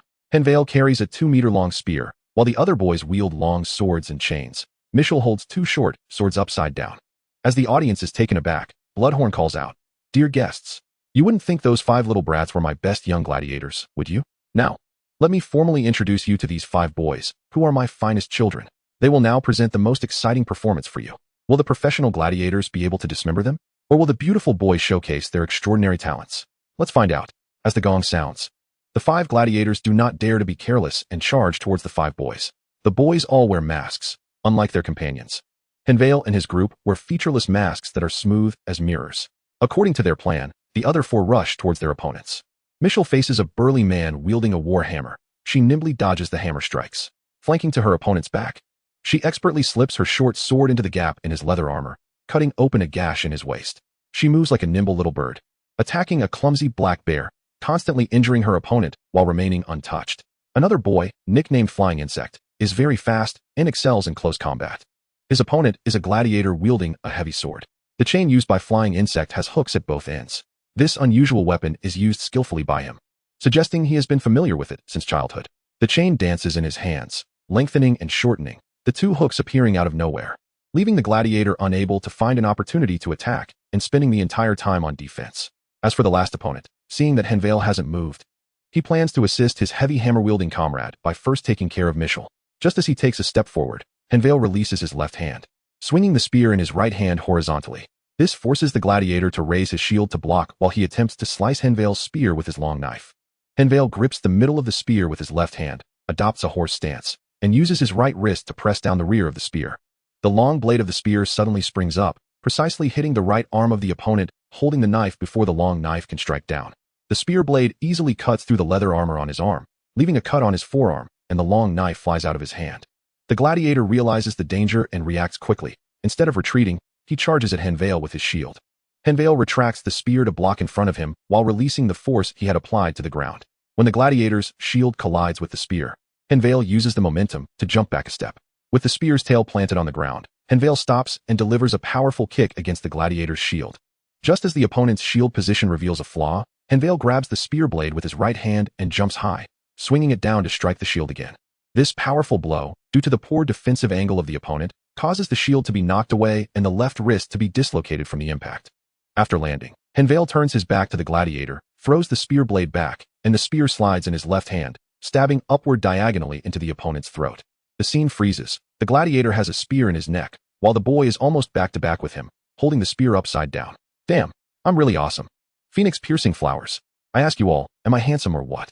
Henvier pulls out the spear, but shows no intention of helping his companions, leaving the spear blade embedded in the cracks of the stone slab. The white-clad boy, untainted by blood, leans against the spear, facing the corpse kneeling on the ground, while fierce fighting continues around him. This truly allows Henvier to show off. The audience goes wild, frantically throwing coins at Henvier. Chapter 50, Gladiator Code Names. After Henvier dispatches his enemy, he watches the show for 3 minutes. During this time, Michelle pierces her opponent's lungs with her dual swords, and Flying Insect strangles his blood-soaked opponent with his hook chain. After each person completed their kill, they stood around Henvier, the last boy. After beheading the gladiator who had fallen to the ground with his Achilles tendon severed, also joined the group, resting his hands on his great sword. This classic anime formation. How could the audience not be excited? They erupted in cheers for these killing youths. Henvier gently bowed, clutching his chest in thanks to those around him. And the other boys followed suit, except for Michelle, who performed a ladylike curtsy. Elegant. Bloody. This is what nobility pursues. Masterful. Once the gladiatorial performance concluded, Bloodhorn approached Henvier and the others. Was that all planned by you? Or whose idea was it? The 4 boys glanced at Henvier and Bloodhorn with a blank expression. Walked up to him, kid. From now on, stick with me, Bloodhorn. You're incredible. You've already become stars of the arena. As he spoke, Bloodhorn couldn't help but clap Henvier on the shoulder and laugh broadly. Kid, no wonder you're called number 1. Can you tell me how you came up with these ideas? Henvier calmly replied, because we are originally of noble birth, we naturally know what those people desire. Bloodhorn circled around Henvier. It seems your family is quite prestigious. Don't worry, I'm not probing into your background. After saying this, Bloodhorn tapped his staff on the ground, and a guard entered carrying a box. Bloodhorn used his staff to open the lid, revealing neatly stacked gold coins inside. Today you helped me make a fortune, including this as your prize share. Do you want to pay off debts? Or save it for expenses? I can round it up for you, 500 gold coins each. Henvier asked, my lord. I would like to know if the arena sells knights' body-enhancing potions. What? You want to buy some? Henvier nodded, and Bloodhorn, curious, asked, can you tell me why? Normally, shouldn't you be saving money to leave this place? The other boys were also puzzled as to why Henvier would do this. Henvier calmly explained, for me, the most crucial thing is not to leave, but to survive until adulthood. I have some enemies, and now with the arena's protection, those people want to come after me. Once I leave, it might be very hard to survive. Bloodhorn approved, very clever. Many people think this place is hell, but if hell can shield you from your enemy's pursuit, then it's south not the worst place, is it? The other boys pondered this. Bloodhorn continued to ask, your decision is wise. But you still haven't said why you want to buy body-enhancing potions instead of saving up. 2 reasons. First, it's easy to make money here, Lord Bloodhorn. You have the channels, so I want to quickly convert the benefits into personal strength. Second, the arena doesn't support idlers. I can't be the one who gets eliminated. I have to become stronger to deal with increasingly dangerous fights. The stronger I am, the more money I can make. The more I can help you, Lord Bloodhorn, the safer I will be. After a moment of silence, Bloodhorn gently clapped his hands. Very good. Excellent. I should have brought you here sooner. I agree to your request. I will sell you the body-enhancing potions at cost, 240 gold coins each. I hope you can repay my kindness adequately. I look forward to your growth. Henvier bowed in thanks. Lord Bloodhorn, I want 2 potions. My body is special, and I don't absorb potions well. I need to spend the equivalent of 4 potions to achieve the effect of 1 for others. Bloodhorn did not doubt him. As many people have average talents. Very good. Knowing your weaknesses means you will work harder. The potions will be delivered tomorrow morning. The other boys also expressed their desire to buy 1 potion, enjoying the same wholesale price. They really needed over a month to absorb the body-enhancing potions, so buying more wouldn't be meaningful. As they were leaving, Bloodhorn turned back and said, you now have a reputation. Think of your own code name, preferably something catchy. The next day, their code names were submitted: Scorpion Tail, Wolf Spider, Flying Ant, and White Butterfly, all insects. As the boys put it, they were currently as weak as bugs, but they also had a lethal side. As for Henvier's code name, they couldn't understand it. Sheen, what does this mean? It sounds like mercy in the common tongue of the continent. In response to Bloodhorn's inquiry, Henvier smiled. No, it's a slang term from my hometown. A reference to my family, only meaningful to me. A few days later, a new gladiatorial match began. Henvier and his 4 companions took the stage again, facing a group of captured soldiers. The 5 easily dispatched the 10 or so opponents, winning decisively. At this point, their masks already had patterns. The others were designed by the arena's artists. Henvier, however, created his own design, resembling mysterious runes. It was the character Sheen written in small seal script from his past life. After this match, Henvier and the others received several hundred gold coins again. After buying another body-enhancing potion, Henvier stopped Bloodhorn. My lord, if possible, we'd better not participate in the next match. Although Bloodhorn smiled, there was a cold gleam in his eyes as he gently asked, oh, Sheen, can you tell me why? Are you all too tired? Henvier knew that Bloodhorn had developed murderous intent, thinking that he was becoming arrogant due to favoritism. But Henvier certainly wouldn't be so reckless. He had realized during today's match that these captured soldiers had also participated in gladiatorial fights. However, these people were not Bloodhorn's gladiators. They were brought over from other arenas. The purpose was to humiliate other arenas to prove that his arena's performances were the most exciting and that his gladiators were the best. However, this raised a problem. The other side would definitely not let this go easily and would seek revenge. Being able to run such a semi-prohibited business in the arena clearly indicated that there were powerful backers behind it. Cutting off someone's source of income is akin to killing their parents. As for Bloodhorn, it wasn't so serious. In the end, arena matters still came down to gladiatorial fights. The other side would surely target these boys, and Henvier and his companions would definitely face specific challenges from them. However, Henvier couldn't say this outright and could only persuade Bloodhorn from another angle. My lord, our value lies in our rarity. As the saying goes, rarity increases value. Only by maintaining mystery and reducing our appearances can we ensure that those nobles continue to spend big to watch us. My lord, just 1 or 2 battles a month would be enough. We should whet those nobles' appetites. Let them maintain a sense of hunger, not get tired of us. And keep looking forward to us, which is more beneficial for the arena's reputation. Besides, my lord, we are still children. We are very fragile. And we need time to grow. Earning money steadily over time will lead to greater longevity. What do you think? Bloodhorn scrutinized Henvier, and after a moment, suddenly burst into laughter. You're really a bad little boy. Chapter 51. I've gone crazy. Bloodhorn did not agree immediately. In the next gladiatorial match, Henvier and the others participated as usual. They still achieved victory, but the other 4 teams of boys were targeted. A great noble spent money to deploy gladiators he kept in other places according to the rules of the arena. The 4 teams of young gladiators suffered varying degrees of losses, with a total of 5 boys dead and 7 disabled. This accounted for almost a quarter of their numbers. The losses of the first team of young gladiators made Bloodhorn furious. After calming down, Bloodhorn recalled what Henvier had said and immediately made new adjustments. Issuing a new regulation, young gladiators would not accept monetary challenges for 6 months. After 6 months, they would only accept challenges from their peers and adult gladiators.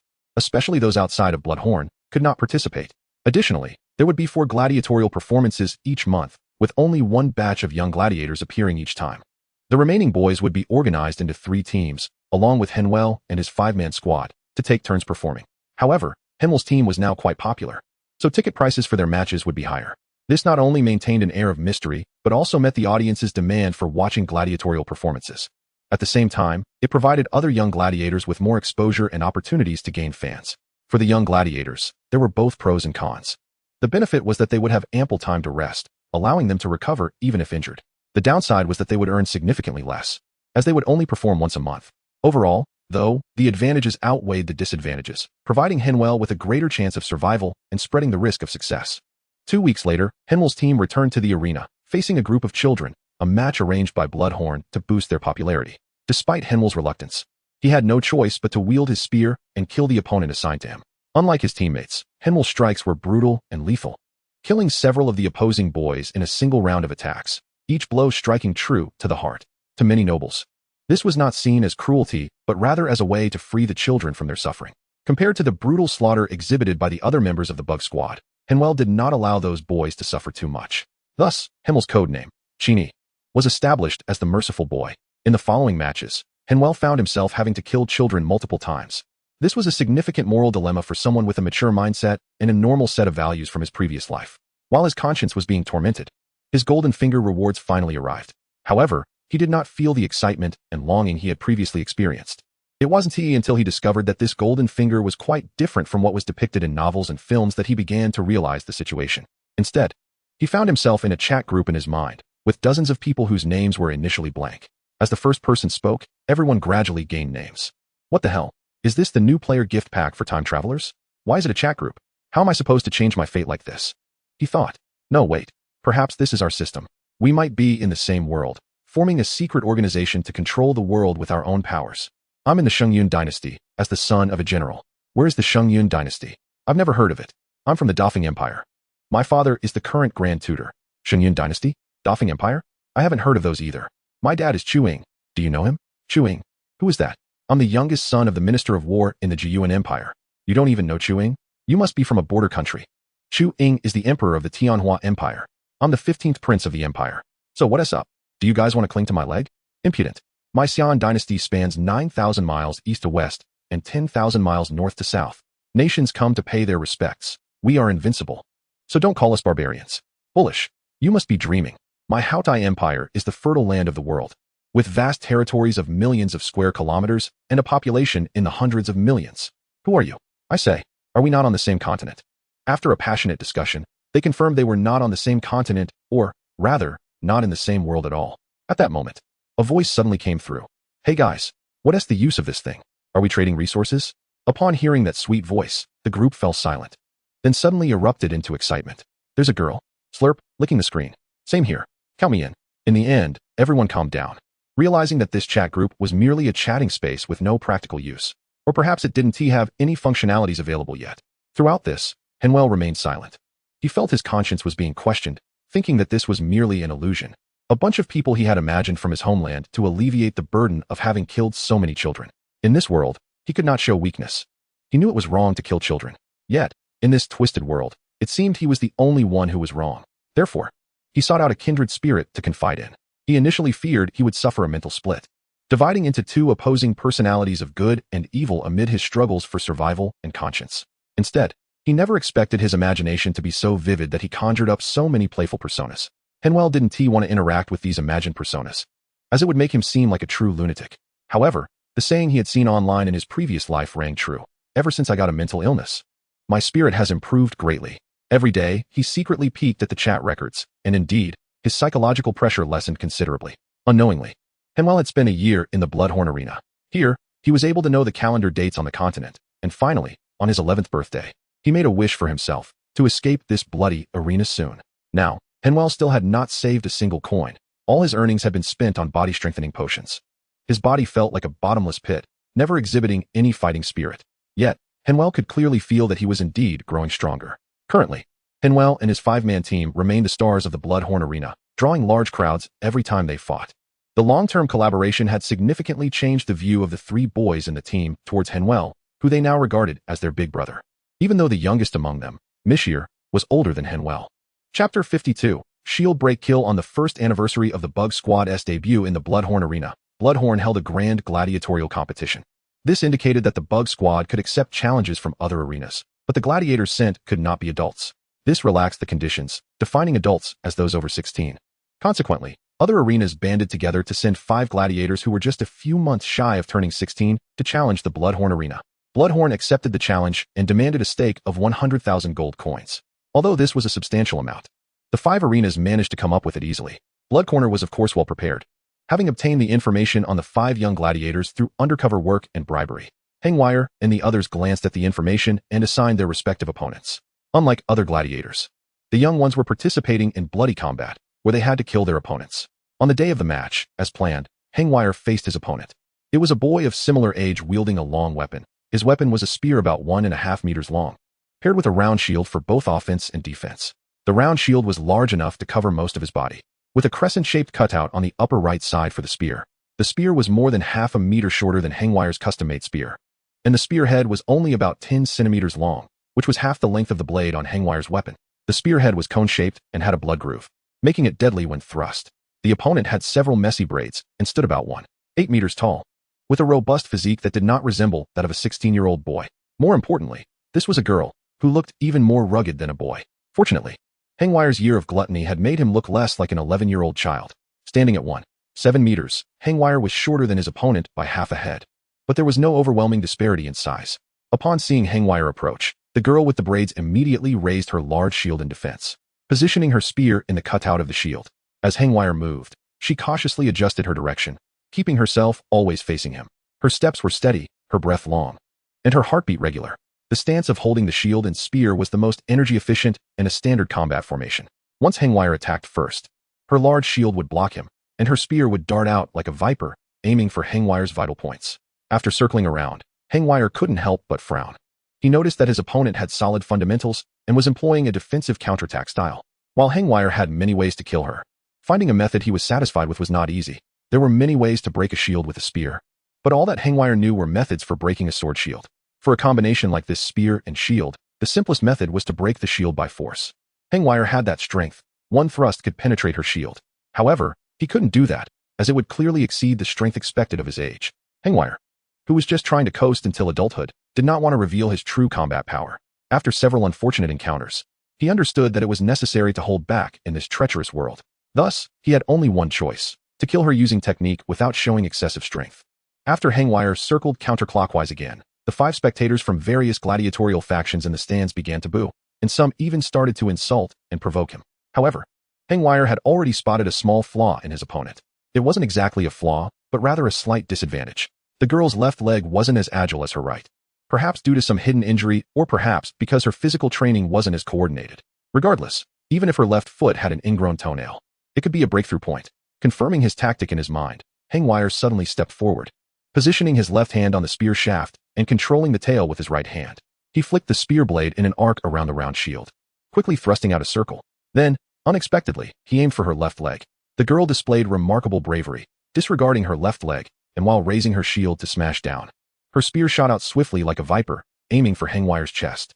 Henvier sidestepped to avoid the spear, and when she retracted it, he charged forward, shoulder-butting her large shield. The actions of smashing the shield and thrusting the spear caused her center of gravity to shift. Henvier's shoulder hit her, causing the girl to stumble back several steps. However, as she retracted her spear, she swept at Henvier's legs, trying to force him back. Her sweep missed, as Henvier had already jumped, dragging the spear tail in a wide arc downward. Feeling the whistling wind, the girl's face changed before she could stabilize her stance. She raised her shield to block the descending spear blade. The tremendous force transmitted through her arm forced her back another 2 steps. Henvier's right hand slid along the shaft of the spear, and his body lunged forward. When her stance was still unstable, he kicked her shield. This pushed her back a few more steps, but that wasn't the end. Henvier used the momentum from his powerful kick to jump again. He grabbed the connection point between the spear blade and shaft with his right hand, swinging the spear around to smash down onto her shield. The girl's shield took another heavy blow, and after retreating 3 steps, she suddenly felt a sharp pain in her left foot. The distraction was secondary. The main issue was that it caused her center of gravity to shift, exposing a gap in her shield. Henvier was waiting for this opportunity. This time, he didn't kick the shield again, but leaped high. He released his grip on the spear, allowing the recoil to bounce the spear tail up, sliding his palm along the shaft. In midair, Henvier grasped the middle of the spear.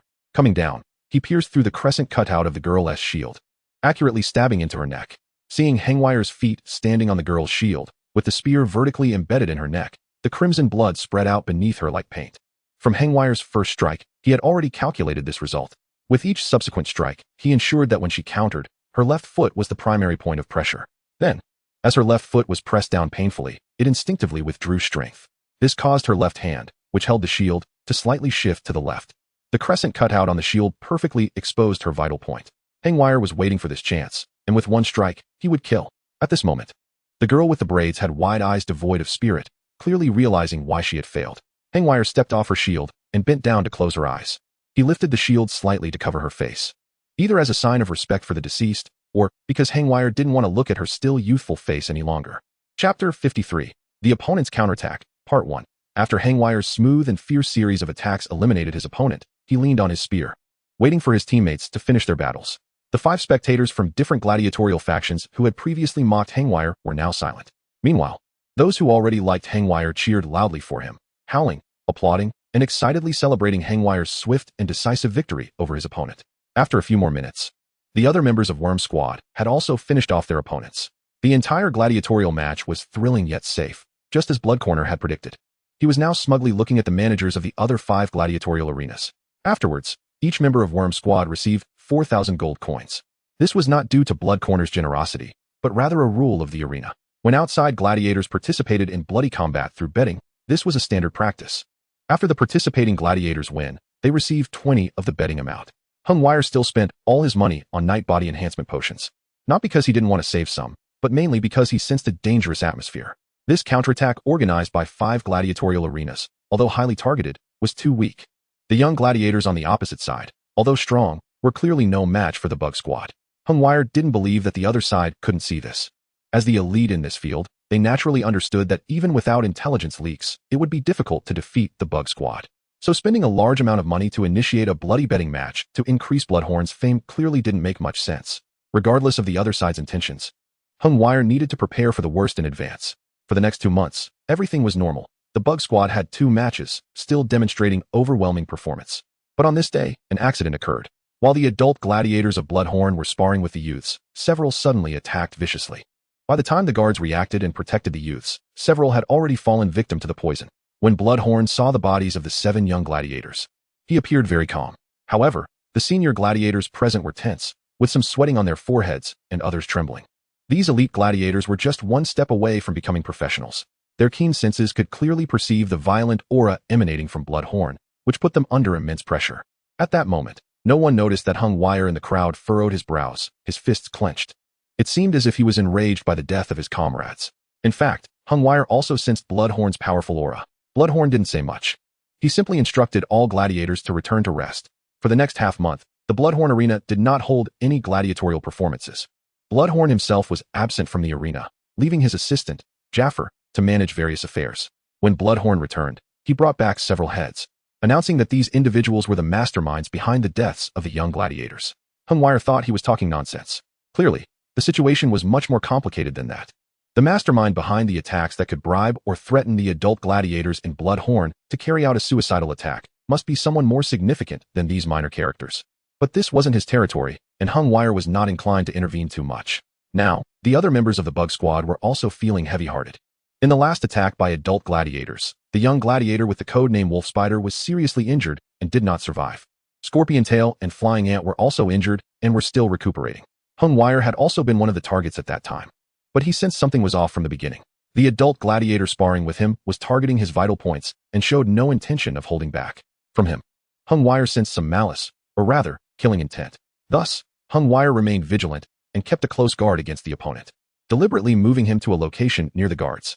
This allowed Henvier to respond in time without exposing his own strength when the attack occurred, disrupting the opponent's rhythm and holding on until the guards intervened. This attack cost Bloodhorn several young gladiators, and they were all quite promising.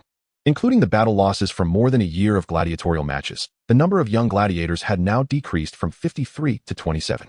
The Bug Squad lost one member, and they needed to readjust again. Bloodhorn selected the most outstanding remaining young gladiator to join the Bug Squad. He donned the Wolf Spider mask, taking the place of the deceased youth and becoming the new Wolf Spider. The remaining 22 were divided by Bloodhorn into 4 teams of 5, with 2 kept as substitutes. Bloodhorn didn't want to request more young gladiators from the organization, but he was flatly rejected. No matter how he described the potential wealth these youths could generate, the higher-ups refused to allow him to pull new recruits from the training base. Over the past year, Bloodhorn had also attempted to purchase slave children to train himself, but the results were not ideal, both in temperament and combat effectiveness. Compared to the youths from the Forging Furnace base, they fell short in many ways. Thus, this batch of young gladiators had become unique commodities for Bloodhorn, in a situation where losing one meant losing another. Consequently, Bloodhorn changed the strategy of the gladiatorial arena, aiming to minimize the exposure of these youths. As for the Bug Squad, although they still fought once a month, the betting amounts were raised significantly. On the eve of Henvier's 12th birthday, he was to participate in a gladiatorial tournament during the summer festival.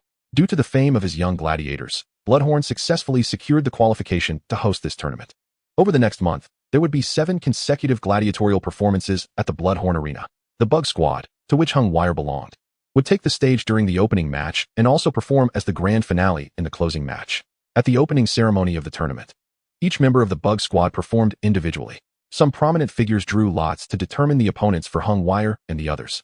Henvier drew the task of fighting several wild wolves with bare hands.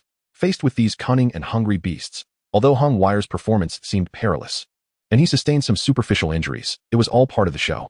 Henvier's unarmed combat skills were quite good, and he felt little pressure against the wild wolves.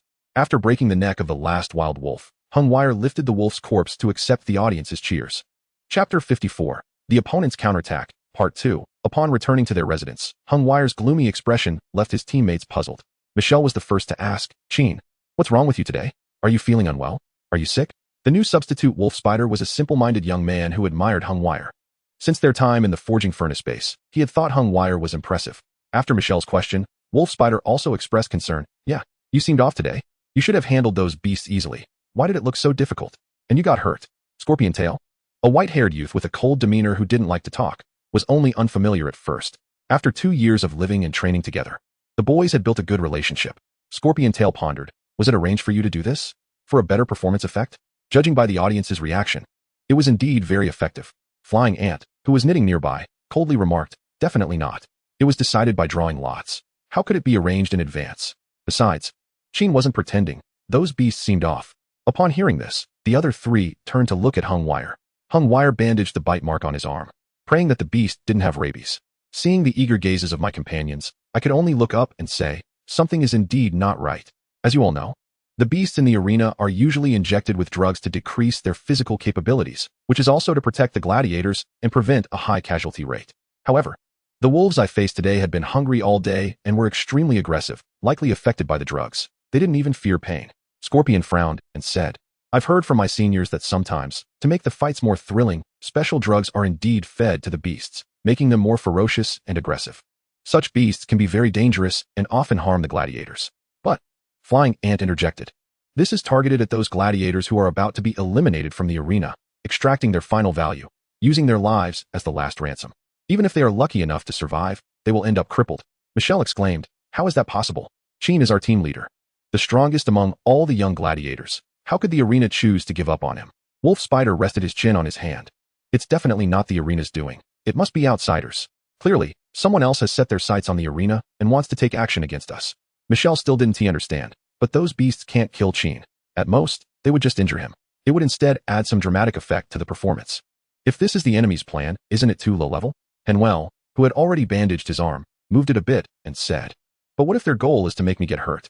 He looked around at the four of them and said softly, don't forget. We still have a curtain call performance to do. I think that's when the enemy will show their deadly fangs. The few of them were startled, and Flying Ant also put down the sweater he was working on. Michelle worriedly said, then we should quickly tell Lord Bloodhorn about this. Henvier shook his head. It's useless. No matter what, we must participate in the curtain call performance. Even Lord Bloodhorn can't change this, so in the end, we will still have to face danger. At least Lord Bloodhorn can find out who is behind this, allowing us to prepare and not face unknown opponents. Henvier didn't think this would be of much use. Since the enemy had already made their move, they must have a series of plans. This time, their deadly move would definitely not be easy to crack. After several tests, it was finally time for a decisive battle. After the Bug Squad's reminder, Bloodhorn was indeed surprised and conducted some investigations, confirming that Henvier's match had issues. However, he couldn't go to the distinguished guest who drew the lots to confirm the situation, only able to strengthen defenses to protect the youth's safety. Soon, the final gladiatorial match of the summer festival arrived. After determining the champion gladiator of this session, it was time for Henvier and the others to take the stage. At this moment, their opponents chose to strike. At the request of a marquis and several nobles, Bloodhorn had no choice but to change the Bug Squad's performance into a bloody gladiatorial fight. The other 5 arenas jumped in at this time, stating that to give the 2 dukes present a more thrilling performance, they were prepared to finance a bloody gamble. By the time Bloodhorn sensed something was wrong, it was already too late. A total of 200,000 gold coins was put forth by the 5 arenas, but they didn't provide their own fighters. Anyone under 16 could participate in the challenge, and if victorious, the challenger would take all the money. Bloodhorn's face changed drastically.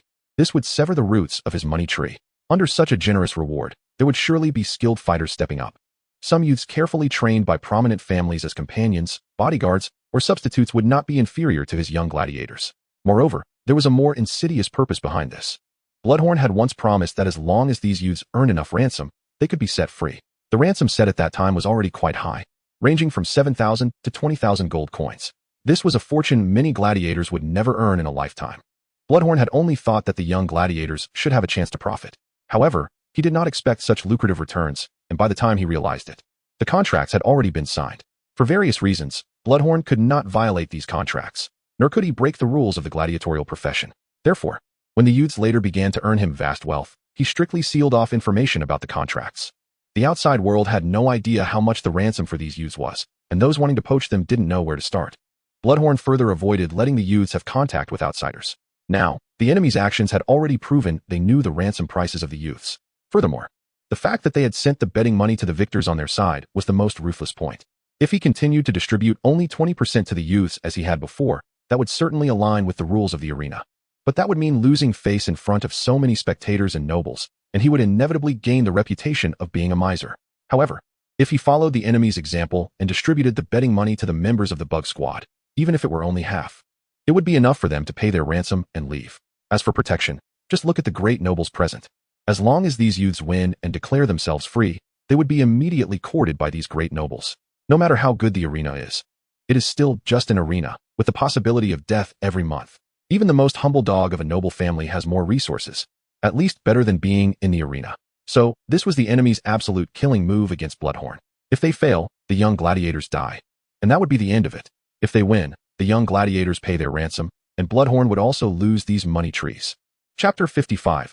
Night Duel. Bloodhorn pondered deeply, unable to figure out how to untangle this situation.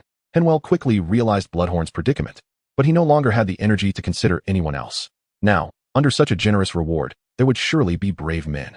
The ones stepping up were already capable young fighters, and they should now consider how to cope. Soon, several youths took the stage. 2 were gladiators trained by the arena. 2 were youths from noble families in the south, and the last one came from an inconspicuous audience seat. However, Henvier keenly noticed that after the opponents stood up, several noblemen in the stands immediately called for their own youths, who were about to take the stage, to stop. The match was to be conducted in a one-on-one format. Before it began, Bloodhorn privately approached Henvier and straightforwardly explained the predicament he faced. I want to know, if you win, what will your choice be? Stay or leave? If you stay, I can give you more freedom, even allowing you to go out shopping. The future gladiatorial prize money will be split in half, and all your expenses here will be waived. Each month, I will also provide you with 2 free night strength-enhancing potions. Every opponent you face will ultimately be determined by you, and you have the right to change them. You just need to participate in a fight every month or every 2 months, and I will protect you from harm from the outside world. I know you come from a noble background and want to return to that world, but you need to understand one thing. If you go back, you will no longer be a noble. Instead, you will become a noble's dog, though perhaps you might have the chance to become a noble again. But believe me, being a noble's dog is not as safe as you imagine. Of course I know it's not safe. Not only do I know, but I have also personally experienced that kind of danger. Henvier secretly cursed in his heart and said to Bloodhorn, My lord, I am very grateful for your shelter. But it is too early to say these things now. The opponent is clearly well prepared, and victory will not come easily. I will only be qualified to respond to you when I return alive. Bloodhorn was taken aback for a moment, then nodded gently. As he was leaving, he turned back to Henvier and said, Cheen, you know I've always had high hopes for you. Come back alive. Henvier nodded lightly. I will do my best. In fact, Henvier had not made up his mind about how to choose. This was a good opportunity that could potentially take him away from this terrible place, to escape the endless slaughter and start a new life. But Henvier also knew very well that mixing with the nobles was not safe. In the end, Henvier still threw these entanglements out of his mind. As he said earlier, he had to finish this duel first. Henvier was the first to enter the arena, and Bloodhorn arranged for his strongest young gladiator, also to make a good start and intimidate the challengers that followed. Moreover, Henvier's fighting style was swift and deadly. The reasonable use of tactics and skills always gave Henvier's battles a feeling of crushing his opponents. However, this time, Bloodhorn had clearly miscalculated. The opponent sent out was also the strongest challenger. When Henvier saw the challenger dressed in full knight armor, he sighed inwardly, realizing he had guessed right. This was the final confirmed challenger, who seemed to be around 16 years old, not very tall, probably not even 1.8 meters. He didn't appear very robust. With an average build, Henvier sensed familiarity in the way the opponent walked and moved, as well as in his calm eyes. This was a child from a legitimate knight family, who had at least received knight training since childhood. When he grew up, he would become one of those familiar figures to Henvier, knights he had fought alongside. The opponent, upon seeing Henvier in full knight armor, was clearly taken aback. Since Henvier's debut, he had always worn white cloth clothing, and at most wore a simple leather armor sometimes. He had never appeared before the audience in a full suit of armor like this. When Henvier chose his weapon, Bloodhorn was also somewhat surprised. But then he thought that Henvier might come from a noble family, so it was natural for him to know some knightly combat techniques, and he felt relieved. The opponent wielded a heavy knight's sword, while Henvier held a hand-and-a-half sword. Henvier raised his long sword, the tip pointing upwards, lightly tapping it against his left shoulder to signal that he was ready. This was a gesture of etiquette in knight duels, and the opponent similarly tapped his sword against his shoulder in return. The audience in the Colosseum was somewhat confused at this moment, but instinctively lowered their voices. They noticed that the previously unruly nobles were now straightening their clothes and sitting upright to watch the match. They were nobles, inherently superior. To maintain their honor, they could sacrifice their lives. Therefore, they had to present themselves properly for the night duel below.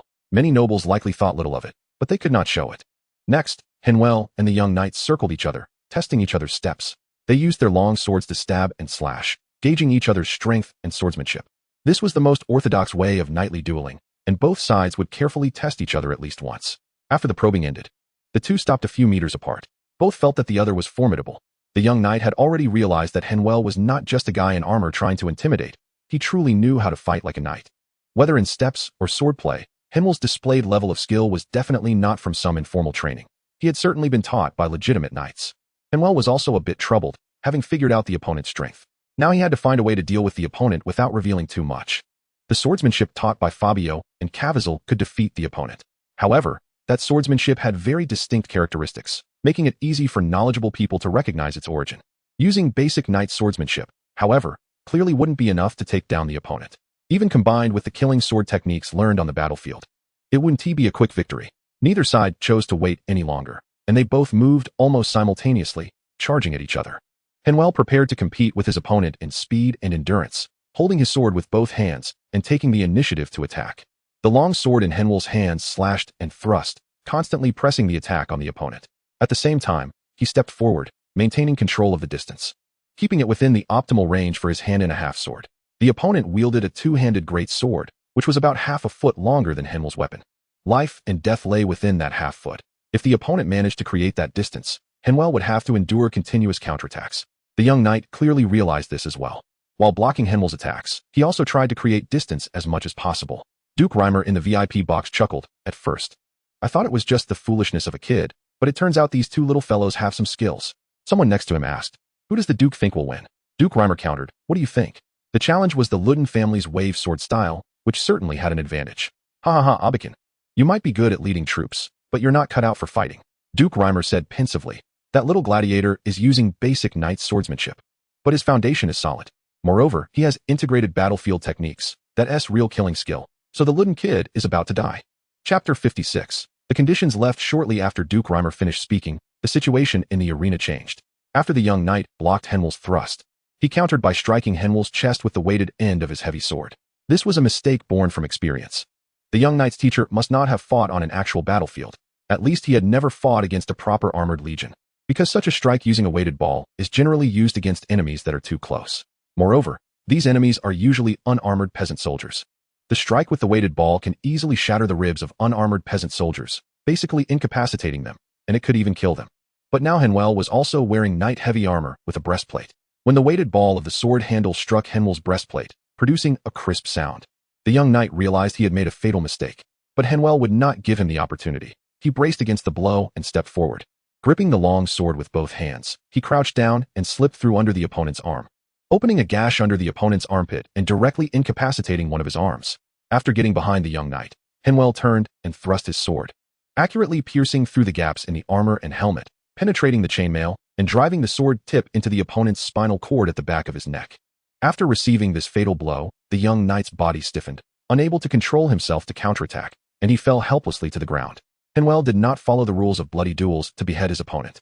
He plunged his long sword into the ground, bowed his head in respect to the corpse of the young knight, completing the final ritual of knightly combat. All the nobles present stood up and bowed, indicating that they had witnessed this glorious duel between knights. Both Henvier's manners and the techniques used in battle convinced the nobles that this was not a fight between gladiators, but a battle between knights. In their eyes, Henvier was not a gladiator, at least not in this fight. It was quite rare to have no cheers in the arena. All the spectators rose and applauded Henvier in unison with the nobles. The bowing was to mourn a knight who died for honor, while the applause was for another knight proving his honor and valor. Duke Reimer in the VIP stand looked at Count Abikin beside him. What do you think? Was I right? Count Abikin, who was gently applauding, smiled and said, ha, all right, you win. This little duel is indeed impressive. As Abikin praised him, Henvier happened to bow in that direction. He was unaware that the person who had led him to such a fate was watching his fight from above. After Henvier's victory, the next to enter the arena was Scorpion Tail. After just a few rounds, Henvier frowned. He noticed Scorpion Tail was holding back, not giving it his all. This was a bloody duel. How could he dare to conserve his strength? Soon, Scorpion Tail was struck by a sword, though not fatal. It affected his fighting ability in the later rounds. The opponent's advantage became increasingly obvious, and 2 minutes later, Scorpion Tail was hit by another sword. At this point, Scorpion Tail raised his right hand and announced his surrender. In a bloody duel, surrender was permitted. But what would happen to his fate depended on the opponent's actions and the wishes of the challenger's financier. The young man sheathed his long sword and looked back at his employer. One of the 5 arena managers smiled, stood up, and gave a thumbs up. Just as Scorpion Tail breathed a sigh of relief, the man's thumb suddenly turned down. Before he could finish speaking, the young gladiator struck with a sword, beheading Scorpion Tail. Henvier turned to look at his gloomy companion and then at the gritting Bloodhorn. He already understood what was happening and could only sigh. Next was Spider entering the fight, and his opponent was formidable. Despite Spider putting forth his utmost effort, he was still at a disadvantage. Even though he managed to severely injure his opponent in a desperate final counterattack, Spider ended up with the more serious injuries and died before he could be lowered from the arena. After losing 2 matches in a row, Bloodhorn's anger intensified. Fortunately, in the next 2 matches, Flying Ant killed his opponent at the cost of minor injuries. Michelle acted a bit shamelessly, deliberately exposing part of her body. Although still underage, her body had already developed. With her burgeoning figure distracting her opponent, she managed to stab him in a vital spot with her sword. 3 wins and 2 losses still meant victory for Bloodhorn's side. However, due to the one-on-one nature of the matches, Bloodhorn could only claim 3/5 of the betting money. After the closing ceremony, Bloodhorn approached Henvier and the others. Generously, he handed over 120,000 gold coins to the 3, without interfering in their decisions to stay or leave. Henvier looked at the other 2. You each take 30,000 gold coins, and I'll arrange the remaining 60,000. The 2 said nothing. Henvier took out 2 notes from his pocket and handed them to Bloodhorn. These are the people Scorpion Tail and Spider care about. Please find them for Bloodhorn. Both of them had a stake in this duel, and although they lost, they should still receive the rewards earned with their lives. Deliver their life-saving money to the ones they care about, and deduct the cost of finding them from my share. As a reward for troubling Bloodhorn, I will stay in the arena and want to leave for at least a year. Bloodhorn smiled. Very loyal. I accept that. And you won't have to cover the costs of finding them. I have that much integrity. I'm not inhuman. Furthermore, I guarantee that Scorpion Tail and Spider's families will be under my protection. I won't say more, but they won't face any trouble for 5 years. Just as Henvier was about to bow in gratitude, he suddenly spat out a mouthful of blood. His 2 teammates rushed over to check on him, and Bloodhorn called for a doctor. Henvier shook his head. I have broken ribs. I took a hit from the weighted pommel of the opponent's sword. Even though I had armor, it still hit me. When the doctor arrived, it was confirmed that Henvier had 4 broken ribs. Bloodhorn told them to rest well and recover before discussing anything further. The final blow from the young knight was fierce. But Henvier had already dissipated part of its force, so he only suffered a shock to his chest. Those 4 ribs were broken by Henvier himself. After Scorpion Tail's death, while changing armor, he had broken his own ribs. Late at night, Flying Ant and Michelle found Henvier. Michelle spoke first. Chin, are you really not leaving? Henvier shook his head. Not leaving. I don't want to leave for now. I can't leave. Seeing the 2 remained silent. Henvier hesitated for a moment before speaking. Before the battle, Bloodhorn approached you, right? He must have told you that even if you surrendered, you could survive. And he would let you go? The 2 looked at Henvier in surprise, and Flying Ant asked, did he not tell you? Henvier replied, he wanted to, but I didn't give him the chance. Chapter 57, Reasons for Staying. Why? In response to his companion's question, Henvier smiled. Why? Why did he hint to you to surrender? Or why didn't I give him the chance to speak? In fact, these 2 questions have the same answer. Because he doesn't want us to leave. At least not alive. If we leave, we might be lured away by rival arenas, which is an unacceptable outcome for Bloodhorn. Some things can be accepted as not belonging to oneself, but cannot accept the result where the opponent possesses them when one does not. Henvier did not elaborate further. Whether they could understand was up to their own fate. He reminded them out of consideration for their 2 years of fighting side by side. After Scorpion Tail surrendered and was killed, Henvier understood what was going on. That's why he broke his own 4 ribs, to feign an injured appearance. That's why he did not take the full prize money, generously handing it over to the families of his deceased companions. Bloodhorn had already reached a reconciliation agreement with the 5 major arenas, who offered 200,000 gold coins to buy the lives of these young gladiators. The presence of this group of young gladiators allowed Bloodhorn to amass a considerable fortune over the past 2 years. The gladiatorial industry is a special field. The market is relatively small and doesn't see significant growth. If some people earn a lot, it means others earn less. Bloodhorn was impressive, able to seize 2 years' worth of wealth from others. But he could not do so for a lifetime. Bloodhorn himself was under considerable pressure. Today, the 5 arenas united to throw out 200,000 gold coins to express their stance. If Bloodhorn did not back down, they would truly unite to bring him down and redistribute the shares. Bloodcorner realized this, so he discussed it with several arena owners. He would allow the young gladiators to withdraw, letting the industry return to healthy competition. In return, other arenas would no longer target Bloodcorner and would cooperate with him in organizing the next year's gladiatorial tournament. Thus, after simple negotiations, the fate of the Bug Squad members was sealed.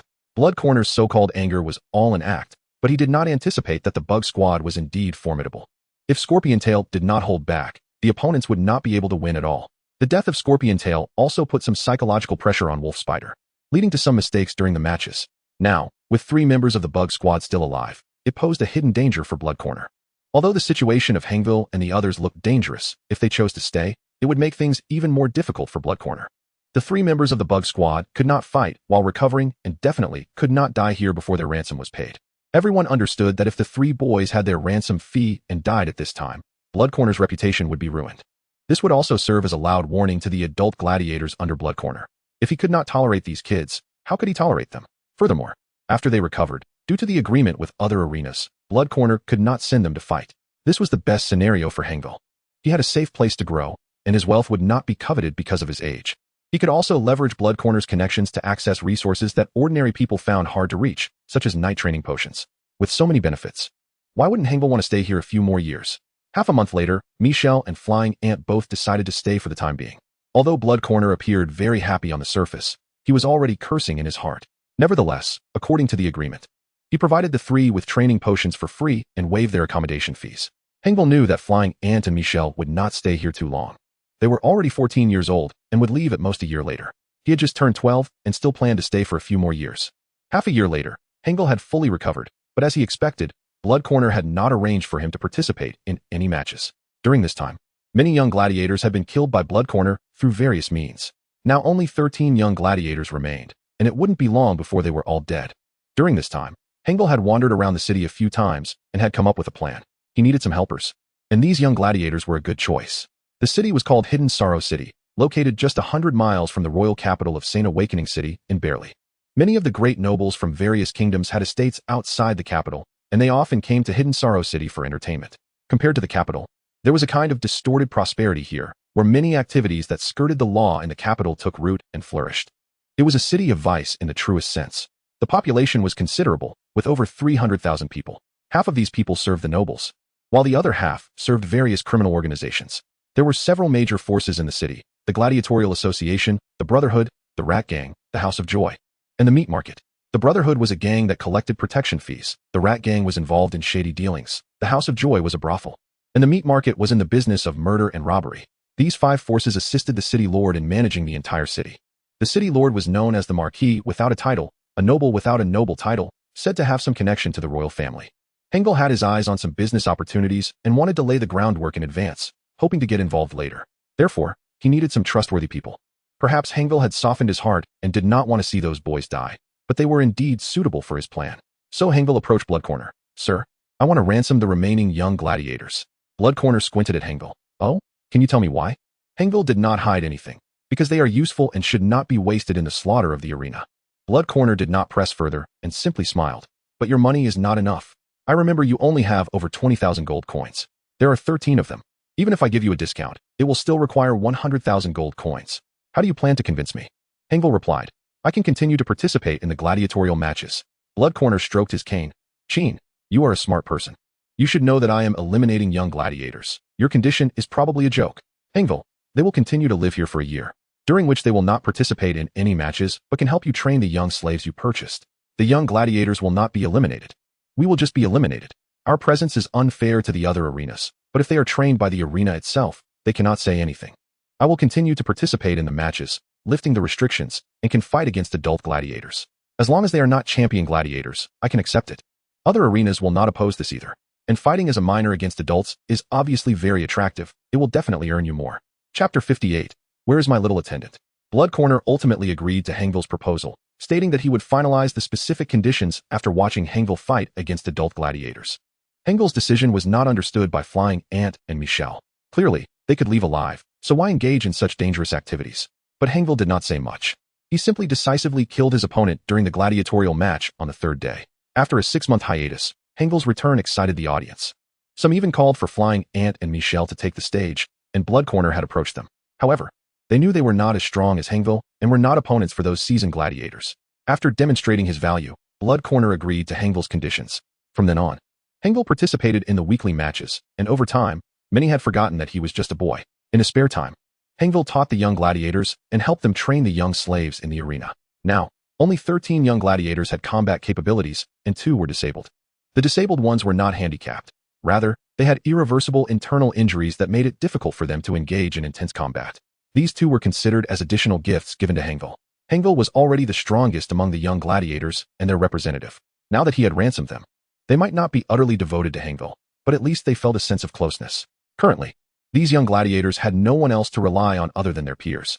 Henvier's agreement with Bloodcorner was that he would fight for free each week, and the audience's tips would be split equally between them. He accepted bloody bets, but could not fight at the level of champion gladiators. With the betting stakes also split equally, Henvier earned an average of 5,000 to 6,000 gold coins each month, making him one of the most profitable individuals in the entire arena. Just as Henvier was working off his debts and celebrating his 13th birthday, Count Abakin of the World Duchy returned to his residence after discussing with his Grand Duke brother. As soon as he entered the study, he saw a familiar stranger. Kaiser had his legs propped up on the Count's desk and said to Abakin, "Old friend, long time no see." Abakin frowned and replied, Isn't it a bit impolite for you to sneak into my home like this? Kaiser scoffed. Oh, come on. You say that as if you are very polite. Not repaying debts is your idea of politeness? Abakan pulled a chair and sat down. What do you want from me? Did you not receive my final payment? Kaiser replied.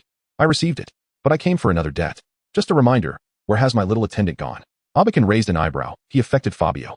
And you should have learned some things. Fabio will inherit my title, and that brat is not suitable to assist him. Kaiser said, so you had him killed?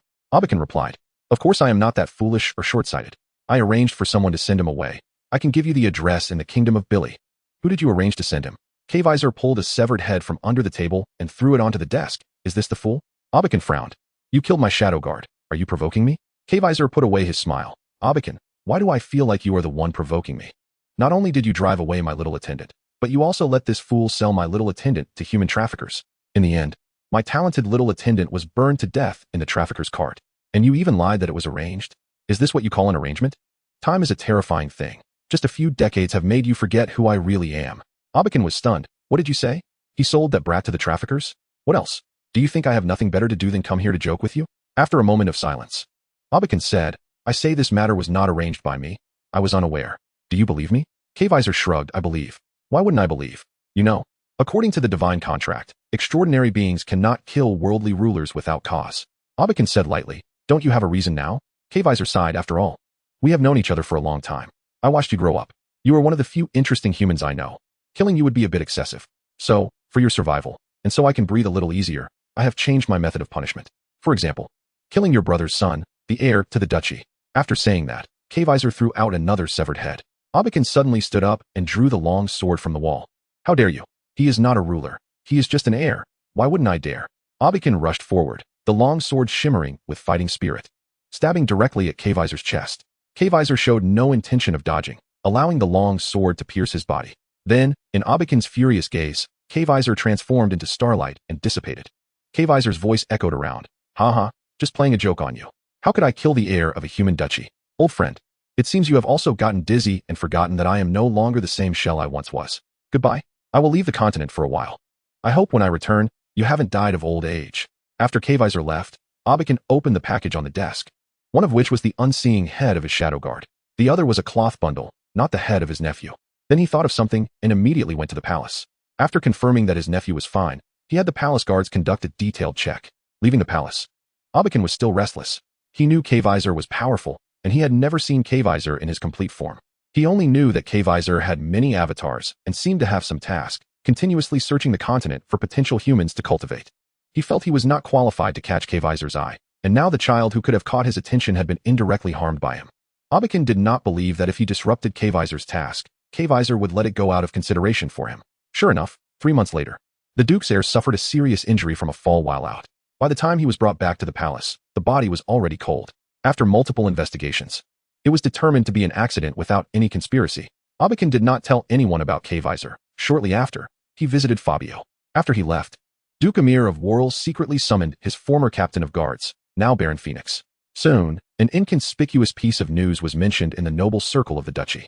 Baron Phoenix, for his achievements in bandit suppression, was about to be promoted to Viscount. Meanwhile, far away in the kingdom of Billy, Henvier was preparing to bid farewell to his companions. Chapter 59. Skin fragments. The almost 16-year-old fly ant and Michelle were finally ready to leave the Bloodhorn arena. After paying their ransom, the two still had over 10,000 gold coins. Seeing their determination to leave, Henvier gave them some advice. He suggested they should not rashly leave Ancient City for the time being, but instead seek to ally with a local force. Michelle could go to the Joy House, and Henvier wasn't suggesting she go there to sell herself. Rather, the Joy House lacked combat power, especially female fighters. The higher-ups of the Joy House were women accompanied by male bodyguards, making things inconvenient. Additionally, they did not trust men. Therefore, a skilled female warrior like Michelle would quickly find herself in demand there, especially with Michelle being so young and possessing great potential. They would be willing to invest a significant amount of money to cultivate her. One should not underestimate the resources and connections of these women. They could certainly arrange for Michelle to become a knight. A female knight would be a great asset to their organization, both for prestige and practical benefits. Thus, Michelle joining them would not only provide her with several years of protection, but also allow her to leverage the power of the Joy House to achieve her revenge. As for Fly Ant, Henvier asked him to choose between the Brotherhood and the Lordess Mansion. Both could become allies in his growth. Fly Ant and Michelle were famous young gladiators, having earned the recognition of the nobility in various aspects. If they wanted to find a supporter, both sides would be willing to accept them. After sending off the two companions, Henvier continued his endeavor to earn money and pay off debts. Over the course of a year, Henvier earned nearly 70,000 gold coins. Bloodhorn generously handed over the contracts of those young gladiators to Henvier. As long as he didn't leave, it didn't matter what happened to those young gladiators, as they were no longer useful. After a year of training, the new generation of local young gladiators was about to debut in the Bloodhorn arena. Bloodhorn was very satisfied with Henvier and others' training. Although they were significantly weaker than the previous generation of young gladiators, it wouldn't provoke hostility from other arenas. As for the remaining money, Bloodhorn was not worried about Henvier being unable to repay it. He now had a new plan. Even if Henvier paid off the debt, he wouldn't discard him. He would not redeem himself before Henvier, extracting his last value. The Blood Corner plan aims to train Henvier into a champion gladiator. In another year's time, when the next gladiatorial tournament arrives, he is prepared to let Henvier compete. A record-breaking, youngest champion gladiator is obviously a great promotional tool. Henvier is also aware of this, and he has some confidence in becoming a champion gladiator. About to turn 14, Henvier can no longer remember how many body-enhancing potions he has used. One would think that even a pig, with such an abundance of potions, could be turned into an extraordinary piglet. Henvier still has not sensed fighting energy, but his physical strength continues to grow. His body strength seems to be increasing without end, constantly getting stronger. Now Henvier can even tear steel apart with his bare hands. But he still cannot reach the level of Scarface Oki back then. Henvier feels as if he has practiced hard qigong. As long as he exerts himself, his skin can become as tough as leather. His bones are even stronger, almost rivaling steel. Henvier has witnessed battles at the knight rank, and he feels that if he were to confront a knight head-on now, he would not be at a disadvantage. Originally, Henvier wanted to communicate with the split personality in his mind to see what his situation was. After all, mentally ill people have broad ideas. However, he found that he could not speak in the chat group, as the prompt indicated insufficient permissions. This made Henvier feel a bit strange. It seemed he was not mentally ill. It appeared to be a golden finger, but he had not yet triggered the qualification. Later, Henvier often checked the chat records. It seemed that not everyone could speak every day. Each person's speaking frequency varied, with some only able to say a single sentence, while others could say more than 10 sentences. The only one who could send voice messages was a girl in the group. The others also lacked sufficient permissions, and no one understood the specific standards for measurement. Not long after Henvier celebrated his 14th birthday, after a bloody gladiatorial match, he received a private message from the chat group. The user completed the achievement of 1,000 kills, obtained the title of 1,000 kills, and started matching rewards. Confirm whether to accept. What are we waiting for? Divine weapons, unparalleled techniques, sky-defying talents, hidden bloodlines. Bring them all in quickly. The basic rule fragment defense skin has been delivered. Rule fragment defense skin? What the hell is that? Is it the system's own skin? Or is it skin fragments? Soon, Henvier felt a wave of intense pain. Believing himself to be quite resilient to pain, he didn't even scream. His vision darkened, and he passed out from the pain. After Henvier fell unconscious, a large number of blood-colored spirits began to appear around him. They screamed and transformed into beams of light, merging into Henvier's body. His body turned crimson, and the high temperature emitted turned all his clothes to ashes. 2 to 3 hours later, Henvier gradually awoke, seeing himself lying naked on the ground. He was dazed for a while before recalling what had happened. What the hell? It really is a golden finger. Henvier excitedly checked his body. Half an hour later, Henvier's face was as dark as the bottom of a pot. This golden finger is a bit useless. There's no spatial storage, no inherited techniques, no innate abilities, not even the most basic data panel of a transmigrator, not even a personal old schemer. His physical attributes only increased a little, which wasn't very noticeable. Perhaps this is just an expired reward. Disappointed as he was, Henvier quickly adjusted his mindset. Life must go on. Whether he has a golden finger or not, he still has to survive. Now, Henvier still hasn't redeemed himself, but instead gave all his money to those young gladiators as startup funds for the plan. 2 months later, someone challenged Henvier to a bloody wager fight. It was a recently turned 16-year-old adult, quite strong. He was a servant trained by a great noble, not far from the knight rank. However, he only lasted 10 minutes against Henvier before being pierced through the heart by Henvier's spear. Henvier originally thought this was just an ordinary wager fight, and the opponent's bet wasn't high. Only a few thousand gold coins, probably not from a big shot. But a few days later, Blood Corner found Henvier. They took him to a private room of a big shot, the second son of Duke Reimer, who held real power in the kingdom. Duke Reimer's second son looked at Henvier and said to those around him, "This is the person who killed the one you wanted. This is my mistake. Now he is handed over to you to deal with." Chapter 60, Becoming a Noble. After hearing the words of Duke Reimer's second son, Henvier's heart skipped a beat. Damn, I'm in trouble again. Henvier glanced at Blood Corner beside him, but the other party showed no reaction. It seems the rules of the gladiatorial arena cannot protect him. It makes sense. After all, the so-called rules are set by these nobles for their convenience. Without becoming a noble, one ultimately cannot be considered a person. From Bloodcorner's attitude, it was clear that he had already become a discarded pawn. The man who came to hold him accountable frowned and said to Duke Reimer's second son, Mr. Darnus, I am not here to cause trouble. I have already paid. And now you tell me the goods are gone. You push out a person and say he destroyed my goods, asking me to seek compensation from him. Can I assume you are preparing to renege on this deal? Darnus smiled and waved his hand. I have said it was my mistake. I have no intention of shirking responsibility. I will refund your money. I will also deliver the goods to you, but it may take some time. As for this little gladiator, he is just here to show my sincerity and apology and to quell your dissatisfaction. The man shook his head. I don't need to kill him. I have no dissatisfaction, and I don't have much time. I will be leaving in 3 days. Please find suitable goods during this period. Darnus chuckled. Hee, I will do my best, but if I look for goods according to your deadline, I don't think they will satisfy you. You know, you need a child of noble birth, who has received complete noble education, and this is a dead child, which takes time. The man replied, That's not my problem. You should have a backup candidate, shouldn't you? Darnus pointed at Henvier. How about this child? He has noble blood. He comes from a noble family, has some knowledge, and has combat strength. He is also quite clever. Now that he has killed the person you wanted to buy, it is only right to compensate you with him. Since you are in such a hurry, why not take him back to deal with it first, and during this time, I will find you a suitable replacement. If you are not satisfied with this, I will arrange for someone else to come over. And you won't have to pay for it. The man looked at Henvier curiously. Is he capable? He is just a gladiator. Henvier finally found an opportunity to speak. Performing a standard noble gesture towards the man. My lord, I believe I should be able to handle this job. Hearing your accent, you must be from the Duchy of Wur, and I have also studied some of the language and cultural history of Wur. Additionally, I believe you are looking for a substitute. My age and height are quite similar to that arrogant and greedy cargo. I have received professional gladiator training and can defend myself when necessary. I can also help prevent any loss of your property. After all, finding another qualified substitute is not cheap. As soon as this was said, not only the man, but even Darnus and Bloodcorner looked at Henvier in surprise. Because Henvier's first sentence was spoken in the standard common language of the Kingdom of betrayal, with a noble accent. By the second sentence, he switched to the language of the Duchy of Wur, also in a standard noble accent.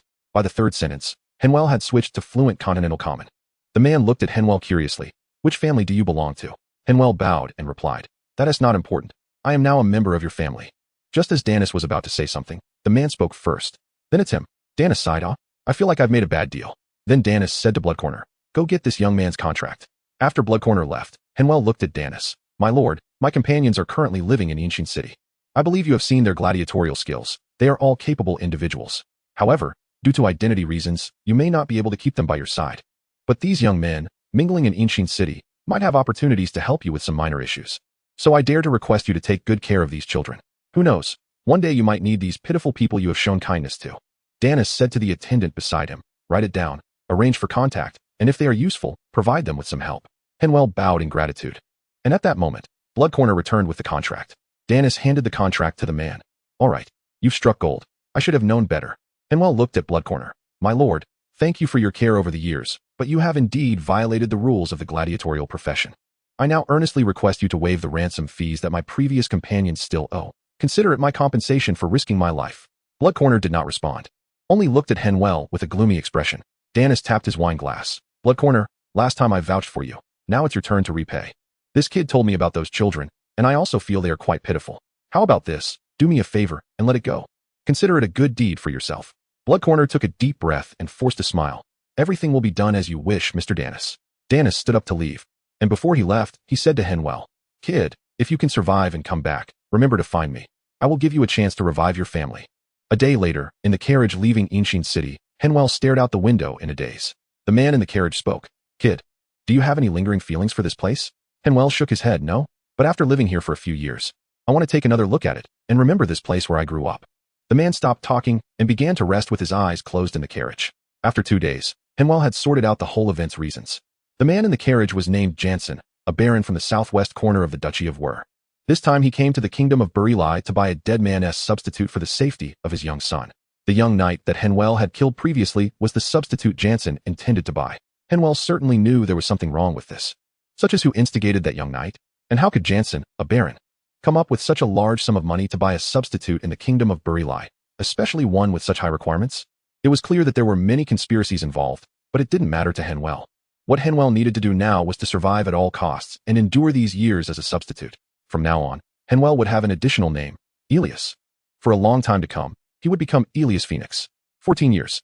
He had finally become a nobleman, even if it was just a substitute. Chapter 61. Integrating into identity upon entering the territory of the Duchy of Wur.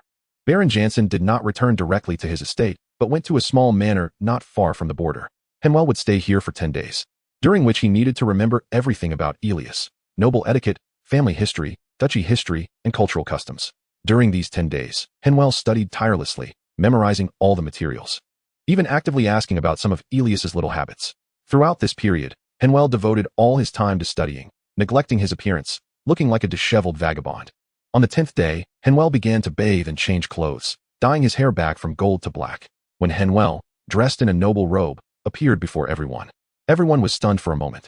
They found it hard to imagine how a gladiator, who had been full of bloodlust just 10 days ago, had transformed into a refined noble youth.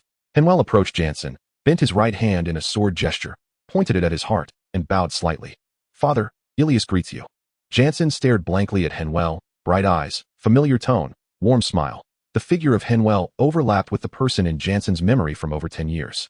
Jansen instinctively reached out to touch Henvier's head. Then he suddenly realized something, and his hand fell to pat Henvier's shoulder. "Good, Elias." Henvier's face had been adjusted by some makeup artists to soften his overly stern features, making him closer to Elias's true appearance. On the way back to the estate, Jansen asked Henvier, "Do you know swordsmanship?" Henvier nodded. "Of course, I know some basic knightly swordsmanship, just enough to manage, as long as they are not professionals. I should be capable." "Jansen, do you have any other requests regarding weapons?" "A standard longsword, a half-sword design is fine. I am skilled with polearms, and I will draw a design for you later. As for armor, I think wearing heavy armor for my current job is somewhat unrealistic, so a chain shirt will do. Also, if possible, please prepare a bow for me, a military-grade heavy bow, and it would be best to equip me with a compact crossbow as well." Jansen noted everything down, promising that once they reached the estate, he would prepare these items for Henvier. Half a month later, they finally arrived at Jansen's baronial estate. In the castle, the Baron held a banquet to welcome his young son back after 3 years of study abroad. There were not many guests who had seen Elias. Even the nearby nobles had only met Elias a few times. Moreover, children change year by year, and no one doubted Henvier's impersonation. Of course, this was only limited to outsiders. There were quite a few people in the castle who were very familiar with Elias. However, these people had either been dismissed or had disappeared. Some people, however, could not vanish, at least not suddenly. For example, Grace, the wife of Jansen. As a mother who has watched her child grow up, could tell at a glance that Henvier was not her youngest son. However, she did not speak up. Everything appeared normal. Being of noble birth herself, she understood that her husband's actions and his failure to inform her were clearly for a reason. She did not question Jansen about it. Since her husband did not mention it, it was not her place to know. Another person who could sense that Henvier was an impostor was the family's old steward. This middle-aged man clearly knew something and treated Henvier as if he were Elias. Besides them, there were others in a state of suspicion. The Baroness' eldest son, Olak, served in the military in the royal capital, while the second son, Kaku, was now 18 and preparing for marriage. Kaku had some doubts about this brother, but he had little contact with him growing up and was busy with many matters now, so he did not pay much attention. Another person who became suspicious was the Baroness' youngest daughter, who was only 8 years old. The little girl curiously observed Henvier, always feeling that this tall young man did not resemble her brother from her memories. The brother in her memories treated her very well and often played games with her. But this brother always gave her a sense of distance. She was even a bit afraid of this brother who had just returned home. In the following days, Henvier gradually integrated into Elias's identity. The life of a young nobleman was undoubtedly comfortable, but Henvier lived in constant fear, needing to be vigilant of everyone around him. He knew he was not there to enjoy a comfortable life, but to be a scapegoat. Perhaps the smiling maid who cared for him could pull out a dagger from her skirt and stab him at any moment. Or that obsequious male servant might suddenly embrace him and jump off the castle. That night, Jansen asked for Henvier to come to the study, where there were the weapons and equipment Henvier had requested earlier. Just as Henvier was testing the weight of the weapons, the door was pushed open, and Baroness Grace walked in, followed by an awkward-looking guard. Upon seeing Jansen, the guard explained, "My lord, I couldn't stop the lady." Jansen waved his hand, saying, "It's not your fault. You can leave. Close the door and be on guard." Only Henvier understood that Jansen's last sentence was directed at the hidden professionals around them. Henvier could sense several powerful presences nearby, all of which were not weaker than Bloodhorn. Moreover, Henvier also knew that Jansen was a professional and quite formidable. Otherwise, he would have fled long ago. Grace stared at her husband and said, "I don't care what you are doing. I don't care why you are doing it. I just want to ask you one question. Is my Elias still alive?" Jansen sighed, alas. "Of course, our son is certainly still alive. Grace, you should know our current situation. This is a temporary measure." Grace waved her hand. "I said, no need to explain. I just want to know about my son's safety. Then Grace looked at Henvier. Child, what is your name? Henvier hesitated for a moment. Chin. Madam, you can call me Chin. Grace nodded gently. Good. Chin, from now on, you are my son. Take good care of yourself. After saying this, Grace performed a bow to Henvier, but he dodged it. Grace continued, I'm sorry for putting you in danger as my son. If our family survives this calamity, I will give you what you want, freedom and wealth. Henvier calmly replied, Madam, this is my profession. Baron has already paid. You need not worry. After Grace left, Jansen motioned for Henvier to sit down. Do you know why you were chosen to be the substitute? Henvier shook his head. It's not for me to know. I want to investigate or think about it. Chapter 62. The reason for finding a substitute. Jansen pointed at the map on the wall. This is the situation around my territory. Do you see that gray area? That is also a region I manage. Can you see any problems from above? Henvier remained silent. He was aware of the issue, having figured it out days ago. As a baroness fief, Jansen's territory appeared exceptionally large. Most barons in the duchy had territories of less than 50 square kilometers. However, Baron Jansen's territory spanned over 300 square kilometers, nearly rivaling that of a viscount. More importantly, that gray area, which was under Jansen's management, was several times larger than his current territory. This meant that although Jansen was a baron, he effectively governed a territory comparable to that of an earl. How many earls are there in the duchy? Seeing Henvier's silence, Baron Jansen continued, originally, my area was a remote and barren border of the duchy. However, after the War of the Six Kings, the duchy acquired some new territories, one of which borders mine. To facilitate management, the duchy temporarily entrusted it to me. After the war, production resumed, the population returned, land was cultivated again, and trade routes opened. This territory is situated at the junction of the Kingdom of Ika, the Duchy of Warii, and the Kingdom of Ajalu. It has become very prosperous, generating substantial tax revenue for the duchy, and is now the most fertile territory in the southwest of the duchy. At this point, Jansen paused. Currently, many people in the duchy are dissatisfied with me and want to divide this lucrative territory. The Duke's intention is that this area cannot be distributed. However, it is too far from the core area of the duchy. The Duke wants to entrust this area to me to manage while promoting my title from Baron to Viscount. After discussions between the Duke and the nobles, they reached an agreement that everyone could accept, requiring me to undertake the Path of Honor. Henvier understood what the Path of Honor meant. Simply put, it involved visiting all the nobles in the duchy. It was a way to demonstrate that one had the capability to become a noble, typically ordered by the king, but resulting from a compromise after opposition from the noble class. In short, it was a test. The Path of Honor could only be undertaken alone, without escorts. The nobles being visited would pose some challenges, but they were generally not too difficult. The risk lay in the journey. Nobles would not openly attack. But if someone died on the way, it would mean they did not have the fate of a noble, that the god of fate had not favored them. Anything could happen along the way: assassinations, bandits, harsh environments. In short, on such a long journey, it was possible for anyone to be buried. After Henvier acknowledged his understanding of the Path of Honor, Jansen continued, I must undertake the Path of Honor. But the other nobles do not agree. They require my child to undertake it. This is to prove that my offspring has the ability to inherit the noble honor and to manage this important territory. My eldest son, Olak, is serving in the military, so he cannot go. My second son, Kaku, is not skilled in combat, so he cannot go either. Furthermore, they are both already adults. The Path of Honor is generally taken as a rite of passage into adulthood, so this matter falls to my youngest son. Henvier nodded. I understand. I will prepare everything. When do we depart? Jansen shook his head. Not for now.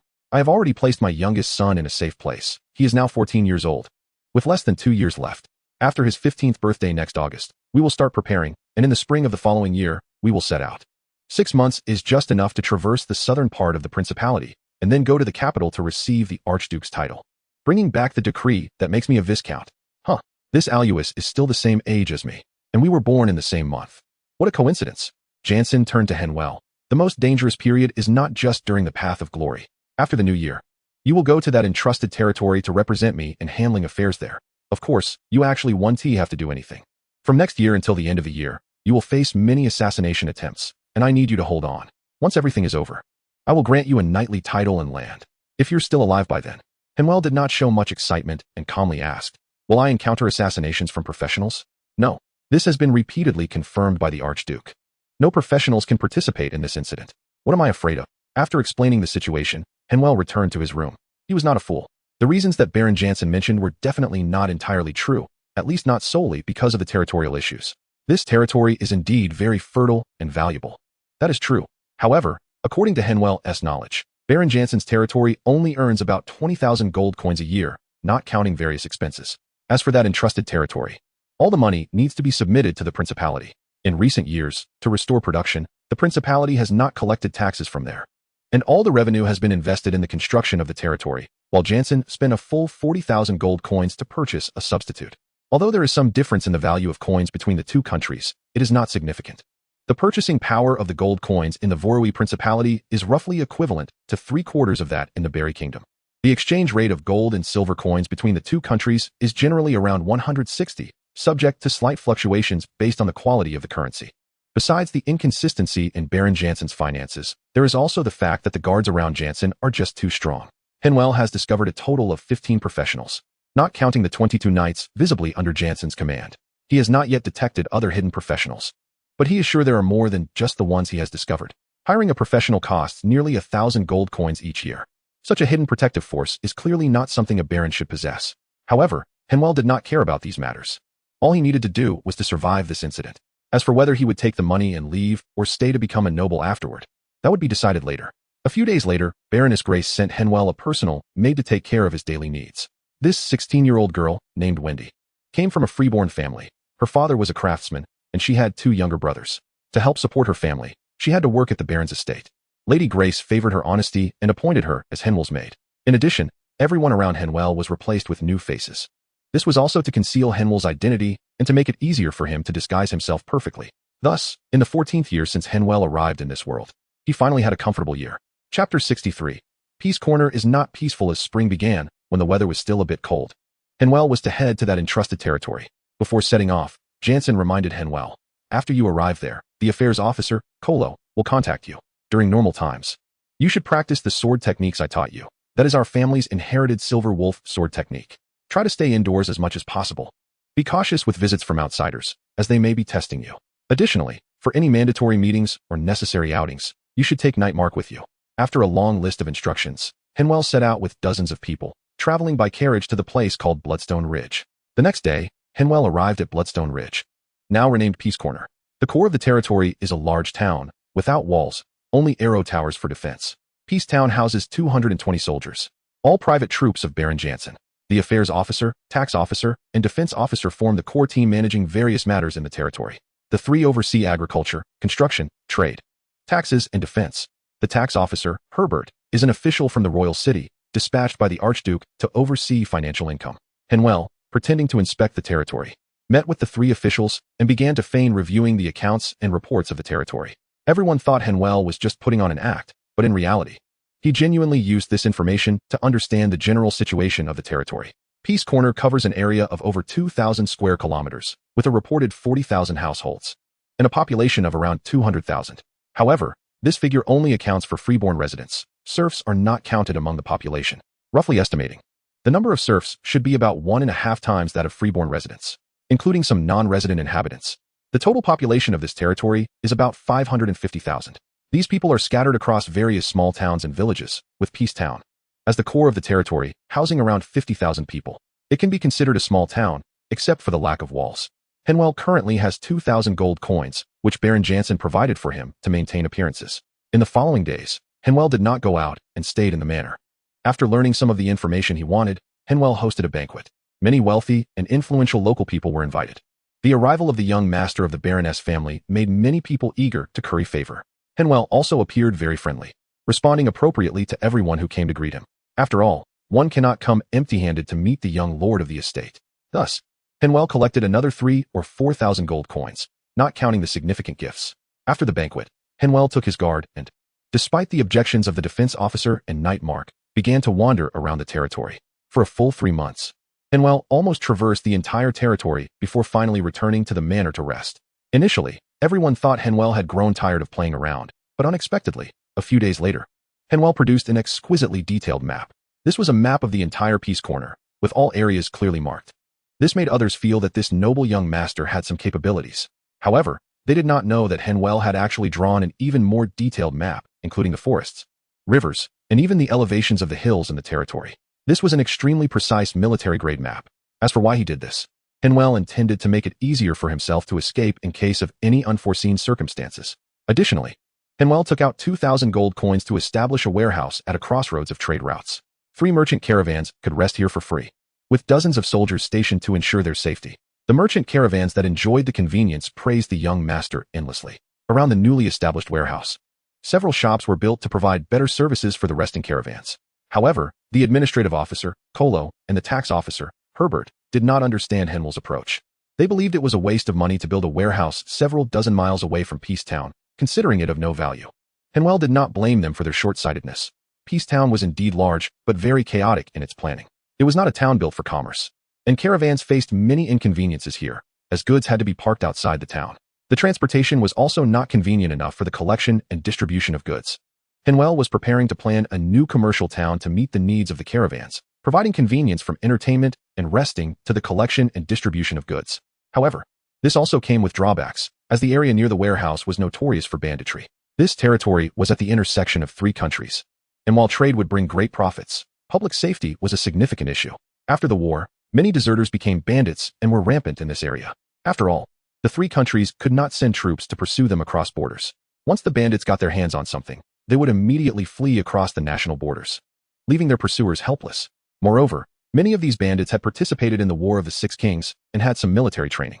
Local conscripts found it hard to compete against them, and passing caravans had to be cautious on their journeys, trying to avoid staying in the wilderness as much as possible. After the new warehouse was established, it had already caught the attention of the bandits. As more caravans stopped here, the bandits were preparing to strike. Henwell was also waiting for this opportunity. This was the main reason he wanted to establish the warehouse. One day, Henwell went to inspect the warehouse and noticed several suspicious individuals. Sure enough, in the afternoon, an alarm horn suddenly sounded. This indicated that a caravan was under attack, and the signal also served as a call for help. Before anyone could react, Henwell mounted his horse and rushed towards the sound of the horn. Knight Mark immediately called on the guards to follow Henwell out of the warehouse.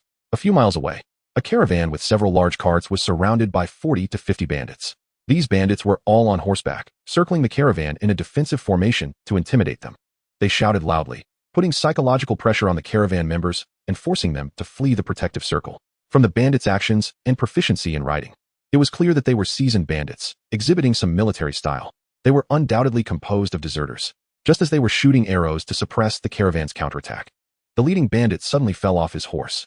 The bandit looked down to see his leader's neck pierced, the arrowhead penetrating his spine and protruding out the back of his neck. Then, a piercing sound of another arrow shot came, and the second in command, who was about to organize a counterattack, was also shot through the neck. At this moment, they finally spotted a cavalryman charging towards them with a large bow. After Henwell shot another arrow, he hung the longbow on the saddle, dismounted, and lowered himself, brandishing his spear in a charging stance. As the bandits yelled and organized their counterattack, Henwell had already pushed his horse to the limit. One man and one horse crashed into the bandit group like a cannonball, and Henwell skillfully adjusted his spear, letting the blade slice through the necks of the passing bandits. The wide blade, aided by the speed of the horse, easily cut through the bandits' necks. The young knight pierced through the bandits, leaving a trail of blood, with 6 bandit heads drooping lifelessly to their chests. Chapter 64. The reason for bandit suppression. When Knight Mark and the guards arrived, they saw Henwell wielding his spear, charging through the bandit ranks. Mark immediately recognized that Henwell was employing a cavalry battle formation, not deliberately seeking to kill enemies, but maintaining a speed advantage.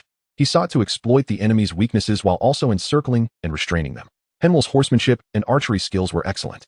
After breaking through the enemy formation, he was still able to draw his bow and accurately shoot the pursuing bandits behind him. This led to an awkward situation for the bandits. They could not withstand Henwell's charge, nor dared to pursue him. Furthermore, Henwell's horse was of exceptional quality, leaving them no chance to escape. Realizing the current situation, Mark signaled the guards to form a line and drew out his longsword, creating a sharp cone formation for the charge. These guards were all handpicked by Baron Jansen, skilled fighters who had seen bloodshed and were equipped with complete armor and excellent weaponry. Even without long spears for the charge, they were not comparable to the bandits. By the time the bandits sensed something was wrong, they could no longer organize an effective defense. More than a dozen cavalrymen swept through the entire bandit group, and not a single guard fell from their horses. In contrast, over 20 bandits had already been taken down, including those previously killed by Henwell.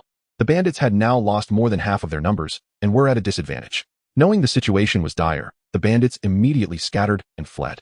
However, they had come a long way, and their horses were tired, making escape impossible. Half an hour later, Henwell returned with the last bandit's head. The rescued caravan was extremely grateful for Henwell's rescue.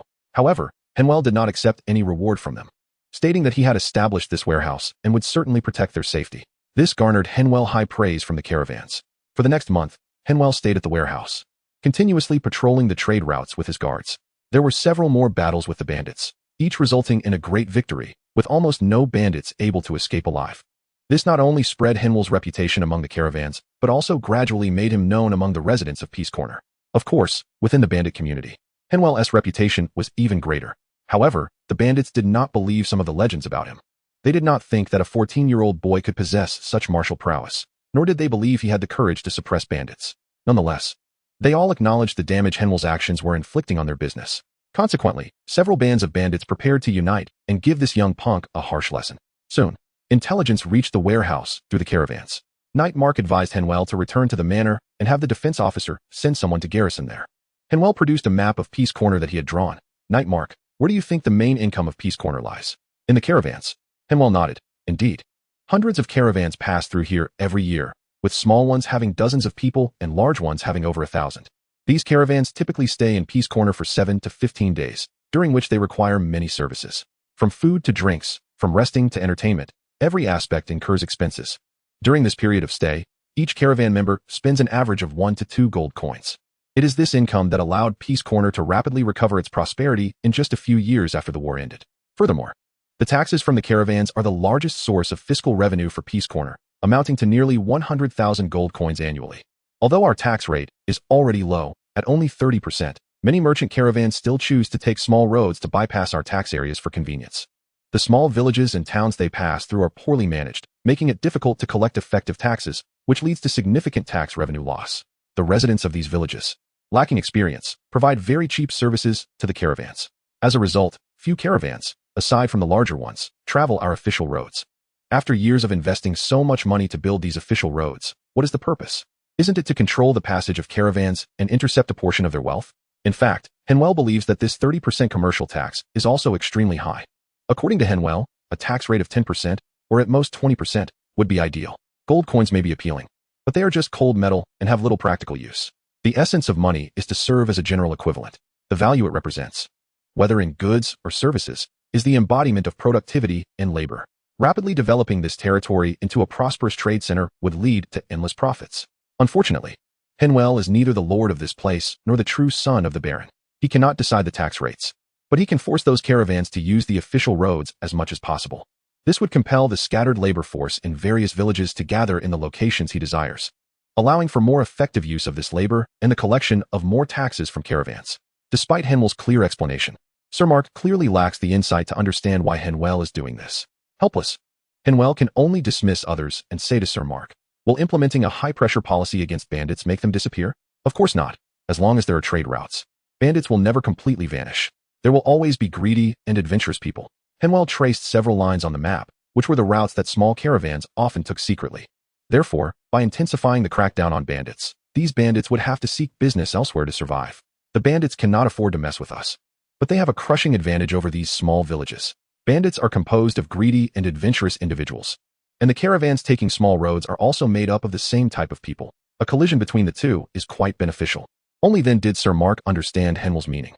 He looked at Henviel in surprise, momentarily at a loss for words.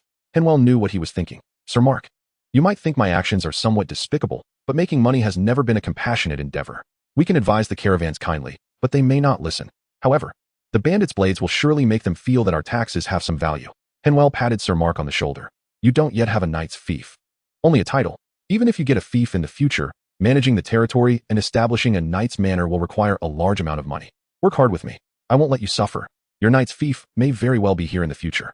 And I promise you won't have to worry about finances. If that's the case, Sir Mark had no objections. However, Henviel did not genuinely want to manage this territory for the baron. After all, it wasn't his property. Chapter 65. Many want me dead. Henviel's intense efforts to manage the warehouse and organize trade routes stem from deeper reasons. A few days later, while inspecting the trade route, many caravans stopped to salute and greet him upon seeing the wolf claw flag representing the Phoenix family. When he passed a small caravan of dozens of people, Henviel quickly approached. Where are you headed? A robust man laughed heartily. Ha! You must be the young master of the Phoenix family. We are a caravan from the kingdom of Agiluo, preparing to take cloth to trade in the Duchy S. Yunsu City. Henviel nodded. So you are a long-distance caravan. You can also rest at the warehouse ahead. Be safe on the road, and I wish you great profits. Thank you for your kind words. And I wish you good health, young master. After leaving this caravan, Sir Mark approached. Young master alias. These people are suspicious. Henviel smiled. Of course they are suspicious. Goods like cloth are usually delivered here. It's rare for caravans to take them to Yunsu City. On the return trip, there are no special products in Yunsu City, and they would have to detour to Iris City to buy goods, which is clearly illogical. Sir Mark asked, so who are they? They are bandits, of course. I have received news that the bandits are planning to teach me a lesson. The warehouse has wooden walls and arrow towers, with 70 soldiers and 150 militia stationed there. The defensive strength is average, but it remains a tough nut to crack for the bandits. This does not even account for the guards of the caravans staying at the warehouse. Clearly, attacking the warehouse is not their choice. Sir Mark looked tense. They are targeting you, young Master Alias. Immediately, Sir Mark wanted to send someone for help and take Henvier away quickly. However, Henvier just laughed. Why panic? It's not a big deal to guard against thieves for 1,000 days. It's better to lure them all in and catch them all at once. If I run away, wouldn't that eliminate the bait? How could the bandits gather together and give me the opportunity to strike them hard? Don't worry, I already knew they were going to attack me, and reinforcements are on the way. Sir Mark asked in confusion. Alias, how did you know the bandits were going to attack you? Henvier pointed to the caravans on the official road. They told me. Many merchants have connections with bandits. After all, bandits need food and supplies, and they need someone to handle their stolen goods. Therefore, many caravans have cooperative relationships with bandits, and some caravans even double as bandit businesses. Seeing Sir Mark's stunned expression, Henvier shook his head with a smile. The noble lords know too little about the lives of most common people.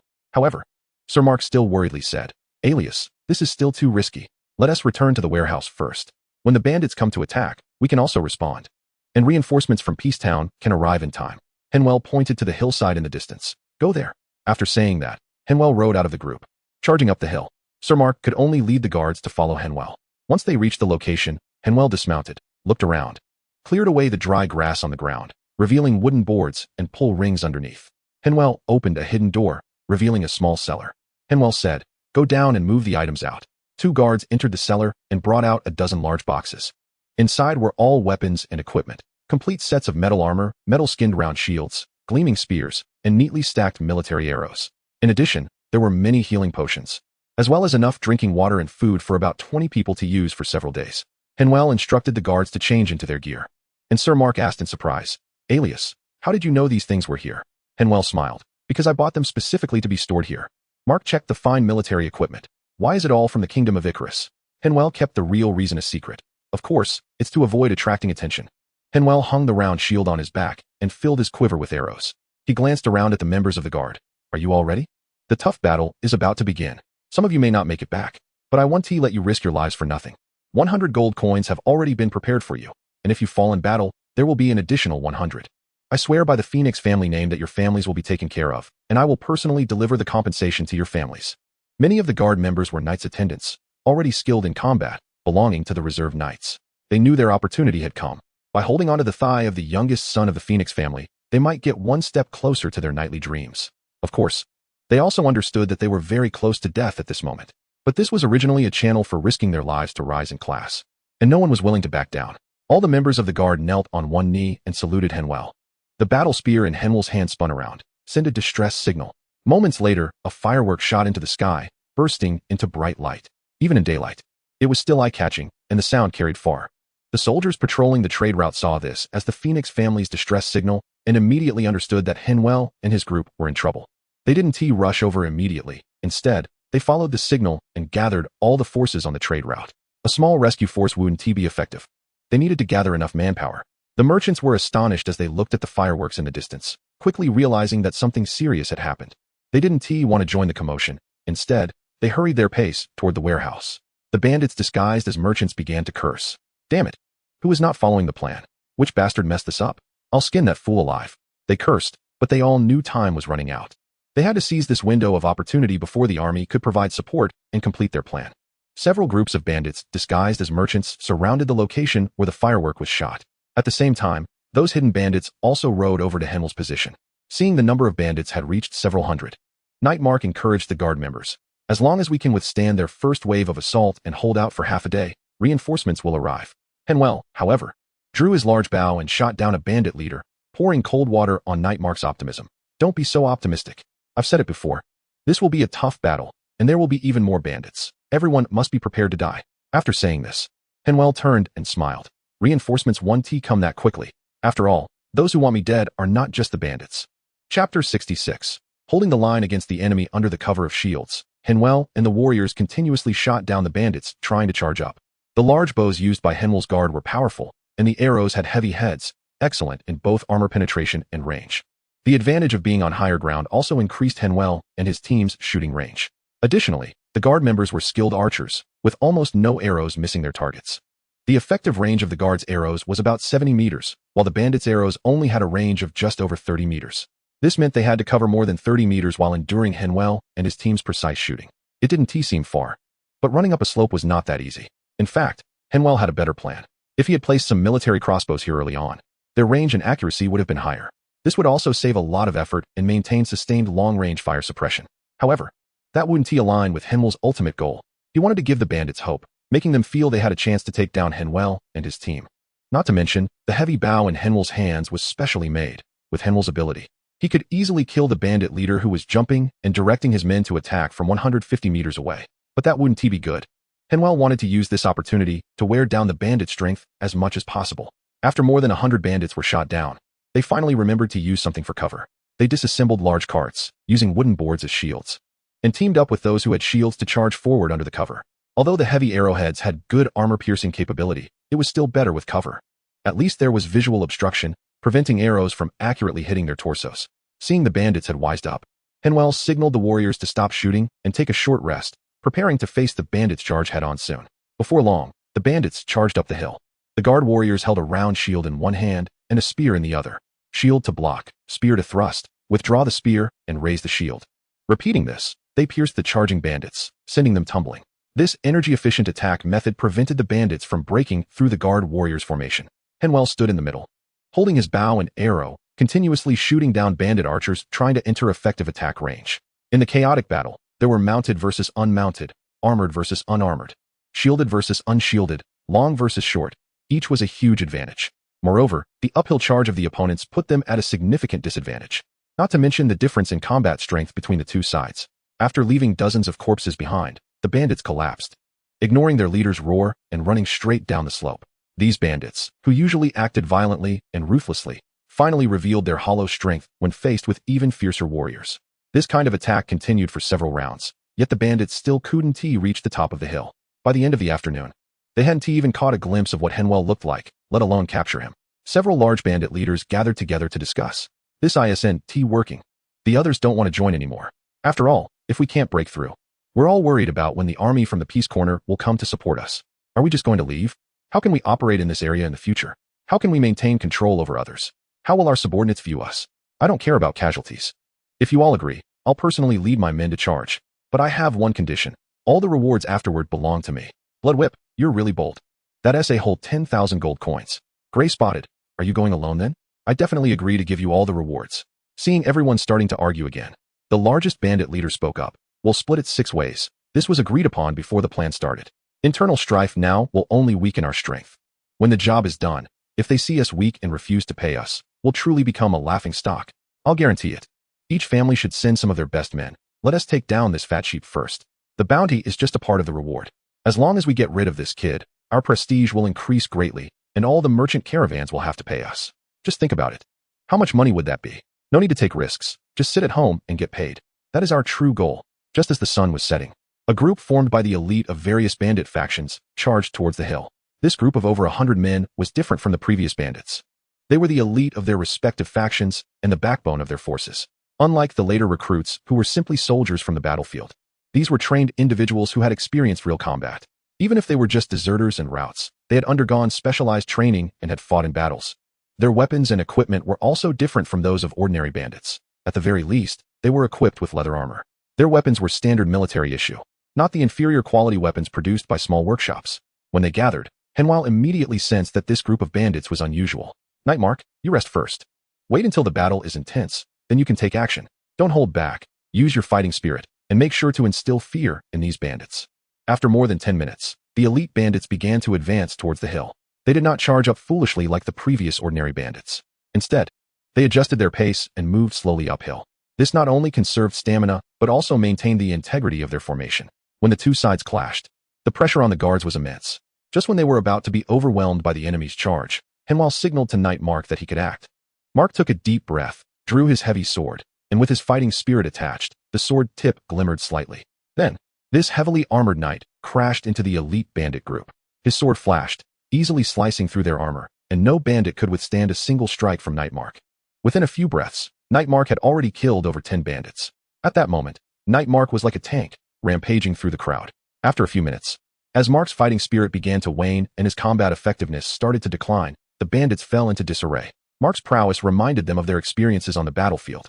Facing real knights, they felt as fragile as paper, easily slaughtered by the enemy. The moment the enemy began to flee, Henvier immediately ordered the guards to pursue the bandits. After a chase, out of over 100 elite bandits, only about 20 managed to escape back. Such severe losses did not frighten the bandit leaders. On the contrary, they were excited. They had also come from the battlefield and knew that the knight's bursts of strength could only last a few minutes. After a long period, Nightmark would just be a stronger ordinary person. Seeing the second assault team organized by the leaders, Henvier pulled out his battle spear, which was stuck in the ground, and said to the panting Nightmark, "You all take a break. I'll be back shortly."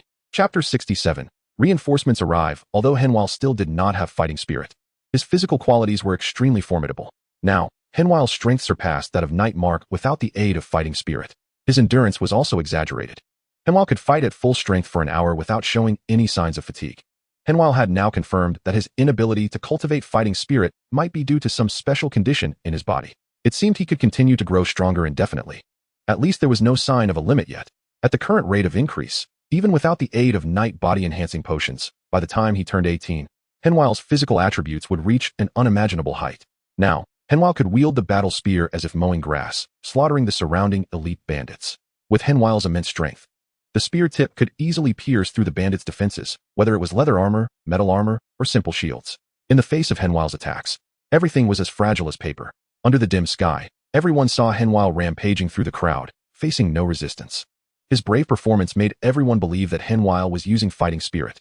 After Henvier's round of slaughter, the bandits were once again reminded of the fear of being dominated by knights on the battlefield.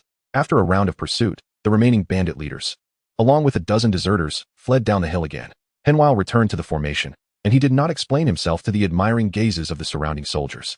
Now, Nightmark could finally relax completely, convinced that Henvier was of knight rank. This way, even in the worst situations, the two of them could break out of the encirclement. In fact, the heavy weaponry, such as warhammers, was now most suitable for Henvier. With Henvier's strength and endurance, one blow could take out a small opponent. This was no joke. However, Henvier didn't like using warhammers and had not practiced systematically. Moreover, wielding a heavy warhammer to slaughter enemies did not fit Henvier's current persona. He wanted to portray a talented young man, not a fierce young warrior. After this round of attacks, the bandits could not organize a decent offensive for a long time. No one wanted to rush in and die. But the longer they dragged it out, the worse it was for them. Normally, after exhausting their fighting spirit, knights needed 5 or 6 hours to recover. Nearly 3 hours had passed since Nightmark's outburst. This meant that Nightmark's fighting spirit was now about half restored. By this calculation, another knight would also have a certain degree of recovery. If they charged again now, they would definitely suffer another round of heavy losses. No one wanted to take that risk, but the longer the delay, the worse it was for the bandits. In fact, the bandits also understood that up to this point, their actions had already failed, but no one dared to bring up the idea of retreating. On one hand, they did not want to be seen as cowards. If one person suggested retreating, even if others agreed, there would surely be talk afterward about how that person was the first to run away. In the bandit trade, being ruthless is paramount. Showing fear would mean they could not survive in this line of work. On the other hand, the bandits did not dare to retreat. After fighting for over 10 hours, they had already lost half of their manpower. With hundreds of casualties, their forces had been significantly reduced. During the retreat, they not only had to prevent themselves from being scapegoated, but also had to fend off the military from Peace Corner. Additionally, they needed to guard against their companions, who might harbor murderous intent and seek to take over their territory and manpower. These combined reasons made it difficult for the bandits to make a decision. They neither dared to fight nor to run. In the end, the bandit leader who had previously proposed the alliance called all the bandit leaders together again. "If we leave like this, I certainly won't be satisfied. I'll charge once more in a moment. I, Scar Tiger, will lead the team personally. You all can follow me. If you're afraid, just watch from below. If we still don't succeed, we'll retreat together. And no one should try any tricks on the way out. When we retreat, we'll have the numbers. And the soldiers from Peace Corner won't dare to pursue us." An hour later, Scar Tiger led all the bandit leaders and their trusted followers to charge the hill once more. Henvier had already realized that the bandits were at the end of their rope. He and Nightmark led the charge, facing the bandits and launching a fierce attack. Every time Henvier thrusts his spear, it accurately pierces a bandit's throat. In just 1 minute, Henvier was standing atop a pile of corpses. His armor was pierced by several arrows, all the result of surprise attacks from the bandits using crossbows. The battle lasted only a little over 10 minutes, but it was exceptionally brutal. 2 guards were killed, and the remaining ones were all injured to some extent. After leaving behind more than 100 corpses, the bandits began to collapse. It wasn't just because of Henviel's bravery. More importantly, a noticeable firework signal rose from the distance. This was a signal that reinforcements had arrived. Inquiring about Henviel's location, when a guard sounded the signal, and the firework shot up into the sky, forming a silver wolf claw pattern. All the bandits knew it was time to flee. Scarred Tiger, whose left arm was pierced by Henviel, managed to gather the bandits and called for them to regroup instead of scattering to escape. More than 10 minutes later, over 300 bandits abandoned those who were injured and unable to move, fleeing straight towards the southwest. After a while, a fire dragon appeared on the ground in the distance, signaling the arriving reinforcements. When these several hundred reinforcements, aided by torches and moonlight, saw the corpses covering the hills, they were speechless in shock. There were more than 700 reinforcements, all arriving on horseback. More infantry and militia were still on their way, led by Officer Kolo, and would arrive after dawn. However, not all of these mounted troops were cavalry. More than half were infantry on horseback. Among the 300 actual cavalry, 100 were elite private troops dispatched by the Baron. The rest were made up of the defense forces from Peace Corner and patrol troops from the trade routes. The Baron's private troops were led by Knight Yumo, while the defense forces were personally led by Defense Officer Monroe. When the two reached the top of the hill and saw Henviel, who had several arrows sticking out of him, their hearts skipped a beat. They hurriedly ran towards Henviel, who was leaning against the pile of corpses. Just as they approached, Henviel suddenly stood up, startling both of them. Knight Yumo, Alois, are you all right? Monroe, sorry, young lord. We arrived late. Henviel, as long as you came. How many of us are there? After hearing the report, Henviel raised his spear. The bandits haven't escaped far. Organize all the cavalry. We cannot let them get away. This matter is absolutely unacceptable. Chapter 68. Cross-border pursuit. Henviel looked at Monroe. Defense officer, why do you say that? Henviel's seemingly smiling eyes made Monroe instinctively avert his gaze. He then raised his head to meet Henviel's gaze. Alois, you may not know, but those damned bandit stronghold is across the border. The closest point to the border from here is only 70 miles away. By the time we catch up, they will have already reached the border. Henviel said lightly. So, am I just supposed to let this ambush by the bandits go unpunished? Is that what you mean? Officer Monroe? Monroe quickly shook his head. Of course not. Alois, don't worry. This isn't just a provocation against you. It's a provocation against the entire order and rules of Peace Corner. You should return and rest. This matter will not end like this. I will definitely give you an explanation. Henviel took a step forward, breaking off a crossbow bolt embedded in his armor, and lightly tapped it on Monroe's chest. Translate for me. What does an explanation mean? Monroe, unsure how to respond, hesitated. Henviel increased the pressure of the broken bolt. Translate. What the hell does an explanation mean? Under Henviel's pressure, Monroe said in a low voice, I will definitely bring the head of the bandit leader responsible to the young lord. Henviel tossed aside the broken bolt and chuckled softly. Huh? Is this your explanation to me? What kind of explanation is this? This is just perfunctory. Now, let me tell you what an explanation really is and how it should be done. With that, Henviel picked up the spear stuck in the pile of corpses and swept it across his chest, breaking all the arrows lodged in his armor. He shouted loudly to his guard team. All mount up. Follow me to chase the bandits. Leave none alive. Kill them all. Henviel mounted his warhorse. And all the soldiers in the guard, as long as they could still move, mounted up and lined up behind Henviel. Henviel pointed to the Phoenix family banner beside him. Mark, carry the flag. Stay close to me. Then, Henviel reined in his horse and said to Monroe and Yumo, you can come if you want, but if you don't, just wait here. I will show you what an explanation looks like. After that, Henviel led the charge, racing toward the direction of the bandits as dawn broke. Knight Yumo hesitated for a moment, but also mounted up, leading the Baron's elite private troops in pursuit of Henviel's banner. Monroe watched the departing troops and said to his confidant beside him, My lord, let's just follow the young lord's words and wait here. After all, your duty is to protect the territory's safety, not to act as a bodyguard for this willful young lord. Monroe suddenly turned around and slapped his confidant. Are you out of your mind? If I don't go now, it would be a betrayal of the Phoenix family. Monroe organized all the cavalry and followed behind Knight Yumo's troops. By the time the sun rose, Henviel had already caught up with the bandits. After all, their warhorses had far superior speed and endurance compared to the bandits' horses. Faced with the neatly charging cavalry, the bandits had no intention of turning back to fight and wished their horses had 2 more legs. Soon, Henviel engaged the stragglers among the bandits, thrusting his spear to directly knock a bandit off his horse. The bandit, upon hitting the ground and spitting out a mouthful of blood, was immediately trampled into mush by the hooves that followed. After half an hour of pursuit, the remaining bandits fled across the border. Henviel halted his horse, and the cavalry behind him slowed down, regrouping behind him. The bandits who escaped with their lives wore expressions of relief, and then they began to laugh maniacally. Scarred Tiger even made a throat-cutting gesture of provocation toward Henvier. You little bastard. Just wait. Your trade routes won't be peaceful anymore. Also, you'll have to sleep with your eyes open from now on. Many people want to kill you, and you won't live long.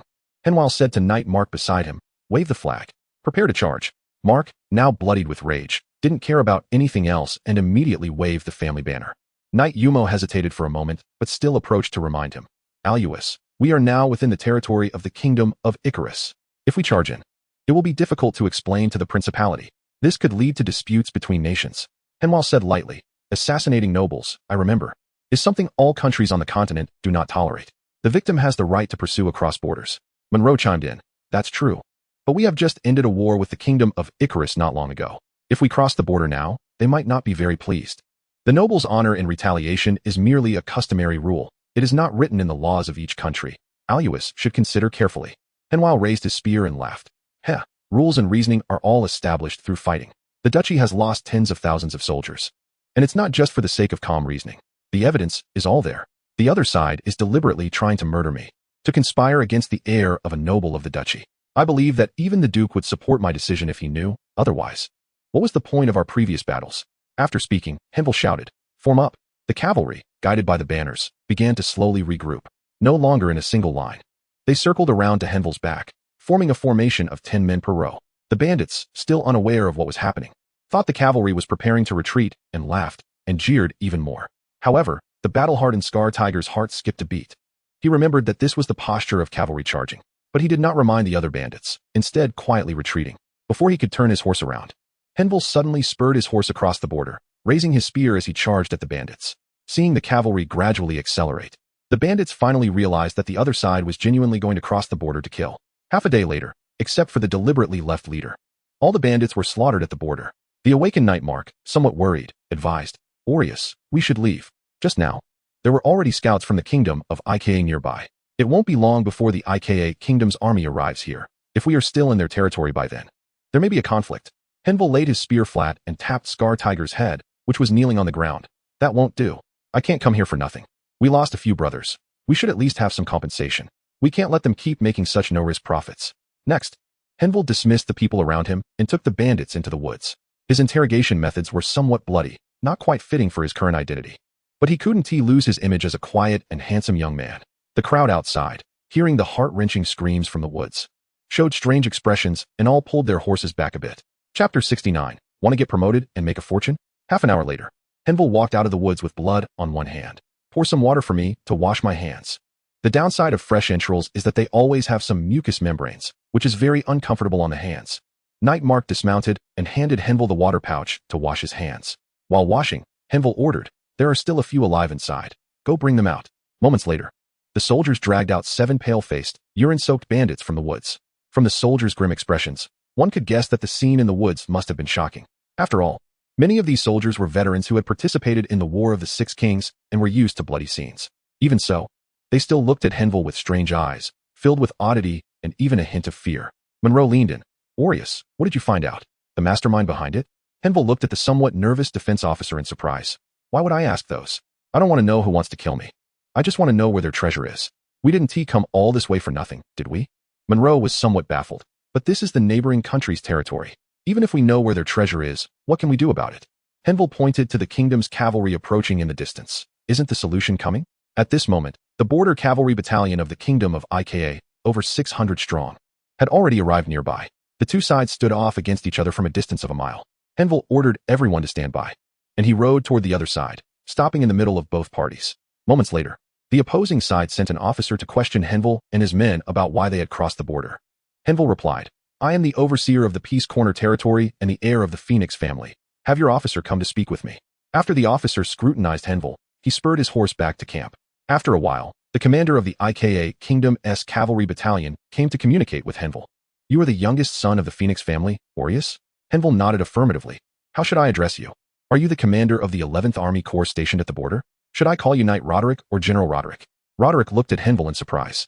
He began to believe that this young man before him was indeed the heir of the Phoenix family.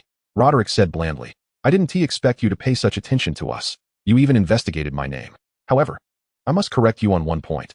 I am not a general. I am merely the commander of the cavalry battalion. Don't get that wrong. Henvier laughed. So, do you want to be a general?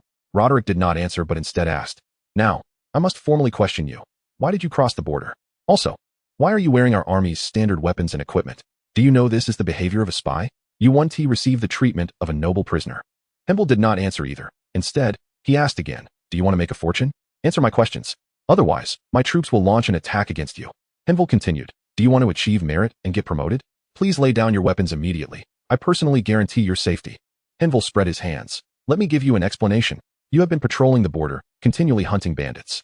By chance, you received news that a group of bandits wanted to assassinate the heir of the Phoenix family.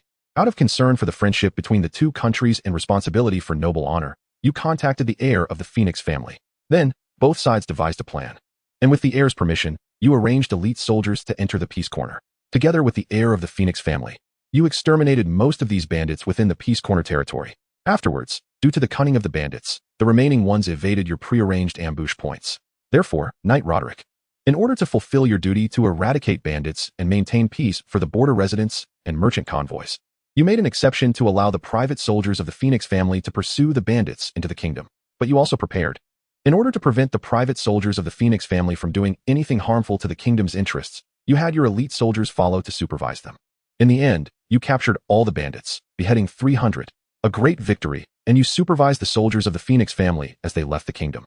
After saying this, Henvier pointed behind him. "The corpses of the bandits are right there, and there are a few alive, all with serious crimes on their heads." Roderick frowned.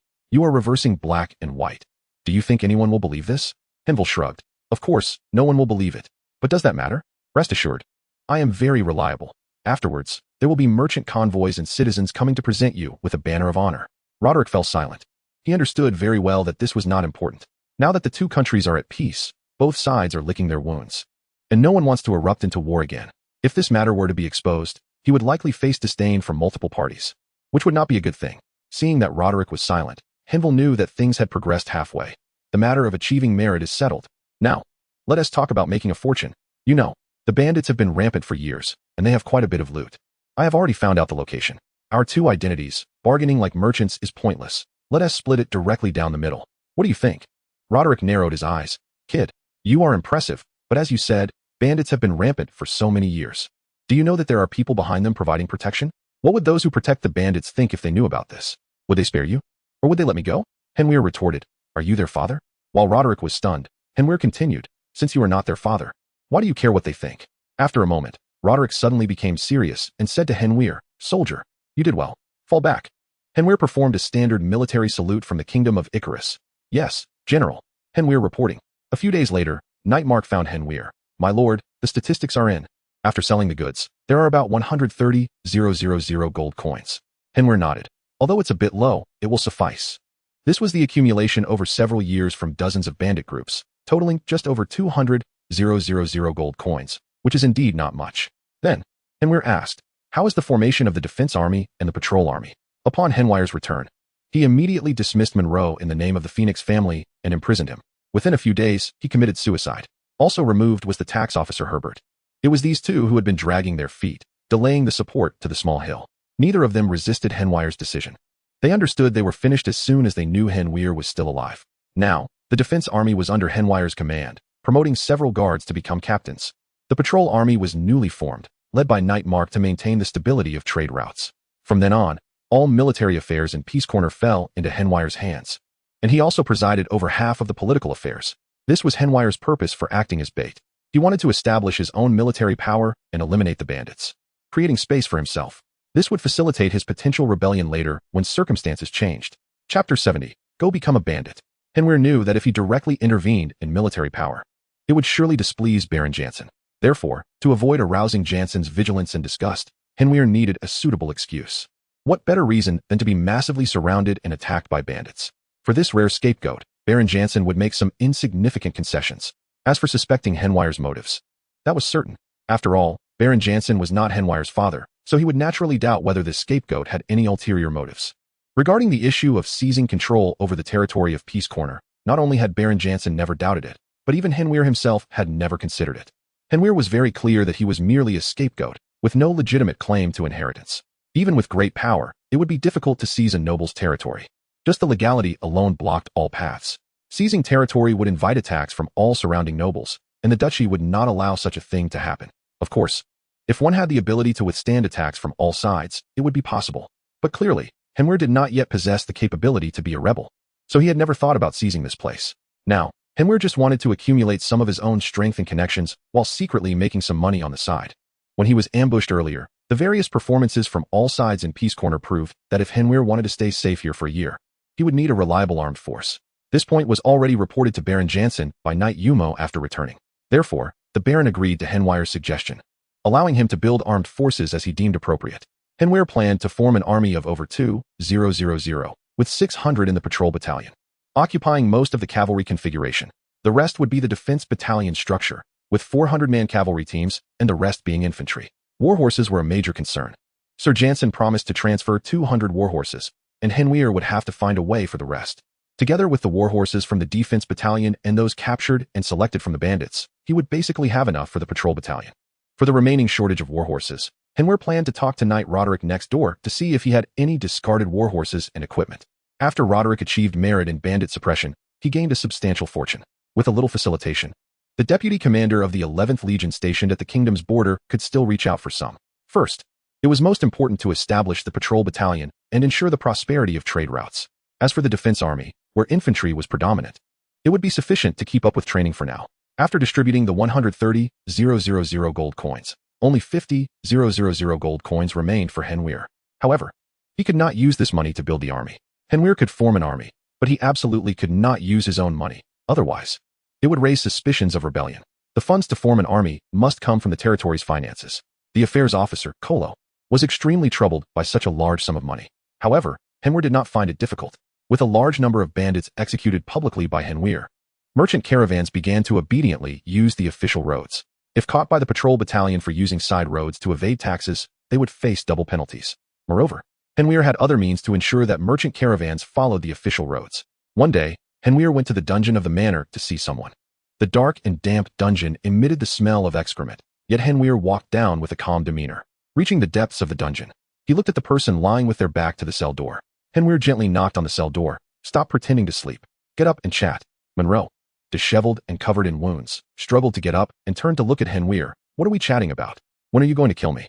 Henvier opened the cell door, pulled over a small stool, and sat opposite Monroe. "Of course not. If I wanted to kill you, I would have done it long ago." At this moment, Henvier was very close to him. With just a step, he could attack Henvier. But Monroe still sat obediently on the haystack, knowing that even if he were unharmed, it would be difficult to subdue this young man with the strength of a knight.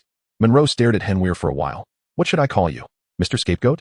Henvier was not surprised that Monroe knew he was a scapegoat. After all, those people who bribed Monroe must have informed him of some things.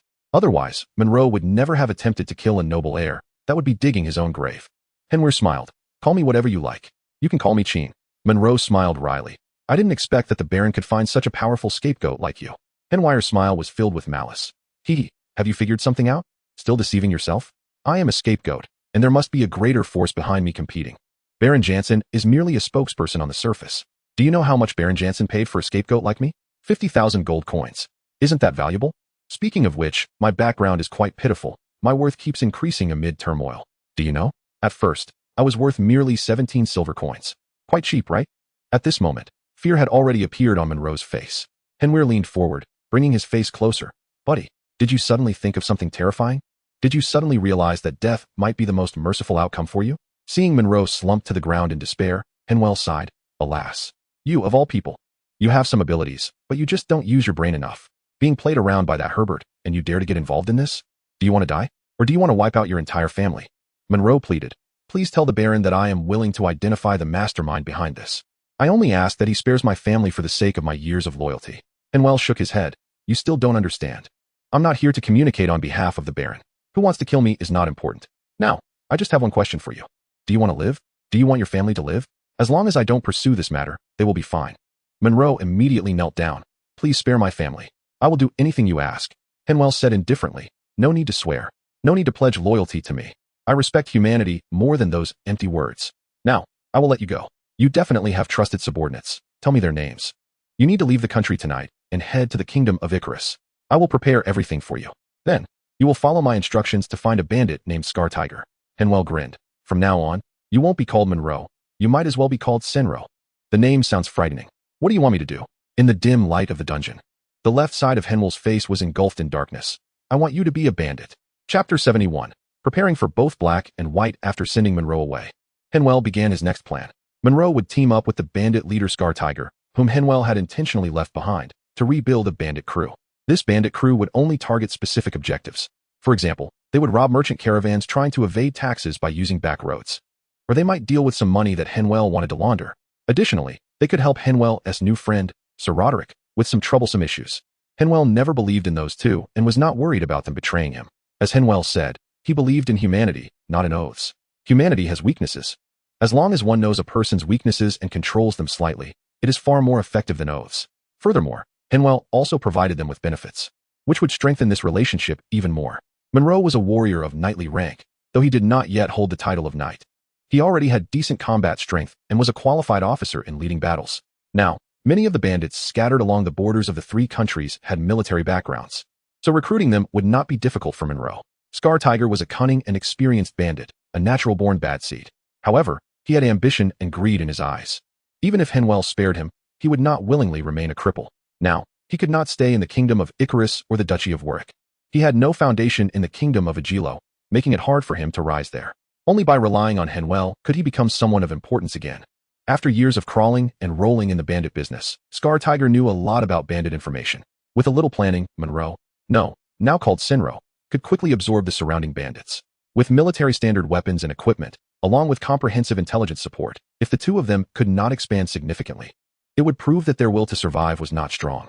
Henwell did not care about a small investment failure. Moreover, Sinro and Scar Tiger were two different kinds of people. They could never truly trust each other and become real friends.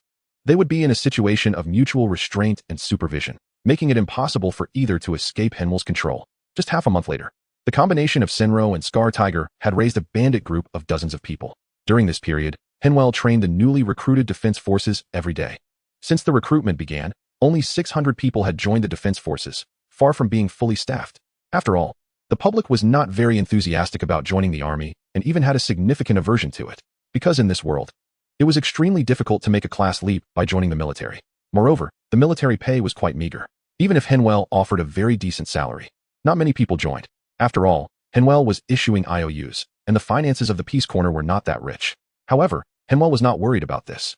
He did not heed his subordinates' advice to relax the recruitment standards, because Henwell's upcoming operations in both Black and White would force all merchant caravans to use official roads. Those villages and towns that had benefited from caravans taking back roads would soon see a significant drop in their economies. Henwell aimed to compete with the people for benefits, attracting the population of villages and towns towards Peace Town and the large warehouses as much as possible. Why do this? Of course, to promote urbanization. More people mean more chances to build cities. With cities, effective economic radiation can form. Tax revenue would also be convenient.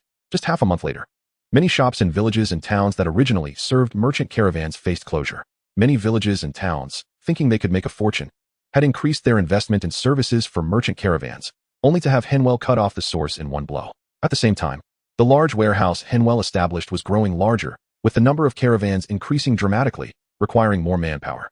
Henwell offered a good price to recruit craftsmen and workers, starting to build various houses.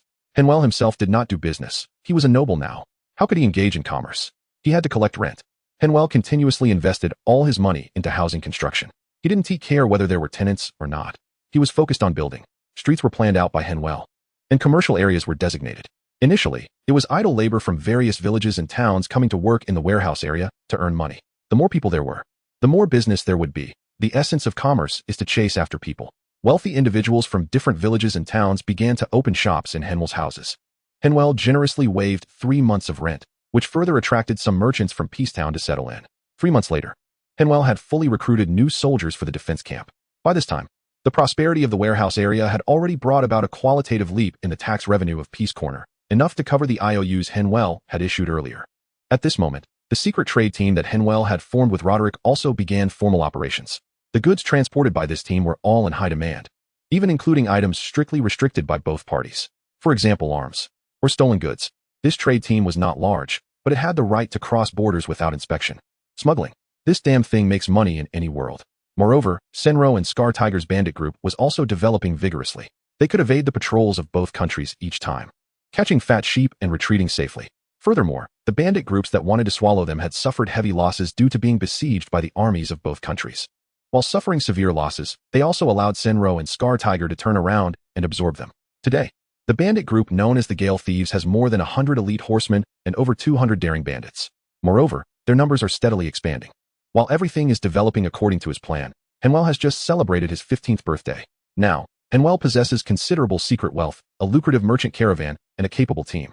However, he understands that all of this is built on his status as the heir of the Phoenix family. Once his mission as a substitute ends, he will lose all these advantages. Therefore, Henvier must use the remaining 6 months to strengthen his hand as much as possible. With financial support, Henvier can return to his previous life of acquiring a knight's body-enhancing potion every week. Henvier always realizes that in this world, the only person he can rely on is himself. Earning money is to survive and to live better. So even though the knight's body-enhancing potions he buys privately are not cheap, he firmly converts a large amount of wealth into his own strength. When autumn harvest arrives, the entire territory becomes busy. Even the merchant caravan must yield to the grain collection. After all, ensuring that people are fed and do not starve is the most important thing for the territory. Henvier knows that there are still many serfs in the village, and these can be transformed into more efficient labor. But Henvier no longer has time. He must focus on preparing for the Glory Road next spring. If he can survive and return, having already showcased his value to the Baron, there is a great possibility that he will be kept in Peace Corner. If luck is on his side, he might obtain a knightly fief here. If not, he will have to flee and become a brigand. Chapter 72. Alois, I heard you have done a great job in Peace Corner. Many people praise you, saying the Phoenix family has a good air. Facing Jansen's compliments, Henvier bowed his head and said, My lord, I'm just trying to survive. The things of the Phoenix family will never change. Henvier would not take Jansen's words as flattery. That would be self-deprecation. Henvier has indeed done well. At a young age, he is both scholarly and martial, employing soft and hard tactics, balancing both black and white. In just a year, he has reformed the commercial routes, increasing tax revenue fourfold. In terms of stability, he has eradicated bandits and secured the land. The military construction is even more outstanding.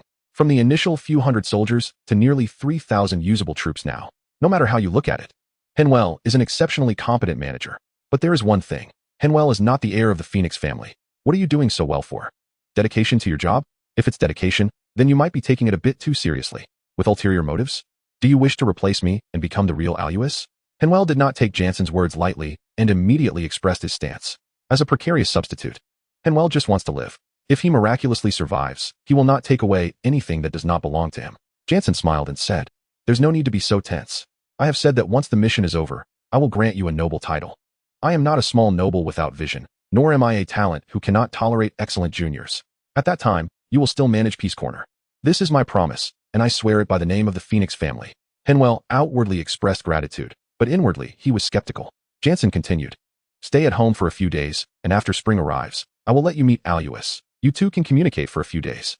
Henvier continues to play the role of Alois, and now he is fully embodying the character. No one doubts him anymore. As the departure day approaches, Henvier finally meets the person he is impersonating. Alois has black hair, a tall stature, fair skin, and a gentle smile on his face. Upon seeing Henvier, Alois was stunned for a long time, then curiously circled around Henvier a few times. Wow, is this really happening? I thought I was looking in the mirror. What is your name? Chin. Young Master Alois, you can call me Chin. Alois greeted, Hello, Chin. I am Alois Phoenix, and I am very grateful for everything you have done for me. Henvier replied, Young Master Alois, you don't have to worry. This is my mission. Alois patted Henvier's shoulder. Don't be so formal. You don't have to call me Young Master. You are also a young master. Did you forget? You are Alois too. Who calls themselves Young Master? I heard you have done well in Peace Corner. Can you tell me about it? After a few days of contact, Henvier finds that Alois is not a bad person. He is humble and polite, and his kindness seems heartfelt rather than feigned. Alois gives the impression of having little contact with outsiders. He seems to have lived in a relatively closed environment. At least his curiosity about the outside world cannot be faked. Alois often asks Henvier to share interesting stories from Peace Corner, with an eagerness to see it for himself. The two get along quite well. Soon, it is time to depart. Henvier adjusts his state to the best. That afternoon, in Baron Jansen's study, several people were already present. Baron Jansen introduced Henvier. This is the professional who has been secretly protecting you, Mr. Tansensha. This is your contact person after your final stop, Mr. Bloomer. This is Mr. Occam, who will take you to the palace to meet the king after you arrive in the royal city. Henvier carefully observes each person introduced. This may seem impolite. However, the experts did not mind, instead showing approving expressions. They knew Henvier was memorizing their physical features to prevent someone from impersonating them. To this end, the group even cooperatively walked a few steps for Henvier to observe their gait and movements. They even extended their hands to let Henvier shake hands and feel the characteristics of their palms. Next, Jansen called Alois over. Alois took off his clothes and let Henvier put them on to prevent anyone from tracking his scent. When Henvier removed his clothing, Baroness Grace couldn't help but gasp. The others also revealed expressions of surprise, and Alois looked incredulous. Henvier's upper body was well-defined, and his physique was excellent. But that alone was not what surprised them. The numerous scars covering his body were what truly astonished them. Wounds from blades, lacerations, arrow wounds, whip marks, and scars left by flames. Grace had already covered her mouth and started to cry. She found it hard to imagine how much suffering this boy, who seemed to be the same age as her son, had endured. Grace stepped forward to hug Henvier and softly said, "Child, come back alive." Henvier's body stiffened slightly. Then he nodded, "I will." Jansen also spoke up, "Everyone is a witness. If you can return, you will become a part of the Phoenix family." After putting on the chainmail, Henvier donned an outer coat. Alois stepped forward, unsheathed the long sword at his waist, and handed it over with both hands. "This is my sword. It was given to me by my mentor, and now I pass it on to you, Chin. Please take this sword and bear witness to the trials on this path of glory for me. It will stand in for me and fight alongside you every step of the way." Henvier drew the long sword. It was a hand-and-a-half sword, similar to the one he once carried, but longer and wider. It was also considerably heavier than the Dawn Greatsword. The blade was adorned with simple line decorations, and the guard curved towards the blade. Delicate leather wrapped around the handle, providing not only a good grip, but also excellent anti-slip performance. The counterweight ball at the end of the sword was engraved with a lion's head, its eyes glowing red, resembling the red patterns on the blade. It was a fine sword. Henvier had seen the best swords, and this one was even better than the Dawn Greatsword that Kaiser had given him. Tansentea spoke up. "This is made of blood-drinking steel. Few in the duchy possess such a weapon." Henvier's demeanor changed dramatically as he held the long sword and moved in a small area within the spacious study, demonstrating a complete set of the Silver Wolf sword style. Jansen raised an eyebrow. This kid's Silver Wolf sword style was impressive. None of his offspring could reach this level. Afterward, Henvier sheathed the sword, bowed to everyone, said nothing more, and turned to leave the study. Outside the castle gate, Henvier rode alone, stepping into the darkness under the last rays of sunlight. Henvier stroked the long sword at his waist. "From now on, you shall be called Dusk." Chapter 73. The Path of Glory. After 2 hours of travel, Henvier arrived at a small town, planning to stay overnight. Although he was very close to the castle of his first target, it was too late to visit. Recklessly dropping by was clearly not in accordance with noble etiquette. Regardless of whether anyone believed it, he was now Elias, bearing the name of the Phoenix family. He entered a tavern, ordered a beer and a simple meal, and sat in a corner, eating by himself. There was no drunken fool looking for trouble. This was not a game movie. Most of the patrons in the tavern were commoners, but they were somewhat well off. They were not fools.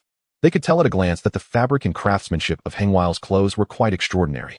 Moreover, there was a silver wolf claw emblem on the shoulder of Henvier's coat, which only nobles would embroider on their clothing. Additionally, Henvier's long sword was not something an ordinary person could afford. All of this proved Henvier's extraordinary identity, and the tavern patrons would definitely not cause trouble. It is important to know that provoking a noble is a serious crime. Nobles can kill on the spot without any responsibility. So, no one would be looking for death. If there were any drunken idiots, other patrons and the tavern owner would step in to stop them. Henvier's horse was well taken care of, and he himself had a peaceful night's sleep. This was only the first day of the Path of Glory. Even if someone wanted to eliminate Elias, they would not choose to act on the first day. Moreover, most nobles in this area had connections with the Phoenix family and would not make things difficult for Henvier. These nobles would not even allow Henvier to encounter any accidents within their territories. Therefore, the first half of the Path of Glory was basically safe, akin to a cut scene in a quest chain. The next day, Henvier went to the Baron's castle and presented his parchment for the Path of Glory. The Baron then symbolically allowed Henvier to spar with the knight. Throughout the process, Henvier was extremely cautious, fearing that he might accidentally injure the knight. After all, not everyone who holds a knightly title is necessarily of knightly rank. Some hereditary knight titles do not guarantee that every generation will be of knightly rank. However, there are regulations in the duchy stating that if a family has no knightly rank for 3 generations, they will be stripped of their title. Of course, if the family later produces a knightly rank, obtaining the title will be easier. The knight Henvier was about to battle was one such man without knightly rank. Although his swordsmanship was decent, without the support of knightly strength, it was difficult for him to last several moves against Henvier. This was also the Baron giving face to the Phoenix family by deliberately arranging for Henvier to face a weaker opponent, but one whose status was acceptable. Thus, Henvier could not just directly defeat the opponent. Both sides needed to save face. After a fierce battle lasting over 10 minutes, and with a slight nod of approval from the Baron, Henvier managed to narrowly win with a single move. The Baron praised Henvier for being young and promising, indicating that the Phoenix family had a bright future ahead. Henvier complimented the Baron's subordinates for their bravery and skill, stating that he had learned a lot from the battle. After some commercial flattery, both host and guest were pleased. The Baron hosted a banquet to welcome Henvier, and, before he left, gifted him a fine set of armor. This armor was not a personal gift from the Baron, but rather something that Baron Jansen had arranged to be placed there long in advance. After leaving the Baron's castle, Henvier had an additional horse, which carried his belongings and armor. Generally, it is rare to wear armor for long-distance riding, as the metal shell is not very comfortable. Over the next half-month, Henvier visited 3 barons and 2 viscounts, all of which were prearranged. He received a longbow, a round shield, a 2.5-meter-long lance, and 2 attendants. These were all prepared by Baron Jansen. The 2 attendants were knights in training cultivated by Baron Jansen, close to achieving knightly rank.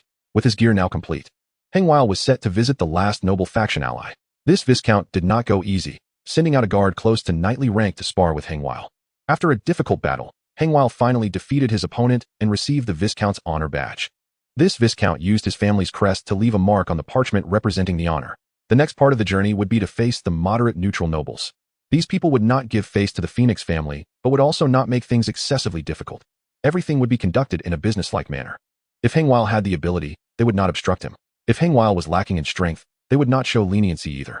Moreover, from this point onward, there would be no guarantees for Henvier's safety on his journey.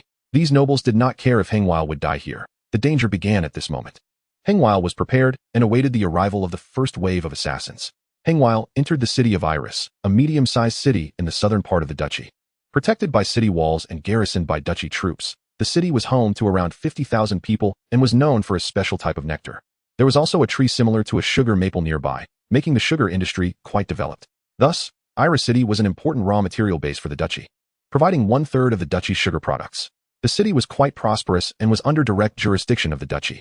Only a few small territories were granted nearby, and their areas were not large. There were 2 nobles that Henvier needed to visit in the city, 1 baron and 1 viscount. After 3 consecutive days of travel, Henvier arrived looking worn out. He planned to rest for a night in the city and freshen up before visiting the 2 nobles. The best inn in the city had already been booked by his attendants. As Henvier stepped through the door of the tavern, he saw several guests drinking. After surveying the room, he walked straight to a table of patrons. "Why aren't you looking at me?" The people in the tavern were taken aback, puzzled by the question. What was this? Why should they look at him? The table had 4 guests, 3 men and 1 woman, dressed like merchants. Hearing Henvier's question, one of the men laughed and said, "Young master, we've had a few too many drinks and didn't notice anyone coming in." Henvier nodded, then suddenly thrust his long sword forward. The weighted pommel of the sword struck the man's temple, shattering his skull with a tremendous force. The woman across from him drew a dagger and lunged at Henvier's lower back. Henvier stepped back, drawing his sword halfway. The blade rested against her neck, and with a gentle pull, it sliced through her throat.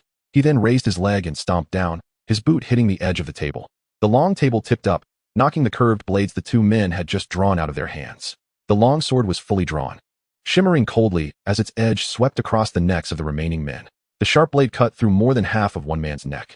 Henvier picked up a napkin from a nearby table, gently wiped the blood off his blade, and slowly sheathed his longsword.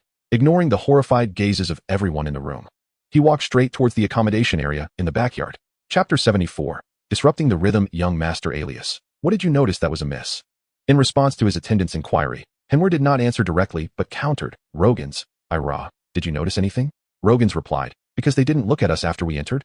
Ira added, "Because they had hidden armor under their clothes?" Henvier shook his head, "Of course not. It was because when I walked over, they didn't even stand up. My attire already proved my noble status. Every guest at the other tables stood up or prepared to stand. Only they showed no intention of standing at all, which was clearly abnormal. Furthermore, the way they looked at me indicated that they had seen me before. I suspect they must have seen my portrait. Perhaps it can even be found on the corpse." The 2 young attendants looked at Henvier with admiration. Henvier instructed them to prepare food and beds without further explanation. In his view, these 2 young men were still too inexperienced. They might be good in combat, but they lacked significant worldly experience. Rogans and Ira were both in their early 20s, already married with children, and aspiring to become knights. Both came from noble cadet branches and were from relatively well-off families. They both had great potential, and within 3 years, they would likely attain knighthood. Along the way, they took great care of Henvier, as they saw him as alias. As for what Henvier had said earlier, they thought it was nonsense. He clearly couldn't just kill someone for not standing up. It was just that after Henvier entered, he immediately sensed the murderous intent directed at him. Moreover, it was not just one source of murderous intent. He had simply found the most intense one. Clearly, there were more than just those people in the tavern wanting to kill Henvier. Henvier was walking the path of glory, not the path of slaughter. As long as he eliminated the most urgent threat, he had achieved his goal. After all, if Henvier had not acted, that group would definitely have attempted to assassinate him on the spot. At that point, chaos would ensue, and other assassins would seek opportunities. Those lurking around would eventually join in. Henvier would then face an endless onslaught of assassination attempts, making it impossible to avoid injury. Most importantly, Henvier would have to respond with all his strength, prematurely revealing his true capabilities. This would inevitably lead to targeted assassination attempts in the future, making his path of glory even more difficult. Therefore, to conserve energy, Henvier decisively struck and took out that group of assassins on the spot, temporarily deterring the others. As for scaring them off permanently so they wouldn't dare to assassinate him again, that was clearly naive. Although some cowards might retreat, most assassins would not give up easily. After all, they made their living from bloodshed and would not quit easily. But with Henvier's actions, he would certainly attract the city guard. Those in the shadows could not withstand interrogation and would have to leave first. Thus, they would need to change their assassination plans against Henvier, at least for tonight. Assassins always acted with a plan. They were not reckless fools who attacked at first sight. Restructuring their assassination plans would take 2 to 3 days. By then, Henvier might have already left Iris City, and the assassins would still be trailing behind him, looking for opportunities. Henvier aimed to disrupt their plans and not fall into their rhythm. Otherwise, he would have to face endless battles. Especially, he could not allow so many assassins to attack him simultaneously. It was best to stagger their attempts. Regardless, Henvier had secured himself a peaceful night of rest. With a murder occurring at the inn, the city guard arrived to inquire about the situation. Henvier would not intervene. The 2 attendants would present the Duke's orders to explain everything that had happened. The officials would not disturb Henvier, and the Lord of Iris City would certainly not want to deal with such a hot potato. The next day, Henvier changed into a new outfit and, accompanied by his attendants, went to visit Viscount Hoswath. This Viscount's castle was over 40 kilometers east of Iris City, with 20 kilometers of his territory stretching to the east. His territory was not large among Viscounts, but he was wealthier than many. His lands were planted with a large number of sugar trees, with 4 sugar factories and 2 honey workshops. Just from sugar products alone, he earned tens of thousands of gold coins annually. He had 26 knights under his command, 5 of whom were sworn knights. The remaining 21 knights served as the main officers of his army, commanding over 500 elite cavalry. During the War of 6 Kings, Viscount Hoswath dispatched 500 cavalry, a majority of his knights, and 900 well-trained infantry. Their performance on the battlefield was commendable, far surpassing that of typical noble private armies. He was an old-fashioned noble, loyal to the principality but rarely involved in its politics. At this moment, facing Henvier's visit, the Viscount did not arrange a high-level reception. Nearly 50 years old, Viscount Hoswath stood in armor at the castle, calmly watching Henvier's arrival. After presenting a certificate of honor akin to an invitation, Henvier awaited the Viscount's test. Viscount Hoswath glanced at the parchment. Who among you will assess this young man's quality? A knight stepped forward. My lord, I am willing to serve you. Viscount Hoswath turned to the knight, and after a moment of seeing the knight's determined gaze, he sighed lightly. Lawal, how long have you been with me? 16 years. The Viscount appraised the knight, who was now 40. 16 years, huh? Time flies. And how many people get to experience 16 years? Knight Lawal said earnestly. I can still serve you for at least 16 more years. Viscount Hosworth replied, do you wish to serve me? Or do you wish to serve Viscount Pansy instead? Lawal, I know you are anxious. You are getting older. And after fighting alongside me for so many years, you have always wanted a knighthood. The last time the 6 kings were ended and the duchy conferred titles, your name was not among them. I know you harbor resentment in your heart. It's not just you. Others are also dissatisfied. You have all followed me for so many years, and have I ever let you down? I said it. Be patient a little longer. Just a few more years. And you can't wait? I don't blame you for turning to Viscount Pansy. But you shouldn't have used my honor to curry favor with Pansy while still under my command, nor should you have interfered in this matter. Considering your years of following me, I won't punish you, nor will I make your situation public. You will become a free knight. Now that you can't wait any longer and no longer truly pledge your loyalty to me, then leave. Perhaps I am indeed getting old, and you may find better opportunities elsewhere. I will send you some gifts, hoping you can become a true noble. With that, Viscount Hosworth waved his hand. Knight Lawal was stunned for a moment, then knelt on one knee to salute, and finally stood up and left. Throughout the process, there were no explanations or excuses. We are all adults. Saying too much is an insult to others' intelligence and a degradation of oneself. Chapter 75. A deal after Knight Lawal left. Viscount Hosworth looked around at the other knights. What about you? Is there anyone who can't wait? Has anyone found a better object of loyalty? All the knights, including those with knighthoods, knelt on one knee, their long swords planted in the ground, indicating their unwavering loyalty. Viscount Hosworth smiled and waved his hand. Get up. I actually believe in Lawal's loyalty to me. I understand his choice better. He is getting old and can no longer wait. He never thought of betraying me. He just wants to establish his own family while he is still in his prime. I understand all of you, but I still say, don't be anxious. Are you really ready? Serving a noble is completely different from becoming a noble yourself. Some things cannot be learned. Nobility requires not only strength and wealth, but also wisdom and patience. Do you really think the opportunities you see are that good? If becoming a noble could be achieved through trickery, then nobility wouldn't be so noble. With that, Hosworth pointed outside the castle at Henvier, who was quietly standing by his warhorse. Look, this is the price of taking shortcuts. Huh, what road to glory? It's a road paved with blood and fire. After mocking the Phoenix family, Hosworth turned to the knights and said, this road is exceptionally dangerous. I don't want you old brothers to walk it. This path to glory is fraught with deep waters. You have no idea of the undercurrents behind it, or how many forces are vying for power. Don't mention your small frames. Even I wouldn't dare step into it, as a small mistake could lead to utter destruction. Don't rush. I have already made arrangements. I will designate 2 knightly fiefs within my territory. Additionally, I have already done my work with the duchy. In a year, 3 knightly titles will be conferred to me. Take it slow. Everything will come in time. I have said that I will never let you down. And all you need to do is patiently wait and prepare to become nobles. At this moment, Viscount Hosworth signaled to open the castle doors and welcomed Henvier inside. In the castle hall, Viscount Hosworth sat in the high-backed chair in the center, looking down at Henvier, who was bowing. On either side were neatly arranged knights, clad in armor, with their swords drawn, holding the sword hilt with both hands, lightly stabbing the edge of the central carpet. The atmosphere was solemn and oppressive. Unlike the 2 tense and vigilant attendants, Henvier wore a gentle smile, seemingly unaffected by the intimidation. With a calm tone, clearly enunciating his words, he greeted Viscount Hosworth. After a moment, Hosworth remarked, what a good seedling. Would you be interested in developing here in the future? Henvier replied neither humbly nor arrogantly. My father said that you, Viscount Hosworth, are a noble of both wisdom and valor. If possible, I would certainly like to learn more from you. All right, this talent cannot be kept. Hosworth shifted his tone. I have no dealings with your father, and our families have no ties. I will handle matters fairly. However, due to your father and son's situation, I lost a good friend today. This has put me in a bad mood, so, young man, you need to be careful. Henvier smiled and said, Viscount, you jest. If one can lose a friend, it proves they were not a good friend. Our families had no ties before, but they can start from now. Today, you lost an old friend, which is indeed a pity, but the best compensation is to make a new friend. What do you say? Hosworth scoffed. Heh, quite bold of you. What? If I were to make things difficult for you today, would your Phoenix family become our enemies? Can you make that decision? Henvier raised his head. Of course, I can make that decision. At this moment of stepping onto the road to glory, I am Uhulus Phoenix, fully representing the Phoenix family. Ignoring the discontented gazes of the surrounding knights, Henvier continued, becoming friends is certainly not just a matter of words. That would be a despicable scam. I believe you, Viscount, would like to become friends with us. After all, no one wishes to make gold difficult. Oh, the Phoenix family is willing to spend money? Of course not. Buying friends with money is an insult to friends and also an insult to you, Viscount. I simply have a deal and would like to discuss it with you. If you are willing to spare your precious time, I suggest we talk privately.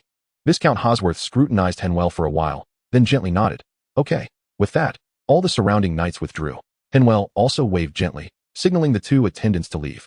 When only the 2 of them were left in the hall, Henvier let out a breath and rubbed his thigh. After looking around, Henvier ran over and pulled a chair to sit down. Throughout this, Viscount Hosworth remained silent, quietly observing Henvier. Viscount, you know that the peace angle is now managed by the Phoenix family, and I have stayed there for a year, gaining a lot of information. It is now the trade passage of the 3 nations, and it will become a trade hub for the 3 countries in the future. I can open a trade route just for you, Viscount, with at least 3 merchant caravans that will not go to Iris City, but will instead come to you for supplies. We will sell the best sugar products from the duchy to the countries of Ika and Ujalu. You will save a significant amount of costs here, and the purchase price for the caravans will also be higher than in Iris City. Viscount Hosworth scoffed. Heh, why do I feel like this sounds like smuggling? Sugar products are controlled goods by the duchy, especially for cross-border trade. Henvier raised an eyebrow. You can't say that. How can this be smuggling? I'm not selling sugar to the other 2 countries. It's just to maintain diplomatic relations with them. Giving gifts to the merchants of both countries for the sake of peace among the 3 nations. Viscount Hosworth looked at Henvier with a half-smile. Then I guess they will also send us some gifts in return. Henvier snapped his fingers. Of course. It's all about reciprocity. But we won't demand a return gift. Then how can we ensure they will definitely return the gift? Henvier shrugged. We can't guarantee that. After all, we are officials. But others can guarantee it, like bad people, or robbers. Viscount Hosworth did not continue the topic. You know, I promised to talk to you privately, not to give face to the Phoenix family, but simply to give you an opportunity. Henvier was not surprised that Hosworth understood his identity. After all, he was an old noble, although he did not easily involve himself in politics. Maintaining a family for 200 or 300 years, with intertwined interests, knowing some insider information was not difficult. Facing Hosworth's renewed invitation, Henvier smiled. Old man, I'm not representing the Phoenix family in this discussion. After all, the Phoenix family would not have any connections with robbers, nor would they engage with internal matters of the two countries. After a moment of silence, Viscount Hosworth said 2 words, interesting. Chapter 76. Let's play some outside tricks. That evening, a banquet was held at Viscount Hosworth's castle. The next day, Henvier shook his head, which was a bit sore from a hangover, and rode his horse towards Baron Horn's. Last night those knights had taken advantage of Henvier's upcoming adulthood, using it as an excuse to make him drink. What made Henvier even more frustrated was that this old fox Hosworth had arranged for girls to sneak into Henvier's room in the middle of the night. And they were not just maids, but the daughters of knightly nobles, with even one being Hosworth's granddaughter. It was only because Henvier was vigilant and had bolted the door tightly that he had not lost his virtue. It was not that Henvier was incapable, after all. He was strong and capable in every way. It was simply because Henvier knew that if he entertained any lustful thoughts and did something he shouldn't, he would be bound to Hosworth's lineage. Even though Hosworth admired him and would surely find a way to bring Henvier under his command afterward, Henvier did not want to develop here. The reason was simple. This was the heartland of the duchy, and the interests had long been divided. Staying here would mean stability, but it would take time to rise. Henvier preferred the peace corner, not because it was peaceful, but because it had potential and was complex. To put it bluntly, it was chaotic. Chaos was good. Chaos was a stepping stone to rise. Only chaos provided Henvier with the opportunity to maneuver. Playing both sides was a minor tactic. Turning black into white was a grand strategy. Moreover, the foundation Henvier had painstakingly built up had already been invested in the peace corner. Even if the Phoenix family let him go afterward, he would leave empty-handed. Therefore, for both emotional and rational reasons, Henvier could not switch to Viscount Hosworth at this time. Now, Henvier was heading southeast, where Baron Horn's territory was relatively small, only about 30 square kilometers. After all, he had only recently been promoted from knight to baron, and his family's foundation was still somewhat weak. According to the information provided by Jensen, this guy had 4 knights under him, none of whom were knightly nobles. Due to the promotion, he had spent a lot of money. Coupled with his small territory and low income, he was still living in his family's former knight manor. He had not yet saved enough money to build a castle. They had only managed to lay the foundation, and it would be quite good if it could be completed in this generation. It was also due to his lack of resources that he had allied himself with a noble faction. This noble faction was the one opposing the Phoenix family's rise. However, this guy did not have the courage to confront the Phoenix family directly, nor did he have the guts to delve too deeply into this situation. The head of the Phoenix family, Baron Jensen, although now just a baron, had once been quite affluent. At the peak of the family's power, they had already been a viscount, and there was even a castle near the royal city. Later, due to some events, the Phoenix family fell into decline, and their title was stripped down to a knightly noble. From the time of Baron Jensen's father, the Phoenix family began to realign itself with the core decision-making circle of the duchy. Jensen also became a childhood companion of the current Duke Amir at that time. Until 15 years ago, the young Jensen was dispatched by the Duke to a remote area as a baron. Many people felt it was a pity at the time, as Jensen's achievements were enough for the Duke to restore the Phoenix family's viscount status. However, 15 years later, the nobles never expected that Baron Jensen would suddenly transform and become a powerful viscount, and that his territory would be so large, in a lucrative area at that. This made the nobles very dissatisfied, bringing up the past involvement of the Phoenix family in rebellion, claiming that the Phoenix family had tarnished the oath of honor and that the shame of betrayal had not yet been cleansed. This led to the matter of walking the path of glory once more. In just 15 years, Jensen, as a baron, had built his baronial territory so well, with a fully equipped castle. It was completely unrecognizable as that of a newly promoted baron, showcasing the heritage of a noble family. The Phoenix family had many knights originally, and the wealth accumulated over several generations was not comparable to that of other small families. However, Henvier still understood that the power Baron Jensen displayed far exceeded what he should have. The Phoenix family indeed had many knights, but those more than 10 knights were now in the royal capital, with Jensen's eldest son joining the newly formed knightly order of the duchy. The dozens of knights around Jensen were nominally recruited, but more than half of them had unclear backgrounds. Additionally, the Phoenix family had too many professionals. This was something that not even a baron or a viscount could afford to maintain. Even an earl would struggle to support so many professionals. If one thought deeper, it could be quite alarming. Not to mention the forces behind Jensen. Even the forces the Phoenix family should have were not something Baron Horns could compare with. Therefore, although Baron Horns might create some difficulties, he did not dare to go too far. This was why he was also classified as part of the moderate faction.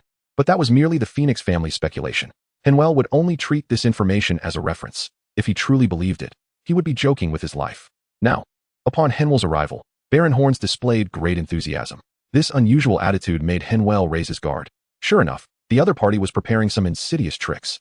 Upon meeting, Baron Horns did not mention any tests and immediately arranged a banquet.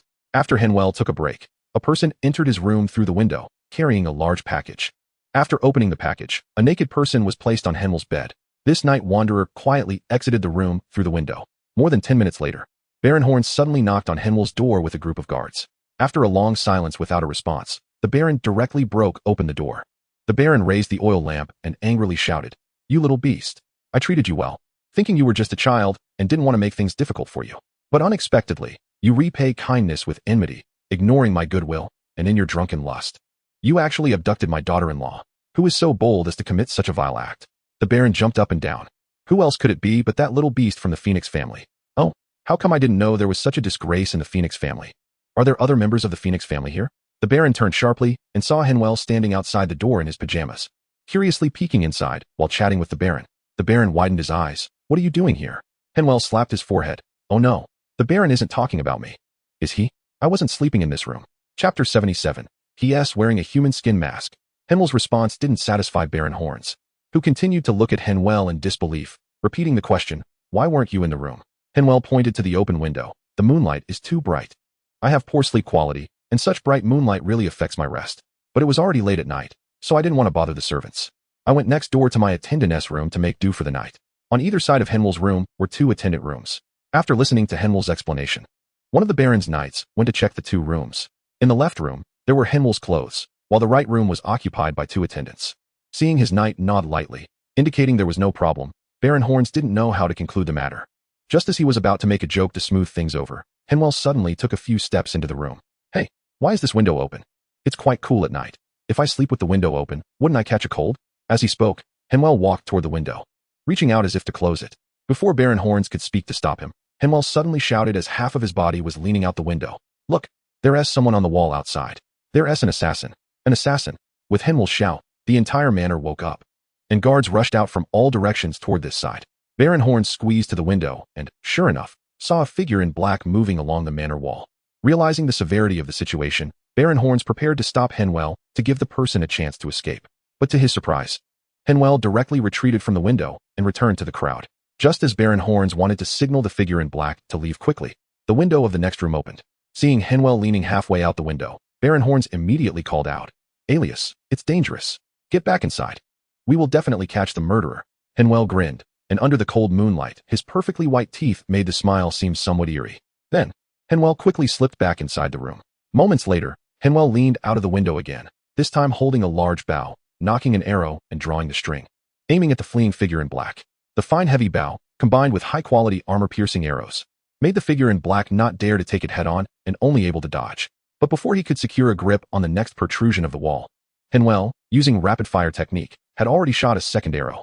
The arrow landed right where he had just moved to, clearly indicating Henvier had predicted his movement direction. The figure in black now had two choices: either take the arrow or let go and fall. Seeing the previous arrow embedded 3 inches deep into the wall, the figure knew he couldn't take it head-on. So, he let go and prepared to fall to the next level. But just over a meter into his fall, he was horrified to see Henvier had already shot a third arrow. With no point of support in the air, unable to change direction, the figure could only watch helplessly as the arrow accurately pierced his chest. Not only that, but at the moment he hit the ground, Henvier shot another arrow. The first arrow, which the figure had tried to block with his own defense, still penetrated the skin, going nearly 2 inches deep into his body. The main purpose of this arrow was to disrupt his balance, causing him to crash hard to the ground. As he fell from a height of 10 meters, the internal energy dissipating, Henvier's second arrow was the most fatal. It pierced through his chest, pinning him to the ground. Henvier put down the large bow and drew his longsword, jumping out of the window. During his free fall, he effortlessly grabbed the window ledge with one hand to lessen the impact and swiftly landed on the ground. Before the guards arrived, he was already beside the figure in black. Henvier flicked the mask off the figure's face and exclaimed, "Baron Horns, this is one of your knights." After a while, Baron Horns came downstairs with a dark expression. Looking at the lifeless knight, Horns glared at Henvier. "Why did you kill him?" Henvier wore an innocent expression. "Because he was an assassin. As a guest of the Baron, treated with great hospitality, I certainly couldn't stand by and do nothing." Baron Horns angrily replied, "Could he not have been out to catch the assassin?" Henvier bent down and took a piece of women's intimate clothing from the corpse. "Baron, catching assassins shouldn't involve bringing these, right? This seems to be the intimate clothing of the woman from the room earlier. The scent is the same." And his attire clearly doesn't he look like what someone catching criminals should wear. After saying this, Henvier clicked his tongue. TSK. As a knight, he actually lusted after his lord's daughter-in-law's beauty, while being loyal to his master's family. This is simply outrageous, both as a knight and for you, Baron. It is a huge disgrace. I believe he had long planned this, taking advantage of the end of the banquet while I wasn't resting in my room. He secretly abducted your daughter-in-law to my room to commit foul deeds. Who would have thought that you were already aware, calling out and startling him to flee, just in time for us to discover it. Acting out of justice and honor, I subdued him. Baron, wouldn't you agree? Baron Horns coldly said, Alias. You are going too far. Henvier stepped forward. What? Are you blaming me, Baron? Am I wrong in what I said? What explanation do you want, Baron? Should I be the one to drunkenly lust after your daughter-in-law's beauty, abducting her in the dead of night, committing foul acts, only to be discovered by your knight? And then I silence him? Baron Horns wanted to say that this was indeed what should have happened, but with so many eyes watching, if he argued, no one would believe him. He would become a laughingstock in the noble circle. After a moment of silence, Baron Horns asked, Alias, what do you want to do? Henvier waved his hand, and attendant Loggins handed him the certificate of honor. Henvier said, Baron, please give me a seal. There must be a better way to handle this. Baron Horns replied, I will sign my seal for you shortly. Henvier said nothing, just smiled at Baron Horns. After a brief stalemate, Baron Horns compromised and had his family seal brought to leave an imprint on the parchment. Henvier put away the token of glory, drew out his dagger, and crouched down. What are you going to do? Desecrate my knight's corpse? Henvier turned his head and smiled. My lord Baron, you are confused. How could this be your knight? This is clearly an assassin disguised as your subordinate knight. Your knight is loyal and devoted. How could he do such a monstrous thing? I think someone must have used a disguise. As Henvier spoke, he cut off the corpse's face in front of everyone. After finishing, Henvier pointed at the bloodied, mangled corpse and raised the bloody face, exclaiming, Look, I was right. This person is indeed not one of your knights. Everyone, including Baron Horns, took a step back. The looks in the eyes of the crowd towards the young man were filled with wariness and a hint of fear. Chapter 78. Cloud Tree City. After such a commotion, Henvier still did not leave. Instead, he stayed in Baron Horns' manor, sleeping soundly for a night, and left only after having breakfast the next day. Until Henvier left, Baron Horns did not come out to see him again. Last night, when that knight brought people into the house, Henvier was indeed resting in the room. As soon as the other party entered the room, Henvier woke up. After a brief moment of thought, he roughly figured out the other party's intentions. Henvier did not retaliate violently. After all, it was their territory, and once caught in a trap, it was hard to escape. If he fought that knight in the room and attracted others, it would not be advantageous for Henvier. As long as that knight insisted that Henvier was the one who abducted someone and he was just following, Henvier would have no way to argue. Therefore, Henvier remained silent and pretended to be asleep. After that knight left, Henvier immediately pursued him. The two actually had a confrontation on the wall outside the manor. In the narrow and treacherous environment, Henvier's close combat skills far surpassed those of his opponent. After landing a few heavy punches and breaking two of the opponent's ribs, Henvier did not continue the attack. Instead, he remembered the location of the room the opponent jumped into and returned to his own room. He then took all his clothes and climbed through the window into the adjacent room of Rogans. He had Rogans take the clothes to find Ella in another room. The two of them equipped themselves and prepared weapons. When the Baron made his move, the two followers took advantage of the chaos to rush into the room the knight had jumped into. With weapons in hand and the opponent already slightly injured, they easily overwhelmed the knight's defenses. They forced him out of the room and back onto the wall outside, timing it perfectly. Henvier intentionally checked the window until he saw the knight being forced out, then loudly exclaimed. What happened next was all quite natural. After this incident, Henvier was drenched in cold sweat. Such games of wits were no less burdensome than actual battles. A slight misstep could lead to severe consequences. Baron Horns could easily disrupt Henvier's path to glory without lifting a finger, staying in the Master's home, receiving the Master's warm hospitality, and even coveting the Master's women. How could one claim to walk the path of glory under such circumstances? Indeed, schemes and conspiracies were far more perilous than assassination. This was also the reason Henvier did not dare to accept the kindness of Viscount Hosworth. He was on a mission and had to be cautious, guarding against everyone. A man who cannot control his lower half should be prepared to fall into a pit. As Henvier set off again, Viscount Hosworth also learned about what had happened the previous night.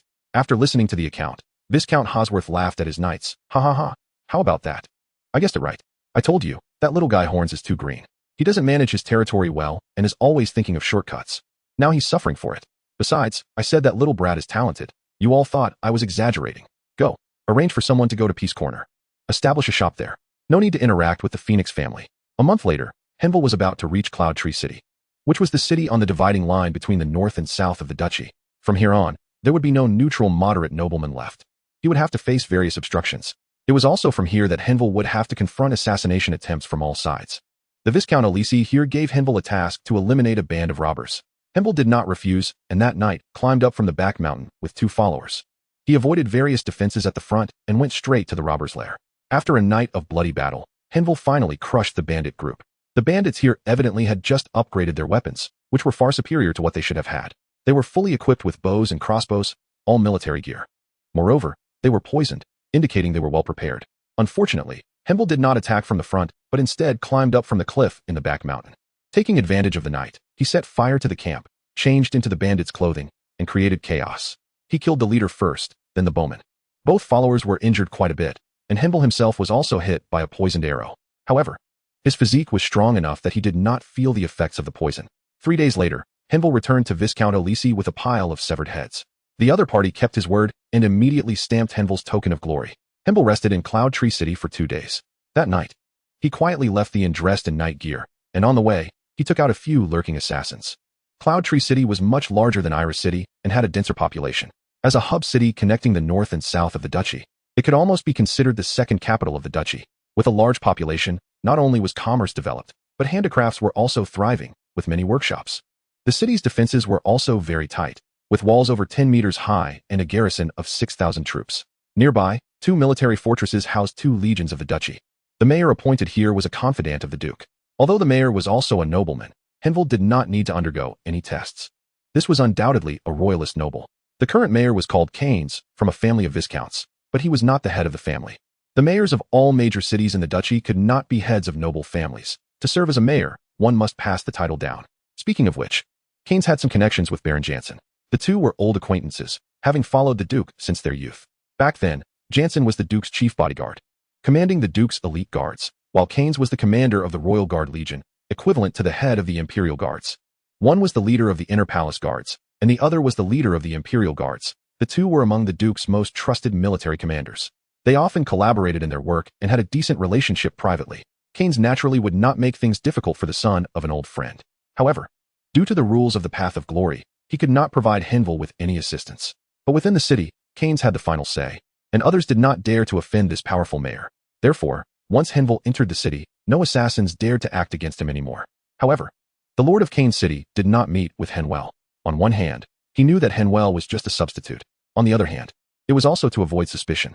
For the honor proof that Henvier presented, he directly had the current head of the family, who was also his eldest son, sign the family seal. Henvier was not out late at night to find the Lord of Keynes City, but rather to collect debts. After wandering around the streets of the city for a while, Henvier climbed into a large courtyard. He had thrown a few pieces of meat bones to the dogs in the courtyard in advance, which allowed him to avoid alerting anyone and sneak into a room. Inside the room were 2 people. Henvier covered his mouth and nose and used a sleeping drug to knock out the man on the bed. Then, he wrapped the woman in a blanket and carried her out of the courtyard. Chapter 79. I have good news for you. After a sharp smell, a basin of cold water was poured over her, and Meredith suddenly woke up. She raised her hand to feel beside her, but her hand grasped nothing. Looking around, Meredith realized she was in a room that resembled a woodshed. Not far away, an oil lamp hung from a pillar, and the dim light allowed Meredith to see a shadow across from her. She was not bound, had no clothes on, only a blanket. And there was only one person in the room.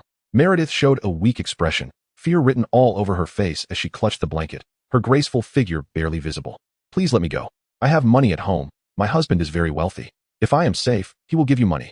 Looking at the crying woman, Henvier smirked and stepped forward to the light of the oil lamp. Beautiful. Do you see who I am? Upon seeing Henvier's appearance, Meredith's pupils constricted. Then, she sobbed in terror. Sir, I am just a woman. You must have the wrong person. Henvier sighed. Since I am looking for you, I must have confirmed some things. So you'd better stop acting. Although, watching a beautiful woman act is indeed a pleasant thing. However, I have limited time and cannot waste it. Sir, you must be looking for my husband. Did he offend you in business? I am just his woman. I know nothing. Henvier leaned against the pillar and said lightly. Blood Fox, that's your nickname, right? Why not try to resist? After all, I am alone. Upon hearing this, Meredith gradually withdrew her fearful and aggrieved expression. She tilted her head, curiously examining Henvier. Someone who can kill so many of my subordinates and bring me out of my home must be very capable. Clearly, this is not something a weak woman like me can deal with, especially since I have no weapons. With that, Meredith lifted the blanket to show her naked body, indicating she had no weapons. Then, she wrapped herself back in the blanket, her long legs elegantly crossed, both graceful and alluring.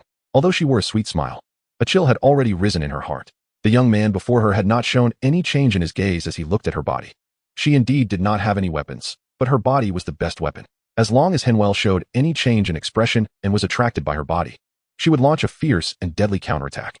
Unfortunately, Henvier's gaze was as if he were admiring a work of art, lacking any desire. Meredith flicked her hair back. Tell me, what do you want to do? Since you didn't kill me directly, it proves you must have some demands. Do you want money as compensation? Or do you want me to do something for you? Or do you want me? But looking at your expression, you seem not to be interested in me. Henvier, do you know who I am?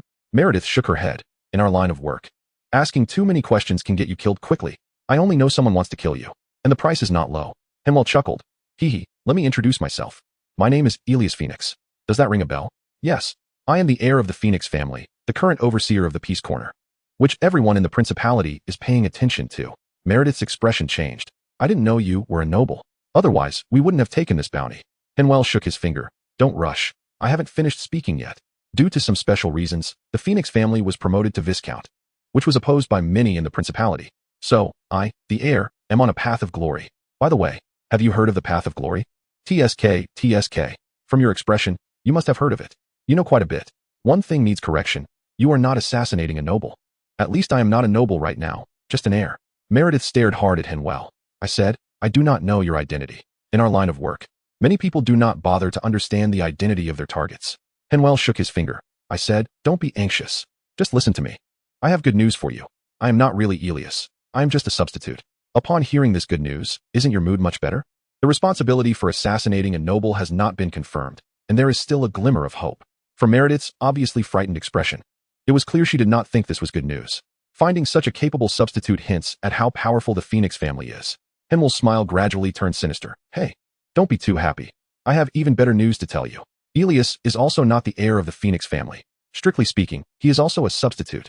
The head of the Phoenix family, Baron Jansen, was once the chief guard of the Duke and one of the Duke's most trusted men. 15 years ago, due to the untimely death of the Duke's youngest son, he angered the Duke and was sent to a remote place to be a Baron. That year, the Baron also had a son born. His son was much luckier, not dying mysteriously, and has grown up healthily until now. Speaking of which, if the Duke's youngest son were alive, he would be the same age as Elias. Don't you think fate is quite fickle? Meredith was now trembling all over. Her eyes filled with fear as she looked at Henvier. Her face pale, she stammered. Why are you telling me this? I don't understand what you're saying. Henvier's smile appeared increasingly sinister under the dim oil lamp. My lady, I am of course trying to drag you down with me. Men love to do two things: drag good women down and persuade fallen women to come back up. You just happen to appear as a good woman on the surface, while behind you are a pitiful fallen woman. I am also a man, so I can't help but want to pull you back and forth. Now that you know this information, I think you understand what these secrets mean. I have already dragged you down with me. So the next step is to persuade you, this fallen woman who has fallen into darkness, to come back up. Henvier leaned closer, pinching her beautiful face. Now, one question. Do you want to die or live? Meredith decisively replied, I want to live. Henvier stood up straight, looking down at the woman before him, whose heart was filled with fear. Good. From now on, you will be my person. I need you to do some things. First, you will help me handle the spoils I have hidden, which is the bandit group you have secretly established. Don't think I don't know. Those are your men, running a caravan while organizing bandits, playing both sides to easily strike at competitors. I really like this method.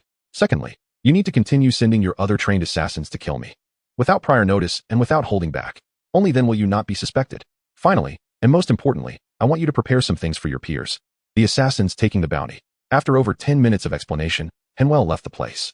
Meredith sat there in a daze for a long time. She wanted to escape, but she had to flee abroad, to give up everything here and start anew. She was unwilling. Chapter 80. Seeking kin. The next day, Henvier woke up in the bed of his hotel room. Why did he go looking for Meredith last night? It was because Henvier wanted to make a big layout to make this dangerous path a bit easier. While attacking the bandit stronghold, Henvier stumbled upon some interesting information. After applying some minor tactics on the bandits, they confessed to Meredith's existence. At that moment, Henvier prepared to meet the woman hiding in the background, controlling both the caravan and the bandits.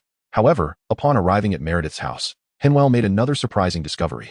This woman actually controlled an assassin organization. While lamenting that this woman had so many side businesses, Henvier slightly adjusted his plan. Instead of threatening her with evidence of her forming bandits, he shifted to revealing more deadly secrets, forcibly binding her to his side. Being able to create such a large enterprise solely with her identity as a woman proved she was no ordinary person. She must understand what knowing these secrets means. Judging from her methods, this woman was an ambitious career woman. Such a woman would definitely not easily give up her current achievements. As for whether Meredith would submit to him, Henvier did not care. He firmly believed that as long as one respects human nature and interests, the most binding contract could be written. Meredith would certainly struggle against it, but she would soon realize that everything she did was in vain. In the face of real power, all cunning plans seemed so pale and powerless. Now, Henvier was not concerned about Meredith's struggles. He was going to visit another Viscount. When Viscount Evans saw Henvier, he asked him to find an extremely rare animal.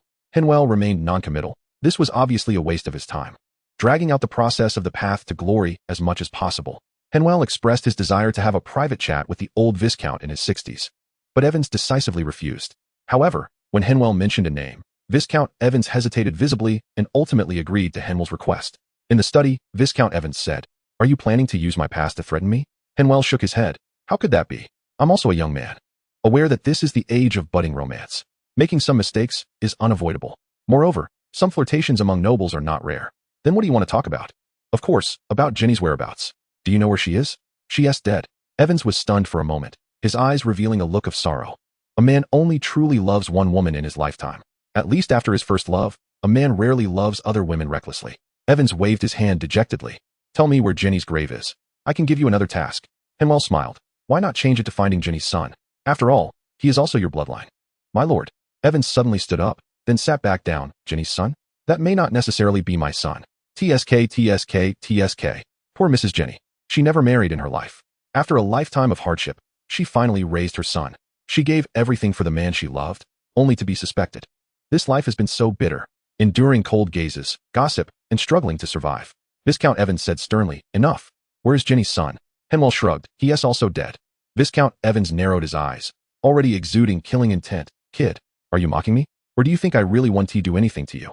Henvier continued. "Jenny's son is named Pierre. He was conscripted to the front during the Six Kings War and died in the kingdom of Ika. However, Pierre has a son.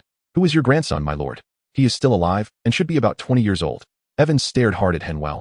"Tell me where he is. I will verify his bloodline. As long as he is truly my bloodline, I can stamp your damned certificate of honor. But if you are lying to me, I guarantee you won't leave alive." Henvier replied, "We have no trust between us, so I suggest we find someone to vouch for it. The Lord of Cairns would be a good choice. What do you think?" After a long silence, Viscount Evans coldly said, "Time. Place. That depends on whether you have time. The place is in Yunsu City." That afternoon, Viscount Evans, accompanied by a group of knights, arrived in Yunsu City with a fierce expression. In the Lord's mansion, a simply dressed young man waited anxiously. He didn't know what was happening. A few days ago, a group of soldiers found him and bought his serf contract from an old knight. Then they brought him to Yunsu City, where he had been staying in the Lord's mansion. Though he had no worries for food and drink, he did not relax, but was filled with confusion and fear of the unknown. Just as he was wondering why he was brought here, an old man hurriedly approached him. After staring at him for a long time, the richly dressed nobleman asked, "What is your name?" In response, the young man said, "My name is Doyle." Looking at the timid and reserved young man before him, Viscount Evans had already confirmed that this was his bloodline. The resemblance to his younger self was quite striking. However, the verification of bloodline by the bloodline sorcerer was still indispensable. After some operations, it was confirmed that this was indeed Viscount Evans' grandson. Tears streamed down Evans' face as he took the bewildered Doyle's arm and announced to everyone, "This is my lost bloodline.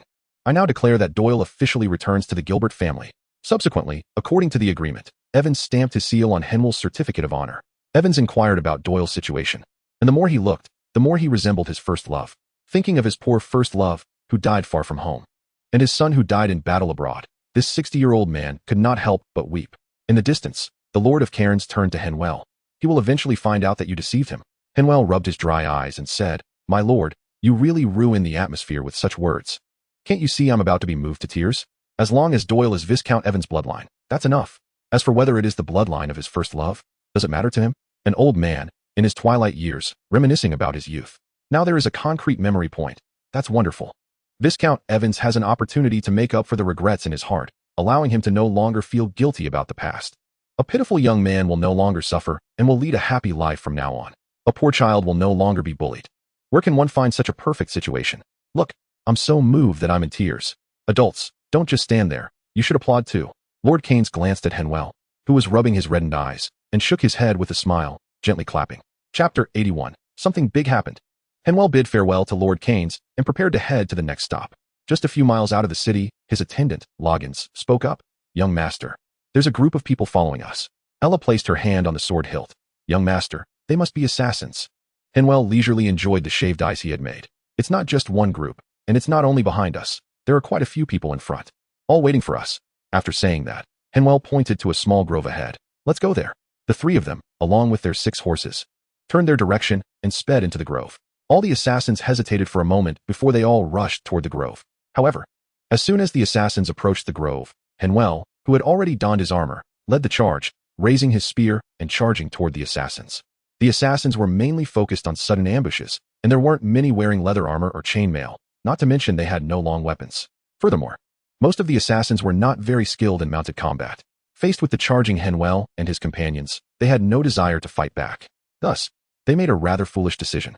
Instead of facing the charging cavalry, they turned to flee. Soon, Henvier taught them a lesson. Never turn your back on a charging enemy. The spear, driven by tremendous force, easily shattered the shoulders of several assassins, leaving their broken bodies hanging on the horses. The 3 of them formed a triangle formation, and in one round of charging, they dispatched more than 10 assassins. After killing half of the mounted assassins, Henvier pressed down with his spear.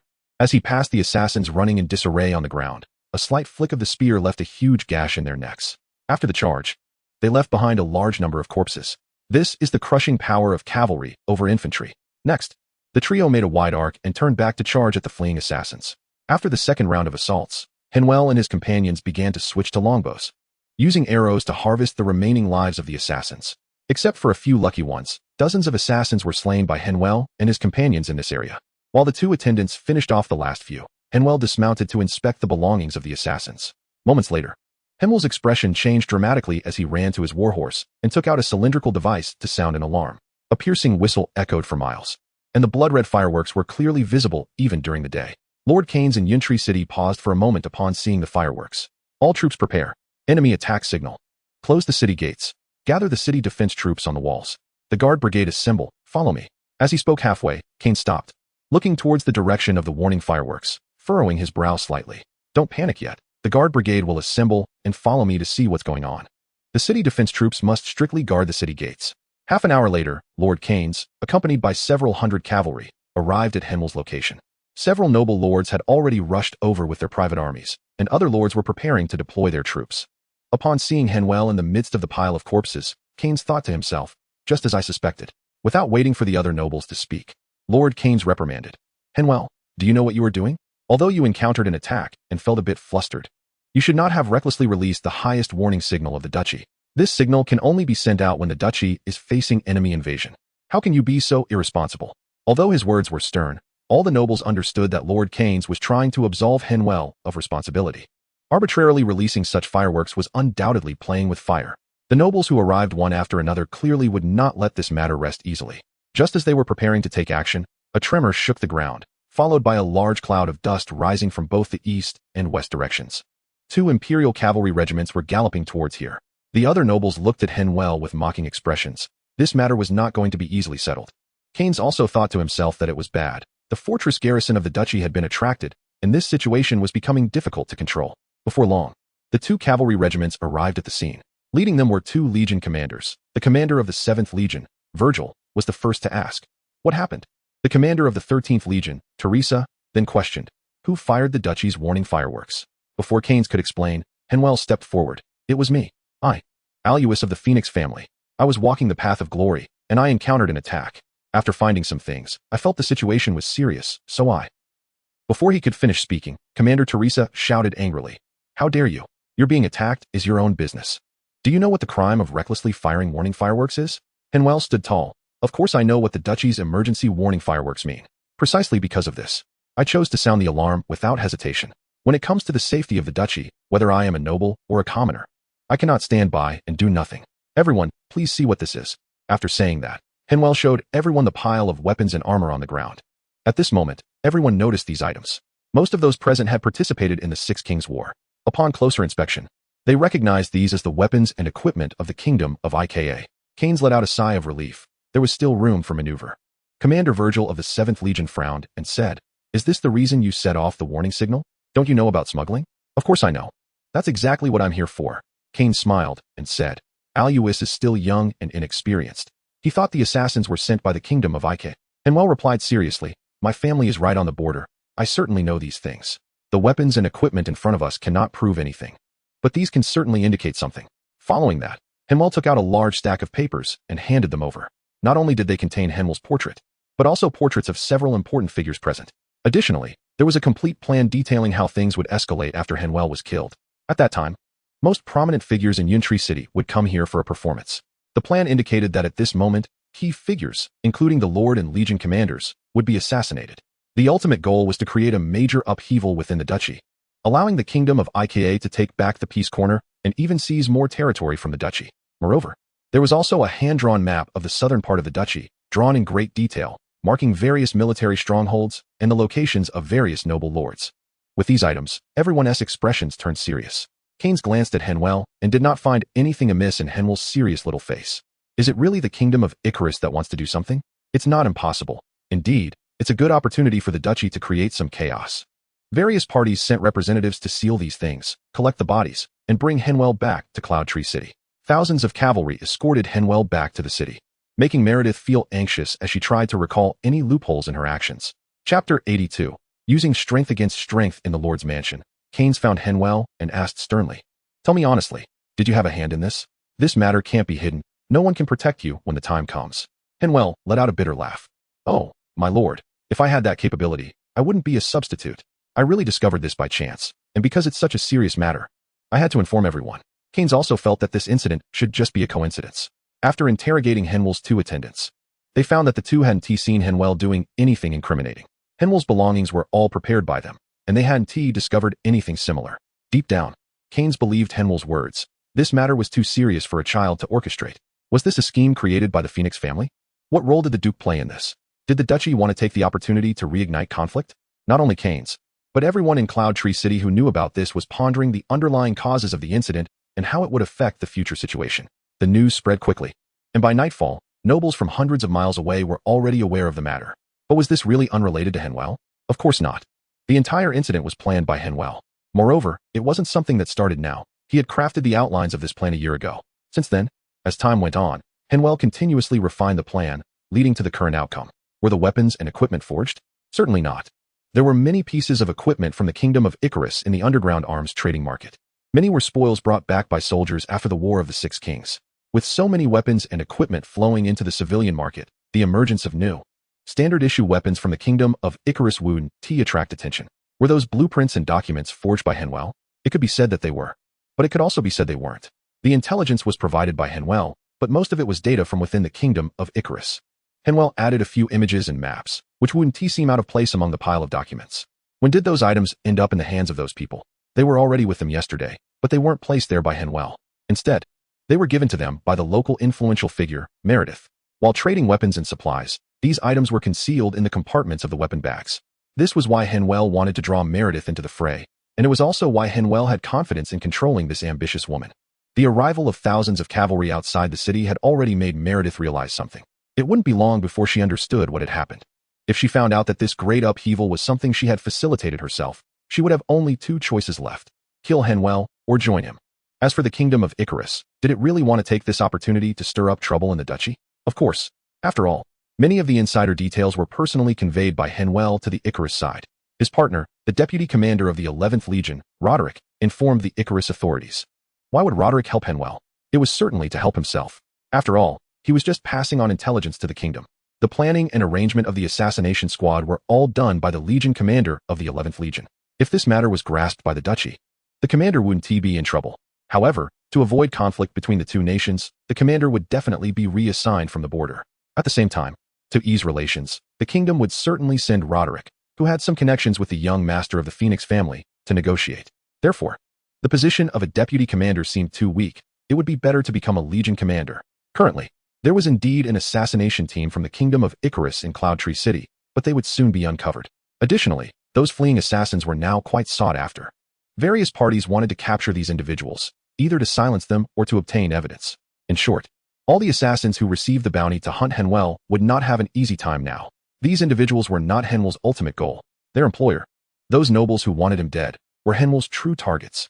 As long as they were investigated, connections between them and the kingdom of Icarus could be found. Some even traceable back to the War of the Six Kings.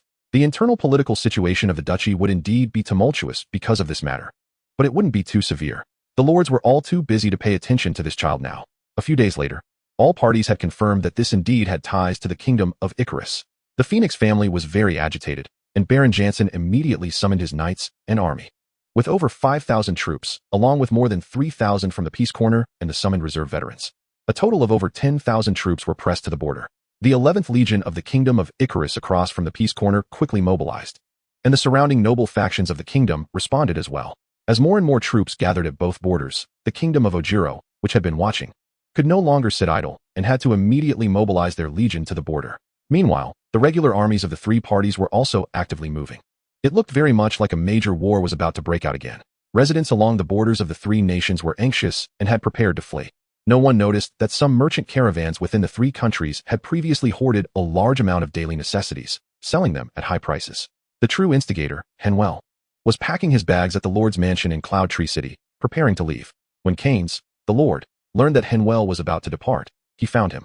It's chaotic now. Why are you in such a hurry? If a war breaks out, you won't need to walk the road of glory. Henvier shrugged. That's a matter for the lords. I'm just a substitute. My task is to walk this road. Then I will be free. Then, Henvier showed a shrewd smile. Moreover, it's chaotic now, so it's just right for me to leave. Who would care about me? Keynes was still quite considerate of Henvier, asking him to wait for another day. The next day, Henvier, accompanied by over 100 cavalry, headed to the next stop. These cavalry were certainly not there to protect him. They were going to the royal capital to submit evidence and testimony. Now, no one dared to touch this cavalry. On the contrary, everyone worried that something might happen on their territory, so the nobles along the way sent private troops to escort them. Many nobles were too preoccupied to trouble Henvier, even fearing that Henvier might bite back and pin them with a charge of colluding with foreign powers. Thus, they all stamped their seals on Henvier's documents, eager to send this plague away. As for the assassins, they certainly didn't dare to confront the military directly.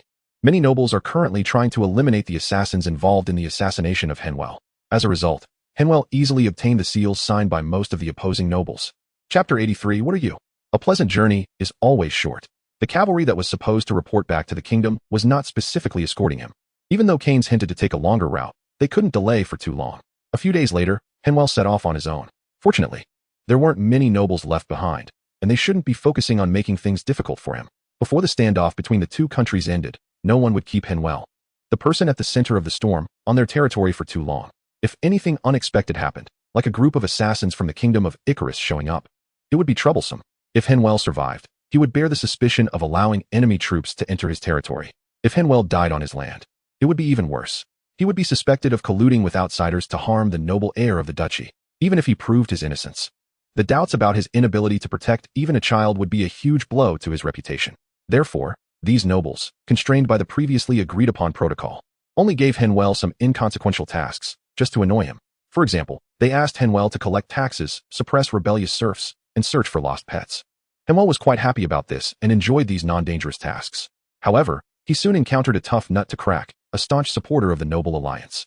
Baron Lunces glared at Henvier with annoyance. It's not so easy to get a seal from me. There's a murderer in my territory. If you can catch him, I'll give you the seal. Otherwise, you can just wait here. Henvier accepted the task and found the town's sheriff. Lind was a man in his 30s who had once served as a soldier under Baron Lunces before becoming a knight's retainer. He participated in the War of the Six Kings and was later promoted by the Baron to sheriff of the town. In recent years, Lind had done well, and under his management, the town's law and order had been quite good. Just over a month ago, the tax collector was suddenly killed in his home, and a few days later, another murder occurred. So far, 9 people had been killed, including the newly appointed tax collector, which left many townsfolk feeling fearful. Baron Lunces personally came to investigate, but still found nothing. After listening to Lind's summary, Henvier asked for the names of the deceased. Then, accompanied by Lind, he personally visited the families of the victims to gain a deeper understanding of their situations. Finally, Henvier arrived at the cemetery, looking at several new gravestones when he suddenly pointed to a distance and asked, "Whose grave is that?" Lind sighed. "Alas, that's the grave of a poor girl. She has nothing to do with this case. She fell into the river and drowned half a year ago." Henvier walked over to the flower-adorned gravestone and, looking at the well-cleaned stone, asked, "Shale, how old was she?" 16 years old. Henvier smiled and asked, "Was she pretty?" Lind looked up at Henvier. "Young master, please don't joke. We should respect the dead." Henvier said nothing, just bowed respectfully to the grave. Then he said to Lind, "Let us go back." For 2 consecutive days, Henvier found nothing significant, and the knight sent by the Baron to supervise was already impatient. "Are you capable or not? You are wasting my time." This man was named Bode, a knight and a trusted aide of Baron Lunces. Henvier smiled. "I'm about to find a clue. It's an investigation. So don't rush." Upon returning to the castle, Baron Lunces inquired about the progress. Knight Bode looked coldly at Henvier and complained to the Baron. I already told you, my lord, that having a little brat investigate is simply ridiculous. Henvier turned around and walked up to him, tilting his head and asking, Sorry, what did you just say? Knight Bode impatiently said, I said you are wasting my time. Henvier wiped away his smile, pointed a finger at Bode's chest. I heard you call me a little brat. I didn't hear wrong, did I? What are you? How dare you refer to me like that? Who am I? I am the heir of the Phoenix family. In a few months, the Phoenix family will be promoted to a viscount, the most powerful viscount in the duchy. Don't say you're just a small knight. Even Baron Lunces wouldn't dare to insult my family like that. What are you? Knight Bode's face turned red, gripping the hilt of his sword. How dare you insult me like that? I want to. Henvier raised his hand and pushed him back. No. Please don't say you want to duel with me. With your skills, if I don't chop off your head within 10 moves, I'll take your surname. Knight Bode drew his sword with a whoosh, and Henvier flicked his finger, drawing a segment of dusk from his waist. The surrounding knightly warriors immediately felt the murderous aura emanating from Henvier and gripped their sword hilts. Baron Lunces stood up and shouted, Step back. Seeing that everyone didn't respond, he emphasized again, I said, Step back. Bode, put away your weapon. Then, Baron Lunces fixed his gaze on Henvier. Young wolf of the Phoenix family, you shouldn't insult my knights like this. Henvier refused to back down. I am on the path of glory, not here to be humiliated. Throughout this journey, I can accept challenges but cannot accept insults. If, my lord, you think your knight's words are reasonable, then I can assume he represents your will. In that case, the Phoenix family is not afraid of challenges. Now I can represent the family and declare war on your Osenweg family. After saying this, Henvier drew his long sword, and amidst the glint of cold light, the sword pierced the carpet and embedded itself in the stone slab. The other knights exchanged glances, realizing this was a declaration of war among nobles. Thinking of the current strength of the Phoenix family, the knights looked at Bode with some disdain. The atmosphere became tense. Baron Lunces addressed Bode. Apologized to Uhlu's Phoenix for your rashness and words. Bode realized he had been a bit arrogant and could only stiffly bow to Henvier. I'm sorry. I was too impulsive just now. I didn't realize your identity. Henvier ignored him, instead sheathing his long sword and revealing his trademark gentle smile. My lord, please forgive my earlier rudeness. You know, I am still a child, and sometimes I can be impulsive. I've been through so much, and my nerves are a bit on edge. Baron Lunces snorted coldly. Just focus on your investigation. Of course, if you think your intelligence is lacking, I can still give you a seal. This was a sign of concession, but it was not what Henvier wanted. My lord, I do have some clues now, and I will soon bring you the murderer. Chapter 84, Two Truths. After leaving the castle, Henvier returned to the inn. That night, someone climbed through the window into the room. Henvier had been waiting for him. The visitor was Henvier's attendant, Ella. After receiving the task from Baron Lunis to investigate the case, Henvier instructed Ella to leave the Baron's territory under the pretense of buying something. Then, following Henvier's request, Ella changed into a different outfit and returned to the town. Now, Ella was in rags, covered in stains, mingling among the homeless. Within the territory, there were bankrupt freemen, and each year the Baron would expel a group of them. Since these vagrants were not well received, they wouldn't expose their identities in a short time. Henvier handed over a plate of food. Eat while you talk. After listening to Ella's report, Henvier pondered for a moment. You don't need to investigate here. Help me find a person. After sending Ella away, Henvier looked at the castle illuminated in the distance, a cruel smile curling at the corners of his mouth. The next noon, upon hearing Henvier's request, Lind hesitated. Young Master Aureus, isn't this a bit inappropriate? Henvier pointed at the scowling Bod. The Baron has agreed to my investigation and can mobilize all resources. Is this something that needs to be reported to the Baron? Thus, in the afternoon, everyone went to the cemetery, where a group of farmers was busy digging up several graves. The surrounding people covered their mouths and noses, avoiding the area with unpleasant expressions.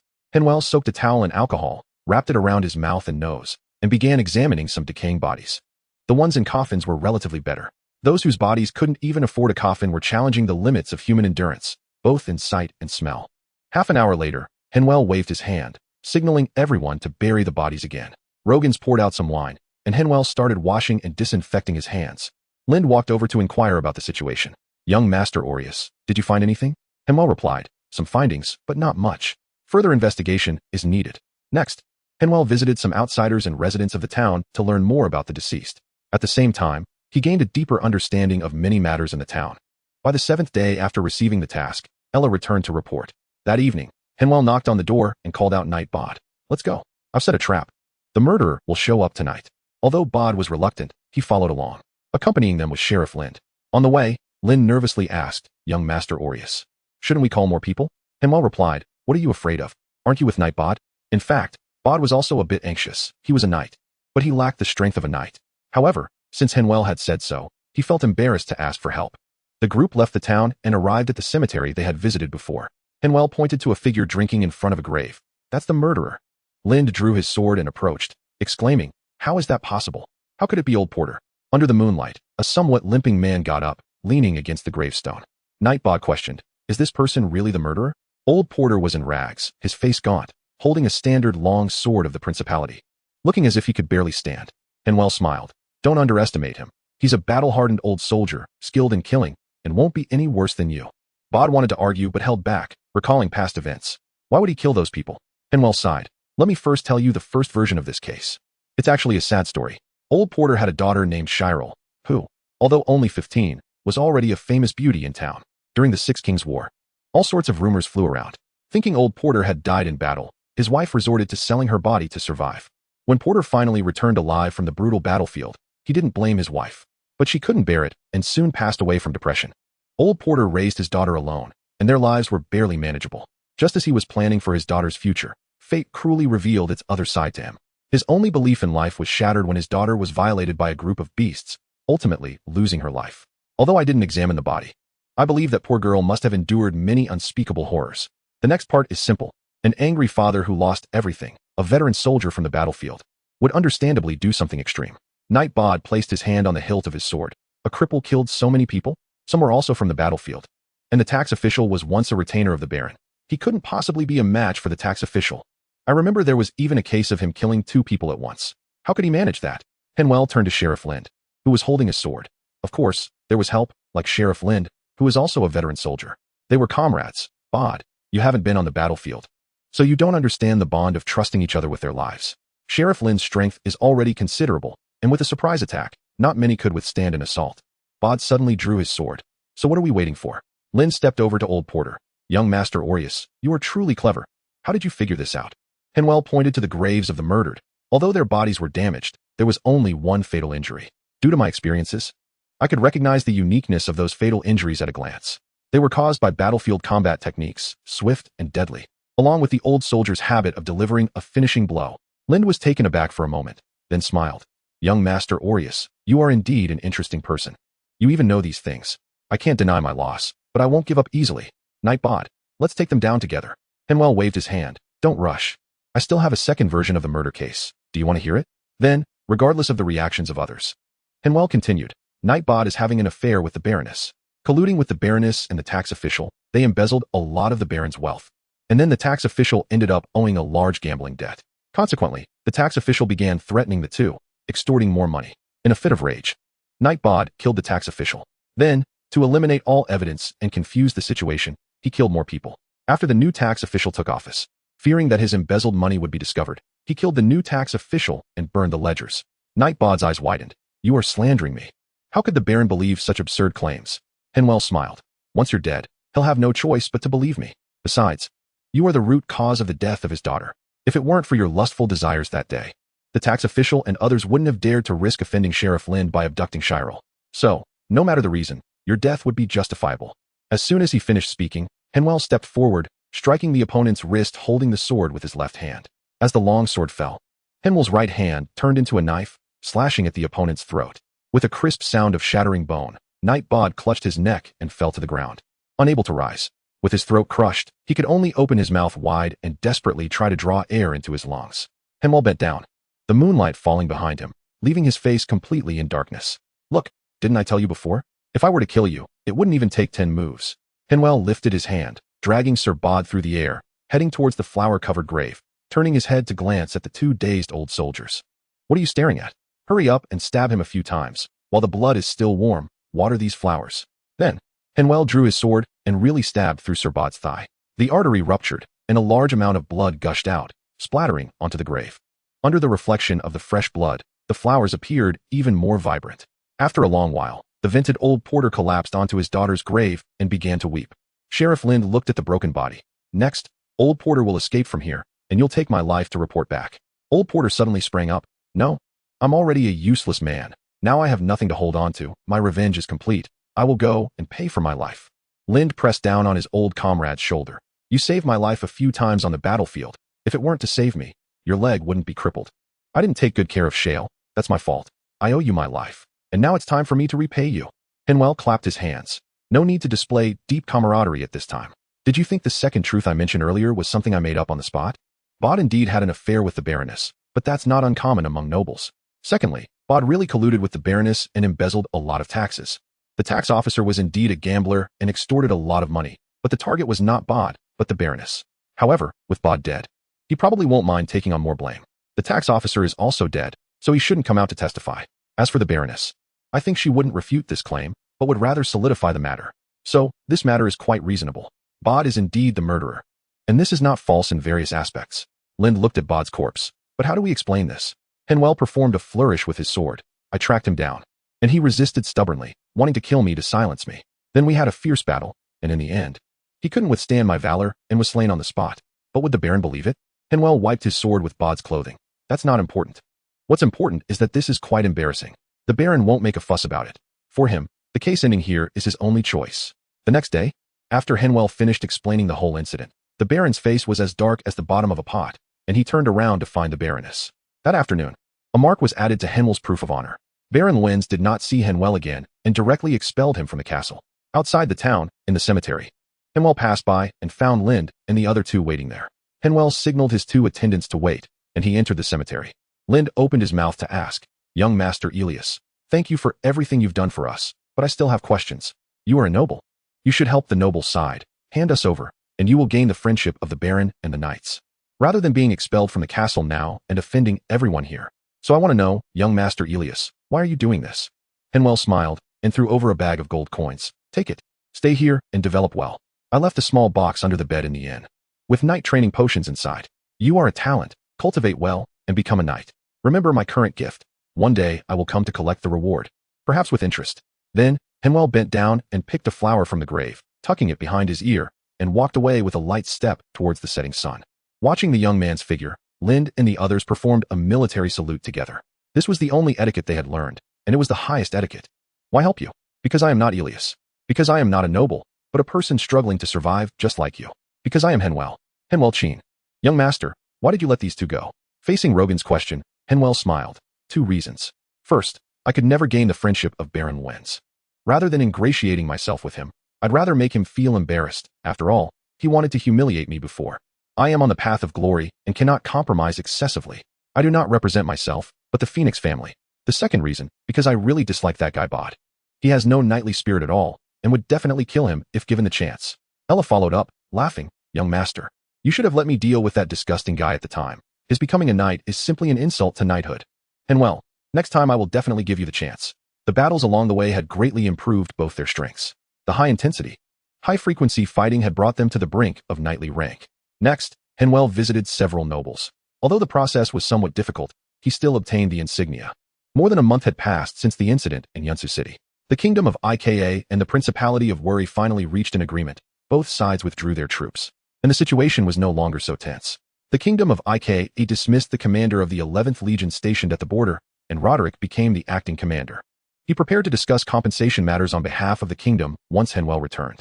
On the principality's side, many nobles colluding with foreign powers were purged internally, and the duke intimidated a batch of stubborn noble factions. This matter was temporarily settled, but the stubborn nobles turned their attention back to Henvier. However, at this time, Henvier's path of honor had already progressed significantly. The remaining nobles could hardly stir up any major waves. Nevertheless, the stubborn nobles still wanted the Phoenix family to suffer some disgrace. The best way to do this was to kill Henvier. This would force the real Elias to come out and properly humiliate the Phoenix family. Therefore, the difficulties Henvier faced next were not the nobles' difficulties, but fierce retaliatory ambushes. Henvier knew this was the final moment. If he could endure it, he would turn the tide. If he couldn't endure it, everything would be over.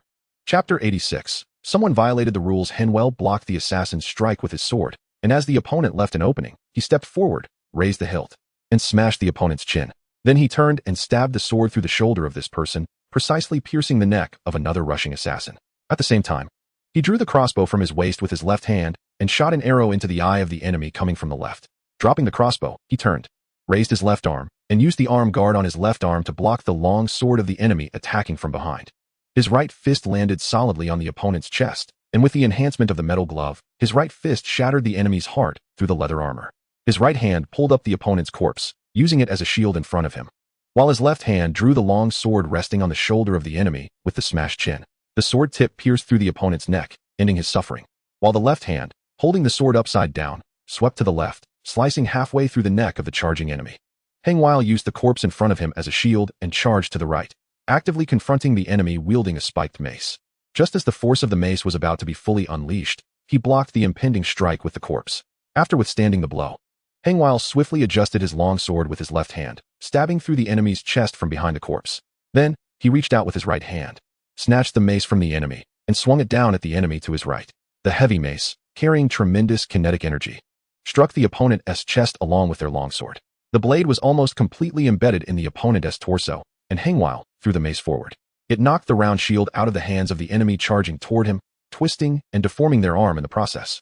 Henvier withdrew the long sword embedded in the corpse's chest and used it as a throwing weapon, accurately targeting the exposed chest of a sword-and-shield soldier. The long sword pierced deep without a hilt, lifting the opponent's corpse into the air. Henvier held the sword in his left hand and quickly moved forward to the side of the corpse. Before it hit the ground, he yanked the round shield off the opponent's arm and hurled it backward with force. The shield spun through the air with a sharp whistling sound, smashing into the enemy behind him. Taking advantage of the fact that the enemies had not yet caught up, Henvier charged into the midst of the frontline enemies with his sword in both hands. The Silver Wolf sword style was swift and fierce, and paired with the Dusk Greatsword. Henvier darted left and right among the enemies. Blood sprayed from the enemies, and the silver gleam of the longsword was tainted with a hint of brilliant color. After half an hour of fierce fighting, Henvier, still wielding his longsword, began to inspect the corpses of the surrounding enemies, delivering mercy strikes to alleviate their suffering. His two followers, bloodied and battered, were now barely able to stand. This was the most ferocious ambush they had encountered in the past half-month. The enemies did not employ any tricks. After catching up to Henvier and his companions, they simply drew their weapons and attacked. Moreover, one of them was a hidden knight. After a struggle, Henvier managed to take down the knight, but his spear was knocked away in the process, and he never had the chance to retrieve his long weapon again. Several skilled fighters, close to knight rank, surrounded Henvier and relentlessly attacked him. The quality of this batch of enemies was surprisingly high. Not only was there the hidden knight, but also nearly 10 experts close to knight strength. The remaining 30 or so were also formidable fighters. It was evident that these people had come prepared, aside from the leading 10 or so wearing gray-painted metal armor. The rest were clad in leather armor with chainmail underneath for protection. Clearly, these individuals were private armies of nobles, even knight retainers, based on their combat style and experience. This group was the most formidable ambush team Henvier had encountered. If they had used bows and crossbows, Henvier would have undoubtedly had to abandon his two followers and flee. Nevertheless, Henvier and the two still fought fiercely for nearly an hour. In broad daylight, they dared to ambush on the main road, indicating that the force behind them was substantial. The intense battle made it so that no one dared to approach. Henvier helped his two followers remove their armor, clean their wounds, and bandage and stitch them up in a fluid manner. However, Henvier's stitching skills left much to be desired, though the effects were top-notch, aided by the precious medicines he carried. With the two followers having near-knight physical qualities, they should heal in no time. Seeing their master personally tending to their wounds while he held off most of the enemies, the two followers felt incredibly ashamed. Rajans, sorry young master. I've dragged you down. Ella, young master. Next time we encounter such a situation, please retreat promptly and don't worry about us. In truth, the two had contributed significantly, holding off 4 experts close to knight rank and 7 or 8 elite assassins. Moreover, throughout the fight, they had prevented these enemies from joining the fray against Henvier. Otherwise, Henvier would have had to work even harder. Henvier was quite forgiving towards his loyal followers, who were close to knight rank. He gently patted their shoulders. We've been through life and death together. You're being too formal. Don't feel burdened. Take a good rest and recover. There won't be many battles like this. With the fighting over, finally, a merchant caravan dared to pass through. Henvier directly intercepted one, instructing them to drop off their goods and take himself and his 2 followers, along with the corpses, to the nearest city. Henvier knew that someone would come to pay for the return of these bodies. After all, these people were not assassins, and even in death, they deserved a resting place. Sure enough, that evening, a merchant found Henvier, expressing his desire to pay for the burial of the fallen after witnessing the fierce battle. Henvier waved his hand, demanding 10,000 gold coins, no bargaining. The merchant didn't attempt to negotiate, handing over the money on the spot. 10,000 coins didn't take up as much space as one might imagine. If neatly stacked, they could fit in a small box. The standard gold coins of the duchy were slightly smaller and thinner than the 1 yuan coins from Henvier's previous life. 10,000 coins together weighed over 100 kilograms. Thus, Henvier bought 2 mules specifically to carry the supplies. In this small town, Henvier rested for 3 days, mainly to care for his followers' injuries. After 3 days, he set out again. After the previous bloody battle, many assassins would abandon their missions upon learning of Henvier and his companion's strength.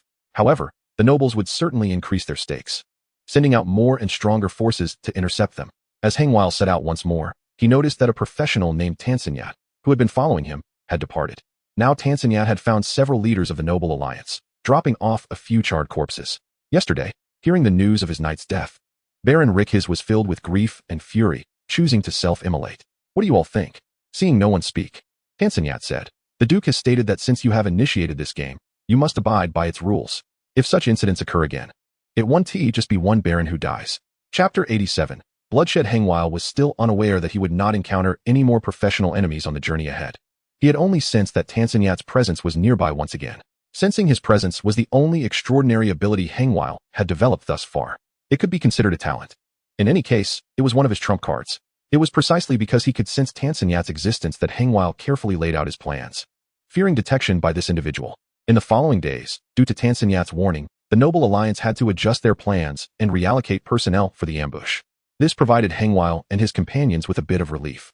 However, the minor tasks given by the nobles still dragged out their time. After more than half a month, Henvier finished visiting the nobles in the area and prepared to head to the final stop. During this month, Henvier's 2 followers had mostly recovered, regaining about 80% of their combat strength. Henvier also delayed a bit of time because of this, and there would definitely be a fierce battle ahead. The reality was indeed as Henvier had guessed. The nobles had invested heavily this time. They organized a group of over 100 knights as escorts, all equipped with warhorses and armor, ready to charge head-on to kill Henvier and his companions. When Henvier saw the 100-man cavalry ambush team, he knew there was no way to hide. He could only brace himself and charge forward. Fortunately, since they were all disqualified knights, these cavalrymen were not equipped with lances or other long weapons, only using long swords and battle axes. This gave Henvier and his 2 companions, armed with long weapons, a significant advantage in terms of weaponry. However, the enemy's numbers were too great, and charging head-on would certainly carry huge risks. As for using longbows to shoot from horseback, that was even more unrealistic. The enemy also had bows and arrows, and if he chose a knightly battle, the opponent would gladly engage. But if he dared to shoot arrows, the enemy would not hold back either. At that time, he would be facing a 100-man cavalry archery team, and the scene would be even worse. Henvier looked at the 2-meter-long spear in his hand and made up his mind to forge a longer lance in the future. For now, Henvier could only brace himself and charge into the fray with his spear. Henvier's horsemanship was top-notch, thanks to the life-saving skills he learned during his escape in the kingdom of Ika. He had never shied away from mounted combat, and over the past year, he had worked hard in this area. This time, Henvier did not choose the formal cavalry charge posture.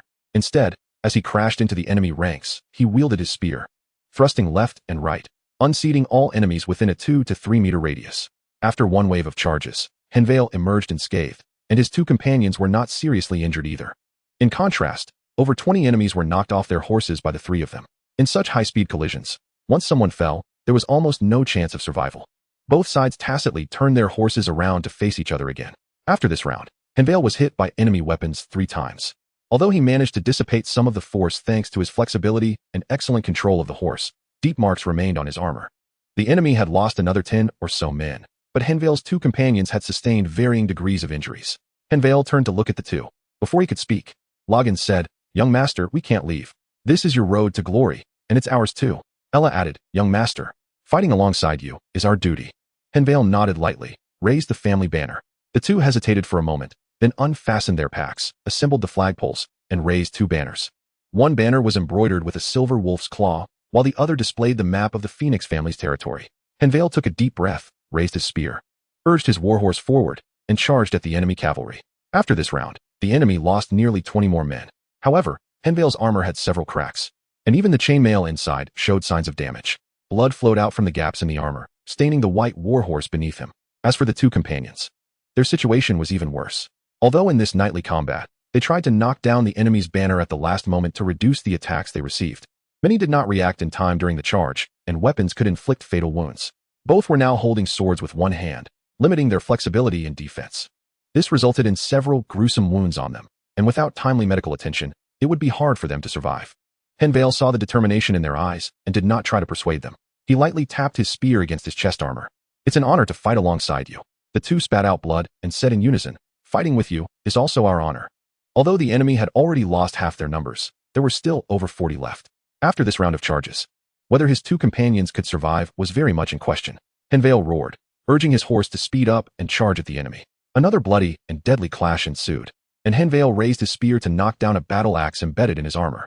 His two companions sustained several more serious injuries at this point, struggling to stabilize themselves and not fall off their horses. Yet they still held tightly to the banner, with their swords lost. Even though Henvier fought fiercely this time, the enemy still had nearly 30 men left. In the next charge, his two companions were likely to die, and he himself would probably suffer severe injuries in the final charge. But if he was going to fight for his life, all the benefits he had received were meant to buy his life at this moment. Henvier's eyes turned fierce, and a bloodthirsty aura emanated from him. Just as he prepared to charge, a large cloud of dust suddenly rose in the distance as a large group of knights charged down. These knights wore black cloaks embroidered with a city wall. Half an hour earlier, when Henvier had just begun fighting, a troop had arrived from the west. This army was not large, with only about 1,000 men, over 300 of whom were cavalry, while the rest were infantry. Unlike other armies, the infantry in this unit marched in neat formations with synchronized steps.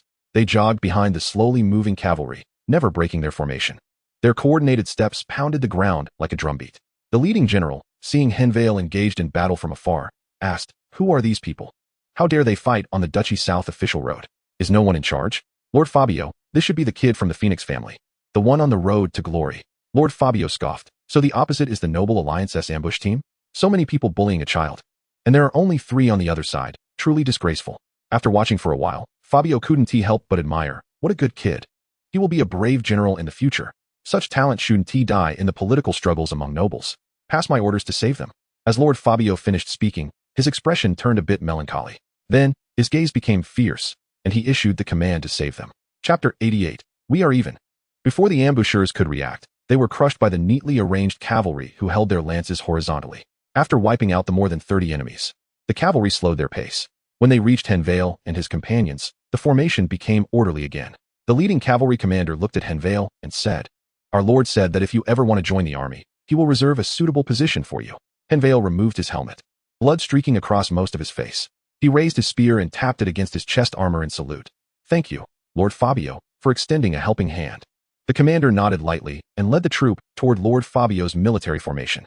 Watching the distant fluttering flags and the orderly ranks, Henvier was silent for a long time. Loggins, who had survived the ordeal, struggled to ask, "My lord, which army is this? Is it from the duchy? Why is there no number?" Henvier calmly replied, "Iron Wall. This is the Iron Wall Legion." The two attendants were taken aback. They did not expect that it was the Iron Wall Legion that came to their rescue. This legion was quite famous in the duchy, and stories about it circulated even in other countries. A super legion with a full strength of 30,000. It excelled in long-distance raids. In battle, they displayed unwavering will and were adept at small-scale maneuvers on the battlefield. From being a fleeing legion at the beginning to now being the Iron Wall Legion, this army had proven its title with repeated achievements. Its leader, Fabio, was a legendary figure. Instead of acting as the heir to a count, he ventured to the western border of the duchy, almost occupying a large area as if it were his own territory. It was said that the kingdom of Ika had attempted to win him over more than once. If Fabio was willing, the kingdom of Ika would even be willing to cede additional land, along with the territory of the duchy's western border, and bestow upon Fabio the title of Grand Duke of the kingdom. The strong military power was one aspect. Fabio also managed the territory in an orderly manner. The once barren western border was now economically thriving compared to a few years ago. However, such a powerful figure still held only a knight's title. He was arguably the most capable knight among all nations. One would think that Fabio would have been dissatisfied long ago, but every summer festival, he still returned to the capital of the duchy. Visiting his mother was one reason, and he also accepted summons from his uncle, the Grand Duke Emir of the duchy. The sudden intervention of this powerful figure not only surprised Rogans and his companion, but even Henvier did not expect to receive help from Fabio in his lifetime. Years ago, he saved Fabio, and now Fabio returned the favor. What a strange and ridiculous fate. Ella spoke up. The one targeting us is the Noble Alliance. Everyone knows that Lord Fabio despises the Noble Alliance. I think that's why he intervened. Henvier glanced at the two. Don't think about him. Get off the horse quickly. Let me see if I can fish you out from the underworld. At that moment, the two realized that the crisis had passed. The last remnants of will supporting their bodies dissipated, and they fell off their horses. Henvier was quick-witted, lifting both of them down from their war horses and began administering the remaining scarce healing potions. Henvier did not think of going to find Fabio. Over the years, he had endured many hardships.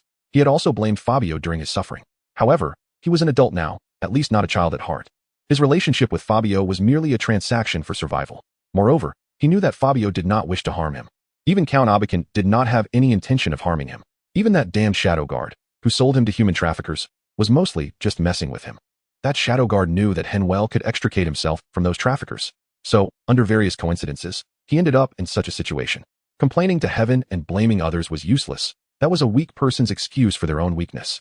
Just now, the rescue by the Iron Wall Legion made Henvier's last shred of resentment toward Fabio disappear. Looking at Fabio's team from a distance, Henvier silently thought, "We are even now." Henvier did not want to seek out Fabio. He wanted to carve out his own path. Little did he know that if he were willing to return to Fabio, Fabio would undoubtedly grant him immense power. But after so many experiences, Henvier found it hard to trust others. Relying on anyone was not as good as relying on oneself. He no longer wanted to pledge loyalty to anyone. Loyalty to anyone was a betrayal of oneself. Half a month later, Henvier and his group arrived at a small town, not far from the royal city. He sold the corpses of those cavalrymen who had ambushed him last time for over 20,000 gold coins. During this period, no one came to ambush him again, and Henvier understood the reason. Fabio's sudden intervention had caused the Noble Alliance to feel wary. This guy had fought them numerous times, leading the Iron Wall Legion to pound their forces at the slightest disagreement.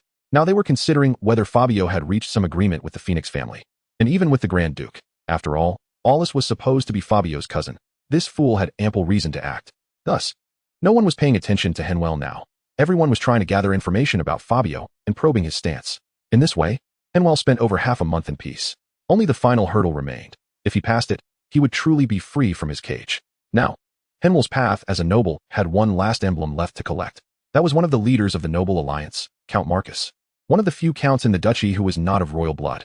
This family had been passed down for hundreds of years, existing since the establishment of the duchy. The rise and fall of the duchy had never shaken this family, showing how strong they were.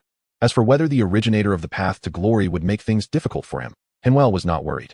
As long as he could stand before him, it would already prove that the path to glory had ended. A powerful old noble like him would not play games. He would even grant him the emblem without any test. Henvier planned to rest for 2 days to adjust his state before meeting Count Marcus. Just 2 days later, as Henvier was nearing the Count's territory, he discovered the ambush team had reappeared in a small town where he was stopping. Henvier did not charge in recklessly. Instead, he looked at a group of people selecting goods at the market stalls.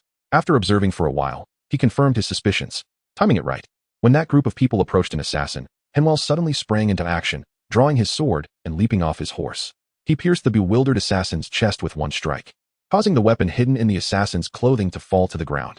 Henvier stood in front of a young girl, speaking with righteous indignation. "Miss, don't worry. I won't let anyone harm you. With me here, those assassins and evildoers won't get close even a step." The blonde girl looked at Henvier with curiosity, while the tall knight beside her said with a gloomy face, "They're here to kill you. What does that have to do with us?" Seeing Henvier's actions, the observer Tansend almost spat out his drink. Other onlookers also looked at Henvier with strange expressions.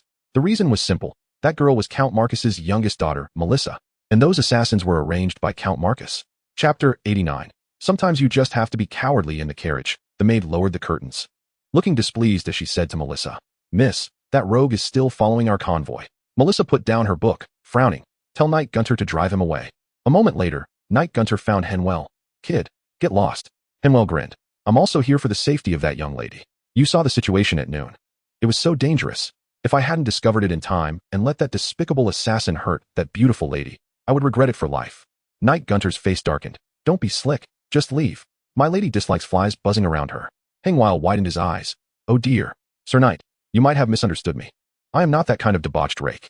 Please allow me to introduce myself. My name is Elias Phoenix, the third son of Baron Phoenix from the south. Right now, I am on the path of glory as per my father's request. So, Sir Knight, I am not the fly you mentioned." When speaking, Henvier emphasized the word father. Sir Gunter understood the implication of this statement. He glared at Henvier with a grim expression, but he could never bring himself to utter the word fly. If he dared to say it, it would be an insult to the Phoenix family. Some things, although unspoken, are understood by all. Sir Gunter coldly remarked, "Sharp-tongued brat. While I cannot kill you, I can still give you a beating." Upon hearing this, Henvier was overjoyed and immediately leaned in. "Then please, Sir Knight, beat me up quickly. After all, I want to follow you." Ridiculous. The various crises and difficulties encountered along the way could threaten life. A beating now could exchange for protection. Henvier was more than willing. However, Sir Gunter couldn't really hit him. After all, Henvier had already introduced himself.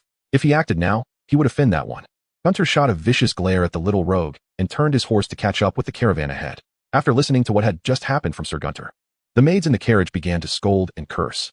But Melissa smiled and said, "To get this far, indeed, is not an easy character." After saying this, Melissa revealed a sly smile. Sir Gunter, you should have taken the chance while he hadn't introduced himself to hit him. Sir Gunter chuckled. My lady, to be honest. If it weren't for our differing positions and the inappropriateness of the occasion, I would really like to chat with him. That night, they arrived at a small town. Count Marcus's youngest daughter was traveling, so they naturally booked the entire inn. Henvier started laying down his bedroll at the door, completely ignoring the maid's mockery, and began to eat on his own. Rogans and Ella, however, did not have Henvier's thick skin. They were already embarrassed by several sharp-tongued little maids. Rogans whispered, "Young master, why don't we just leave? The two of us can keep watch tonight. It won't be a problem." Ella couldn't stand it anymore. "Young master, this is really a bit rude." Henvier nonchalantly munched on jerky. "You two fools. What's more important, your lives or your pride?" "Pride is important." To this, Henvier did not argue but laughed. "We've come this far and experienced so much. Everyone has seen it. No one questions our wisdom, no one nitpicks our etiquette, and no one doubts our bravery. Besides, we aren't embarrassed at all. This is a top noble family in the duchy. There are plenty of people who look down on them. We three don't matter." The two quickly corrected in unison. "Not us. It's you, young master." "Rogans, young master. I feel ashamed to say, you've taken care of us a lot along the way. We are almost your burden." Ella also looked dejected. "Young master, it's our lack of strength that has been holding you back." Henvier certainly didn't care about the humiliation at hand. This journey to the other world was nearing its final trial.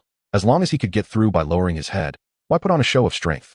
Count Marcus was someone who commanded respect even from the Grand Duke. What right did a small character like him have to challenge him? Moreover, he had already caused the Noble Alliance quite a bit of trouble along the way. If he were to be arrogant and domineering all the way, he might not end up well afterward. They couldn't get Elias, but they had the power to vent their anger on him. So, Henvier was also considering himself. Letting the Marcus family humiliate him properly wasn't a loss of face. It could also let the Noble Alliance vent their frustration. At least they wouldn't think of him afterward. Besides, what was there to accept when a few young ladies made some sarcastic remarks? If it weren't for his identity, Henvier could have flung his arms wide and said a few things that would make the young ladies too shy to come out. After more than half an hour, Sir Gunter walked out of the inn, casting a disdainful glance at the snoring Henvier. "The lady said to leave you a room." Originally snoring loudly, Henvier flipped over, jumped up, grabbed his bag, and headed for the inn. Before leaving, he didn't forget to kick his attendants, signaling them to follow. Holding a blanket, Henvier approached Sir Gunter. "Sir Knight, has the lady fallen asleep? I want to personally thank her." Halfway through, Henvier nimbly jumped back, avoiding Gunter's outstretched hand. "Sir Knight, please thank the lady for me. When are you setting off tomorrow? Don't leave me behind." Watching Henvier run off, Gunter smiled slightly. Just as he said, it was merely a difference in position. He didn't actually dislike Henvier. The next day, when Melissa was ready to set off, Henvier and his two companions had already gotten up early and prepared everything. The maids continued to mock Henvier and his companions, with the one named Middle being the fiercest. But Henvier's thick skin surpassed these young girls' imagination. He even kept looking for opportunities to get next to Melissa's carriage to chat with her. The knights of the entire caravan viewed Henvier with disdain. Yes, all the guards in the caravan were knights. With the young lady traveling, there were 11 knights escorting her. This shows the strength of the Marcus family. Otherwise, they wouldn't be one of the leaders of the Noble Alliance, standing up against the Grand Duke with a group of nobles. A day later, the caravan successfully entered Count Marcus's territory. As the most powerful count in the eastern part of the duchy, his territory covered over 4,000 square kilometers. That was comparable to the area of 2 counties in Henvier's previous life, being a rich and fertile part of the duchy with abundant resources and fertile fields. The population under his rule had nearly 400,000 free citizens. Count Marcus also possessed a private army of over 10,000 men, with a number of knights under him that were among the few in the duchy. Because of all this, Henvier was quite meek and compliant. Chapter 90. Why don't you just hit me? In the evening, everyone arrived outside a city. This was the stronghold of Count Marcus, East Lanfang City. In the middle of the city stood a massive castle, one of the 7 most famous castles in the duchy, Lanfang Castle. At this time, 2 rows of soldiers were lined up at the East Lanfang City gate, holding flags to welcome the lady home. Henvier leaned forward to the carriage, shamelessly poking his head into the carriage. "I didn't expect you to be the youngest daughter of Count Marcus. Truly disrespectful. I was wondering why you were so noble and exuded such an aura of elegance. Turns out you are a young lady from a wealthy family." Melissa ignored him, and the maid Middle pushed Henvier's head out of the carriage. After everyone entered the city, while Henvier was pondering how to find Count Marcus, a knight rode over. "Lord Elias Phoenix. My lord, please join us for today's dinner." Henvier put away his cynical smile and bowed solemnly. "I will arrive on time." "Thank you for the invitation, my lord." After entering the city, someone was already waiting, introducing Henvier and his companions to the host's residence. At this moment, Henvier finally felt relieved. He had completed this perilous journey. After washing up, Henvier changed into a noble hunting outfit. The combination of long trousers and a jacket made Henvier look very capable. He didn't bring formal attire, so he had to make do with the hunting outfit. Fortunately, Henwell's hunting clothes were made of luxurious materials and well-tailored, so they didn't seem too disrespectful. However, compared to the other guests in noble robes, Henwell and his companions looked somewhat like waiters. Amidst the grand music, the guests danced gracefully in the center of the dance floor. Poor Henwell was surely ignored by everyone. But Henwell didn't mind, as he helped himself to the food at the dining table. Just as Henwell was indulging himself, a middle-aged man approached him. "You've got quite an appetite." "Of course, I really haven't had a proper meal on this journey. I've been dealing with setbacks and schemes." Saying this, Henwell held up a fruit that looked very much like an apple. "My lord, this thing is delicious. Would you like to try it?" "Count Marcus, the nectar fruit is indeed very tasty. I used to like it a lot, but as I've gotten older, I find it somewhat sickening." Henwell took a bite of a fruit. "I really envy your life." Count Marcus laughed. "We live well, but it's not without worries. For instance, you little rascal have brought me a lot of trouble."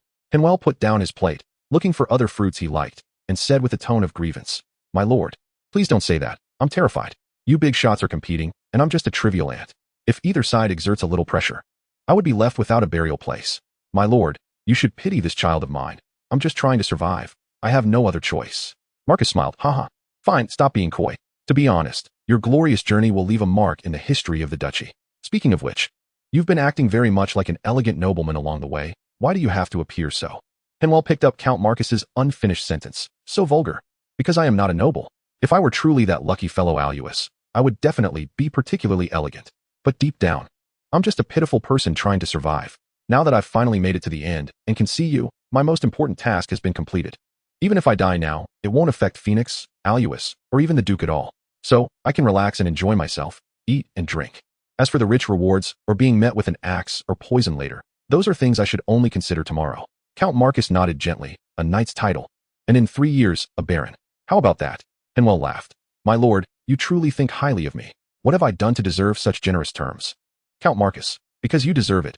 You are a talent, and I like talents." Henwell thought for a moment. "Thank you very much for your appreciation. But I've taken their money. I must complete the task." "Is that the only reason?" Henwell showed a sly smile. "You give me such a reward. That person will surely receive news soon, and I believe that person won't be stingy. So, I still want to thank you for raising my value. If there is a chance in the future, within my ability, I will definitely repay your help." Marcus patted Henwell on the shoulder. "See, I just said that you are worth this price. Your cleverness truly surprises me." Having said that, Count Marcus turned and walked away. After a few steps, Count Marcus paused. "I originally wanted to sign the emblem directly for you, but you are too cunning. To punish you for rejecting my goodwill and for bothering my precious daughter, I've decided to give you a test." Seeing Henwell stunned, Count Marcus laughed and walked to another place. Just as Henwell was pondering what test Count Marcus would give him, a beautifully dressed Melissa approached. At this moment, the 15 or 16-year-old girl wore a white gown. With her golden hair cascading down and her beautiful features, her fair skin made her shine brighter than any jewelry. But Henwell felt a sense of foreboding. Sure enough, after sizing up Henwell, Melissa curtsied. "I'm glad you could attend my dinner, Mr. Scoundrel." Henwell awkwardly touched his nose and replied earnestly, "Miss Melissa, I can actually explain." "Melissa, explain what? Using me to evade assassination? Is that your glorious journey?" Henwell rubbed his neck, trying to mask his embarrassment. Doesn't that make you look impressive? Just your reputation alone could scare off those assassins. You're such a scoundrel." Then, with a sweet smile, Melissa said, "Just now, my father said I should give you the final test of glory. Guess what task I will give you?" Henwell felt a bit overwhelmed. "How about you just hit me to vent your anger?" The little girl glared at him, astonished that he could say such absurd things. Seeing Henwell sweating, the girl suddenly thought of a good idea. "Can you dance? How about you dance for me? Sword dance? That is something learned in the arena. Doing it here would be embarrassing. How about a street dance? Damn, I'd be seen as possessed by a devil and burned at the stake." After thinking for a long time, Henwell said seriously, "Miss Melissa, are you really not considering hitting me? I'm quite tough." Chapter 91, The Strong Boy in the End. Henwell mustered his courage and extended his hand. "Miss Melissa, may I invite you to dance?" This time it was Melissa who felt overwhelmed, under everyone's gaze. She couldn't refuse a noble's invitation. Finally, both of them reluctantly stepped into the dance floor, and seeing this, the crowd dispersed, creating a large, empty space. The band quickly picked a suitable dance tune to play. Watching Henwell clumsily dance while holding his precious daughter's hand, Count Marcus frowned and said to Sir Gunther beside him, "You should have beaten this kid back then." Soon, Melissa adapted to the rhythm of the music and began to guide Henwell to follow her steps. It wasn't that she felt sorry for Henwell, but because if she didn't guide him, he would step on her feet. After being stepped on twice, Melissa felt pain in her instep, so she started teaching Henwell how to dance. Melissa whispered, "How can you not even know how to dance and still dare to invite me?" Henwell awkwardly replied, Sorry, miss. You know, I'm a substitute. I'm not a noble. I've only learned two things to survive: how to kill others and how to avoid being killed. Looking at the boy who should be about the same age as her, Melissa felt an inexplicable tightness in her heart.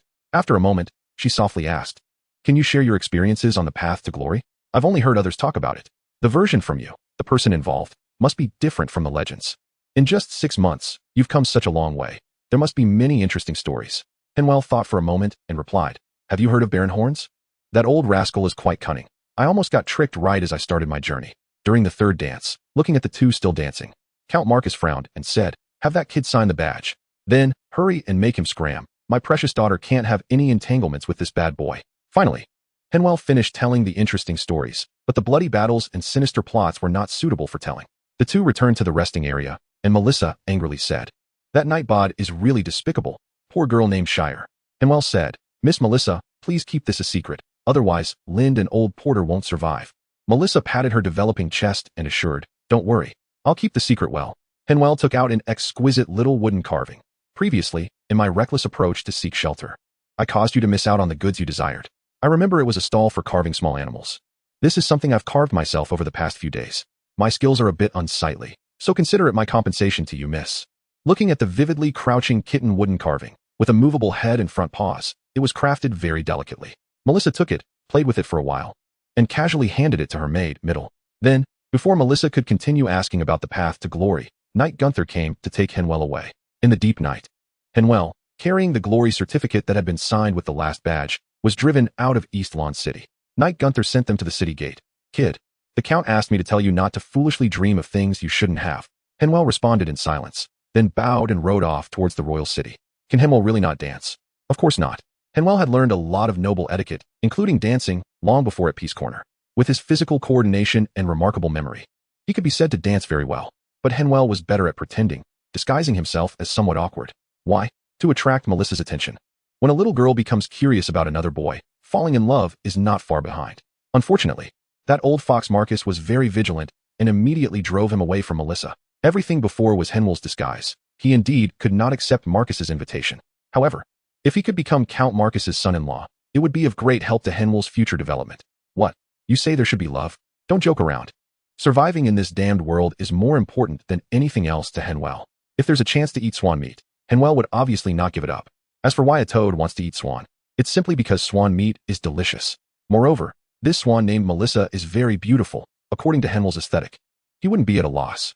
Although he fell short, Henvier was not discouraged. At least he left a good impression, and perhaps there would be opportunities in the future. Immediately, Henvier felt cheerful, having held the young lady's hand all night, and it felt quite nice. But I was born stubborn, like a blazing sun. I must strive to soar against the wind. If darkness dares to obstruct, then let it be the light that tears through the night. Under the moonlight, riding with the wind, the young man sang loudly, heading towards his own dawn. After leaving Count Marcus's territory, Henvier settled in a small town. At this time, Tancintia, who had been following Henvier, revealed herself. Henvier pretended to be surprised, as if he had forgotten that he had a protector. Half a day later, the contact person, Mr. Bloomer, arrived. The two protectors escorted the three to continue on their journey. After walking 200 kilometers, they reached the territory of the royal capital. A knight squad was charging towards them, holding the royal flag, draped in a cloak of red and gold, and wearing splendid armor. Moments later, the leading knight made a beautiful sideways stop, and dozens of knights behind him also halted their steeds steadily. Their superb riding skills further showcased the elite nature of this squad. The leading knight pulled off his mask, revealing a young face very much like Jansen's. He locked his gaze on Henvier, then dismounted and bowed to him. "Thank you for everything you've done for the Phoenix family, and thank you even more for the dangers you've faced for my brother." Henvier jumped off his horse and returned the gesture. "Lord Olak, you're being too kind. This is my duty."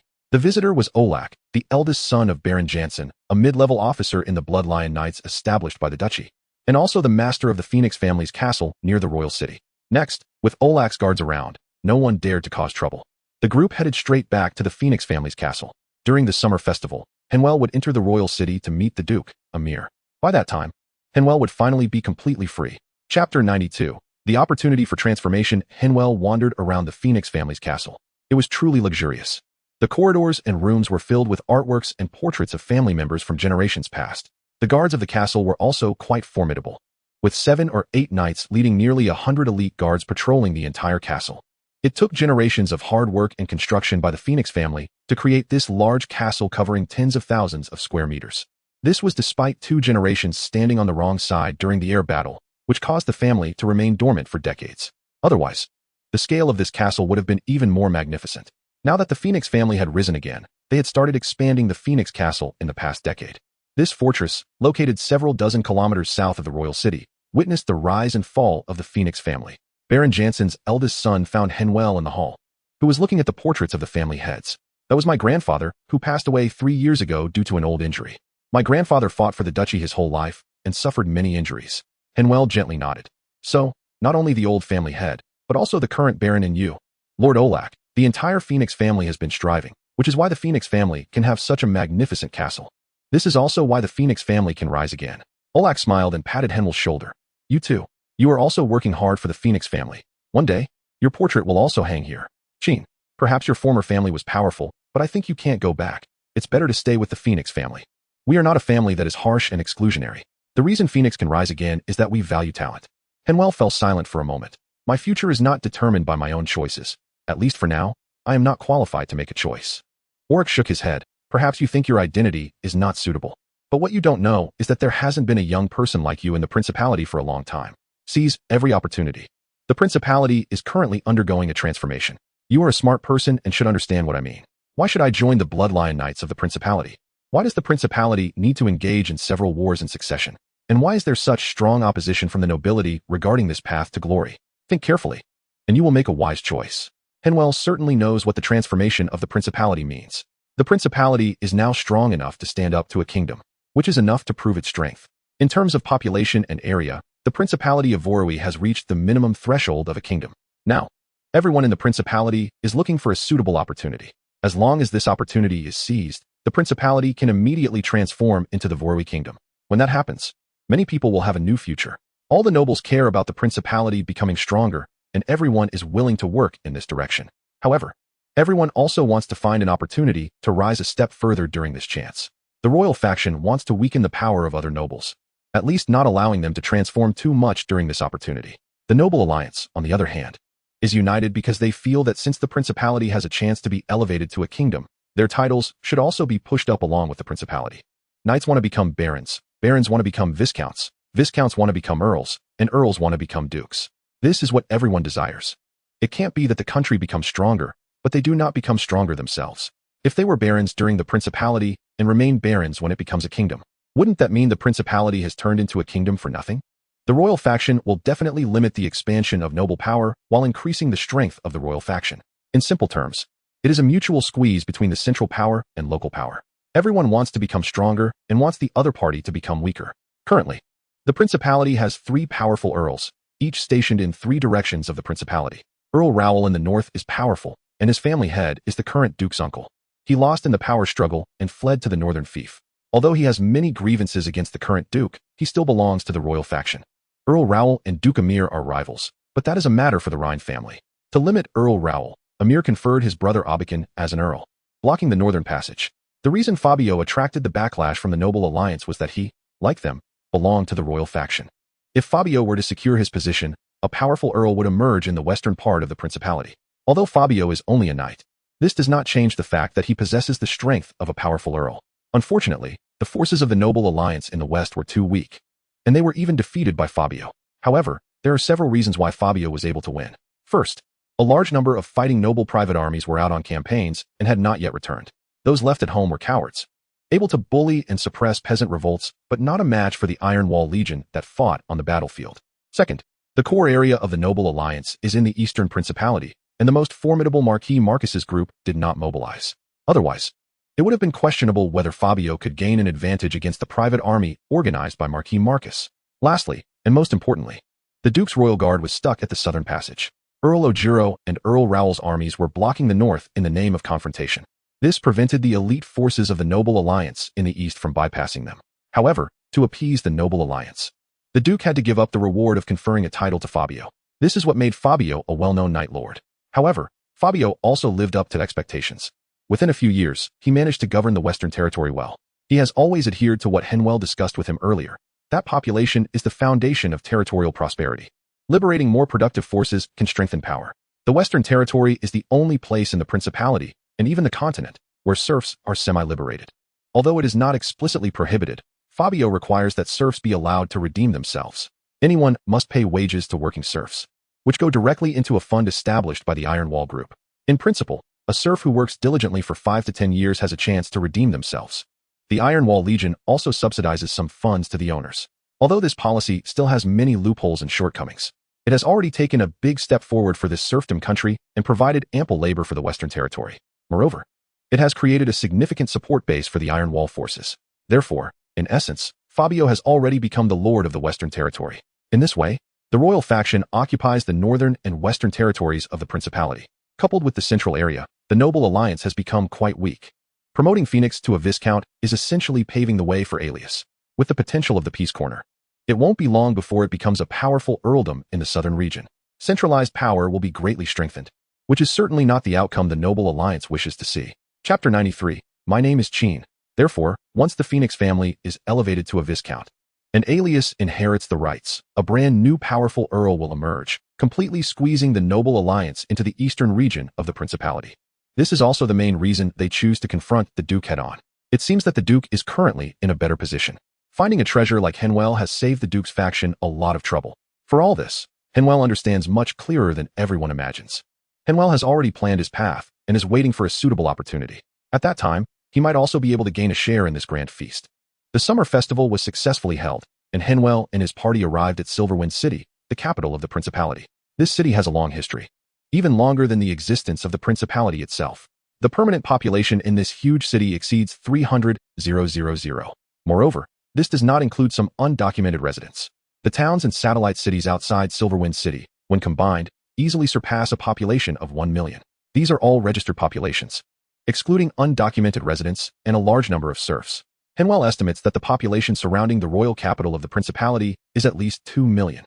This is already a considerable number. Today's summer festival is one of the largest festivals in the Principality, almost equivalent to the spring festival in the previous life. People from all over gather here, along with a large number of merchant caravans arriving. This makes the royal capital even more prosperous. In front of the 8 city gates, there are not only officials inspecting entry, but also soldiers. With the assistance of the city defense army and the oversight of the royal guard, the density of patrolling cavalry on several main roads was quite high. At the city gate, a long line of people awaited entry, some having arrived before dawn. Nearby, numerous vendors took advantage of the crowd to sell various goods. Of course, Henvier did not have to wait in line, as there was a special passage for nobles. After entering the city, Henvier was allowed to ride slowly within the city, but he was absolutely forbidden from galloping. He could only walk slowly on the horse path, which was reserved for nobles. It was akin to a fast lane within the city, and every few dozen meters, someone was always ready to pick up horse droppings to keep the road clean. Watching the bustling vendors and crowded pedestrians on the merchant road next door, Henvier couldn't help but marvel at the vibrancy of the feudal era. Tomorrow marked the summer festival, an event held at the end of July. In such hot weather, everyone was out braving the scorching sun, all gathered together for what purpose? Soon, Henvier arrived near the royal palace and met Mr. Occam, who was there to escort him. Occam did not arrange for Henvier to enter the palace, but instead took him to a place resembling a royal manor. Here, nobles who came to meet the Grand Duke resided, and Henvier was assigned a small courtyard to live in. On the last day of the summer festival, he would be brought to the palace. 2 days later, Henvier set out with 2 attendants, riding war horses towards the palace. At the palace entrance, Occam, seeing the attire of Henvier and his companions, asked in surprise, "Is this what you're wearing?" Henvier nodded, "Just this." Occam said nothing further and instructed the palace guards to let them pass. Henvier hung his spear on his war horse and walked into the destination of this journey. The core of the Principality, the Grand Duke's Palace, also known as Lion Fortress. On both sides of the palace avenue stood members of the Blood Lion Knights, solemnly armored and standing with their swords. Upon seeing Henvier, the knights were puzzled by his attire. After recognizing Henvier's outfit, one knight drew his long sword and lightly tapped his chest in salute. Henvier spoke, "Hold the flag." 2 attendants removed the Phoenix family's flag from behind and raised their arms as flagpoles. The bloodstained, tattered flag fluttered in their hands. Every time they passed a knight, that knight would draw his long sword in salute. The sound of swords being drawn echoed throughout the square, resembling cheers. Henvier looked up at the long staircase ahead, shrugged off his cloak, and ascended with his sword. Many nobles within the palace were curious about the continuous sound of swords being drawn from outside. It wasn't until the knight at the palace door also drew his sword in salute that everyone saw a tall young man enter the grand hall. Only then did they understand why the knights were drawing their swords. The 2 attendants held high the tattered family flag, their armor covered in scars. Meanwhile, Henvier, in his silver-white cloak, was now in tatters, with various signs of damage and having been soaked in blood, turning a dark purple. Henvier's armor was even more battered, with puncture holes, cleaved edges, and dents from heavy blows. Everyone could imagine what brutal battles this armor had endured alongside its master. Regardless of their stance, those present were not cowards. They knew well how many challenges this young man had overcome to arrive here alive, some of which were even caused by themselves. No one understood better than those who had troubled him just how strong he truly was. Nobles from the royal faction were the first to draw their swords. Then, Viscount Hosworth from Iris City drew his sword, followed closely by the neutral faction nobles. Finally, with Count Marcus drawing his sword, all the nobles in the palace expressed their recognition of this young man. Henvier stepped forward, drew his sword, and planted it on the floor, half kneeling as he raised the token of honor high. The Grand Duke stopped the attendant beside him from taking it, and personally descended from the throne to stand before Henvier. He took the unblemished but blood-stained parchment and unfolded it, showing the numerous seals to the nobles. After all the nobles tapped their sword hilts against their chests in acknowledgement, the Grand Duke pushed aside the seal and ink brought by the attendants. Amir drew his sword and lightly cut his palm. Holding the sword upside down, he dipped the lion statue on the hilt into his blood and pressed it onto the token of honor, leaving the roaring lion emblem of the Rhine family. Amir then returned the token of honor to Henvier and softly said, "Child, thank you for everything you've done, only in my own name." After saying this, Amir placed his sword on Henvier's shoulder. "Your valor and wisdom have been recognized by all. Now, child, speak your name, and I will grant you the glory you deserve." "Qin," Henvier declared. "What a special name." Amir exclaimed loudly, "I now announce, Qin, you have been granted the title of knight in the principality. I heard you fought at Peace Corner, that hill called Blood Hill. Very well, that will become your fief, and you will become the Lord of Blood Hill. It is hereditary and non-transferable. Child, use your valor and wisdom, your loyalty and fortitude, to protect your territory and safeguard Peace Corner." Chapter 94. Finally able to chat after the ceremony concluded, Henvier stood in the corner of the Grand Hall.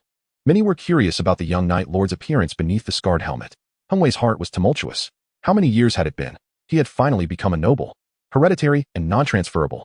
For this, he had lost count of how many wished to kill him and how many he had killed in return. He truly did not expect that Grand Duke Amir would genuinely grant him a position as a Knight Lord. This was not a title from Baron Jansen, but from the principality itself. Strictly speaking, he only needed to pledge loyalty to the Grand Duke and had no obligation to serve Baron Jansen. Moreover, at Peace Corner, he had a knight's fief, allowing him to establish a knight's manor.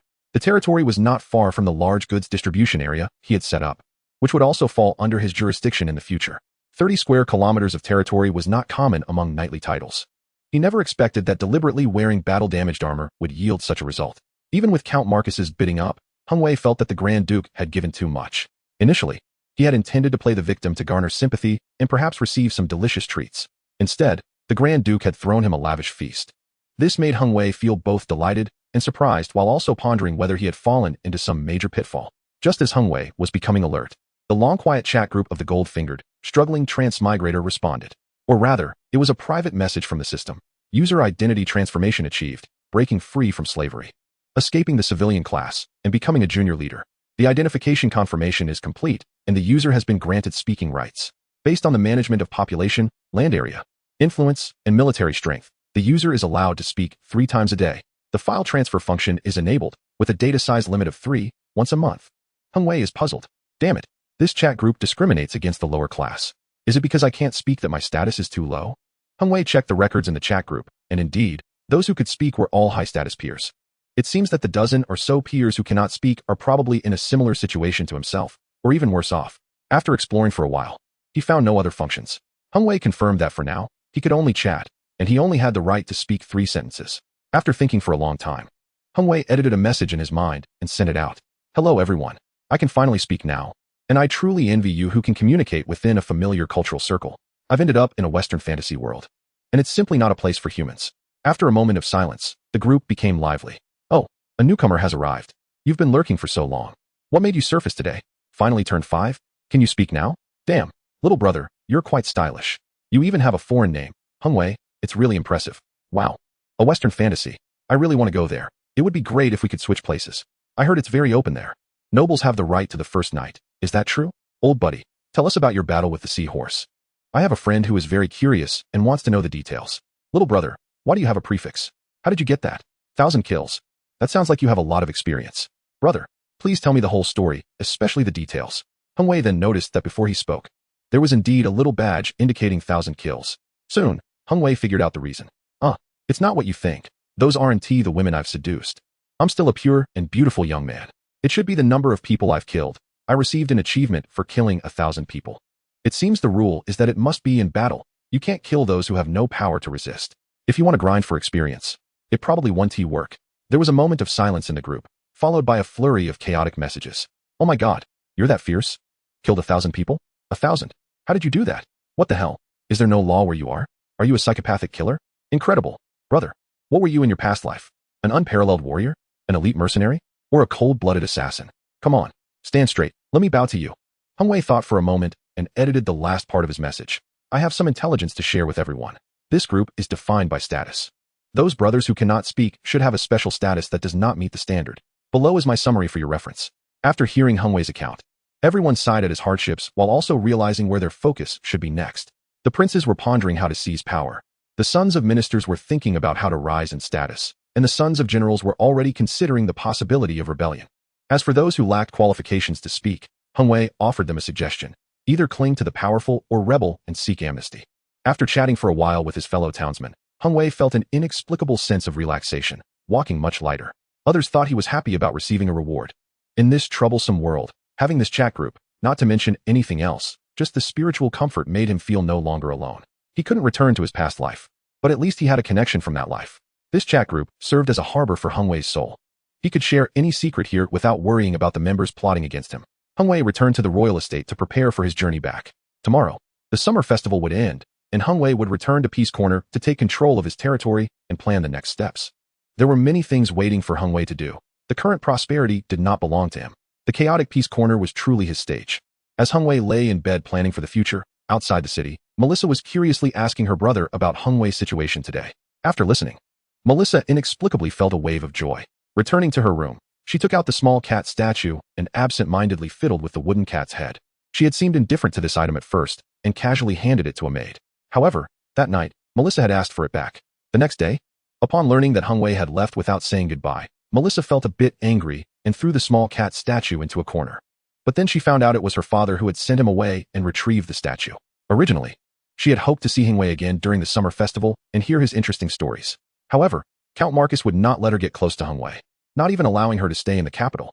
Now she was unaware that Henvier was about to return to his own territory, and it would be a long time before they met again. Chapter 95. Joining the family when returning to the city, Henvier was not alone.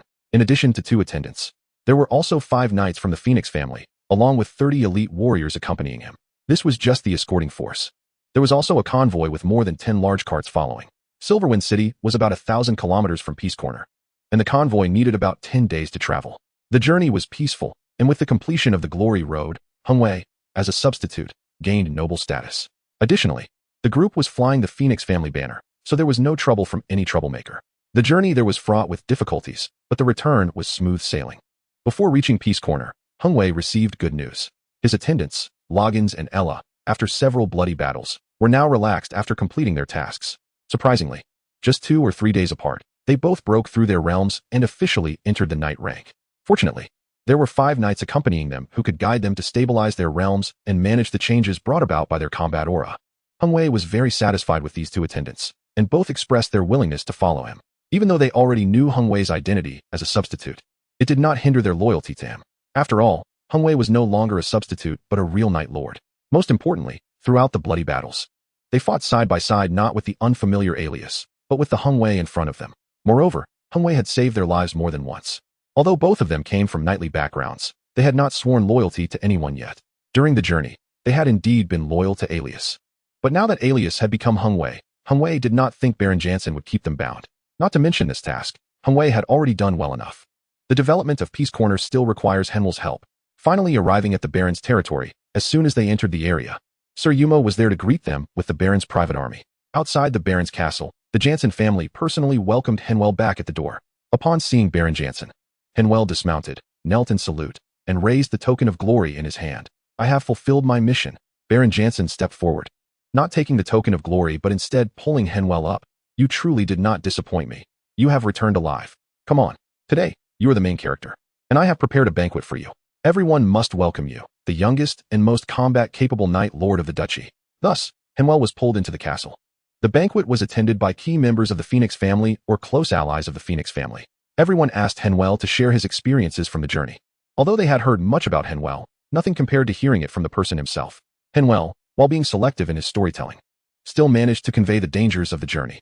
This gave everyone a new appreciation for the courage and wisdom of this young man. Those present, upon self-reflection, found it hard to believe they could achieve such feats, let alone a child. As for their own children, it was better not to mention. After the banquet, only the core members of the Phoenix family remained. Baron Jansen asked Henvier, no beating around the bush. What reward do you want? As long as the Phoenix family has it, I won't hold back. Henvier pointed to two attendants. I have fought alongside Loggins and Ella. I hope you can part with them and let me take them with me. After all, my territory is poor and lacking. Having them to assist will make things much easier. Baron Jansen smiled. No need to be so cautious. Whether you want it or not, you are already bound to the Phoenix family. So just boldly ask for what you deserve. You earned it with your life. As for Loggins and Ella, they have already pledged their loyalty to you, so this is not even a reward. Henvier thought for a long time, but still shook his head.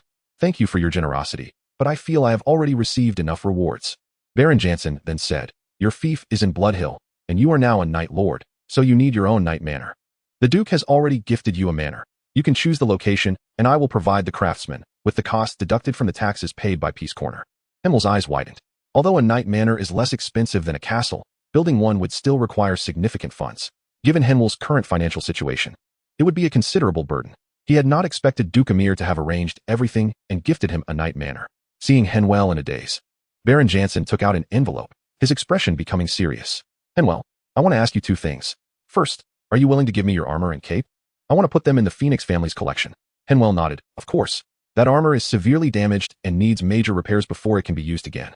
Although it holds some collectible value for me, it is ultimately not very useful. Baron Jansen continued. Second, are you willing to join the Phoenix family and take on the Phoenix surname? Think carefully before answering. Henvier thought for only a moment before kneeling on one knee to swear, I am willing to join the Phoenix family. I will take on the responsibilities of the Phoenix surname and protect its honor. Baron Jansen helped Henvier up. All right, child. From now on, you are a member of the Phoenix family. You can call me uncle. After saying this, Baron Jansen handed the envelope to Henvier. Open it and take a look. This is your reward. 300 war horses, along with matching armor and weapons, plus 50,000 gold coins. This was what Baron Jansen wanted to give Henvier. Baron Jansen smiled at Henvier. I know you like these, but it would be inconvenient for you to manage them yourself. So now I present these as a reward. Additionally, my wife Grace will also be your aunt in the future. Once your manor is built, we will provide you with all the furniture and essentials. This is our gift to you, congratulating you on becoming a noble, and we hope you can treat the Phoenix family as your new home. Henvier nodded gently, his eyes reddening, his voice a bit choked. I will. Thus, Henvier officially joined the Phoenix family. That night, in his room, Henvier played with the envelope in his hand. Frowning in thought, was he moved by the Jansen family's performance today? He was indeed touched in his heart, but not too much. He could sense that Baron Jansen genuinely wanted him to join the family. However, he also noticed that when Baron Jansen helped him up after he agreed to join the family, the envelope in his hand had been switched for a new one. This meant that the benefits Baron Jansen offered were only given after Henvier pledged to join the family. Baron Jansen had prepared 2 envelopes, and the one he received now was the most generous one. Chapter 96. Preparing to build a city, Henvier stayed in the castle for 3 days. During this time, aside from interacting with some core members of the Phoenix family, he spent time with the Jansen family. Baron Jansen even took an afternoon to guide Henvier on the Silver Wolf sword style. Baron Jansen was a powerful knight, having surpassed the knight rank in the occupational hierarchy. He belonged to an advanced class of the knight profession known as a war knight. From this rank onwards, one officially enters the extraordinary world. This departure from the foundational rank is collectively referred to as the vague insight of the extraordinary, meaning that from this stage onward, they officially begin to perceive the existence of extraordinary abilities. During his sparring with Baron Jansen, Henvier felt immense pressure. Even if Henvier did not hide his strength, it was still difficult for him to defeat Baron Jansen. However, Henvier felt that he still had a chance to escape. He did not underestimate himself, as he knew his true strength had already surpassed the knight rank. Although he could not compete with the war knight rank, Baron Jansen had once been the chief bodyguard of the duchy. His combat power was certainly not to be underestimated. He was likely no weakling even at the war knight rank. Furthermore, Henvier was aware that he was still young, and with the passage of time, his strength was steadily growing. In just 2 years, Henvier believed he would reach Baron Jansen's combat level. Time was on his side. As long as he could survive and develop, he would undoubtedly grow stronger. What troubled Henvier now was Baroness Grace, who had been trying to introduce him to potential matches over the past few days. The candidates were naturally female members of the Phoenix family, as marriage was a great way to ensure family cohesion. especially for someone like Henvier, who was an outsider joining the family. Marrying into the family was almost a consensus among everyone. However, Henvier was not ready to marry so soon. He was still thinking about that swan meat. Since marriage inevitably involves political factors, one must ensure that their marriage has greater value. Henvier is quite fine on his own, without the constraints of a partner. He can spread his wings and focus on solidifying his own territory and foundation. Besides the Johnson couple, Henvier enjoys spending time with Johnson's youngest daughter the most. This little girl is always in a daze. Upon learning that Henvier is a substitute, she immediately took him to find her parents, putting her hands on her hips and declaring that she had sensed something was off with this third brother all along. He didn't seem like her brother at all. After receiving praise from everyone, the little girl left with the satisfaction of a proud little peacock. Then she dragged Henvier to find Uhulus, insisting that they sit together so she could compare the differences between the two. Now that Henvier has returned to his original appearance, he no longer needs to imitate any expression and can clearly distinguish himself from Uhulus. However, Uhulus still occasionally switches identities with Henvier to tease his little sister. Henvier cannot stay in the castle forever, so after saying goodbye to the reluctant Elisa and Uhulus, he returned to his territory with 2 knights. Looking at the small hill where he had fought in the past, now the center of his territory, Henvier paused for a long time. He has already celebrated his 16th birthday. 16 years. He finally has a place to stand in this world. Cheers to himself. In the warehouse area of Peace Corner, Sir Mark held a welcome dinner for Henvier. Many leaders of frequently visiting merchant caravans received invitations to congratulate the Lord of Blood Hill. After the dinner, a private gathering commenced. Most of the members were part of Henvier's guard when he first arrived at Peace Corner, and now they are officers of the Defense Army and Patrol Unit. Some were officers that Henvier personally promoted while forming the Defense Army. These people were shocked to learn that Henvier was merely a substitute, yet managed to reach this point and become a Knight Lord. Being military personnel themselves, Loggins and Ella were also open about sharing their bloody experiences along the way, leaving everyone in awe. Initially, Sir Mark felt a bit uncomfortable about a young lad becoming a Knight Lord before him, especially one with hereditary privileges. He had some resentment. But after hearing about the hardships Henvier faced, Sir Mark realized that the rewards Henvier earned through his struggles were well-deserved. The next day, Henvier gathered everyone again to discuss the development and construction of the warehouse area. First, there was the issue of preparing to establish a city. The location of Peace Town was not good enough. The warehouse area was carefully selected by Henvier and would surely be much better than the naturally developed Peace Town.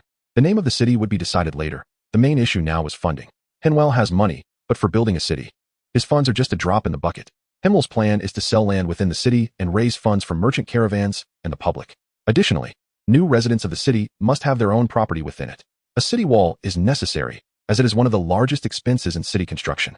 The warehouse area is situated on higher ground, and a good water supply and drainage system must be established. Moreover, a city cannot be built in a short time. Henvier plans to start the construction after the Harvest Festival when there is an influx of idle labor in Peace Corner. The stone materials for the city walls can be directly mined from the nearby mountains. Henvier has already invested in a quarry there in advance. But building the city walls is not just about piling up stones. Besides craftsmen and blueprints, stones need to be cut and polished to ensure the walls are straight. This is extremely time-consuming. According to Henvier's plan, building a solid city wall could take over 10 years. Henvier also wants to figure out how to make cement, but he doesn't know how. Fortunately, he has a group of comrades he can seek help from, including an older brother in civil engineering who sent everyone a method for making ancient cement. The current challenge is where to obtain quicklime. Henvier needs to find an area with limestone and then calcine it into quicklime. Besides quicklime, he also needs gypsum and slag. Just thinking about it gives Henvier a headache. Currently, he is the only one with a separate territory in the group. Others are eager for Henvier to establish a complete industrial system to facilitate their future copying of homework. Henvier can only start with the stones and improve as he goes. What restricts Henvier now is not the city walls or any technical challenges. It's just that Henvier is still not strong enough as a Knight Lord. He can only survive here. Once he invents something, he won't be able to protect these industries. The fundamental reason is that Henvier's influence needs to become stronger. Besides his personal strength, he also needs a powerful military force. Therefore, the construction of the city can be done slowly. He must first establish a fully owned armed force. The patrol unit and defense army agreed to hand over some elite soldiers who are about to be promoted to officers to Henvier, allowing him to build his own foundation and framework for armed forces. Chapter 97. Capital Iron Fist. After Henvier announced the news of city construction, the entire Peace Corner showed great interest. The residents of Peace Town were indifferent, but the merchant caravans reacted most strongly. Their keen business sense made the caravan managers realize one thing. Once a city is established here, it will quickly become the core of the entire region. Consequently, large amounts of gold coins were poured out from these merchants to purchase ownership of houses. Additionally, Henvier set up designated warehouse areas, trade zones, and leisure areas. These places became key investment targets for the merchants. Merchant caravans began to hire local people on a large scale to build their shops. Seizing the opportunity, Henvier opened 2 more quarries to quickly absorb the idle serfs of Peace Corner. Large-scale construction can always stimulate the prosperity of an entire region. Henvier anticipates that once the foundation for the city walls is completed, it will attract a significant number of villagers and townsfolk from the surrounding areas. No matter where it is, the city holds immense allure for the residents of villages and towns. The self-perceived superior status makes the wealthy class in the small town eager to enter the city. Moreover, the sense of security that a city provides is unmatched by that found in villages and towns. After roughly planning the city's construction, Henvier also attended to his smuggling business. Henvier has 4 smuggling caravans and 2 regular caravans under his command. Of course, he is just one of the shareholders in the smuggling caravans. 2 of the smuggling caravans trade with the kingdom of Ika, and the other shareholder is Roderick. The 2 smuggling caravans trading with the kingdom of Agilo have Diwalak as the other shareholder. This fellow is a baron from the kingdom of Agilo, and his cousin is the commander of the 9th Border Legion of the kingdom of Agilo. Henvier's average monthly income exceeds 10,000 gold coins, and to date, he has over 200,000 gold coins in his possession. Additionally, he has his own bandit group, which also accumulates a significant amount of wealth. Henvier, who does not need to build a knightly manor, is not short on funds, without considering the less respectable profits. Just the property income from Henvier in the warehouse area could make him one of the wealthier knight lords. Henvier is currently looking to form his own army, which is a costly endeavor. The equipment and horses for 300 cavalry is a significant expense, which Baron Jansen has already covered. Henvier needs to establish at least a 500-strong cavalry regiment, and the remaining 200 horses and equipment will have to be smuggled. Both the kingdom of Agilo and the kingdom of Ika can supply these items. Even at a friendly price, it won't be cheap. A complete set including a warhorse costs over 50 gold coins. Henvier cannot buy just 200 sets. He needs to add another 200 for training new recruits and account for normal wear and tear. Additionally, the monthly expenses and wages for each cavalryman amount to at least 5 gold coins. Over a year, each cavalryman will cost Henvier at least 60 gold coins, totaling over 30,000 gold coins for 1 cavalry regiment. Furthermore, Henvier also plans to recruit 1,000 infantrymen, which will be less expensive but still cost over 10,000 gold coins for equipment and recruitment, with annual wages exceeding 10,000. Including the expenses for barracks, logistics, supporting personnel, and other costs, Henvier will need to spend nearly 60,000 gold coins a year on this army. This is already the maximum profit he can earn from his visible businesses. An annual expense of 60,000 gold coins, not to mention a knight lord. Even a baron lord would be taken aback. This explains why noble private armies usually consist of only a couple hundred elite troops, with the rest being militia. In the event of a duchy conscription, they would have to rely on serfs to fill the ranks. However, Henvier's army is clearly not being built to the standards of a noble private army, but rather aligned with the elite regular armies of several countries. Under the feudal lord system, if such an army were to be formed among the centralist empires, it would likely lead to a swift demise. With money paving the way and officers as the backbone, Henvier's army quickly took shape. Subsequently, everyone observed the Blood Hill Lord leading his troops on daily runs. Besides running laps in the morning and evening, during the day, they followed Henvier to dig earth on a small rise named Blood Hill. Henvier found that small hill, which only had a 100-meter elevation difference from the ground below, quite unsightly. He planned to flatten its top a bit to facilitate the construction of his night manor. Running in the morning and evening, digging during the day, this continued for a month. Henvier stopped this not only because he wanted his home to be a bit more level, but also because he needed to sift out the best soldiers. The rations he provided were quite generous, ensuring the soldiers' nutrition. If they couldn't even endure this level of stamina, how could they have the endurance to kill and persist in battle? Those who were eliminated were not sent away but were directly integrated into logistics. No matter how poor their performance, having endured a month of training, they were still far superior to the militia. The selected soldiers no longer had to work. They only needed to focus on training during the day. At this time, due to Henvier's selling urban residency rights, many wealthy individuals from nearby villages and towns came to purchase properties here. The flourishing trade brought a large variety of goods. Although there were no city walls yet, the new city's residents were already enjoying the affluent lifestyle typical of urban living. Abundant goods, wide roads, new houses, ample entertainment activities, and bustling neighborhoods made them feel the joy of being city dwellers. The patrolling city defense forces, night watch soldiers, and cavalry units, along with the martial Blood Hill Lord, provided the new city residents with a sense of safety completely different from that of the villages and towns. Of course, all of this was based on wealth. The expenses in the city were much higher than in the villages. However, all the new city residents felt that their spending was worthwhile. As the saying goes, a well-dressed man does not return to his hometown, just like a brocade-clad man walking at night. Now that they had become city dwellers, they had to return to their villages and show off. People have a tendency to compare themselves with others. leading to another wave of new residents arriving in the new city before winter. Just as everyone thought selling houses was incredibly profitable, Henvier suddenly announced that the new city would no longer accept new residents for the time being. This surprised Nightmark and others, as there were clearly still many houses available. Why not just sell them? Henvier didn't explain much. He intended to let the small local tycoons experience the harsh realities of capitalism. Before the year was out, a two-story building that originally housed a family of 6 had skyrocketed in price from 150 gold coins to more than double that. Yet, people still flocked to buy it from previous purchasers. This left the officers of the duchy, who had followed Henvier's advice to buy multiple properties, grinning from ear to ear. Nightmark was almost eager to bow down and become brothers with Henvier. Was Henvier in it for the money? Yes, but not entirely. More importantly, it was for the population in the villages and towns, the serfs and lands in the hands of the wealthy. Now that they had to spend more money on houses, they needed to have more capital.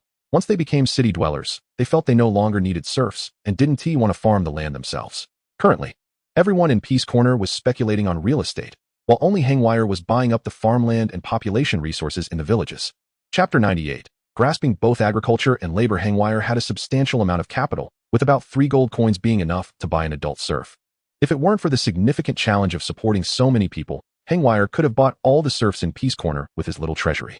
By the time spring arrived, Henvier had purchased hundreds of houses in the villages and towns, as well as thousands of serfs.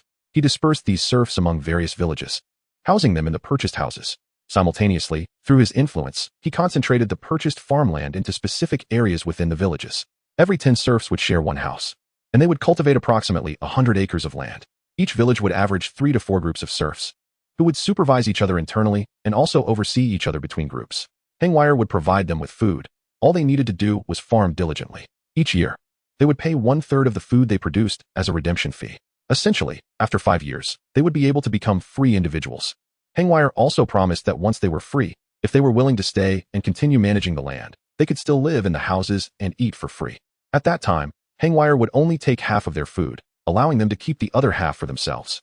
According to Henvier's plan, different crops would be planted in different villages. Moreover, the planting and management techniques and seed selection would vary. Henvier aimed to use the vast tracts of land to experiment and find the most suitable crops for the area.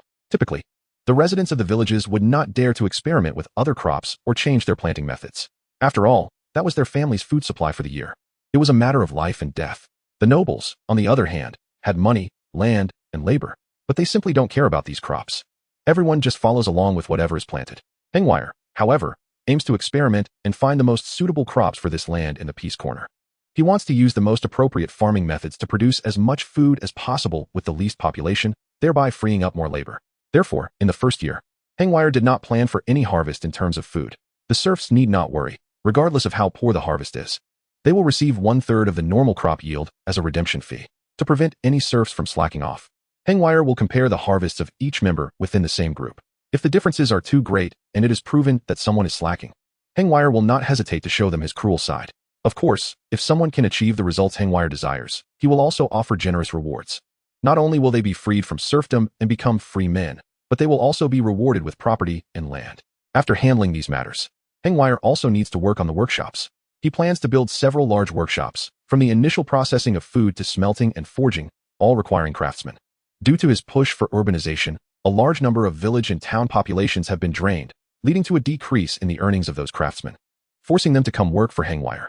Henvier held various skill competitions for craftsmen, offering thousands of gold coins and establishing various awards. Through these competitions, Henvier selected the most valuable technologies for promotion. For example, while the best blacksmiths for making swords and knives may win prizes, they are not what Henvier truly needs.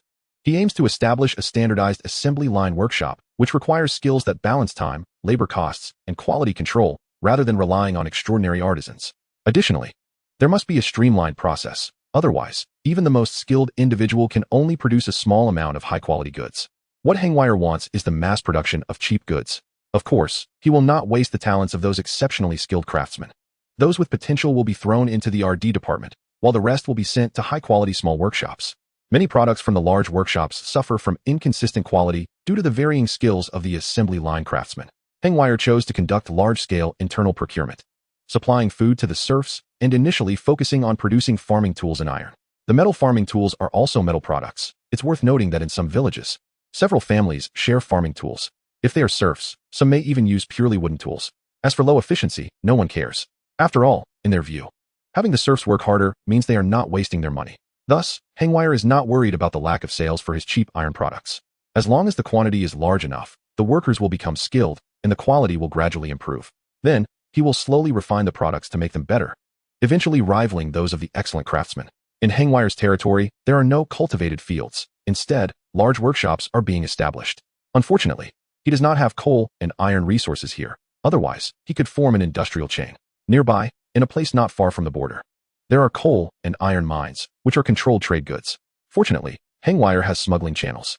Additionally, the territory of Fabio to the north also produces coal and iron. For raw materials, Henvier is not currently worried.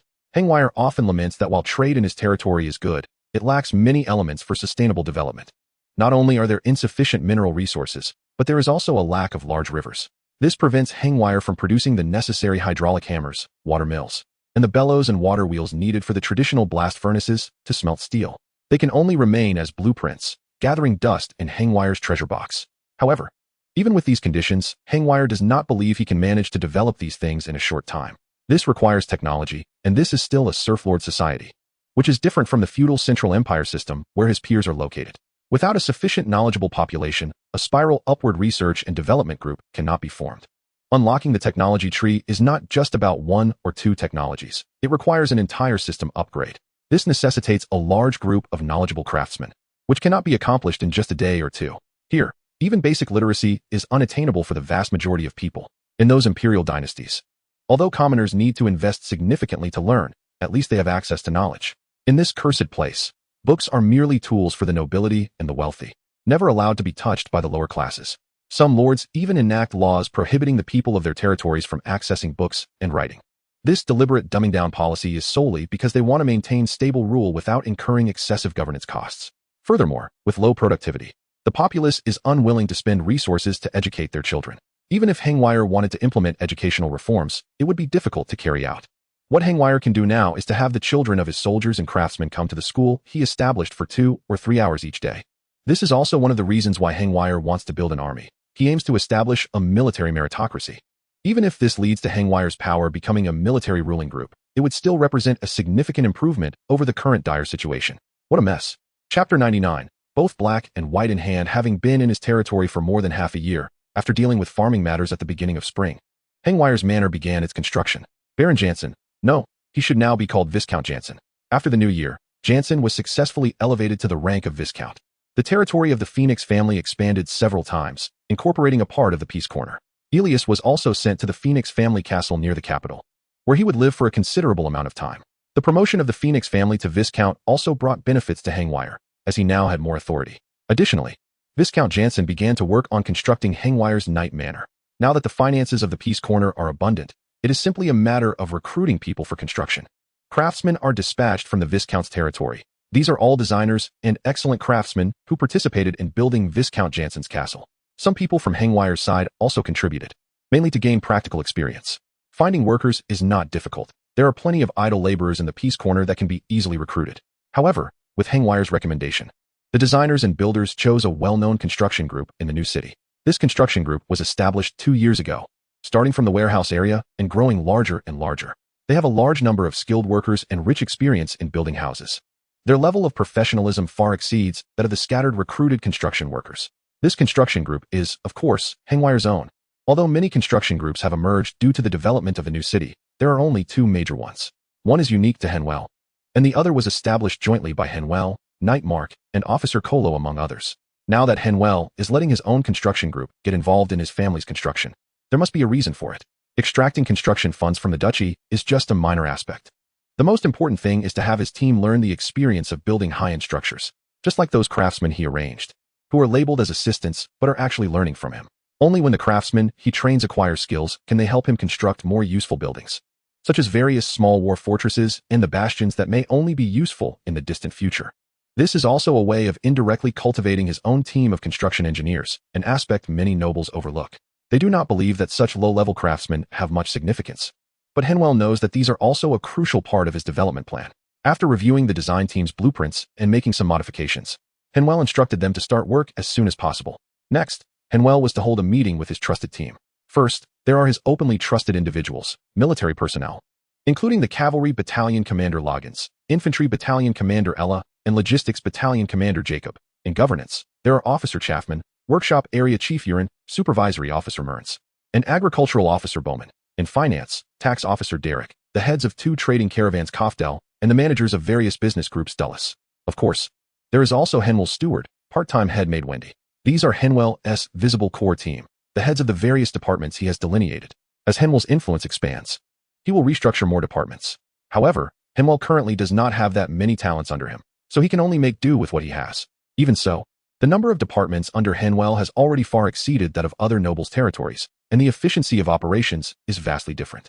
After determining the affairs of various parties for this quarter, Henwell secretly summoned another group of his trusted team, the leader of the Wind Raiders, the Black Knight Senro, and Scar Tiger York, the heads of the 2 smuggling caravans on the Icarus line, Mortis and George, the heads of the 2 smuggling caravans on the Ajaro line, Jonah and Joy. There are also some heads of industries that cannot be made public, such as casinos, brothels, loan sharks, and slave traders. Although Henwell is always short on money, he is not lacking in funds from these criminal enterprises. The reason he intervenes in these illicit industries is that they cannot be eradicated in today's society, instead of letting them grow wildly. It is better for Henwell to get involved. He can set industry rules to prevent these businesses from becoming too brutal. At the same time, these industries have extensive connections and sufficient information flow, which can provide Henwell with some key intelligence. Currently, Henwell does not have reliable people in hand. Establishing an intelligence system is just a thought for now. This meeting of all the heads of the criminal enterprises under Henwell is the first real face-to-face encounter. Previously, they only had some vague cooperation.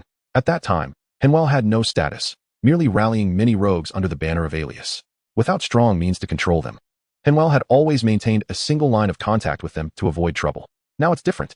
He is the Lord of Bloodhill and the manager of the new city, backed by the Phoenix family, with money, power, and soldiers who would dare to show their teeth. Moreover, looking around at the peers, they were all astonished to find that they were all part of the same organization. Now that Henwell has established his footing, some matters cannot be handled solely by him. Effective coordination and cooperation among them are necessary. Not only do the visible industries need systematic adjustments, but these underground businesses also require proper integration to improve their efficiency. The plans for the next quarter have already been sent to each of you. If you need financial support, go to Mortis and Jonah. If there are matters that require forceful resolution, go to Scar Tiger. For significant issues, contact me directly. Senro and Scar Tiger's Wind Raiders currently have 300 cavalry and 600 infantry, all elite fighters.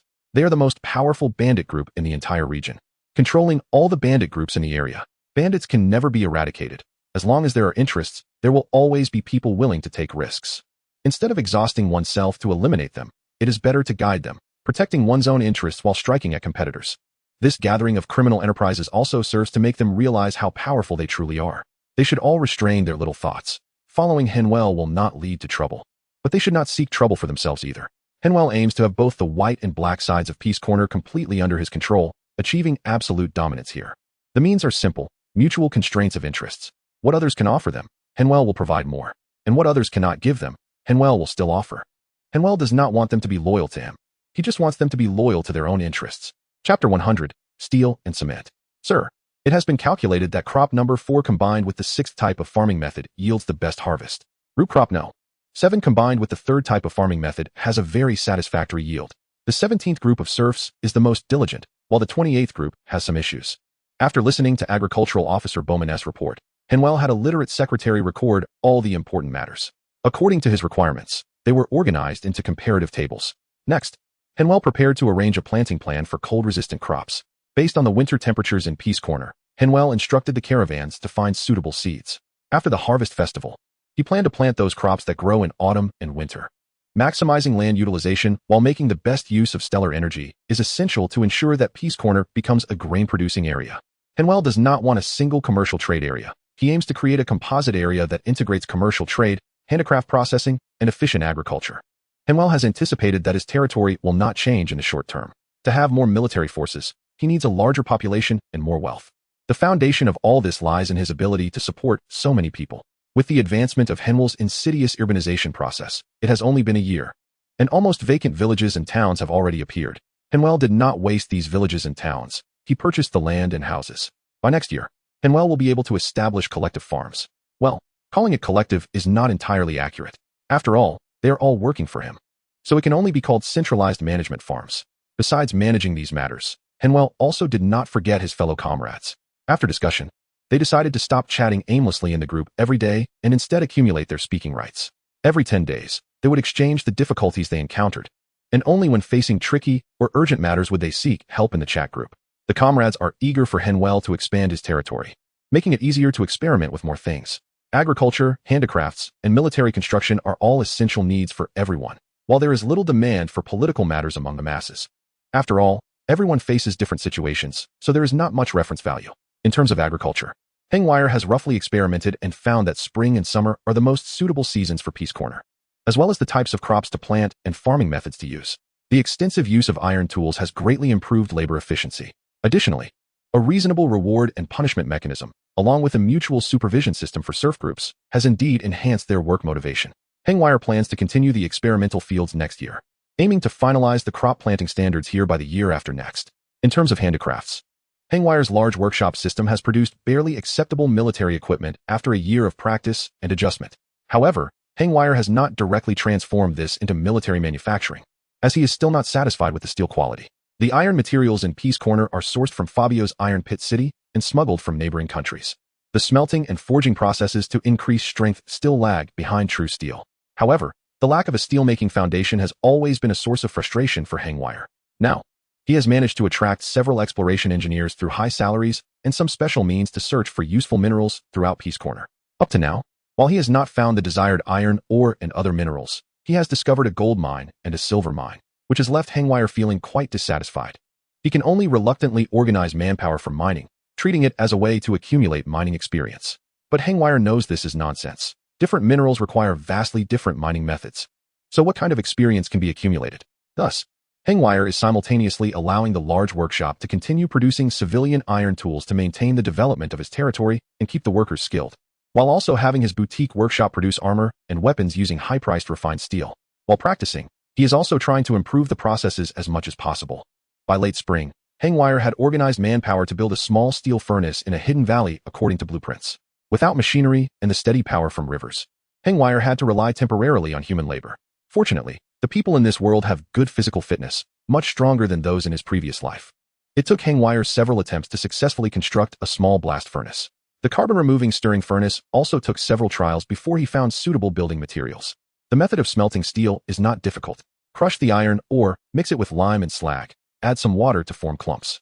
Then, coal must be heated while isolating it from oxygen to produce coke. Feed the mixture from the charging port at the top of the several-meter-high furnace, alternating layers of coke and iron ore. Once molten iron is produced, it flows out from the tapping port into the converter. While the molten iron is still hot, continuously stir it to allow oxygen to remove carbon from the molten iron, thereby reducing its carbon content.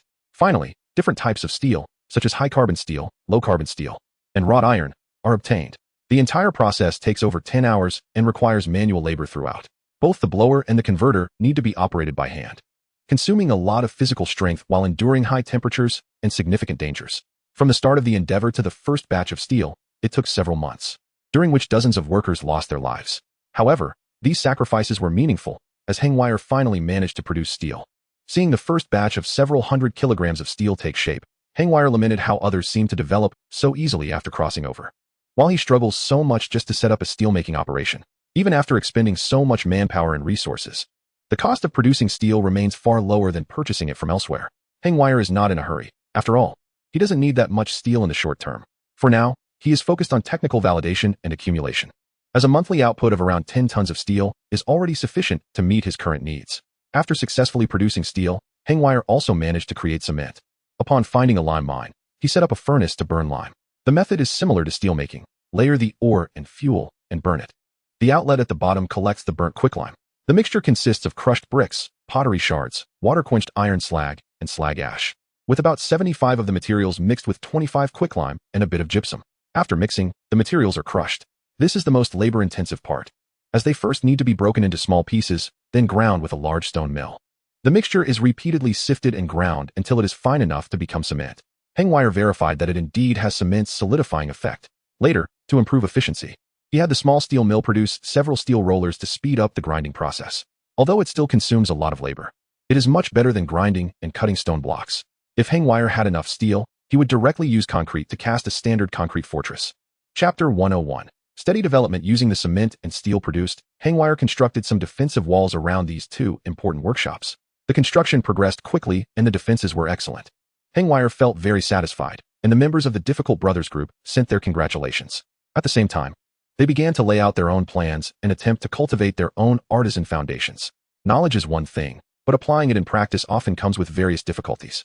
Henvier has already gone through the entire process, identifying potential problems that will help them avoid many detours. They may have people and money and are not concerned about wasting resources, but wasting time is ultimately unacceptable. Currently, Henvier does not plan to expand these two industries. The issue remains that he is not strong enough to protect these key industries. After a year of construction, Henvier's army has basically formed an initial combat capability. Of course, this is from Henvier's perspective. Knights like Mark believe that Henvier's private army is already sufficiently elite. This is a full armored army. And even the infantry wears solid breastplates forged from thin steel. Although they may appear simplistic, Henvier is a person who has come down from the battlefield and has treated many wounded soldiers, knowing where they are most likely to be injured. Now, Henvier's infantry is equipped with a rather unusual breastplate that only covers the front, with a few steel bars on the back for support. There are also two pieces of steel armor protecting the front of the thighs, secured with ropes around the waist to prevent them from falling off, and also tied to the thighs for stability. In a frontal charge, the chest, abdomen, and thighs are the most vulnerable areas and are also where the most blood loss occurs, leading to a loss of combat effectiveness. Additionally, there is a small arm guard on the outside of the left forearm, designed to block enemy attacks at critical moments. The entire set of protective armor weighs only a third of that of regular infantry armor, but provides basic protection that is not inferior to the enemy's. Why is there no armor on the back? That's a joke. Henvier wants them to face the enemy head-on, not to turn their backs and run away. Besides, Henvier does not believe that his army is slower in retreat than other armies. Of course, excluding cavalry, when faced with a cavalry pursuit. It doesn't matter whether those in the back are armored or not. Henvier wants to ensure that his army can maneuver quickly even when armored. So lightweight equipment is necessary. During the march, leaving space behind is also beneficial for heat dissipation and sweat evaporation. Moreover, it was already excessive for Henvier to form a cavalry battalion. If he were to establish a fully armored infantry unit, what would that be for? A rebellion? Furthermore, the Peace Corner's defense forces are not all fully armored. As for the main weapon of this infantry, it is a spear over 2 meters long. The main weapon of infantry in other legions is the longsword, which is merely a secondary weapon for this infantry. In fact, Henvier really wants to equip his infantry with heavy crossbows, but it's difficult to purchase them on a large scale. He could make half-steel structured bows and crossbows himself, which would be even more powerful. But the problem remains, this is too conspicuous. Building an army. Others might think that he lacks a sense of security in a crucial area. However, if he has 1,000 heavy crossbow infantry, that would belong to an offensive force. Then it would be the surrounding nobles who would feel insecure. This clearly does not align with Henvier's development plan. He can only temporarily set aside the production of heavy crossbows, making a few samples to test their effectiveness. Now, Henvier has a very good industry that he didn't even expect. That is the production of leather armor. Henvier thinks leather armor is very lightweight, but troublesome to maintain compared to steel armor. Therefore, he never paid much attention to it until an old brother in his group taught him a standardized process for tanning leather. Animal hides are soaked in slaked lime for a period, softening them while removing clotted blood and dust. Then, the hair and residual flesh are cleaned off, and the leather is soaked in dung water. Yes, it is soaked in dung water for a while, using an enzyme to make the leather more flexible. After that, it is taken out, cleaned, and soaked in water, during which tannin solution is added in batches. The tannin solution is easy to make. You just cut some tree bark into small pieces and boil it in water for a while. Finally, the leather is successfully tanned and fixed on a wooden frame to dry. Henvier does this mainly to produce leather for boots, backpacks, and other tools. However, he did not expect that the tanning effect of his leather would be quite good, prompting many caravans to come and purchase it. Thus, Henvier activated his golden finger and asked his old brothers for the technology to harden leather. Then, Henvier established a leather armor workshop. Many people like this lightweight leather armor. Not only mercenaries passing by, but also caravan escorts come here to purchase suitable leather armor. Moreover, some caravans purchase in bulk to sell to other regions. This can be considered the first semi-industrial product exported from Peace Corner. Seeing this industry is very profitable, Henvier simply introduced some livestock farming. He established his own raw material supply base, which can also provide a lot of meat. However, most of the hides come from caravans after they are purchased. Henvier acts as a processing wholesaler, but the profits are still considerable.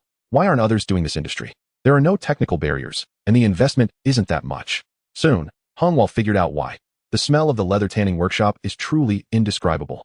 The noble lords certainly do not want such a smell in their territory. Moreover, those with skills lack money, those with money lack power. And those with power and land do not like this kind of industry. This leads to the fact that the processes of tanning leather, hardening it, and finally stitching it together are difficult to form a large-scale system. Most are small-scale workshops that rely on generational skills. Only Henvier doesn't care. He directly moved the workshop to the mountains about 10 kilometers away. As long as it doesn't stink him out, Henvier believes the money he earns is fragrant. This industry also has many derivative products, such as the leather bags and boots Henvier initially wanted. As the scale grows, the cost of any product will be reduced. Additionally, the expansion of the industry can absorb all the leatherworkers and armorers in the surrounding area, providing a large number of jobs. With flagship products, more high-income workers and craftsmen, the prosperity index of the territory visibly rises. On his 17th birthday, Henvier counted on his fingers. A year's worth of efforts not only drained his gold coins, but also made his small treasury shrink dramatically. However, what he gained was a cluster of industries. A large number of growing workers, vast land and property rights, many emerging talents, and steadily increasing military foundations. Henvier silently recited, Technology 1, Population 1, Military 1, Politics 1. Chapter 102. The kind lord looking at the snow-covered peace corner. Henvier felt a sense of peace as he rode to inspect his territory.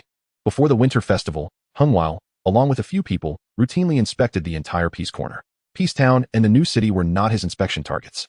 They each had their own officials and administrative officers, so there wouldn't be too many problems. Henvier's main focus was to inspect the scattered villages and towns to ensure that the residents had enough food and warm clothing for the winter. If they did not, Henvier would mobilize supplies in the name of the Lord to lend to them, helping them through tough times.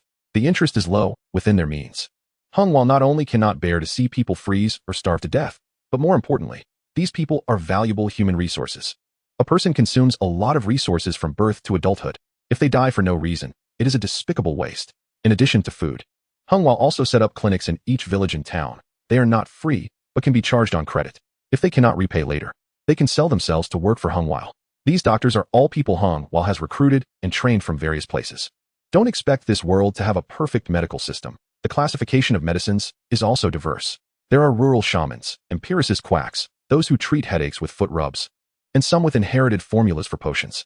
Over the course of a year, the medical team Henvier built has begun to analyze and organize the principles of medicines. They have removed excess ingredients from the noble secret medicines and replaced them with cheaper but effective alternative plant and animal components. Ultimately, the team developed several potions that can be produced cheaply on a large scale, such as for colds, inflammation reduction, and pain relief.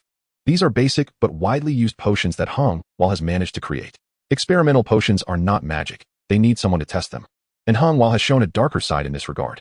Many people have died from testing the potions, most of whom were obstacles Henvier wanted to eliminate. But there were also some unfortunate serfs. Henvier does not feign hypocrisy. Sometimes sacrifices are necessary for the progress of humanity. He knows that these potions can help more people survive, but he will not hide his sins. One cannot be a saint and make everyone better. Everything comes at a cost. The potion factory was also relocated by Henvier to a secret industrial zone. There, he has selected reliable guards from among the serfs. And in the event of an incident, the high walls can provide protection for some time. After sending out a warning, Henvier's cavalry regiment can arrive within half an hour. However, the entire peace corner is under Henvier's control, and no one has been able to cause trouble under his watch. The reason Henvier places importance on healthcare is to ensure the survival of the population.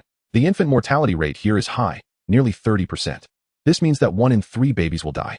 Additionally, of those infants who survive to 10 years old, another 30% will not make it. From 10 to adulthood, even by the local standard of 16 years, there is a further 20% loss. In other words, there is a 50% chance that an infant will not survive from the womb to adulthood. Not all of this is due to illness. Factors such as famine, cold, and accidents contribute as well. However, improving medical standards could significantly increase the infant survival rate. Just having an experienced midwife who understands scientific childbirth can greatly enhance a baby's chances of survival. The widespread availability of basic potions can also help children avoid more diseases. Furthermore, Henvier distributes growth rations to families with children under 10 every month.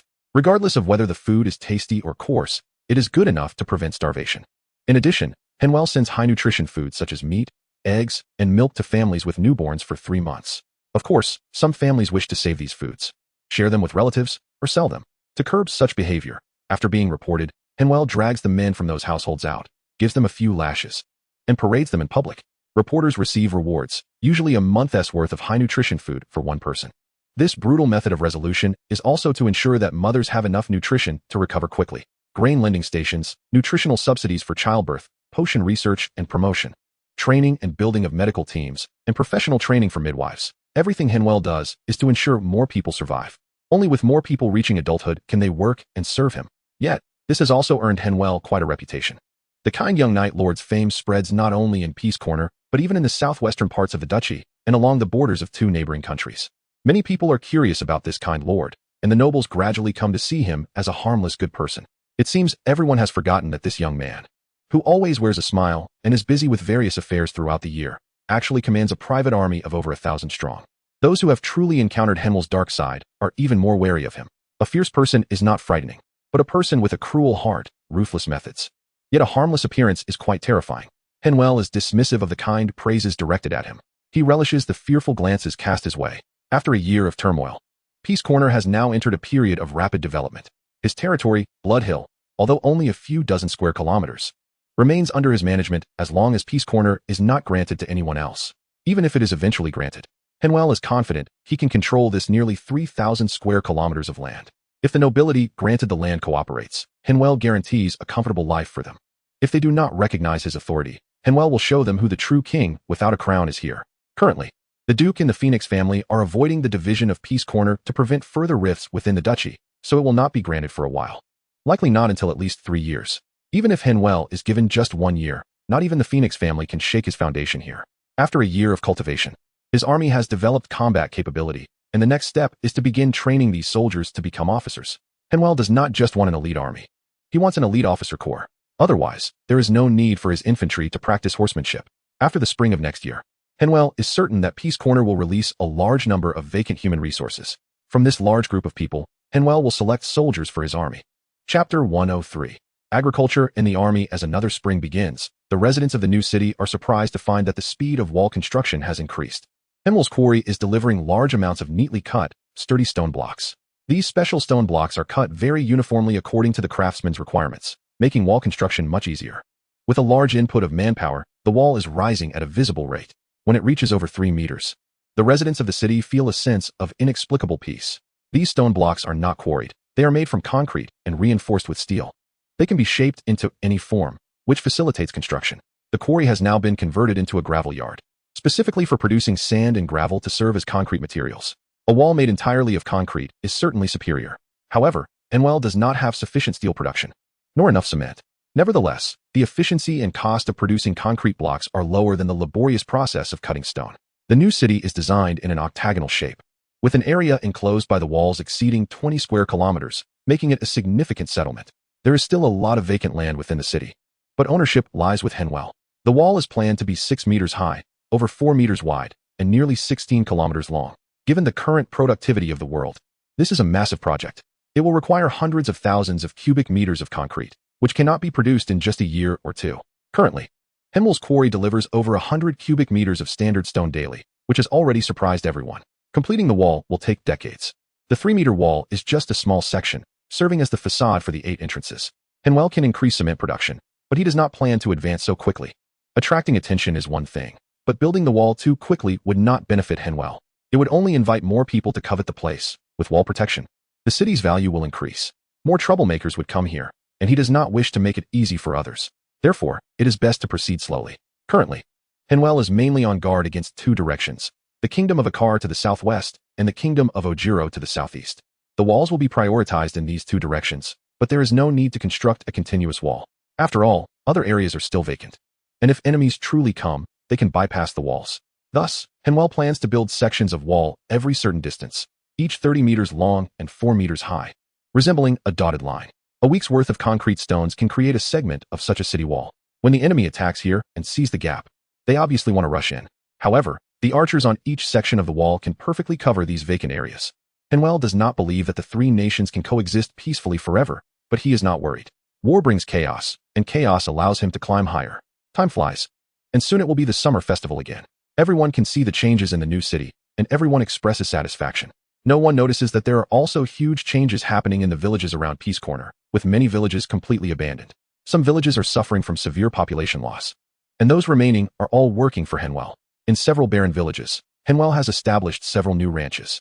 Not only does he raise livestock for leather and meat, but he has also set up 2 small-scale horse farms to create his own warhorse breeding base. However, from selecting breeds to raising horses, this is a technical job that requires time for screening. It cannot be completed in just a year or two. Additionally, Henvier inspected all the farmland and basically finalized the spring and summer crop planting for Peace Corner. A crop similar to barley, called Gao Gu, has been selected. This crop was introduced from the Kingdom of Burli and is very suitable for the local climate. The yield of this Gao Gu crop exceeds that of barley and wheat from Henvier's previous life, but is lower than that of corn and similar crops. From breeding, selecting, sowing, dense planting, fertilizing, to irrigation, Henvier has chosen the most cost-effective processes. If the serfs manage it carefully, the yield per mu can reach nearly 400 kilograms. This makes Henvier very satisfied, as this is about the amount of food an adult needs in a year. A typical serf manages about 10 mu of land. This means Henvier can feed 9 additional people for every agricultural worker. After excluding half for the elderly, women, and children, about 5 people can still be supported. These individuals can increase Henvier's available manpower, facilitating the planning of more industries and projects. From these 5 people, Henvier can allocate 1 to the military. This means that without affecting the development of the territory, Henvier can establish an army equivalent to the agricultural population. This is quite frightening. Henvier has tens of thousands of mu of private land and nearly 10,000 serfs engaged in agricultural production. Henvier can now recruit tens of thousands of soldiers to fill his army. However, Henvier is certainly not that reckless. That would be too frightening. Henvier plans to gradually and subtly build up his army. With so many industries, someone must oversee them. Establishing a village guard team is not excessive, right? Having a security team for workshops is not strange, right? No one notices that Henvier has dispatched half of his elite infantry to these places. Each infantryman has become a squad leader, leading groups of militias ranging from a dozen to several dozen. These individuals will not draw attention. The nobles, merchants, and spies will only focus on the new city and the estates Henvier is building, as well as his cavalry camp. These dispatched officers will strictly train the militias and security guards according to the training model taught by Henvier. When Henvier needs it, he can quickly raise a standard legion. In peacetime, they will ensure stability in their respective regions and will rotate their stationed areas each year to prevent them from becoming local tyrants. Of course, small-scale training is one aspect. Henvier will also take these individuals out for collective training for a few days every month, so they become familiar with group combat methods and avoid chaos later on. As the territory develops steadily and thrives, Henvier reaches his 18th birthday. Finally, he's an adult. Before Henvier can congratulate himself, a tricky order falls on his shoulders. It's Elias again. He needs to spend some time in the Kingdom of Burli. Although it is not explicitly stated, Henvier suspects it is for a marriage alliance. This marriage alliance will certainly not allow Henvier to be a stand-in. However, as the designated companion of Duke Amir, Henvier will accompany Elias as his guardian knight to the Kingdom of Burli. Although everyone congratulates him, believing it to be a good thing that will greatly help Henvier's future development, Henvier, stroking his newly arrived battle spear, feels that this new companion should taste blood soon. Henvier knows that things will not be that simple. Chapter 104. The dangers behind the marriage alliance. The Duke's order is for Henvier to meet Elias at the border before the harvest festival. Calculating the journey. Henvier has just over a month left in his territory. Henvier readjusts his plans, holding several meetings to arrange the development for the next 6 months. He has learned that Elias will stay in the Kingdom of Burli for 2 years. During this time, Henvier can find opportunities to return. Moreover, he plans to arrange secret messengers to report the situation here periodically. He can learn about the specific developments in his territory remotely, ensuring that it does not go astray. Duke Amir does not let Henvier work for free. Even before departure, he has sent over a deposit. A set of armor mixed with extraordinary metal, combining lightness and sturdiness. Henvier also wants to research this type of metal, but it is controlled by extraordinary beings and is a closely guarded secret. Henvier does not yet have the foundation and reputation to recruit extraordinary beings, so he can only covet it from afar. His battle spear cost nearly 10,000 gold coins and was ordered from an alchemist, using blood steel as material. If it were a higher grade extraordinary metal, it might cost even more. He can now understand how valuable this armor is, with its more complex craftsmanship and better materials. In addition to the armor, Duke Amir also provided Henvier with a deposit that interests him even more. The area of his Blood Hill territory has been expanded by more than double, reaching nearly 100 square kilometers. This has surpassed the benchmark for barons. Henvier's territory is now close to the new city, only 2 or 3 kilometers away. The king's command is hard to defy, and the offer is too generous. Just the deposit alone makes it difficult for Henvier to refuse. Not to mention that there will be more rewards after everything is completed. Unable to refuse, Henvier has to expedite handling the affairs of the territory, adjusting some projects that were originally to be developed slowly, such as semi-steel heavy crossbows, advanced siege crossbows for city defense, construction of small fortifications, and accelerated expansion plans for the army. After a month of busy work without resting, Henvier is about to set off. Loggins and Ella both express their desire to follow Henvier, but he refuses them. Not only these knights, but even other guards he does not take along. Duke Amir is not short of guards and has professional followers. The Duke is not looking for Henwell's martial strength, but values his courage, wisdom, and adaptability in emergencies. Before departing, Viscount Jansen calls Henwell over. After a brief exchange of pleasantries between the two, Mrs. Grace took Eliza back to rest. In the study, Lord Jansen directly asked Henwell, "What do you think about this matter? The marriage alliance." Lord Jansen was very pleased with Henwell's keen political insight. He then asked, "Do you think this trip is dangerous?" "Yes." After Henwell answered, Baron Jansen gestured for him to continue. After organizing his thoughts, Henwell said, "There are several parties that do not want this marriage alliance to succeed. First, there is the Noble Alliance. Count Marcus and others will definitely not want this to succeed. They do not allow Elias to have a strong ally. Secondly, the Kingdom of Icarus also does not want the duchy to deepen its relationship with the Kingdom of Burleigh. Even our ally, the Kingdom of Augereau, does not want the duchy to be too close to the Kingdom of Burleigh. Lastly, there may also be some opposition within the Kingdom of Burleigh itself. After all, no family is perfectly harmonious. They would not dare to harm the kingdom's princess. So, they can only target Elias, the illegitimate prince of the duchy." Lord Jansen nodded lightly and smiled at Henwell. "Anything else?" Henwell glanced out the window, and Jansen waved his hand. "No one else, just go on." Henwell lowered his voice. "There are also Prince Anthony, Prince Christo, and Prince Josenna. They do not want another brother with a stronger foundation and clear claim to the throne. Count Abacan and Count Lowell each have their own supported princes. They are not familiar with Elias and do not want him to enter the core of the duchy." Lord Jansen's expression darkened. "Don't talk nonsense. That won't happen." Despite saying this, Lord Jansen was quite happy in his heart. Henwell's ability to speak such confidential words already indicated his recognition of the Phoenix family. After a moment of silence, Lord Jansen spoke again. "Sheen, there are some things I need to tell you. Do you remember why I sought you out initially?" Henwell nodded, and Jansen looked out at the moonlight. "You killed the substitute I chose in the arena. But do you know who influenced that substitute to challenge you? Count Abacan had a good relationship with Duke Remo of the Kingdom of Burleigh. He used that connection to incite that young knight. By the time I arrived, that substitute had already been killed by you in the arena. Count Abacan had seen your combat. He knew your strength. At the same time, he understood the strength of the substitute I found, which is why he facilitated that deadlock. Fortunately, I chose you in the end, and I'm glad I did. These matters are just between us, uncle and nephew. Do not tell anyone." "Damn, why is it that old Abacan again?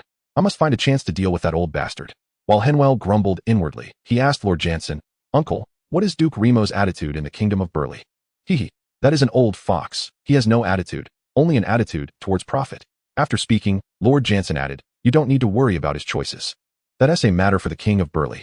His second son, whom you have met, Darnus, you can approach him. Perhaps he can provide some assistance." After chatting for a while longer, Jansen patted Henwell on the shoulder. "Sheen, just knowing the dangers this time is enough. I was initially worried about your and Elias's safety, but it seems I was overthinking it. As long as you understand what kind of enemies you are facing, I believe with your wisdom and means, you will find a way to cope. Finally, as your uncle and Elias's guardian, I advise you, if things go wrong, just run. Once you return here, I can still provide you protection. No one can touch you. If this marriage alliance doesn't work, there are other options. The most important thing for me is that you both return alive." Henwell nodded, assuring that he would bring Elias back safely. After staying in the castle for 3 days, Henwell set off for the border to meet Elias. Watching Henwell's departing figure, Jansen's expression was emotionless. "Do you think he can bring our son back?" Grace corrected him. "It's our 2 sons. Sheen is very smart and sensitive. He can sense whether you truly regard him as a junior. If you want another excellent adopted son, then you must show a fatherly attitude." Chapter 105. Members of the delegation at the border between the two countries. Riding a black warhorse and wearing a cloak of black and red, Henwell halted his horse on a small hill. He looked around, and then took out a retractable monocular from his pocket, scanning the woods and hills. This world has glass. And Henwell's desire to learn how to make glass and become rich like other transmigrators is clearly unrealistic. It's not a matter of cost. But Henwell simply doesn't have the energy to manage so much. What Henwell wants is a large amount of high-quality steel and advanced basic construction materials. Glass is not his top priority. However, this does not mean Henwell won't manage to create some high-quality glass himself. The monocular in his hand is exactly what Henwell wants. Being able to see far and clearly has always been one of the most important aspects of military combat. Henwell carefully put away the monocular he had just crafted. It was quite precious. From the production of high-transparency glass to the polishing of convex and concave surfaces, and finally to the retractable tube, everything was meticulously handmade.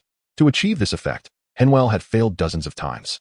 After Henwell succeeded, the experience was immediately taken by his companions in the group for research. Now, with this device, Henwell could clearly observe the scenery within a few kilometers. It was specially made for this marriage alliance trip. Now, there are still 3 days left before he meets Elias. Henwell arrived early to scout the surrounding terrain. 3 days later, Elias's group arrived at the small town on the border, but there was no sign of Henvier. Elias's party consisted of about 100 people, of which nearly half were combat personnel.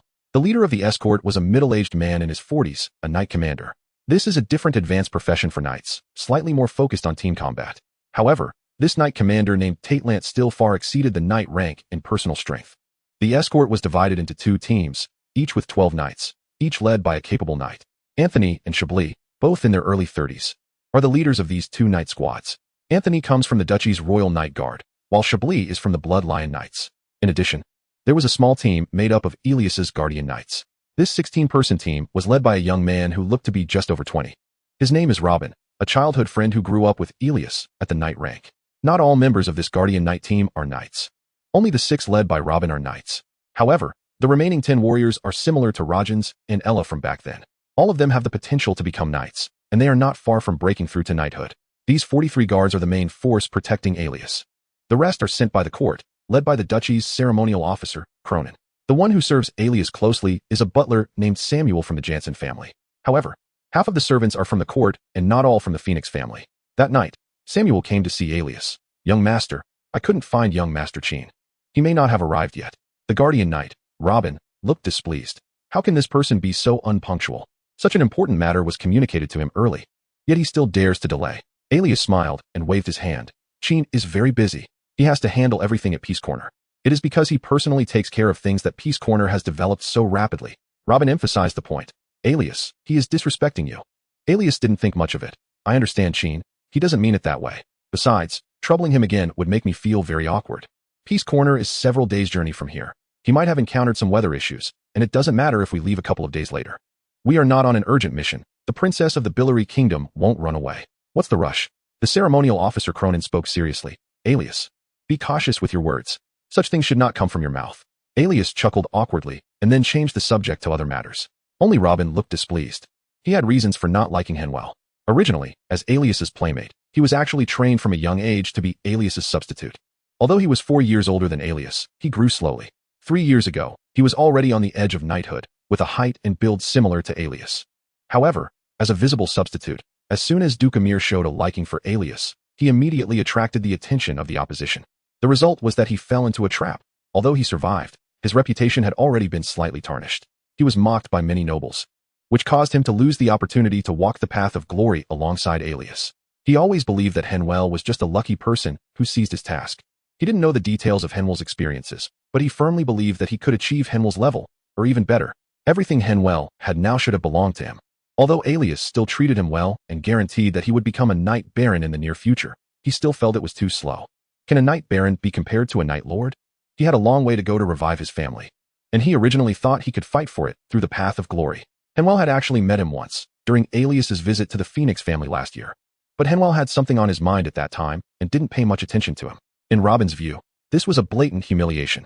So, when he heard that Henvier had not arrived on time, a surge of anger arose in his heart. Just as he was sulking, the hotel owner came over. "Excuse me. Is there anyone from the Phoenix family here?" Everyone turned to look, and the owner was startled.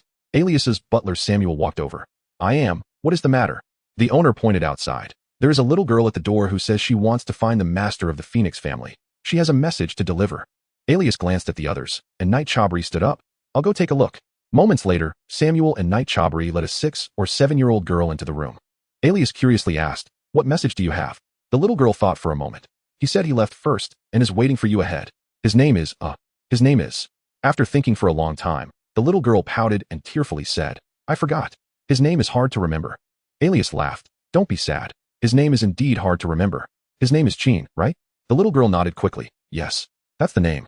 It's very strange." Elias said, "All right. I received the message. You should hurry home." The little girl stretched out her small hand. "He said you need to give me money." Chapter 106. Don't put me in a difficult position seeing the little girl asking for money, Robin scolded. "Impudent. Hurry up and leave." The little girl was frightened by this and immediately started to cry. Elias frowned at Robin. "What are you doing to a little girl?" Knight Commander Tatelant and others furrowed their brows, and Robin realized he had been rude.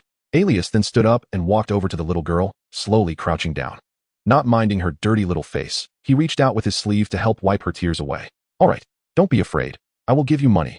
After comforting the little girl, Elias said to butler Samuel, "Give the little girl some money." Samuel took out a few gold coins and placed them in the little girl's hand, sending her out of the room. Knight Commander Tatelant suddenly spoke. "Chabri, Go get the gold coins back. Amid the confusion of the others, Tatelant continued. Replace them with an equivalent amount of silver coins and take her home. Remember, let the townspeople see you.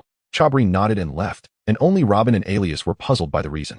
Butler Samuel explained to Alias, Lord Tatelant is thoughtful. That little girl is not from a wealthy family. From her clothing, it seems her family situation is not good, so giving her gold coins could cause trouble. Alias found it strange. Trouble? What trouble could there be? Could someone rob her? The butler did not speak further, and Tatelant picked up the conversation. The town's constable or tax officer might take the gold coins from her on the grounds that their origin is unclear and could have been stolen. Or they might claim the coins as tax revenue. They could legally confiscate the gold coins and, for good measure, might even arrest her family. Hearing this, Alias looked around in shock. From the expressions of the others, it was clear that the knight commander's words were not exaggerated. Alias remained silent for a long time and bowed to Tatelant. I have learned a lesson, Robin mumbled, that Sheen should have given that little girl the money earlier. Letting her pass on a message and then making us pay. Tatelant calmly said, he did the right thing. Poor people are not bad, but they have no reason to help you. And if Sheen had given the money to the little girl first, it might have been forgotten by her. Or he might just take the money without delivering the message, and we might not have received the information. Alias gently nodded. Don't overly speculate on the malice of the rich, nor should we naively believe in the goodness of the poor. The ceremonial officer Cronin spoke. Alias, you expressed that very well. It's not what I said. It's what Sheen told me. Again, this Sheen. Robin felt increasingly annoyed with him. Lord Alias. This Sheen actually made us look for him. It's simply ridiculous. At this moment, Knight Tatelant and the others began to rise to bid farewell, preparing to return to their rooms to rest. Just as Robin was about to leave, Alias called him. Butler Samuel closed the door from the outside, and the Knight Commander and others looked back. They deliberately left space for Alias to handle Robin. Originally, they thought they needed to give the little prince some pointers, but they didn't expect Alias to be smarter than they imagined. After everyone left, Alias wasted no time. Robin, I know you have grievances against Sheen, and I can clearly tell you that compared to Sheen, you are far behind. Don't be unconvinced. This is not just my opinion, but also that of the Duke and several elders in the team. Perhaps you can think we are wrong, but right now, you must keep your dissatisfaction to yourself. If I hear any complaints from you about Sheen again, you won't need to stay by my side any longer. Of course, if you feel wronged, you can leave now. And I assure you, you won't face any trouble. Seeing Alias's serious warning, Robin realized his mindset issue. He quickly knelt on one knee. I'm sorry, Lord Alias. It's my fault. I promise it won't happen again. Alias sighed. I know that because of that incident, you have always felt humiliated. But what's done is done. It's in the past now, and you don't need to keep yourself trapped there. You are my friend from childhood, and you have been with me for so many years. And Sheen is also my friend. In the Phoenix family, we are still cousins. You both will be my most capable assistants, and your cooperation is what will allow me to go further. This marriage alliance is not going to be easy. We will face many challenges, and there can be no disagreements within our team. Robin lowered his head. My lord, I understand. I promise I will no longer have any grievances against Sheen and will not make any provocative actions. Alias stepped forward to help him up. All right, get some rest. We need to set off tomorrow. Remember, you are you, and Sheen is Sheen. There are no conflicts of interest between you, and no one is replacing anyone. You both have your own strengths that can help me. To me, you are both reliable brothers. After Alias's warning, Robin quickly became much more restrained. The next day, as they set off out of the country, they faced no difficulties.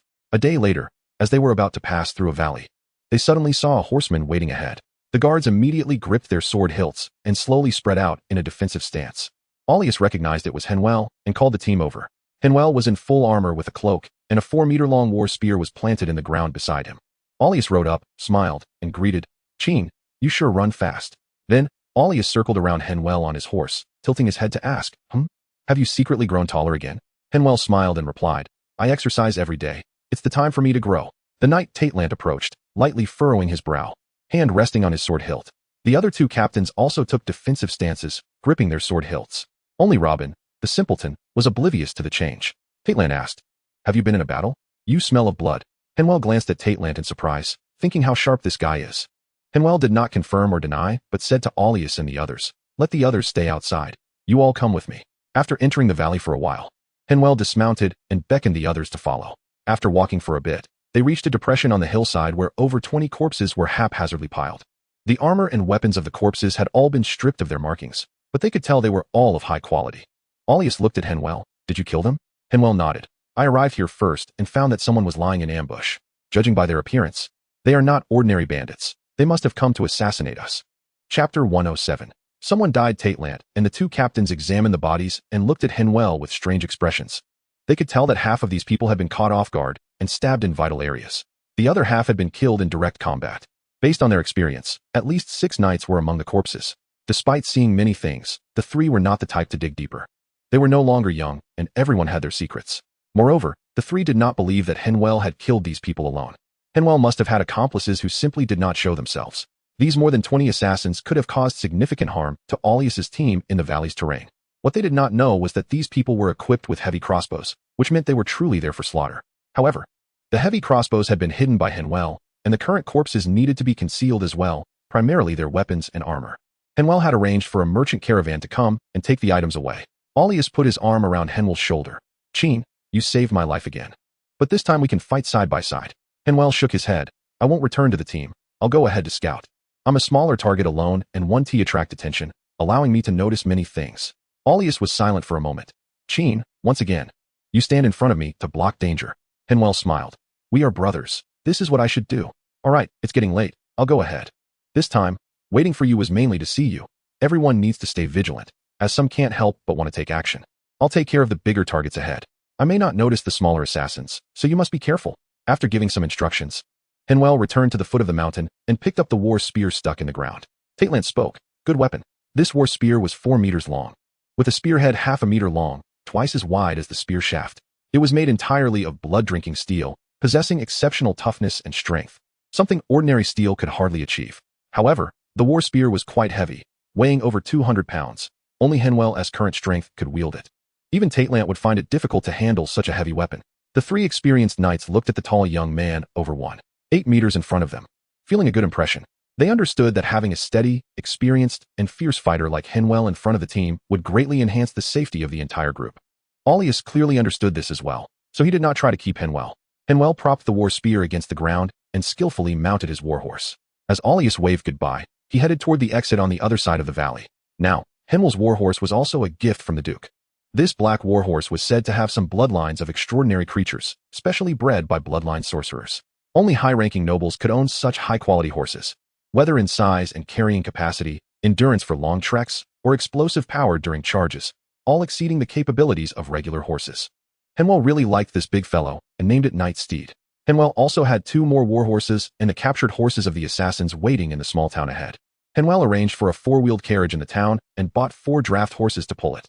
A considerable amount of goods was purchased on the cart, mainly to conceal his identity. After all, Henvier's war spear was quite eye-catching, and he couldn't keep wearing his armor all the time. Upon arriving in the small town, Henvier disguised the war spear as a flagpole and placed it on the cart. The armor and heavy bow were also hidden inside the cart. He arranged for the captured warhorses to be placed in an inn, where a trading caravan would come to collect them later. Shortly after leaving the small town, Henvier began to change his appearance, trying to look as different as possible from before. He wore a somewhat faded leather armor and carried ordinary bows and arrows. With only the great sword of dusk still by his side, Henvier transformed into a small trader escorting goods. When he reached the next town, Henvier confirmed that there were no issues here. He left a mark for the following team and bought 2 serfs to hit the road. The 2 serfs were about 15 or 16 years old and came from the kingdom of Ika. After the War of the 6 Kings, they had been sold into slavery in the kingdom of Burley. They had no names. A decade of servitude had made them forget what they were originally called. Or perhaps they were too afraid to remember their names. Henvier gave them new names, Adela and Harvey. Adela was slightly older, while Harvey was much duller. Both were very thin. Prolonged malnutrition had caused their eye sockets to sink, making them appear much older than they were. However, by examining their bones and teeth, Henvier knew they were no older than 16. He chose the 2 because he needed people like them who had little experience. Moreover, he felt pity for them, as they could be considered his fellow countrymen. The 2 boys were very diligent, hardly requiring Henvier to lift a finger. They eagerly took on all the work on the road. At first, they didn't even dare to sit on the cart, running alongside and desperately chasing after it. The whip marks on their bodies reminded them that as serfs, they were not supposed to enjoy too much. Looking at them, Henvier felt he was fortunate. He hadn't died at birth. He had come into a middle-class family that allowed him to read and write, and he had gone to a knight's manor to learn. During the war, he met Kaiser. Although he wasn't a good person, at least he kept Henvier alive. Later, he met Fabio, who, to be fair, treated him well. After a series of encounters, despite Henvier's own efforts and numerous schemes, he had to admit that his luck wasn't bad. Today, something unexpected happened in the chat group that made Henvier feel lucky. One person was missing from the group, someone who had never spoken before. Clearly, that person didn't have permission to speak, just like Henvier once did. And this person simply disappeared from the group, or rather, was removed. Although the system didn't provide a notification, Everyone knew that this fellow probably died in another world. After a long silence, the first person spoke up. To our brother. To the brother we've never met. To our brother. Henvier stood up, took a wine pouch from the knight's steed, and took a big swig. He softly murmured, to our brother. And to myself. Chapter 108. Scouts and old friends. Adela asked Henvier, my lord, aren't we going to the harvest city ahead? It's the largest city in the western part of the kingdom, and it would be convenient for us to sell our goods there. Henvier smiled. He what? Do you want to see this bustling city? Adela hurriedly replied, no. Everything is up to you, my lord. I spoke out of turn. Henvier shook his head. I'm not blaming you, but our goods are aimed at the residents of villages and towns. In such a large city, while our goods might have a price advantage, they are not exquisite enough to sell. For the past half-month, the two serfs had been eating well with Henvier. They not only had enough to eat every day, but also got to eat a fair amount of meat. Although it was mostly what Henvier had left over, they were very satisfied. Henvier occasionally taught them swordsmanship and literacy, which both were taken aback by. Their loyalty to Henvier visibly increased. However, they were also very fearful of their current master. They had seen Henvier kill an entire caravan of people under the cover of night. That caravan had at least 100 people, and in just one night, Henvier wiped them all out. Afterwards, they even helped Henvier dig a pit to bury all the bodies. The goods from the caravan were also buried underground. They were terrified at the time, thinking Henvier would kill them too. To their surprise, Henvier not only spared them, but also taught them a lot of knowledge.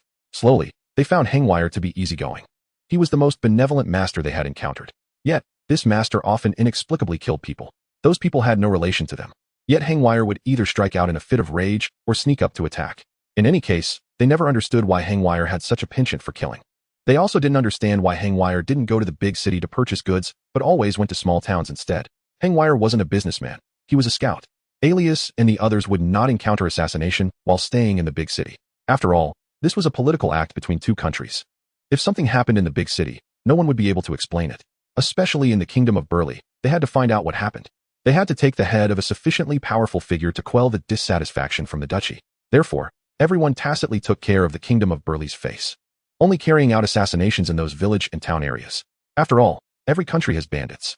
If Alias and the others really encountered trouble outside the city, it would only prove that the duchy's guards were ineffective, unable to stop even bandits. Compared to the accusations of poor public safety in the kingdom of Burley, the duchy would lose more face. Understanding this, Henvier only operated outside the city. His rich experience with assassinations along the Glory Road, along with his perception of killing intent and the extraordinary, allowed Henvier to easily identify which people were disguised assassins. After all, having a dozen knights in a caravan was clearly unusual. However, after working for such a long time, the road ahead would be easier to traverse. In Harvest City, the welcoming party from the kingdom of Burley had arrived. At this moment, anyone who dared to act would be slapping the faces of both the Duchy of Wuru and the kingdom of Burley. Therefore, after leaving a message, Henvier prepared to take his entourage to the capital of Burley, St. Chi City. A few days later, Henvier looked at the tall and magnificent city walls, marveling at how the old royal kingdom was still powerful. St. Chi City was more than twice the size of the duchy's capital, Silver Prosper City. And surrounding the royal capital, within a radius of 100 kilometers, there were several other cities. Some of those cities were nearly as large as Silver Prosper City. This was truly a flourishing feudal dynasty. Henvier presented his already disguised identity to enter the royal capital. His trading caravan had a house in the royal capital. Although it wasn't large, it was enough for Henvier to find a place to settle. After settling down, Henvier left the capital alone to meet an old friend. That night, he arrived in Ancient City, a place where he had spent a long time. He wasn't here to catch up with Bloodhorn, but to find the young gladiators he had left behind. 3 years ago, when Henvier first formed his trading caravan, he had already sent a caravan to Ancient City. With his gladiator badge as identification, he connected with those young gladiators. At that time, Henvier thought that if the Glory Road failed and he became an outlaw, he would bring those young gladiators over. However, Henvier's development went increasingly well, and under his sponsorship, all those young gladiators reached adulthood. Among the 15 young gladiators, 2 who had been injured and left with lasting effects were mostly treated with the expensive secret medicine that Henvier had acquired. Perhaps because of their disabilities, the 2 gladiators had started to think strategically, and now they were the brains of the team, managing all affairs and liaising with Henvier's caravan. Once inside Ancient City, Henvier navigated the streets with ease, causing some pickpockets to give up on their attempts. Soon, he reached a street where the people following him could no longer hold back. They rushed up and surrounded him. The leader, a man with a pockmarked head, said sinisterly, "Money, or your life." Henvier glanced at him. "Of course, I want money. What do I want with your life?" The pockmarked man was taken aback, then lifted his tattered robe to reveal a dagger underneath. "Dare to toy with me. Today, you won't keep your money or your life." Just as he signaled his men to act, several figures gracefully dropped from the wall. They kicked the robbers to the ground, and before they could shout, the cold blade was already pressed against the pockmarked man's neck. The pockmarked man looked at these people in horror and said, "We are from the Mouse Gang. What do you want?" At that moment, another figure jumped down from the wall and pulled back his hood. "What? Didn't your mouse general tell you that this is the territory of our youth gang? Who gave you the guts to operate here? Tell me, which street's mouse general do you serve?" Hearing this, the pockmarked man became fearful.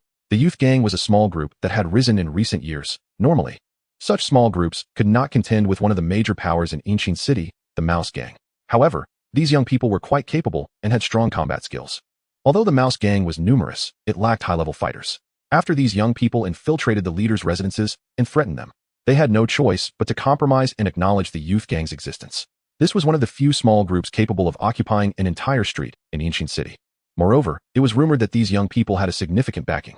With no profits to be made, everyone chose to yield to the youth gang.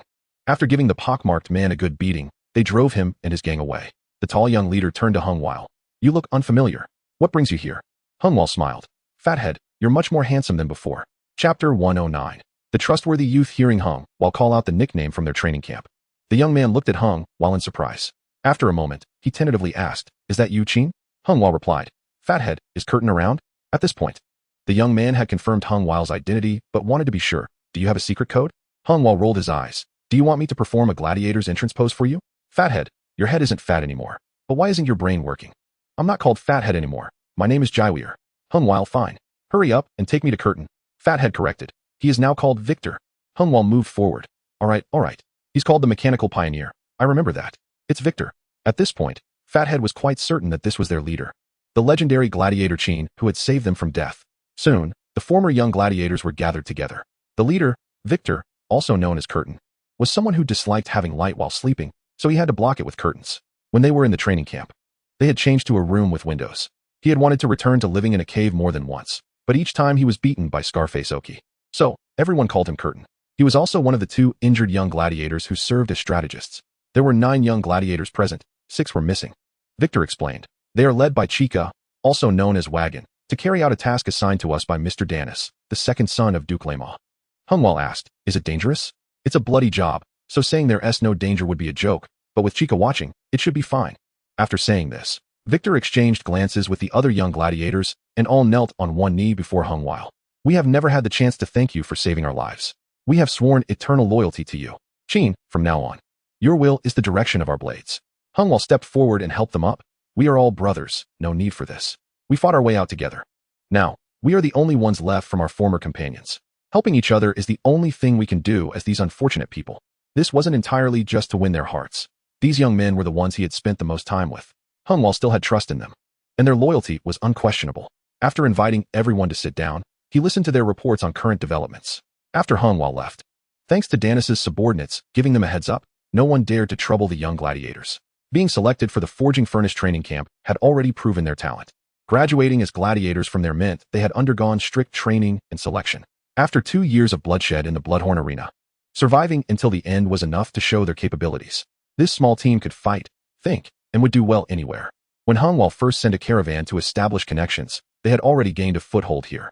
The several thousand gold coins that Henvier sent at that time had alleviated the urgent needs of the newly established organization. Since then, Henvier had invested tens of thousands of gold coins and sent many night-strengthening potions. These young gladiators had been quite impressive, with almost all of them breaking through to the night level within a year. This was kept low-key to avoid attracting attention from various parties. Now, on their street, there were 2 casinos, 2 lending shops, and several pawn shops, all belonging to their organization.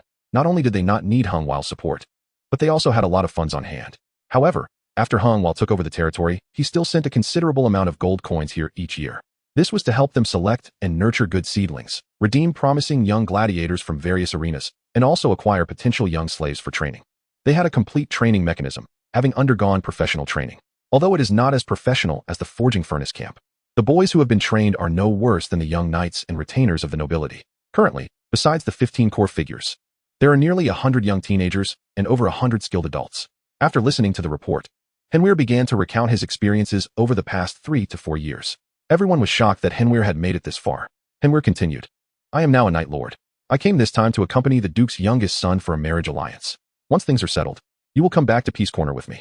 I don't have reliable manpower by my side, and many things cannot be carried out. I can't guarantee much. But within your lifetime, I will definitely make you knights. Victor responded, Qin, we understand your good intentions, but for now, being here is more beneficial for your development. In at most another year, we will be able to send enough young talents to your territory. By then, it will also be convenient for you to further train them and place them in various positions. Henvier waved his hand. There's no need to discuss this. You will come with me when the time comes. What development prospects are there in this cursed place? The others could only accept Henvier's arrangement. He then asked about the two companions. By the way, how are White Butterfly and Flying Ant doing now? Victor replied, those two. They are doing quite well now. White Butterfly is currently the favorite of several ladies at the Joy House. After she broke through to the knight rank, she became the leader of the guard at the Joy House. Now she leads a group of young girls, ensuring the safety of the ladies there. Many people boast about the skills of the girls under her command, but we've seen them a few times, and they are just average. Earlier this year, White Butterfly even asked us to deal with a few competitors and some bandits who were intercepting her goods. The girls under her command are good at putting on a show, but when it comes to killing, they are far from it. Henvier chuckled, but did not comment. He knew very well that these young girls did not kill outside, but rather in bed. Next was Flying Ant, who had also followed Henvier's advice and joined the Lord's mansion. After breaking through to the knight rank, he became a squad leader in the mansion's guard. Last year, he was transferred to the patrol army as a company commander, overseeing more than 200 people. After a year of training, this company achieved good results in the summer festival drill this year. Recently, there have been rumors that he might be promoted again, due to their common background. They did not have a deep bond, but they often exchanged ideas. The three parties sometimes cooperated, and their relationship was amicable. Victor asked, should I arrange for you to meet them? They have been inquiring about your news. Henvier shook his head, forget it. As long as they are alive and doing well, there is no need for them to interact. They are both smart people and can see a lot. It wouldn't be good if things got complicated.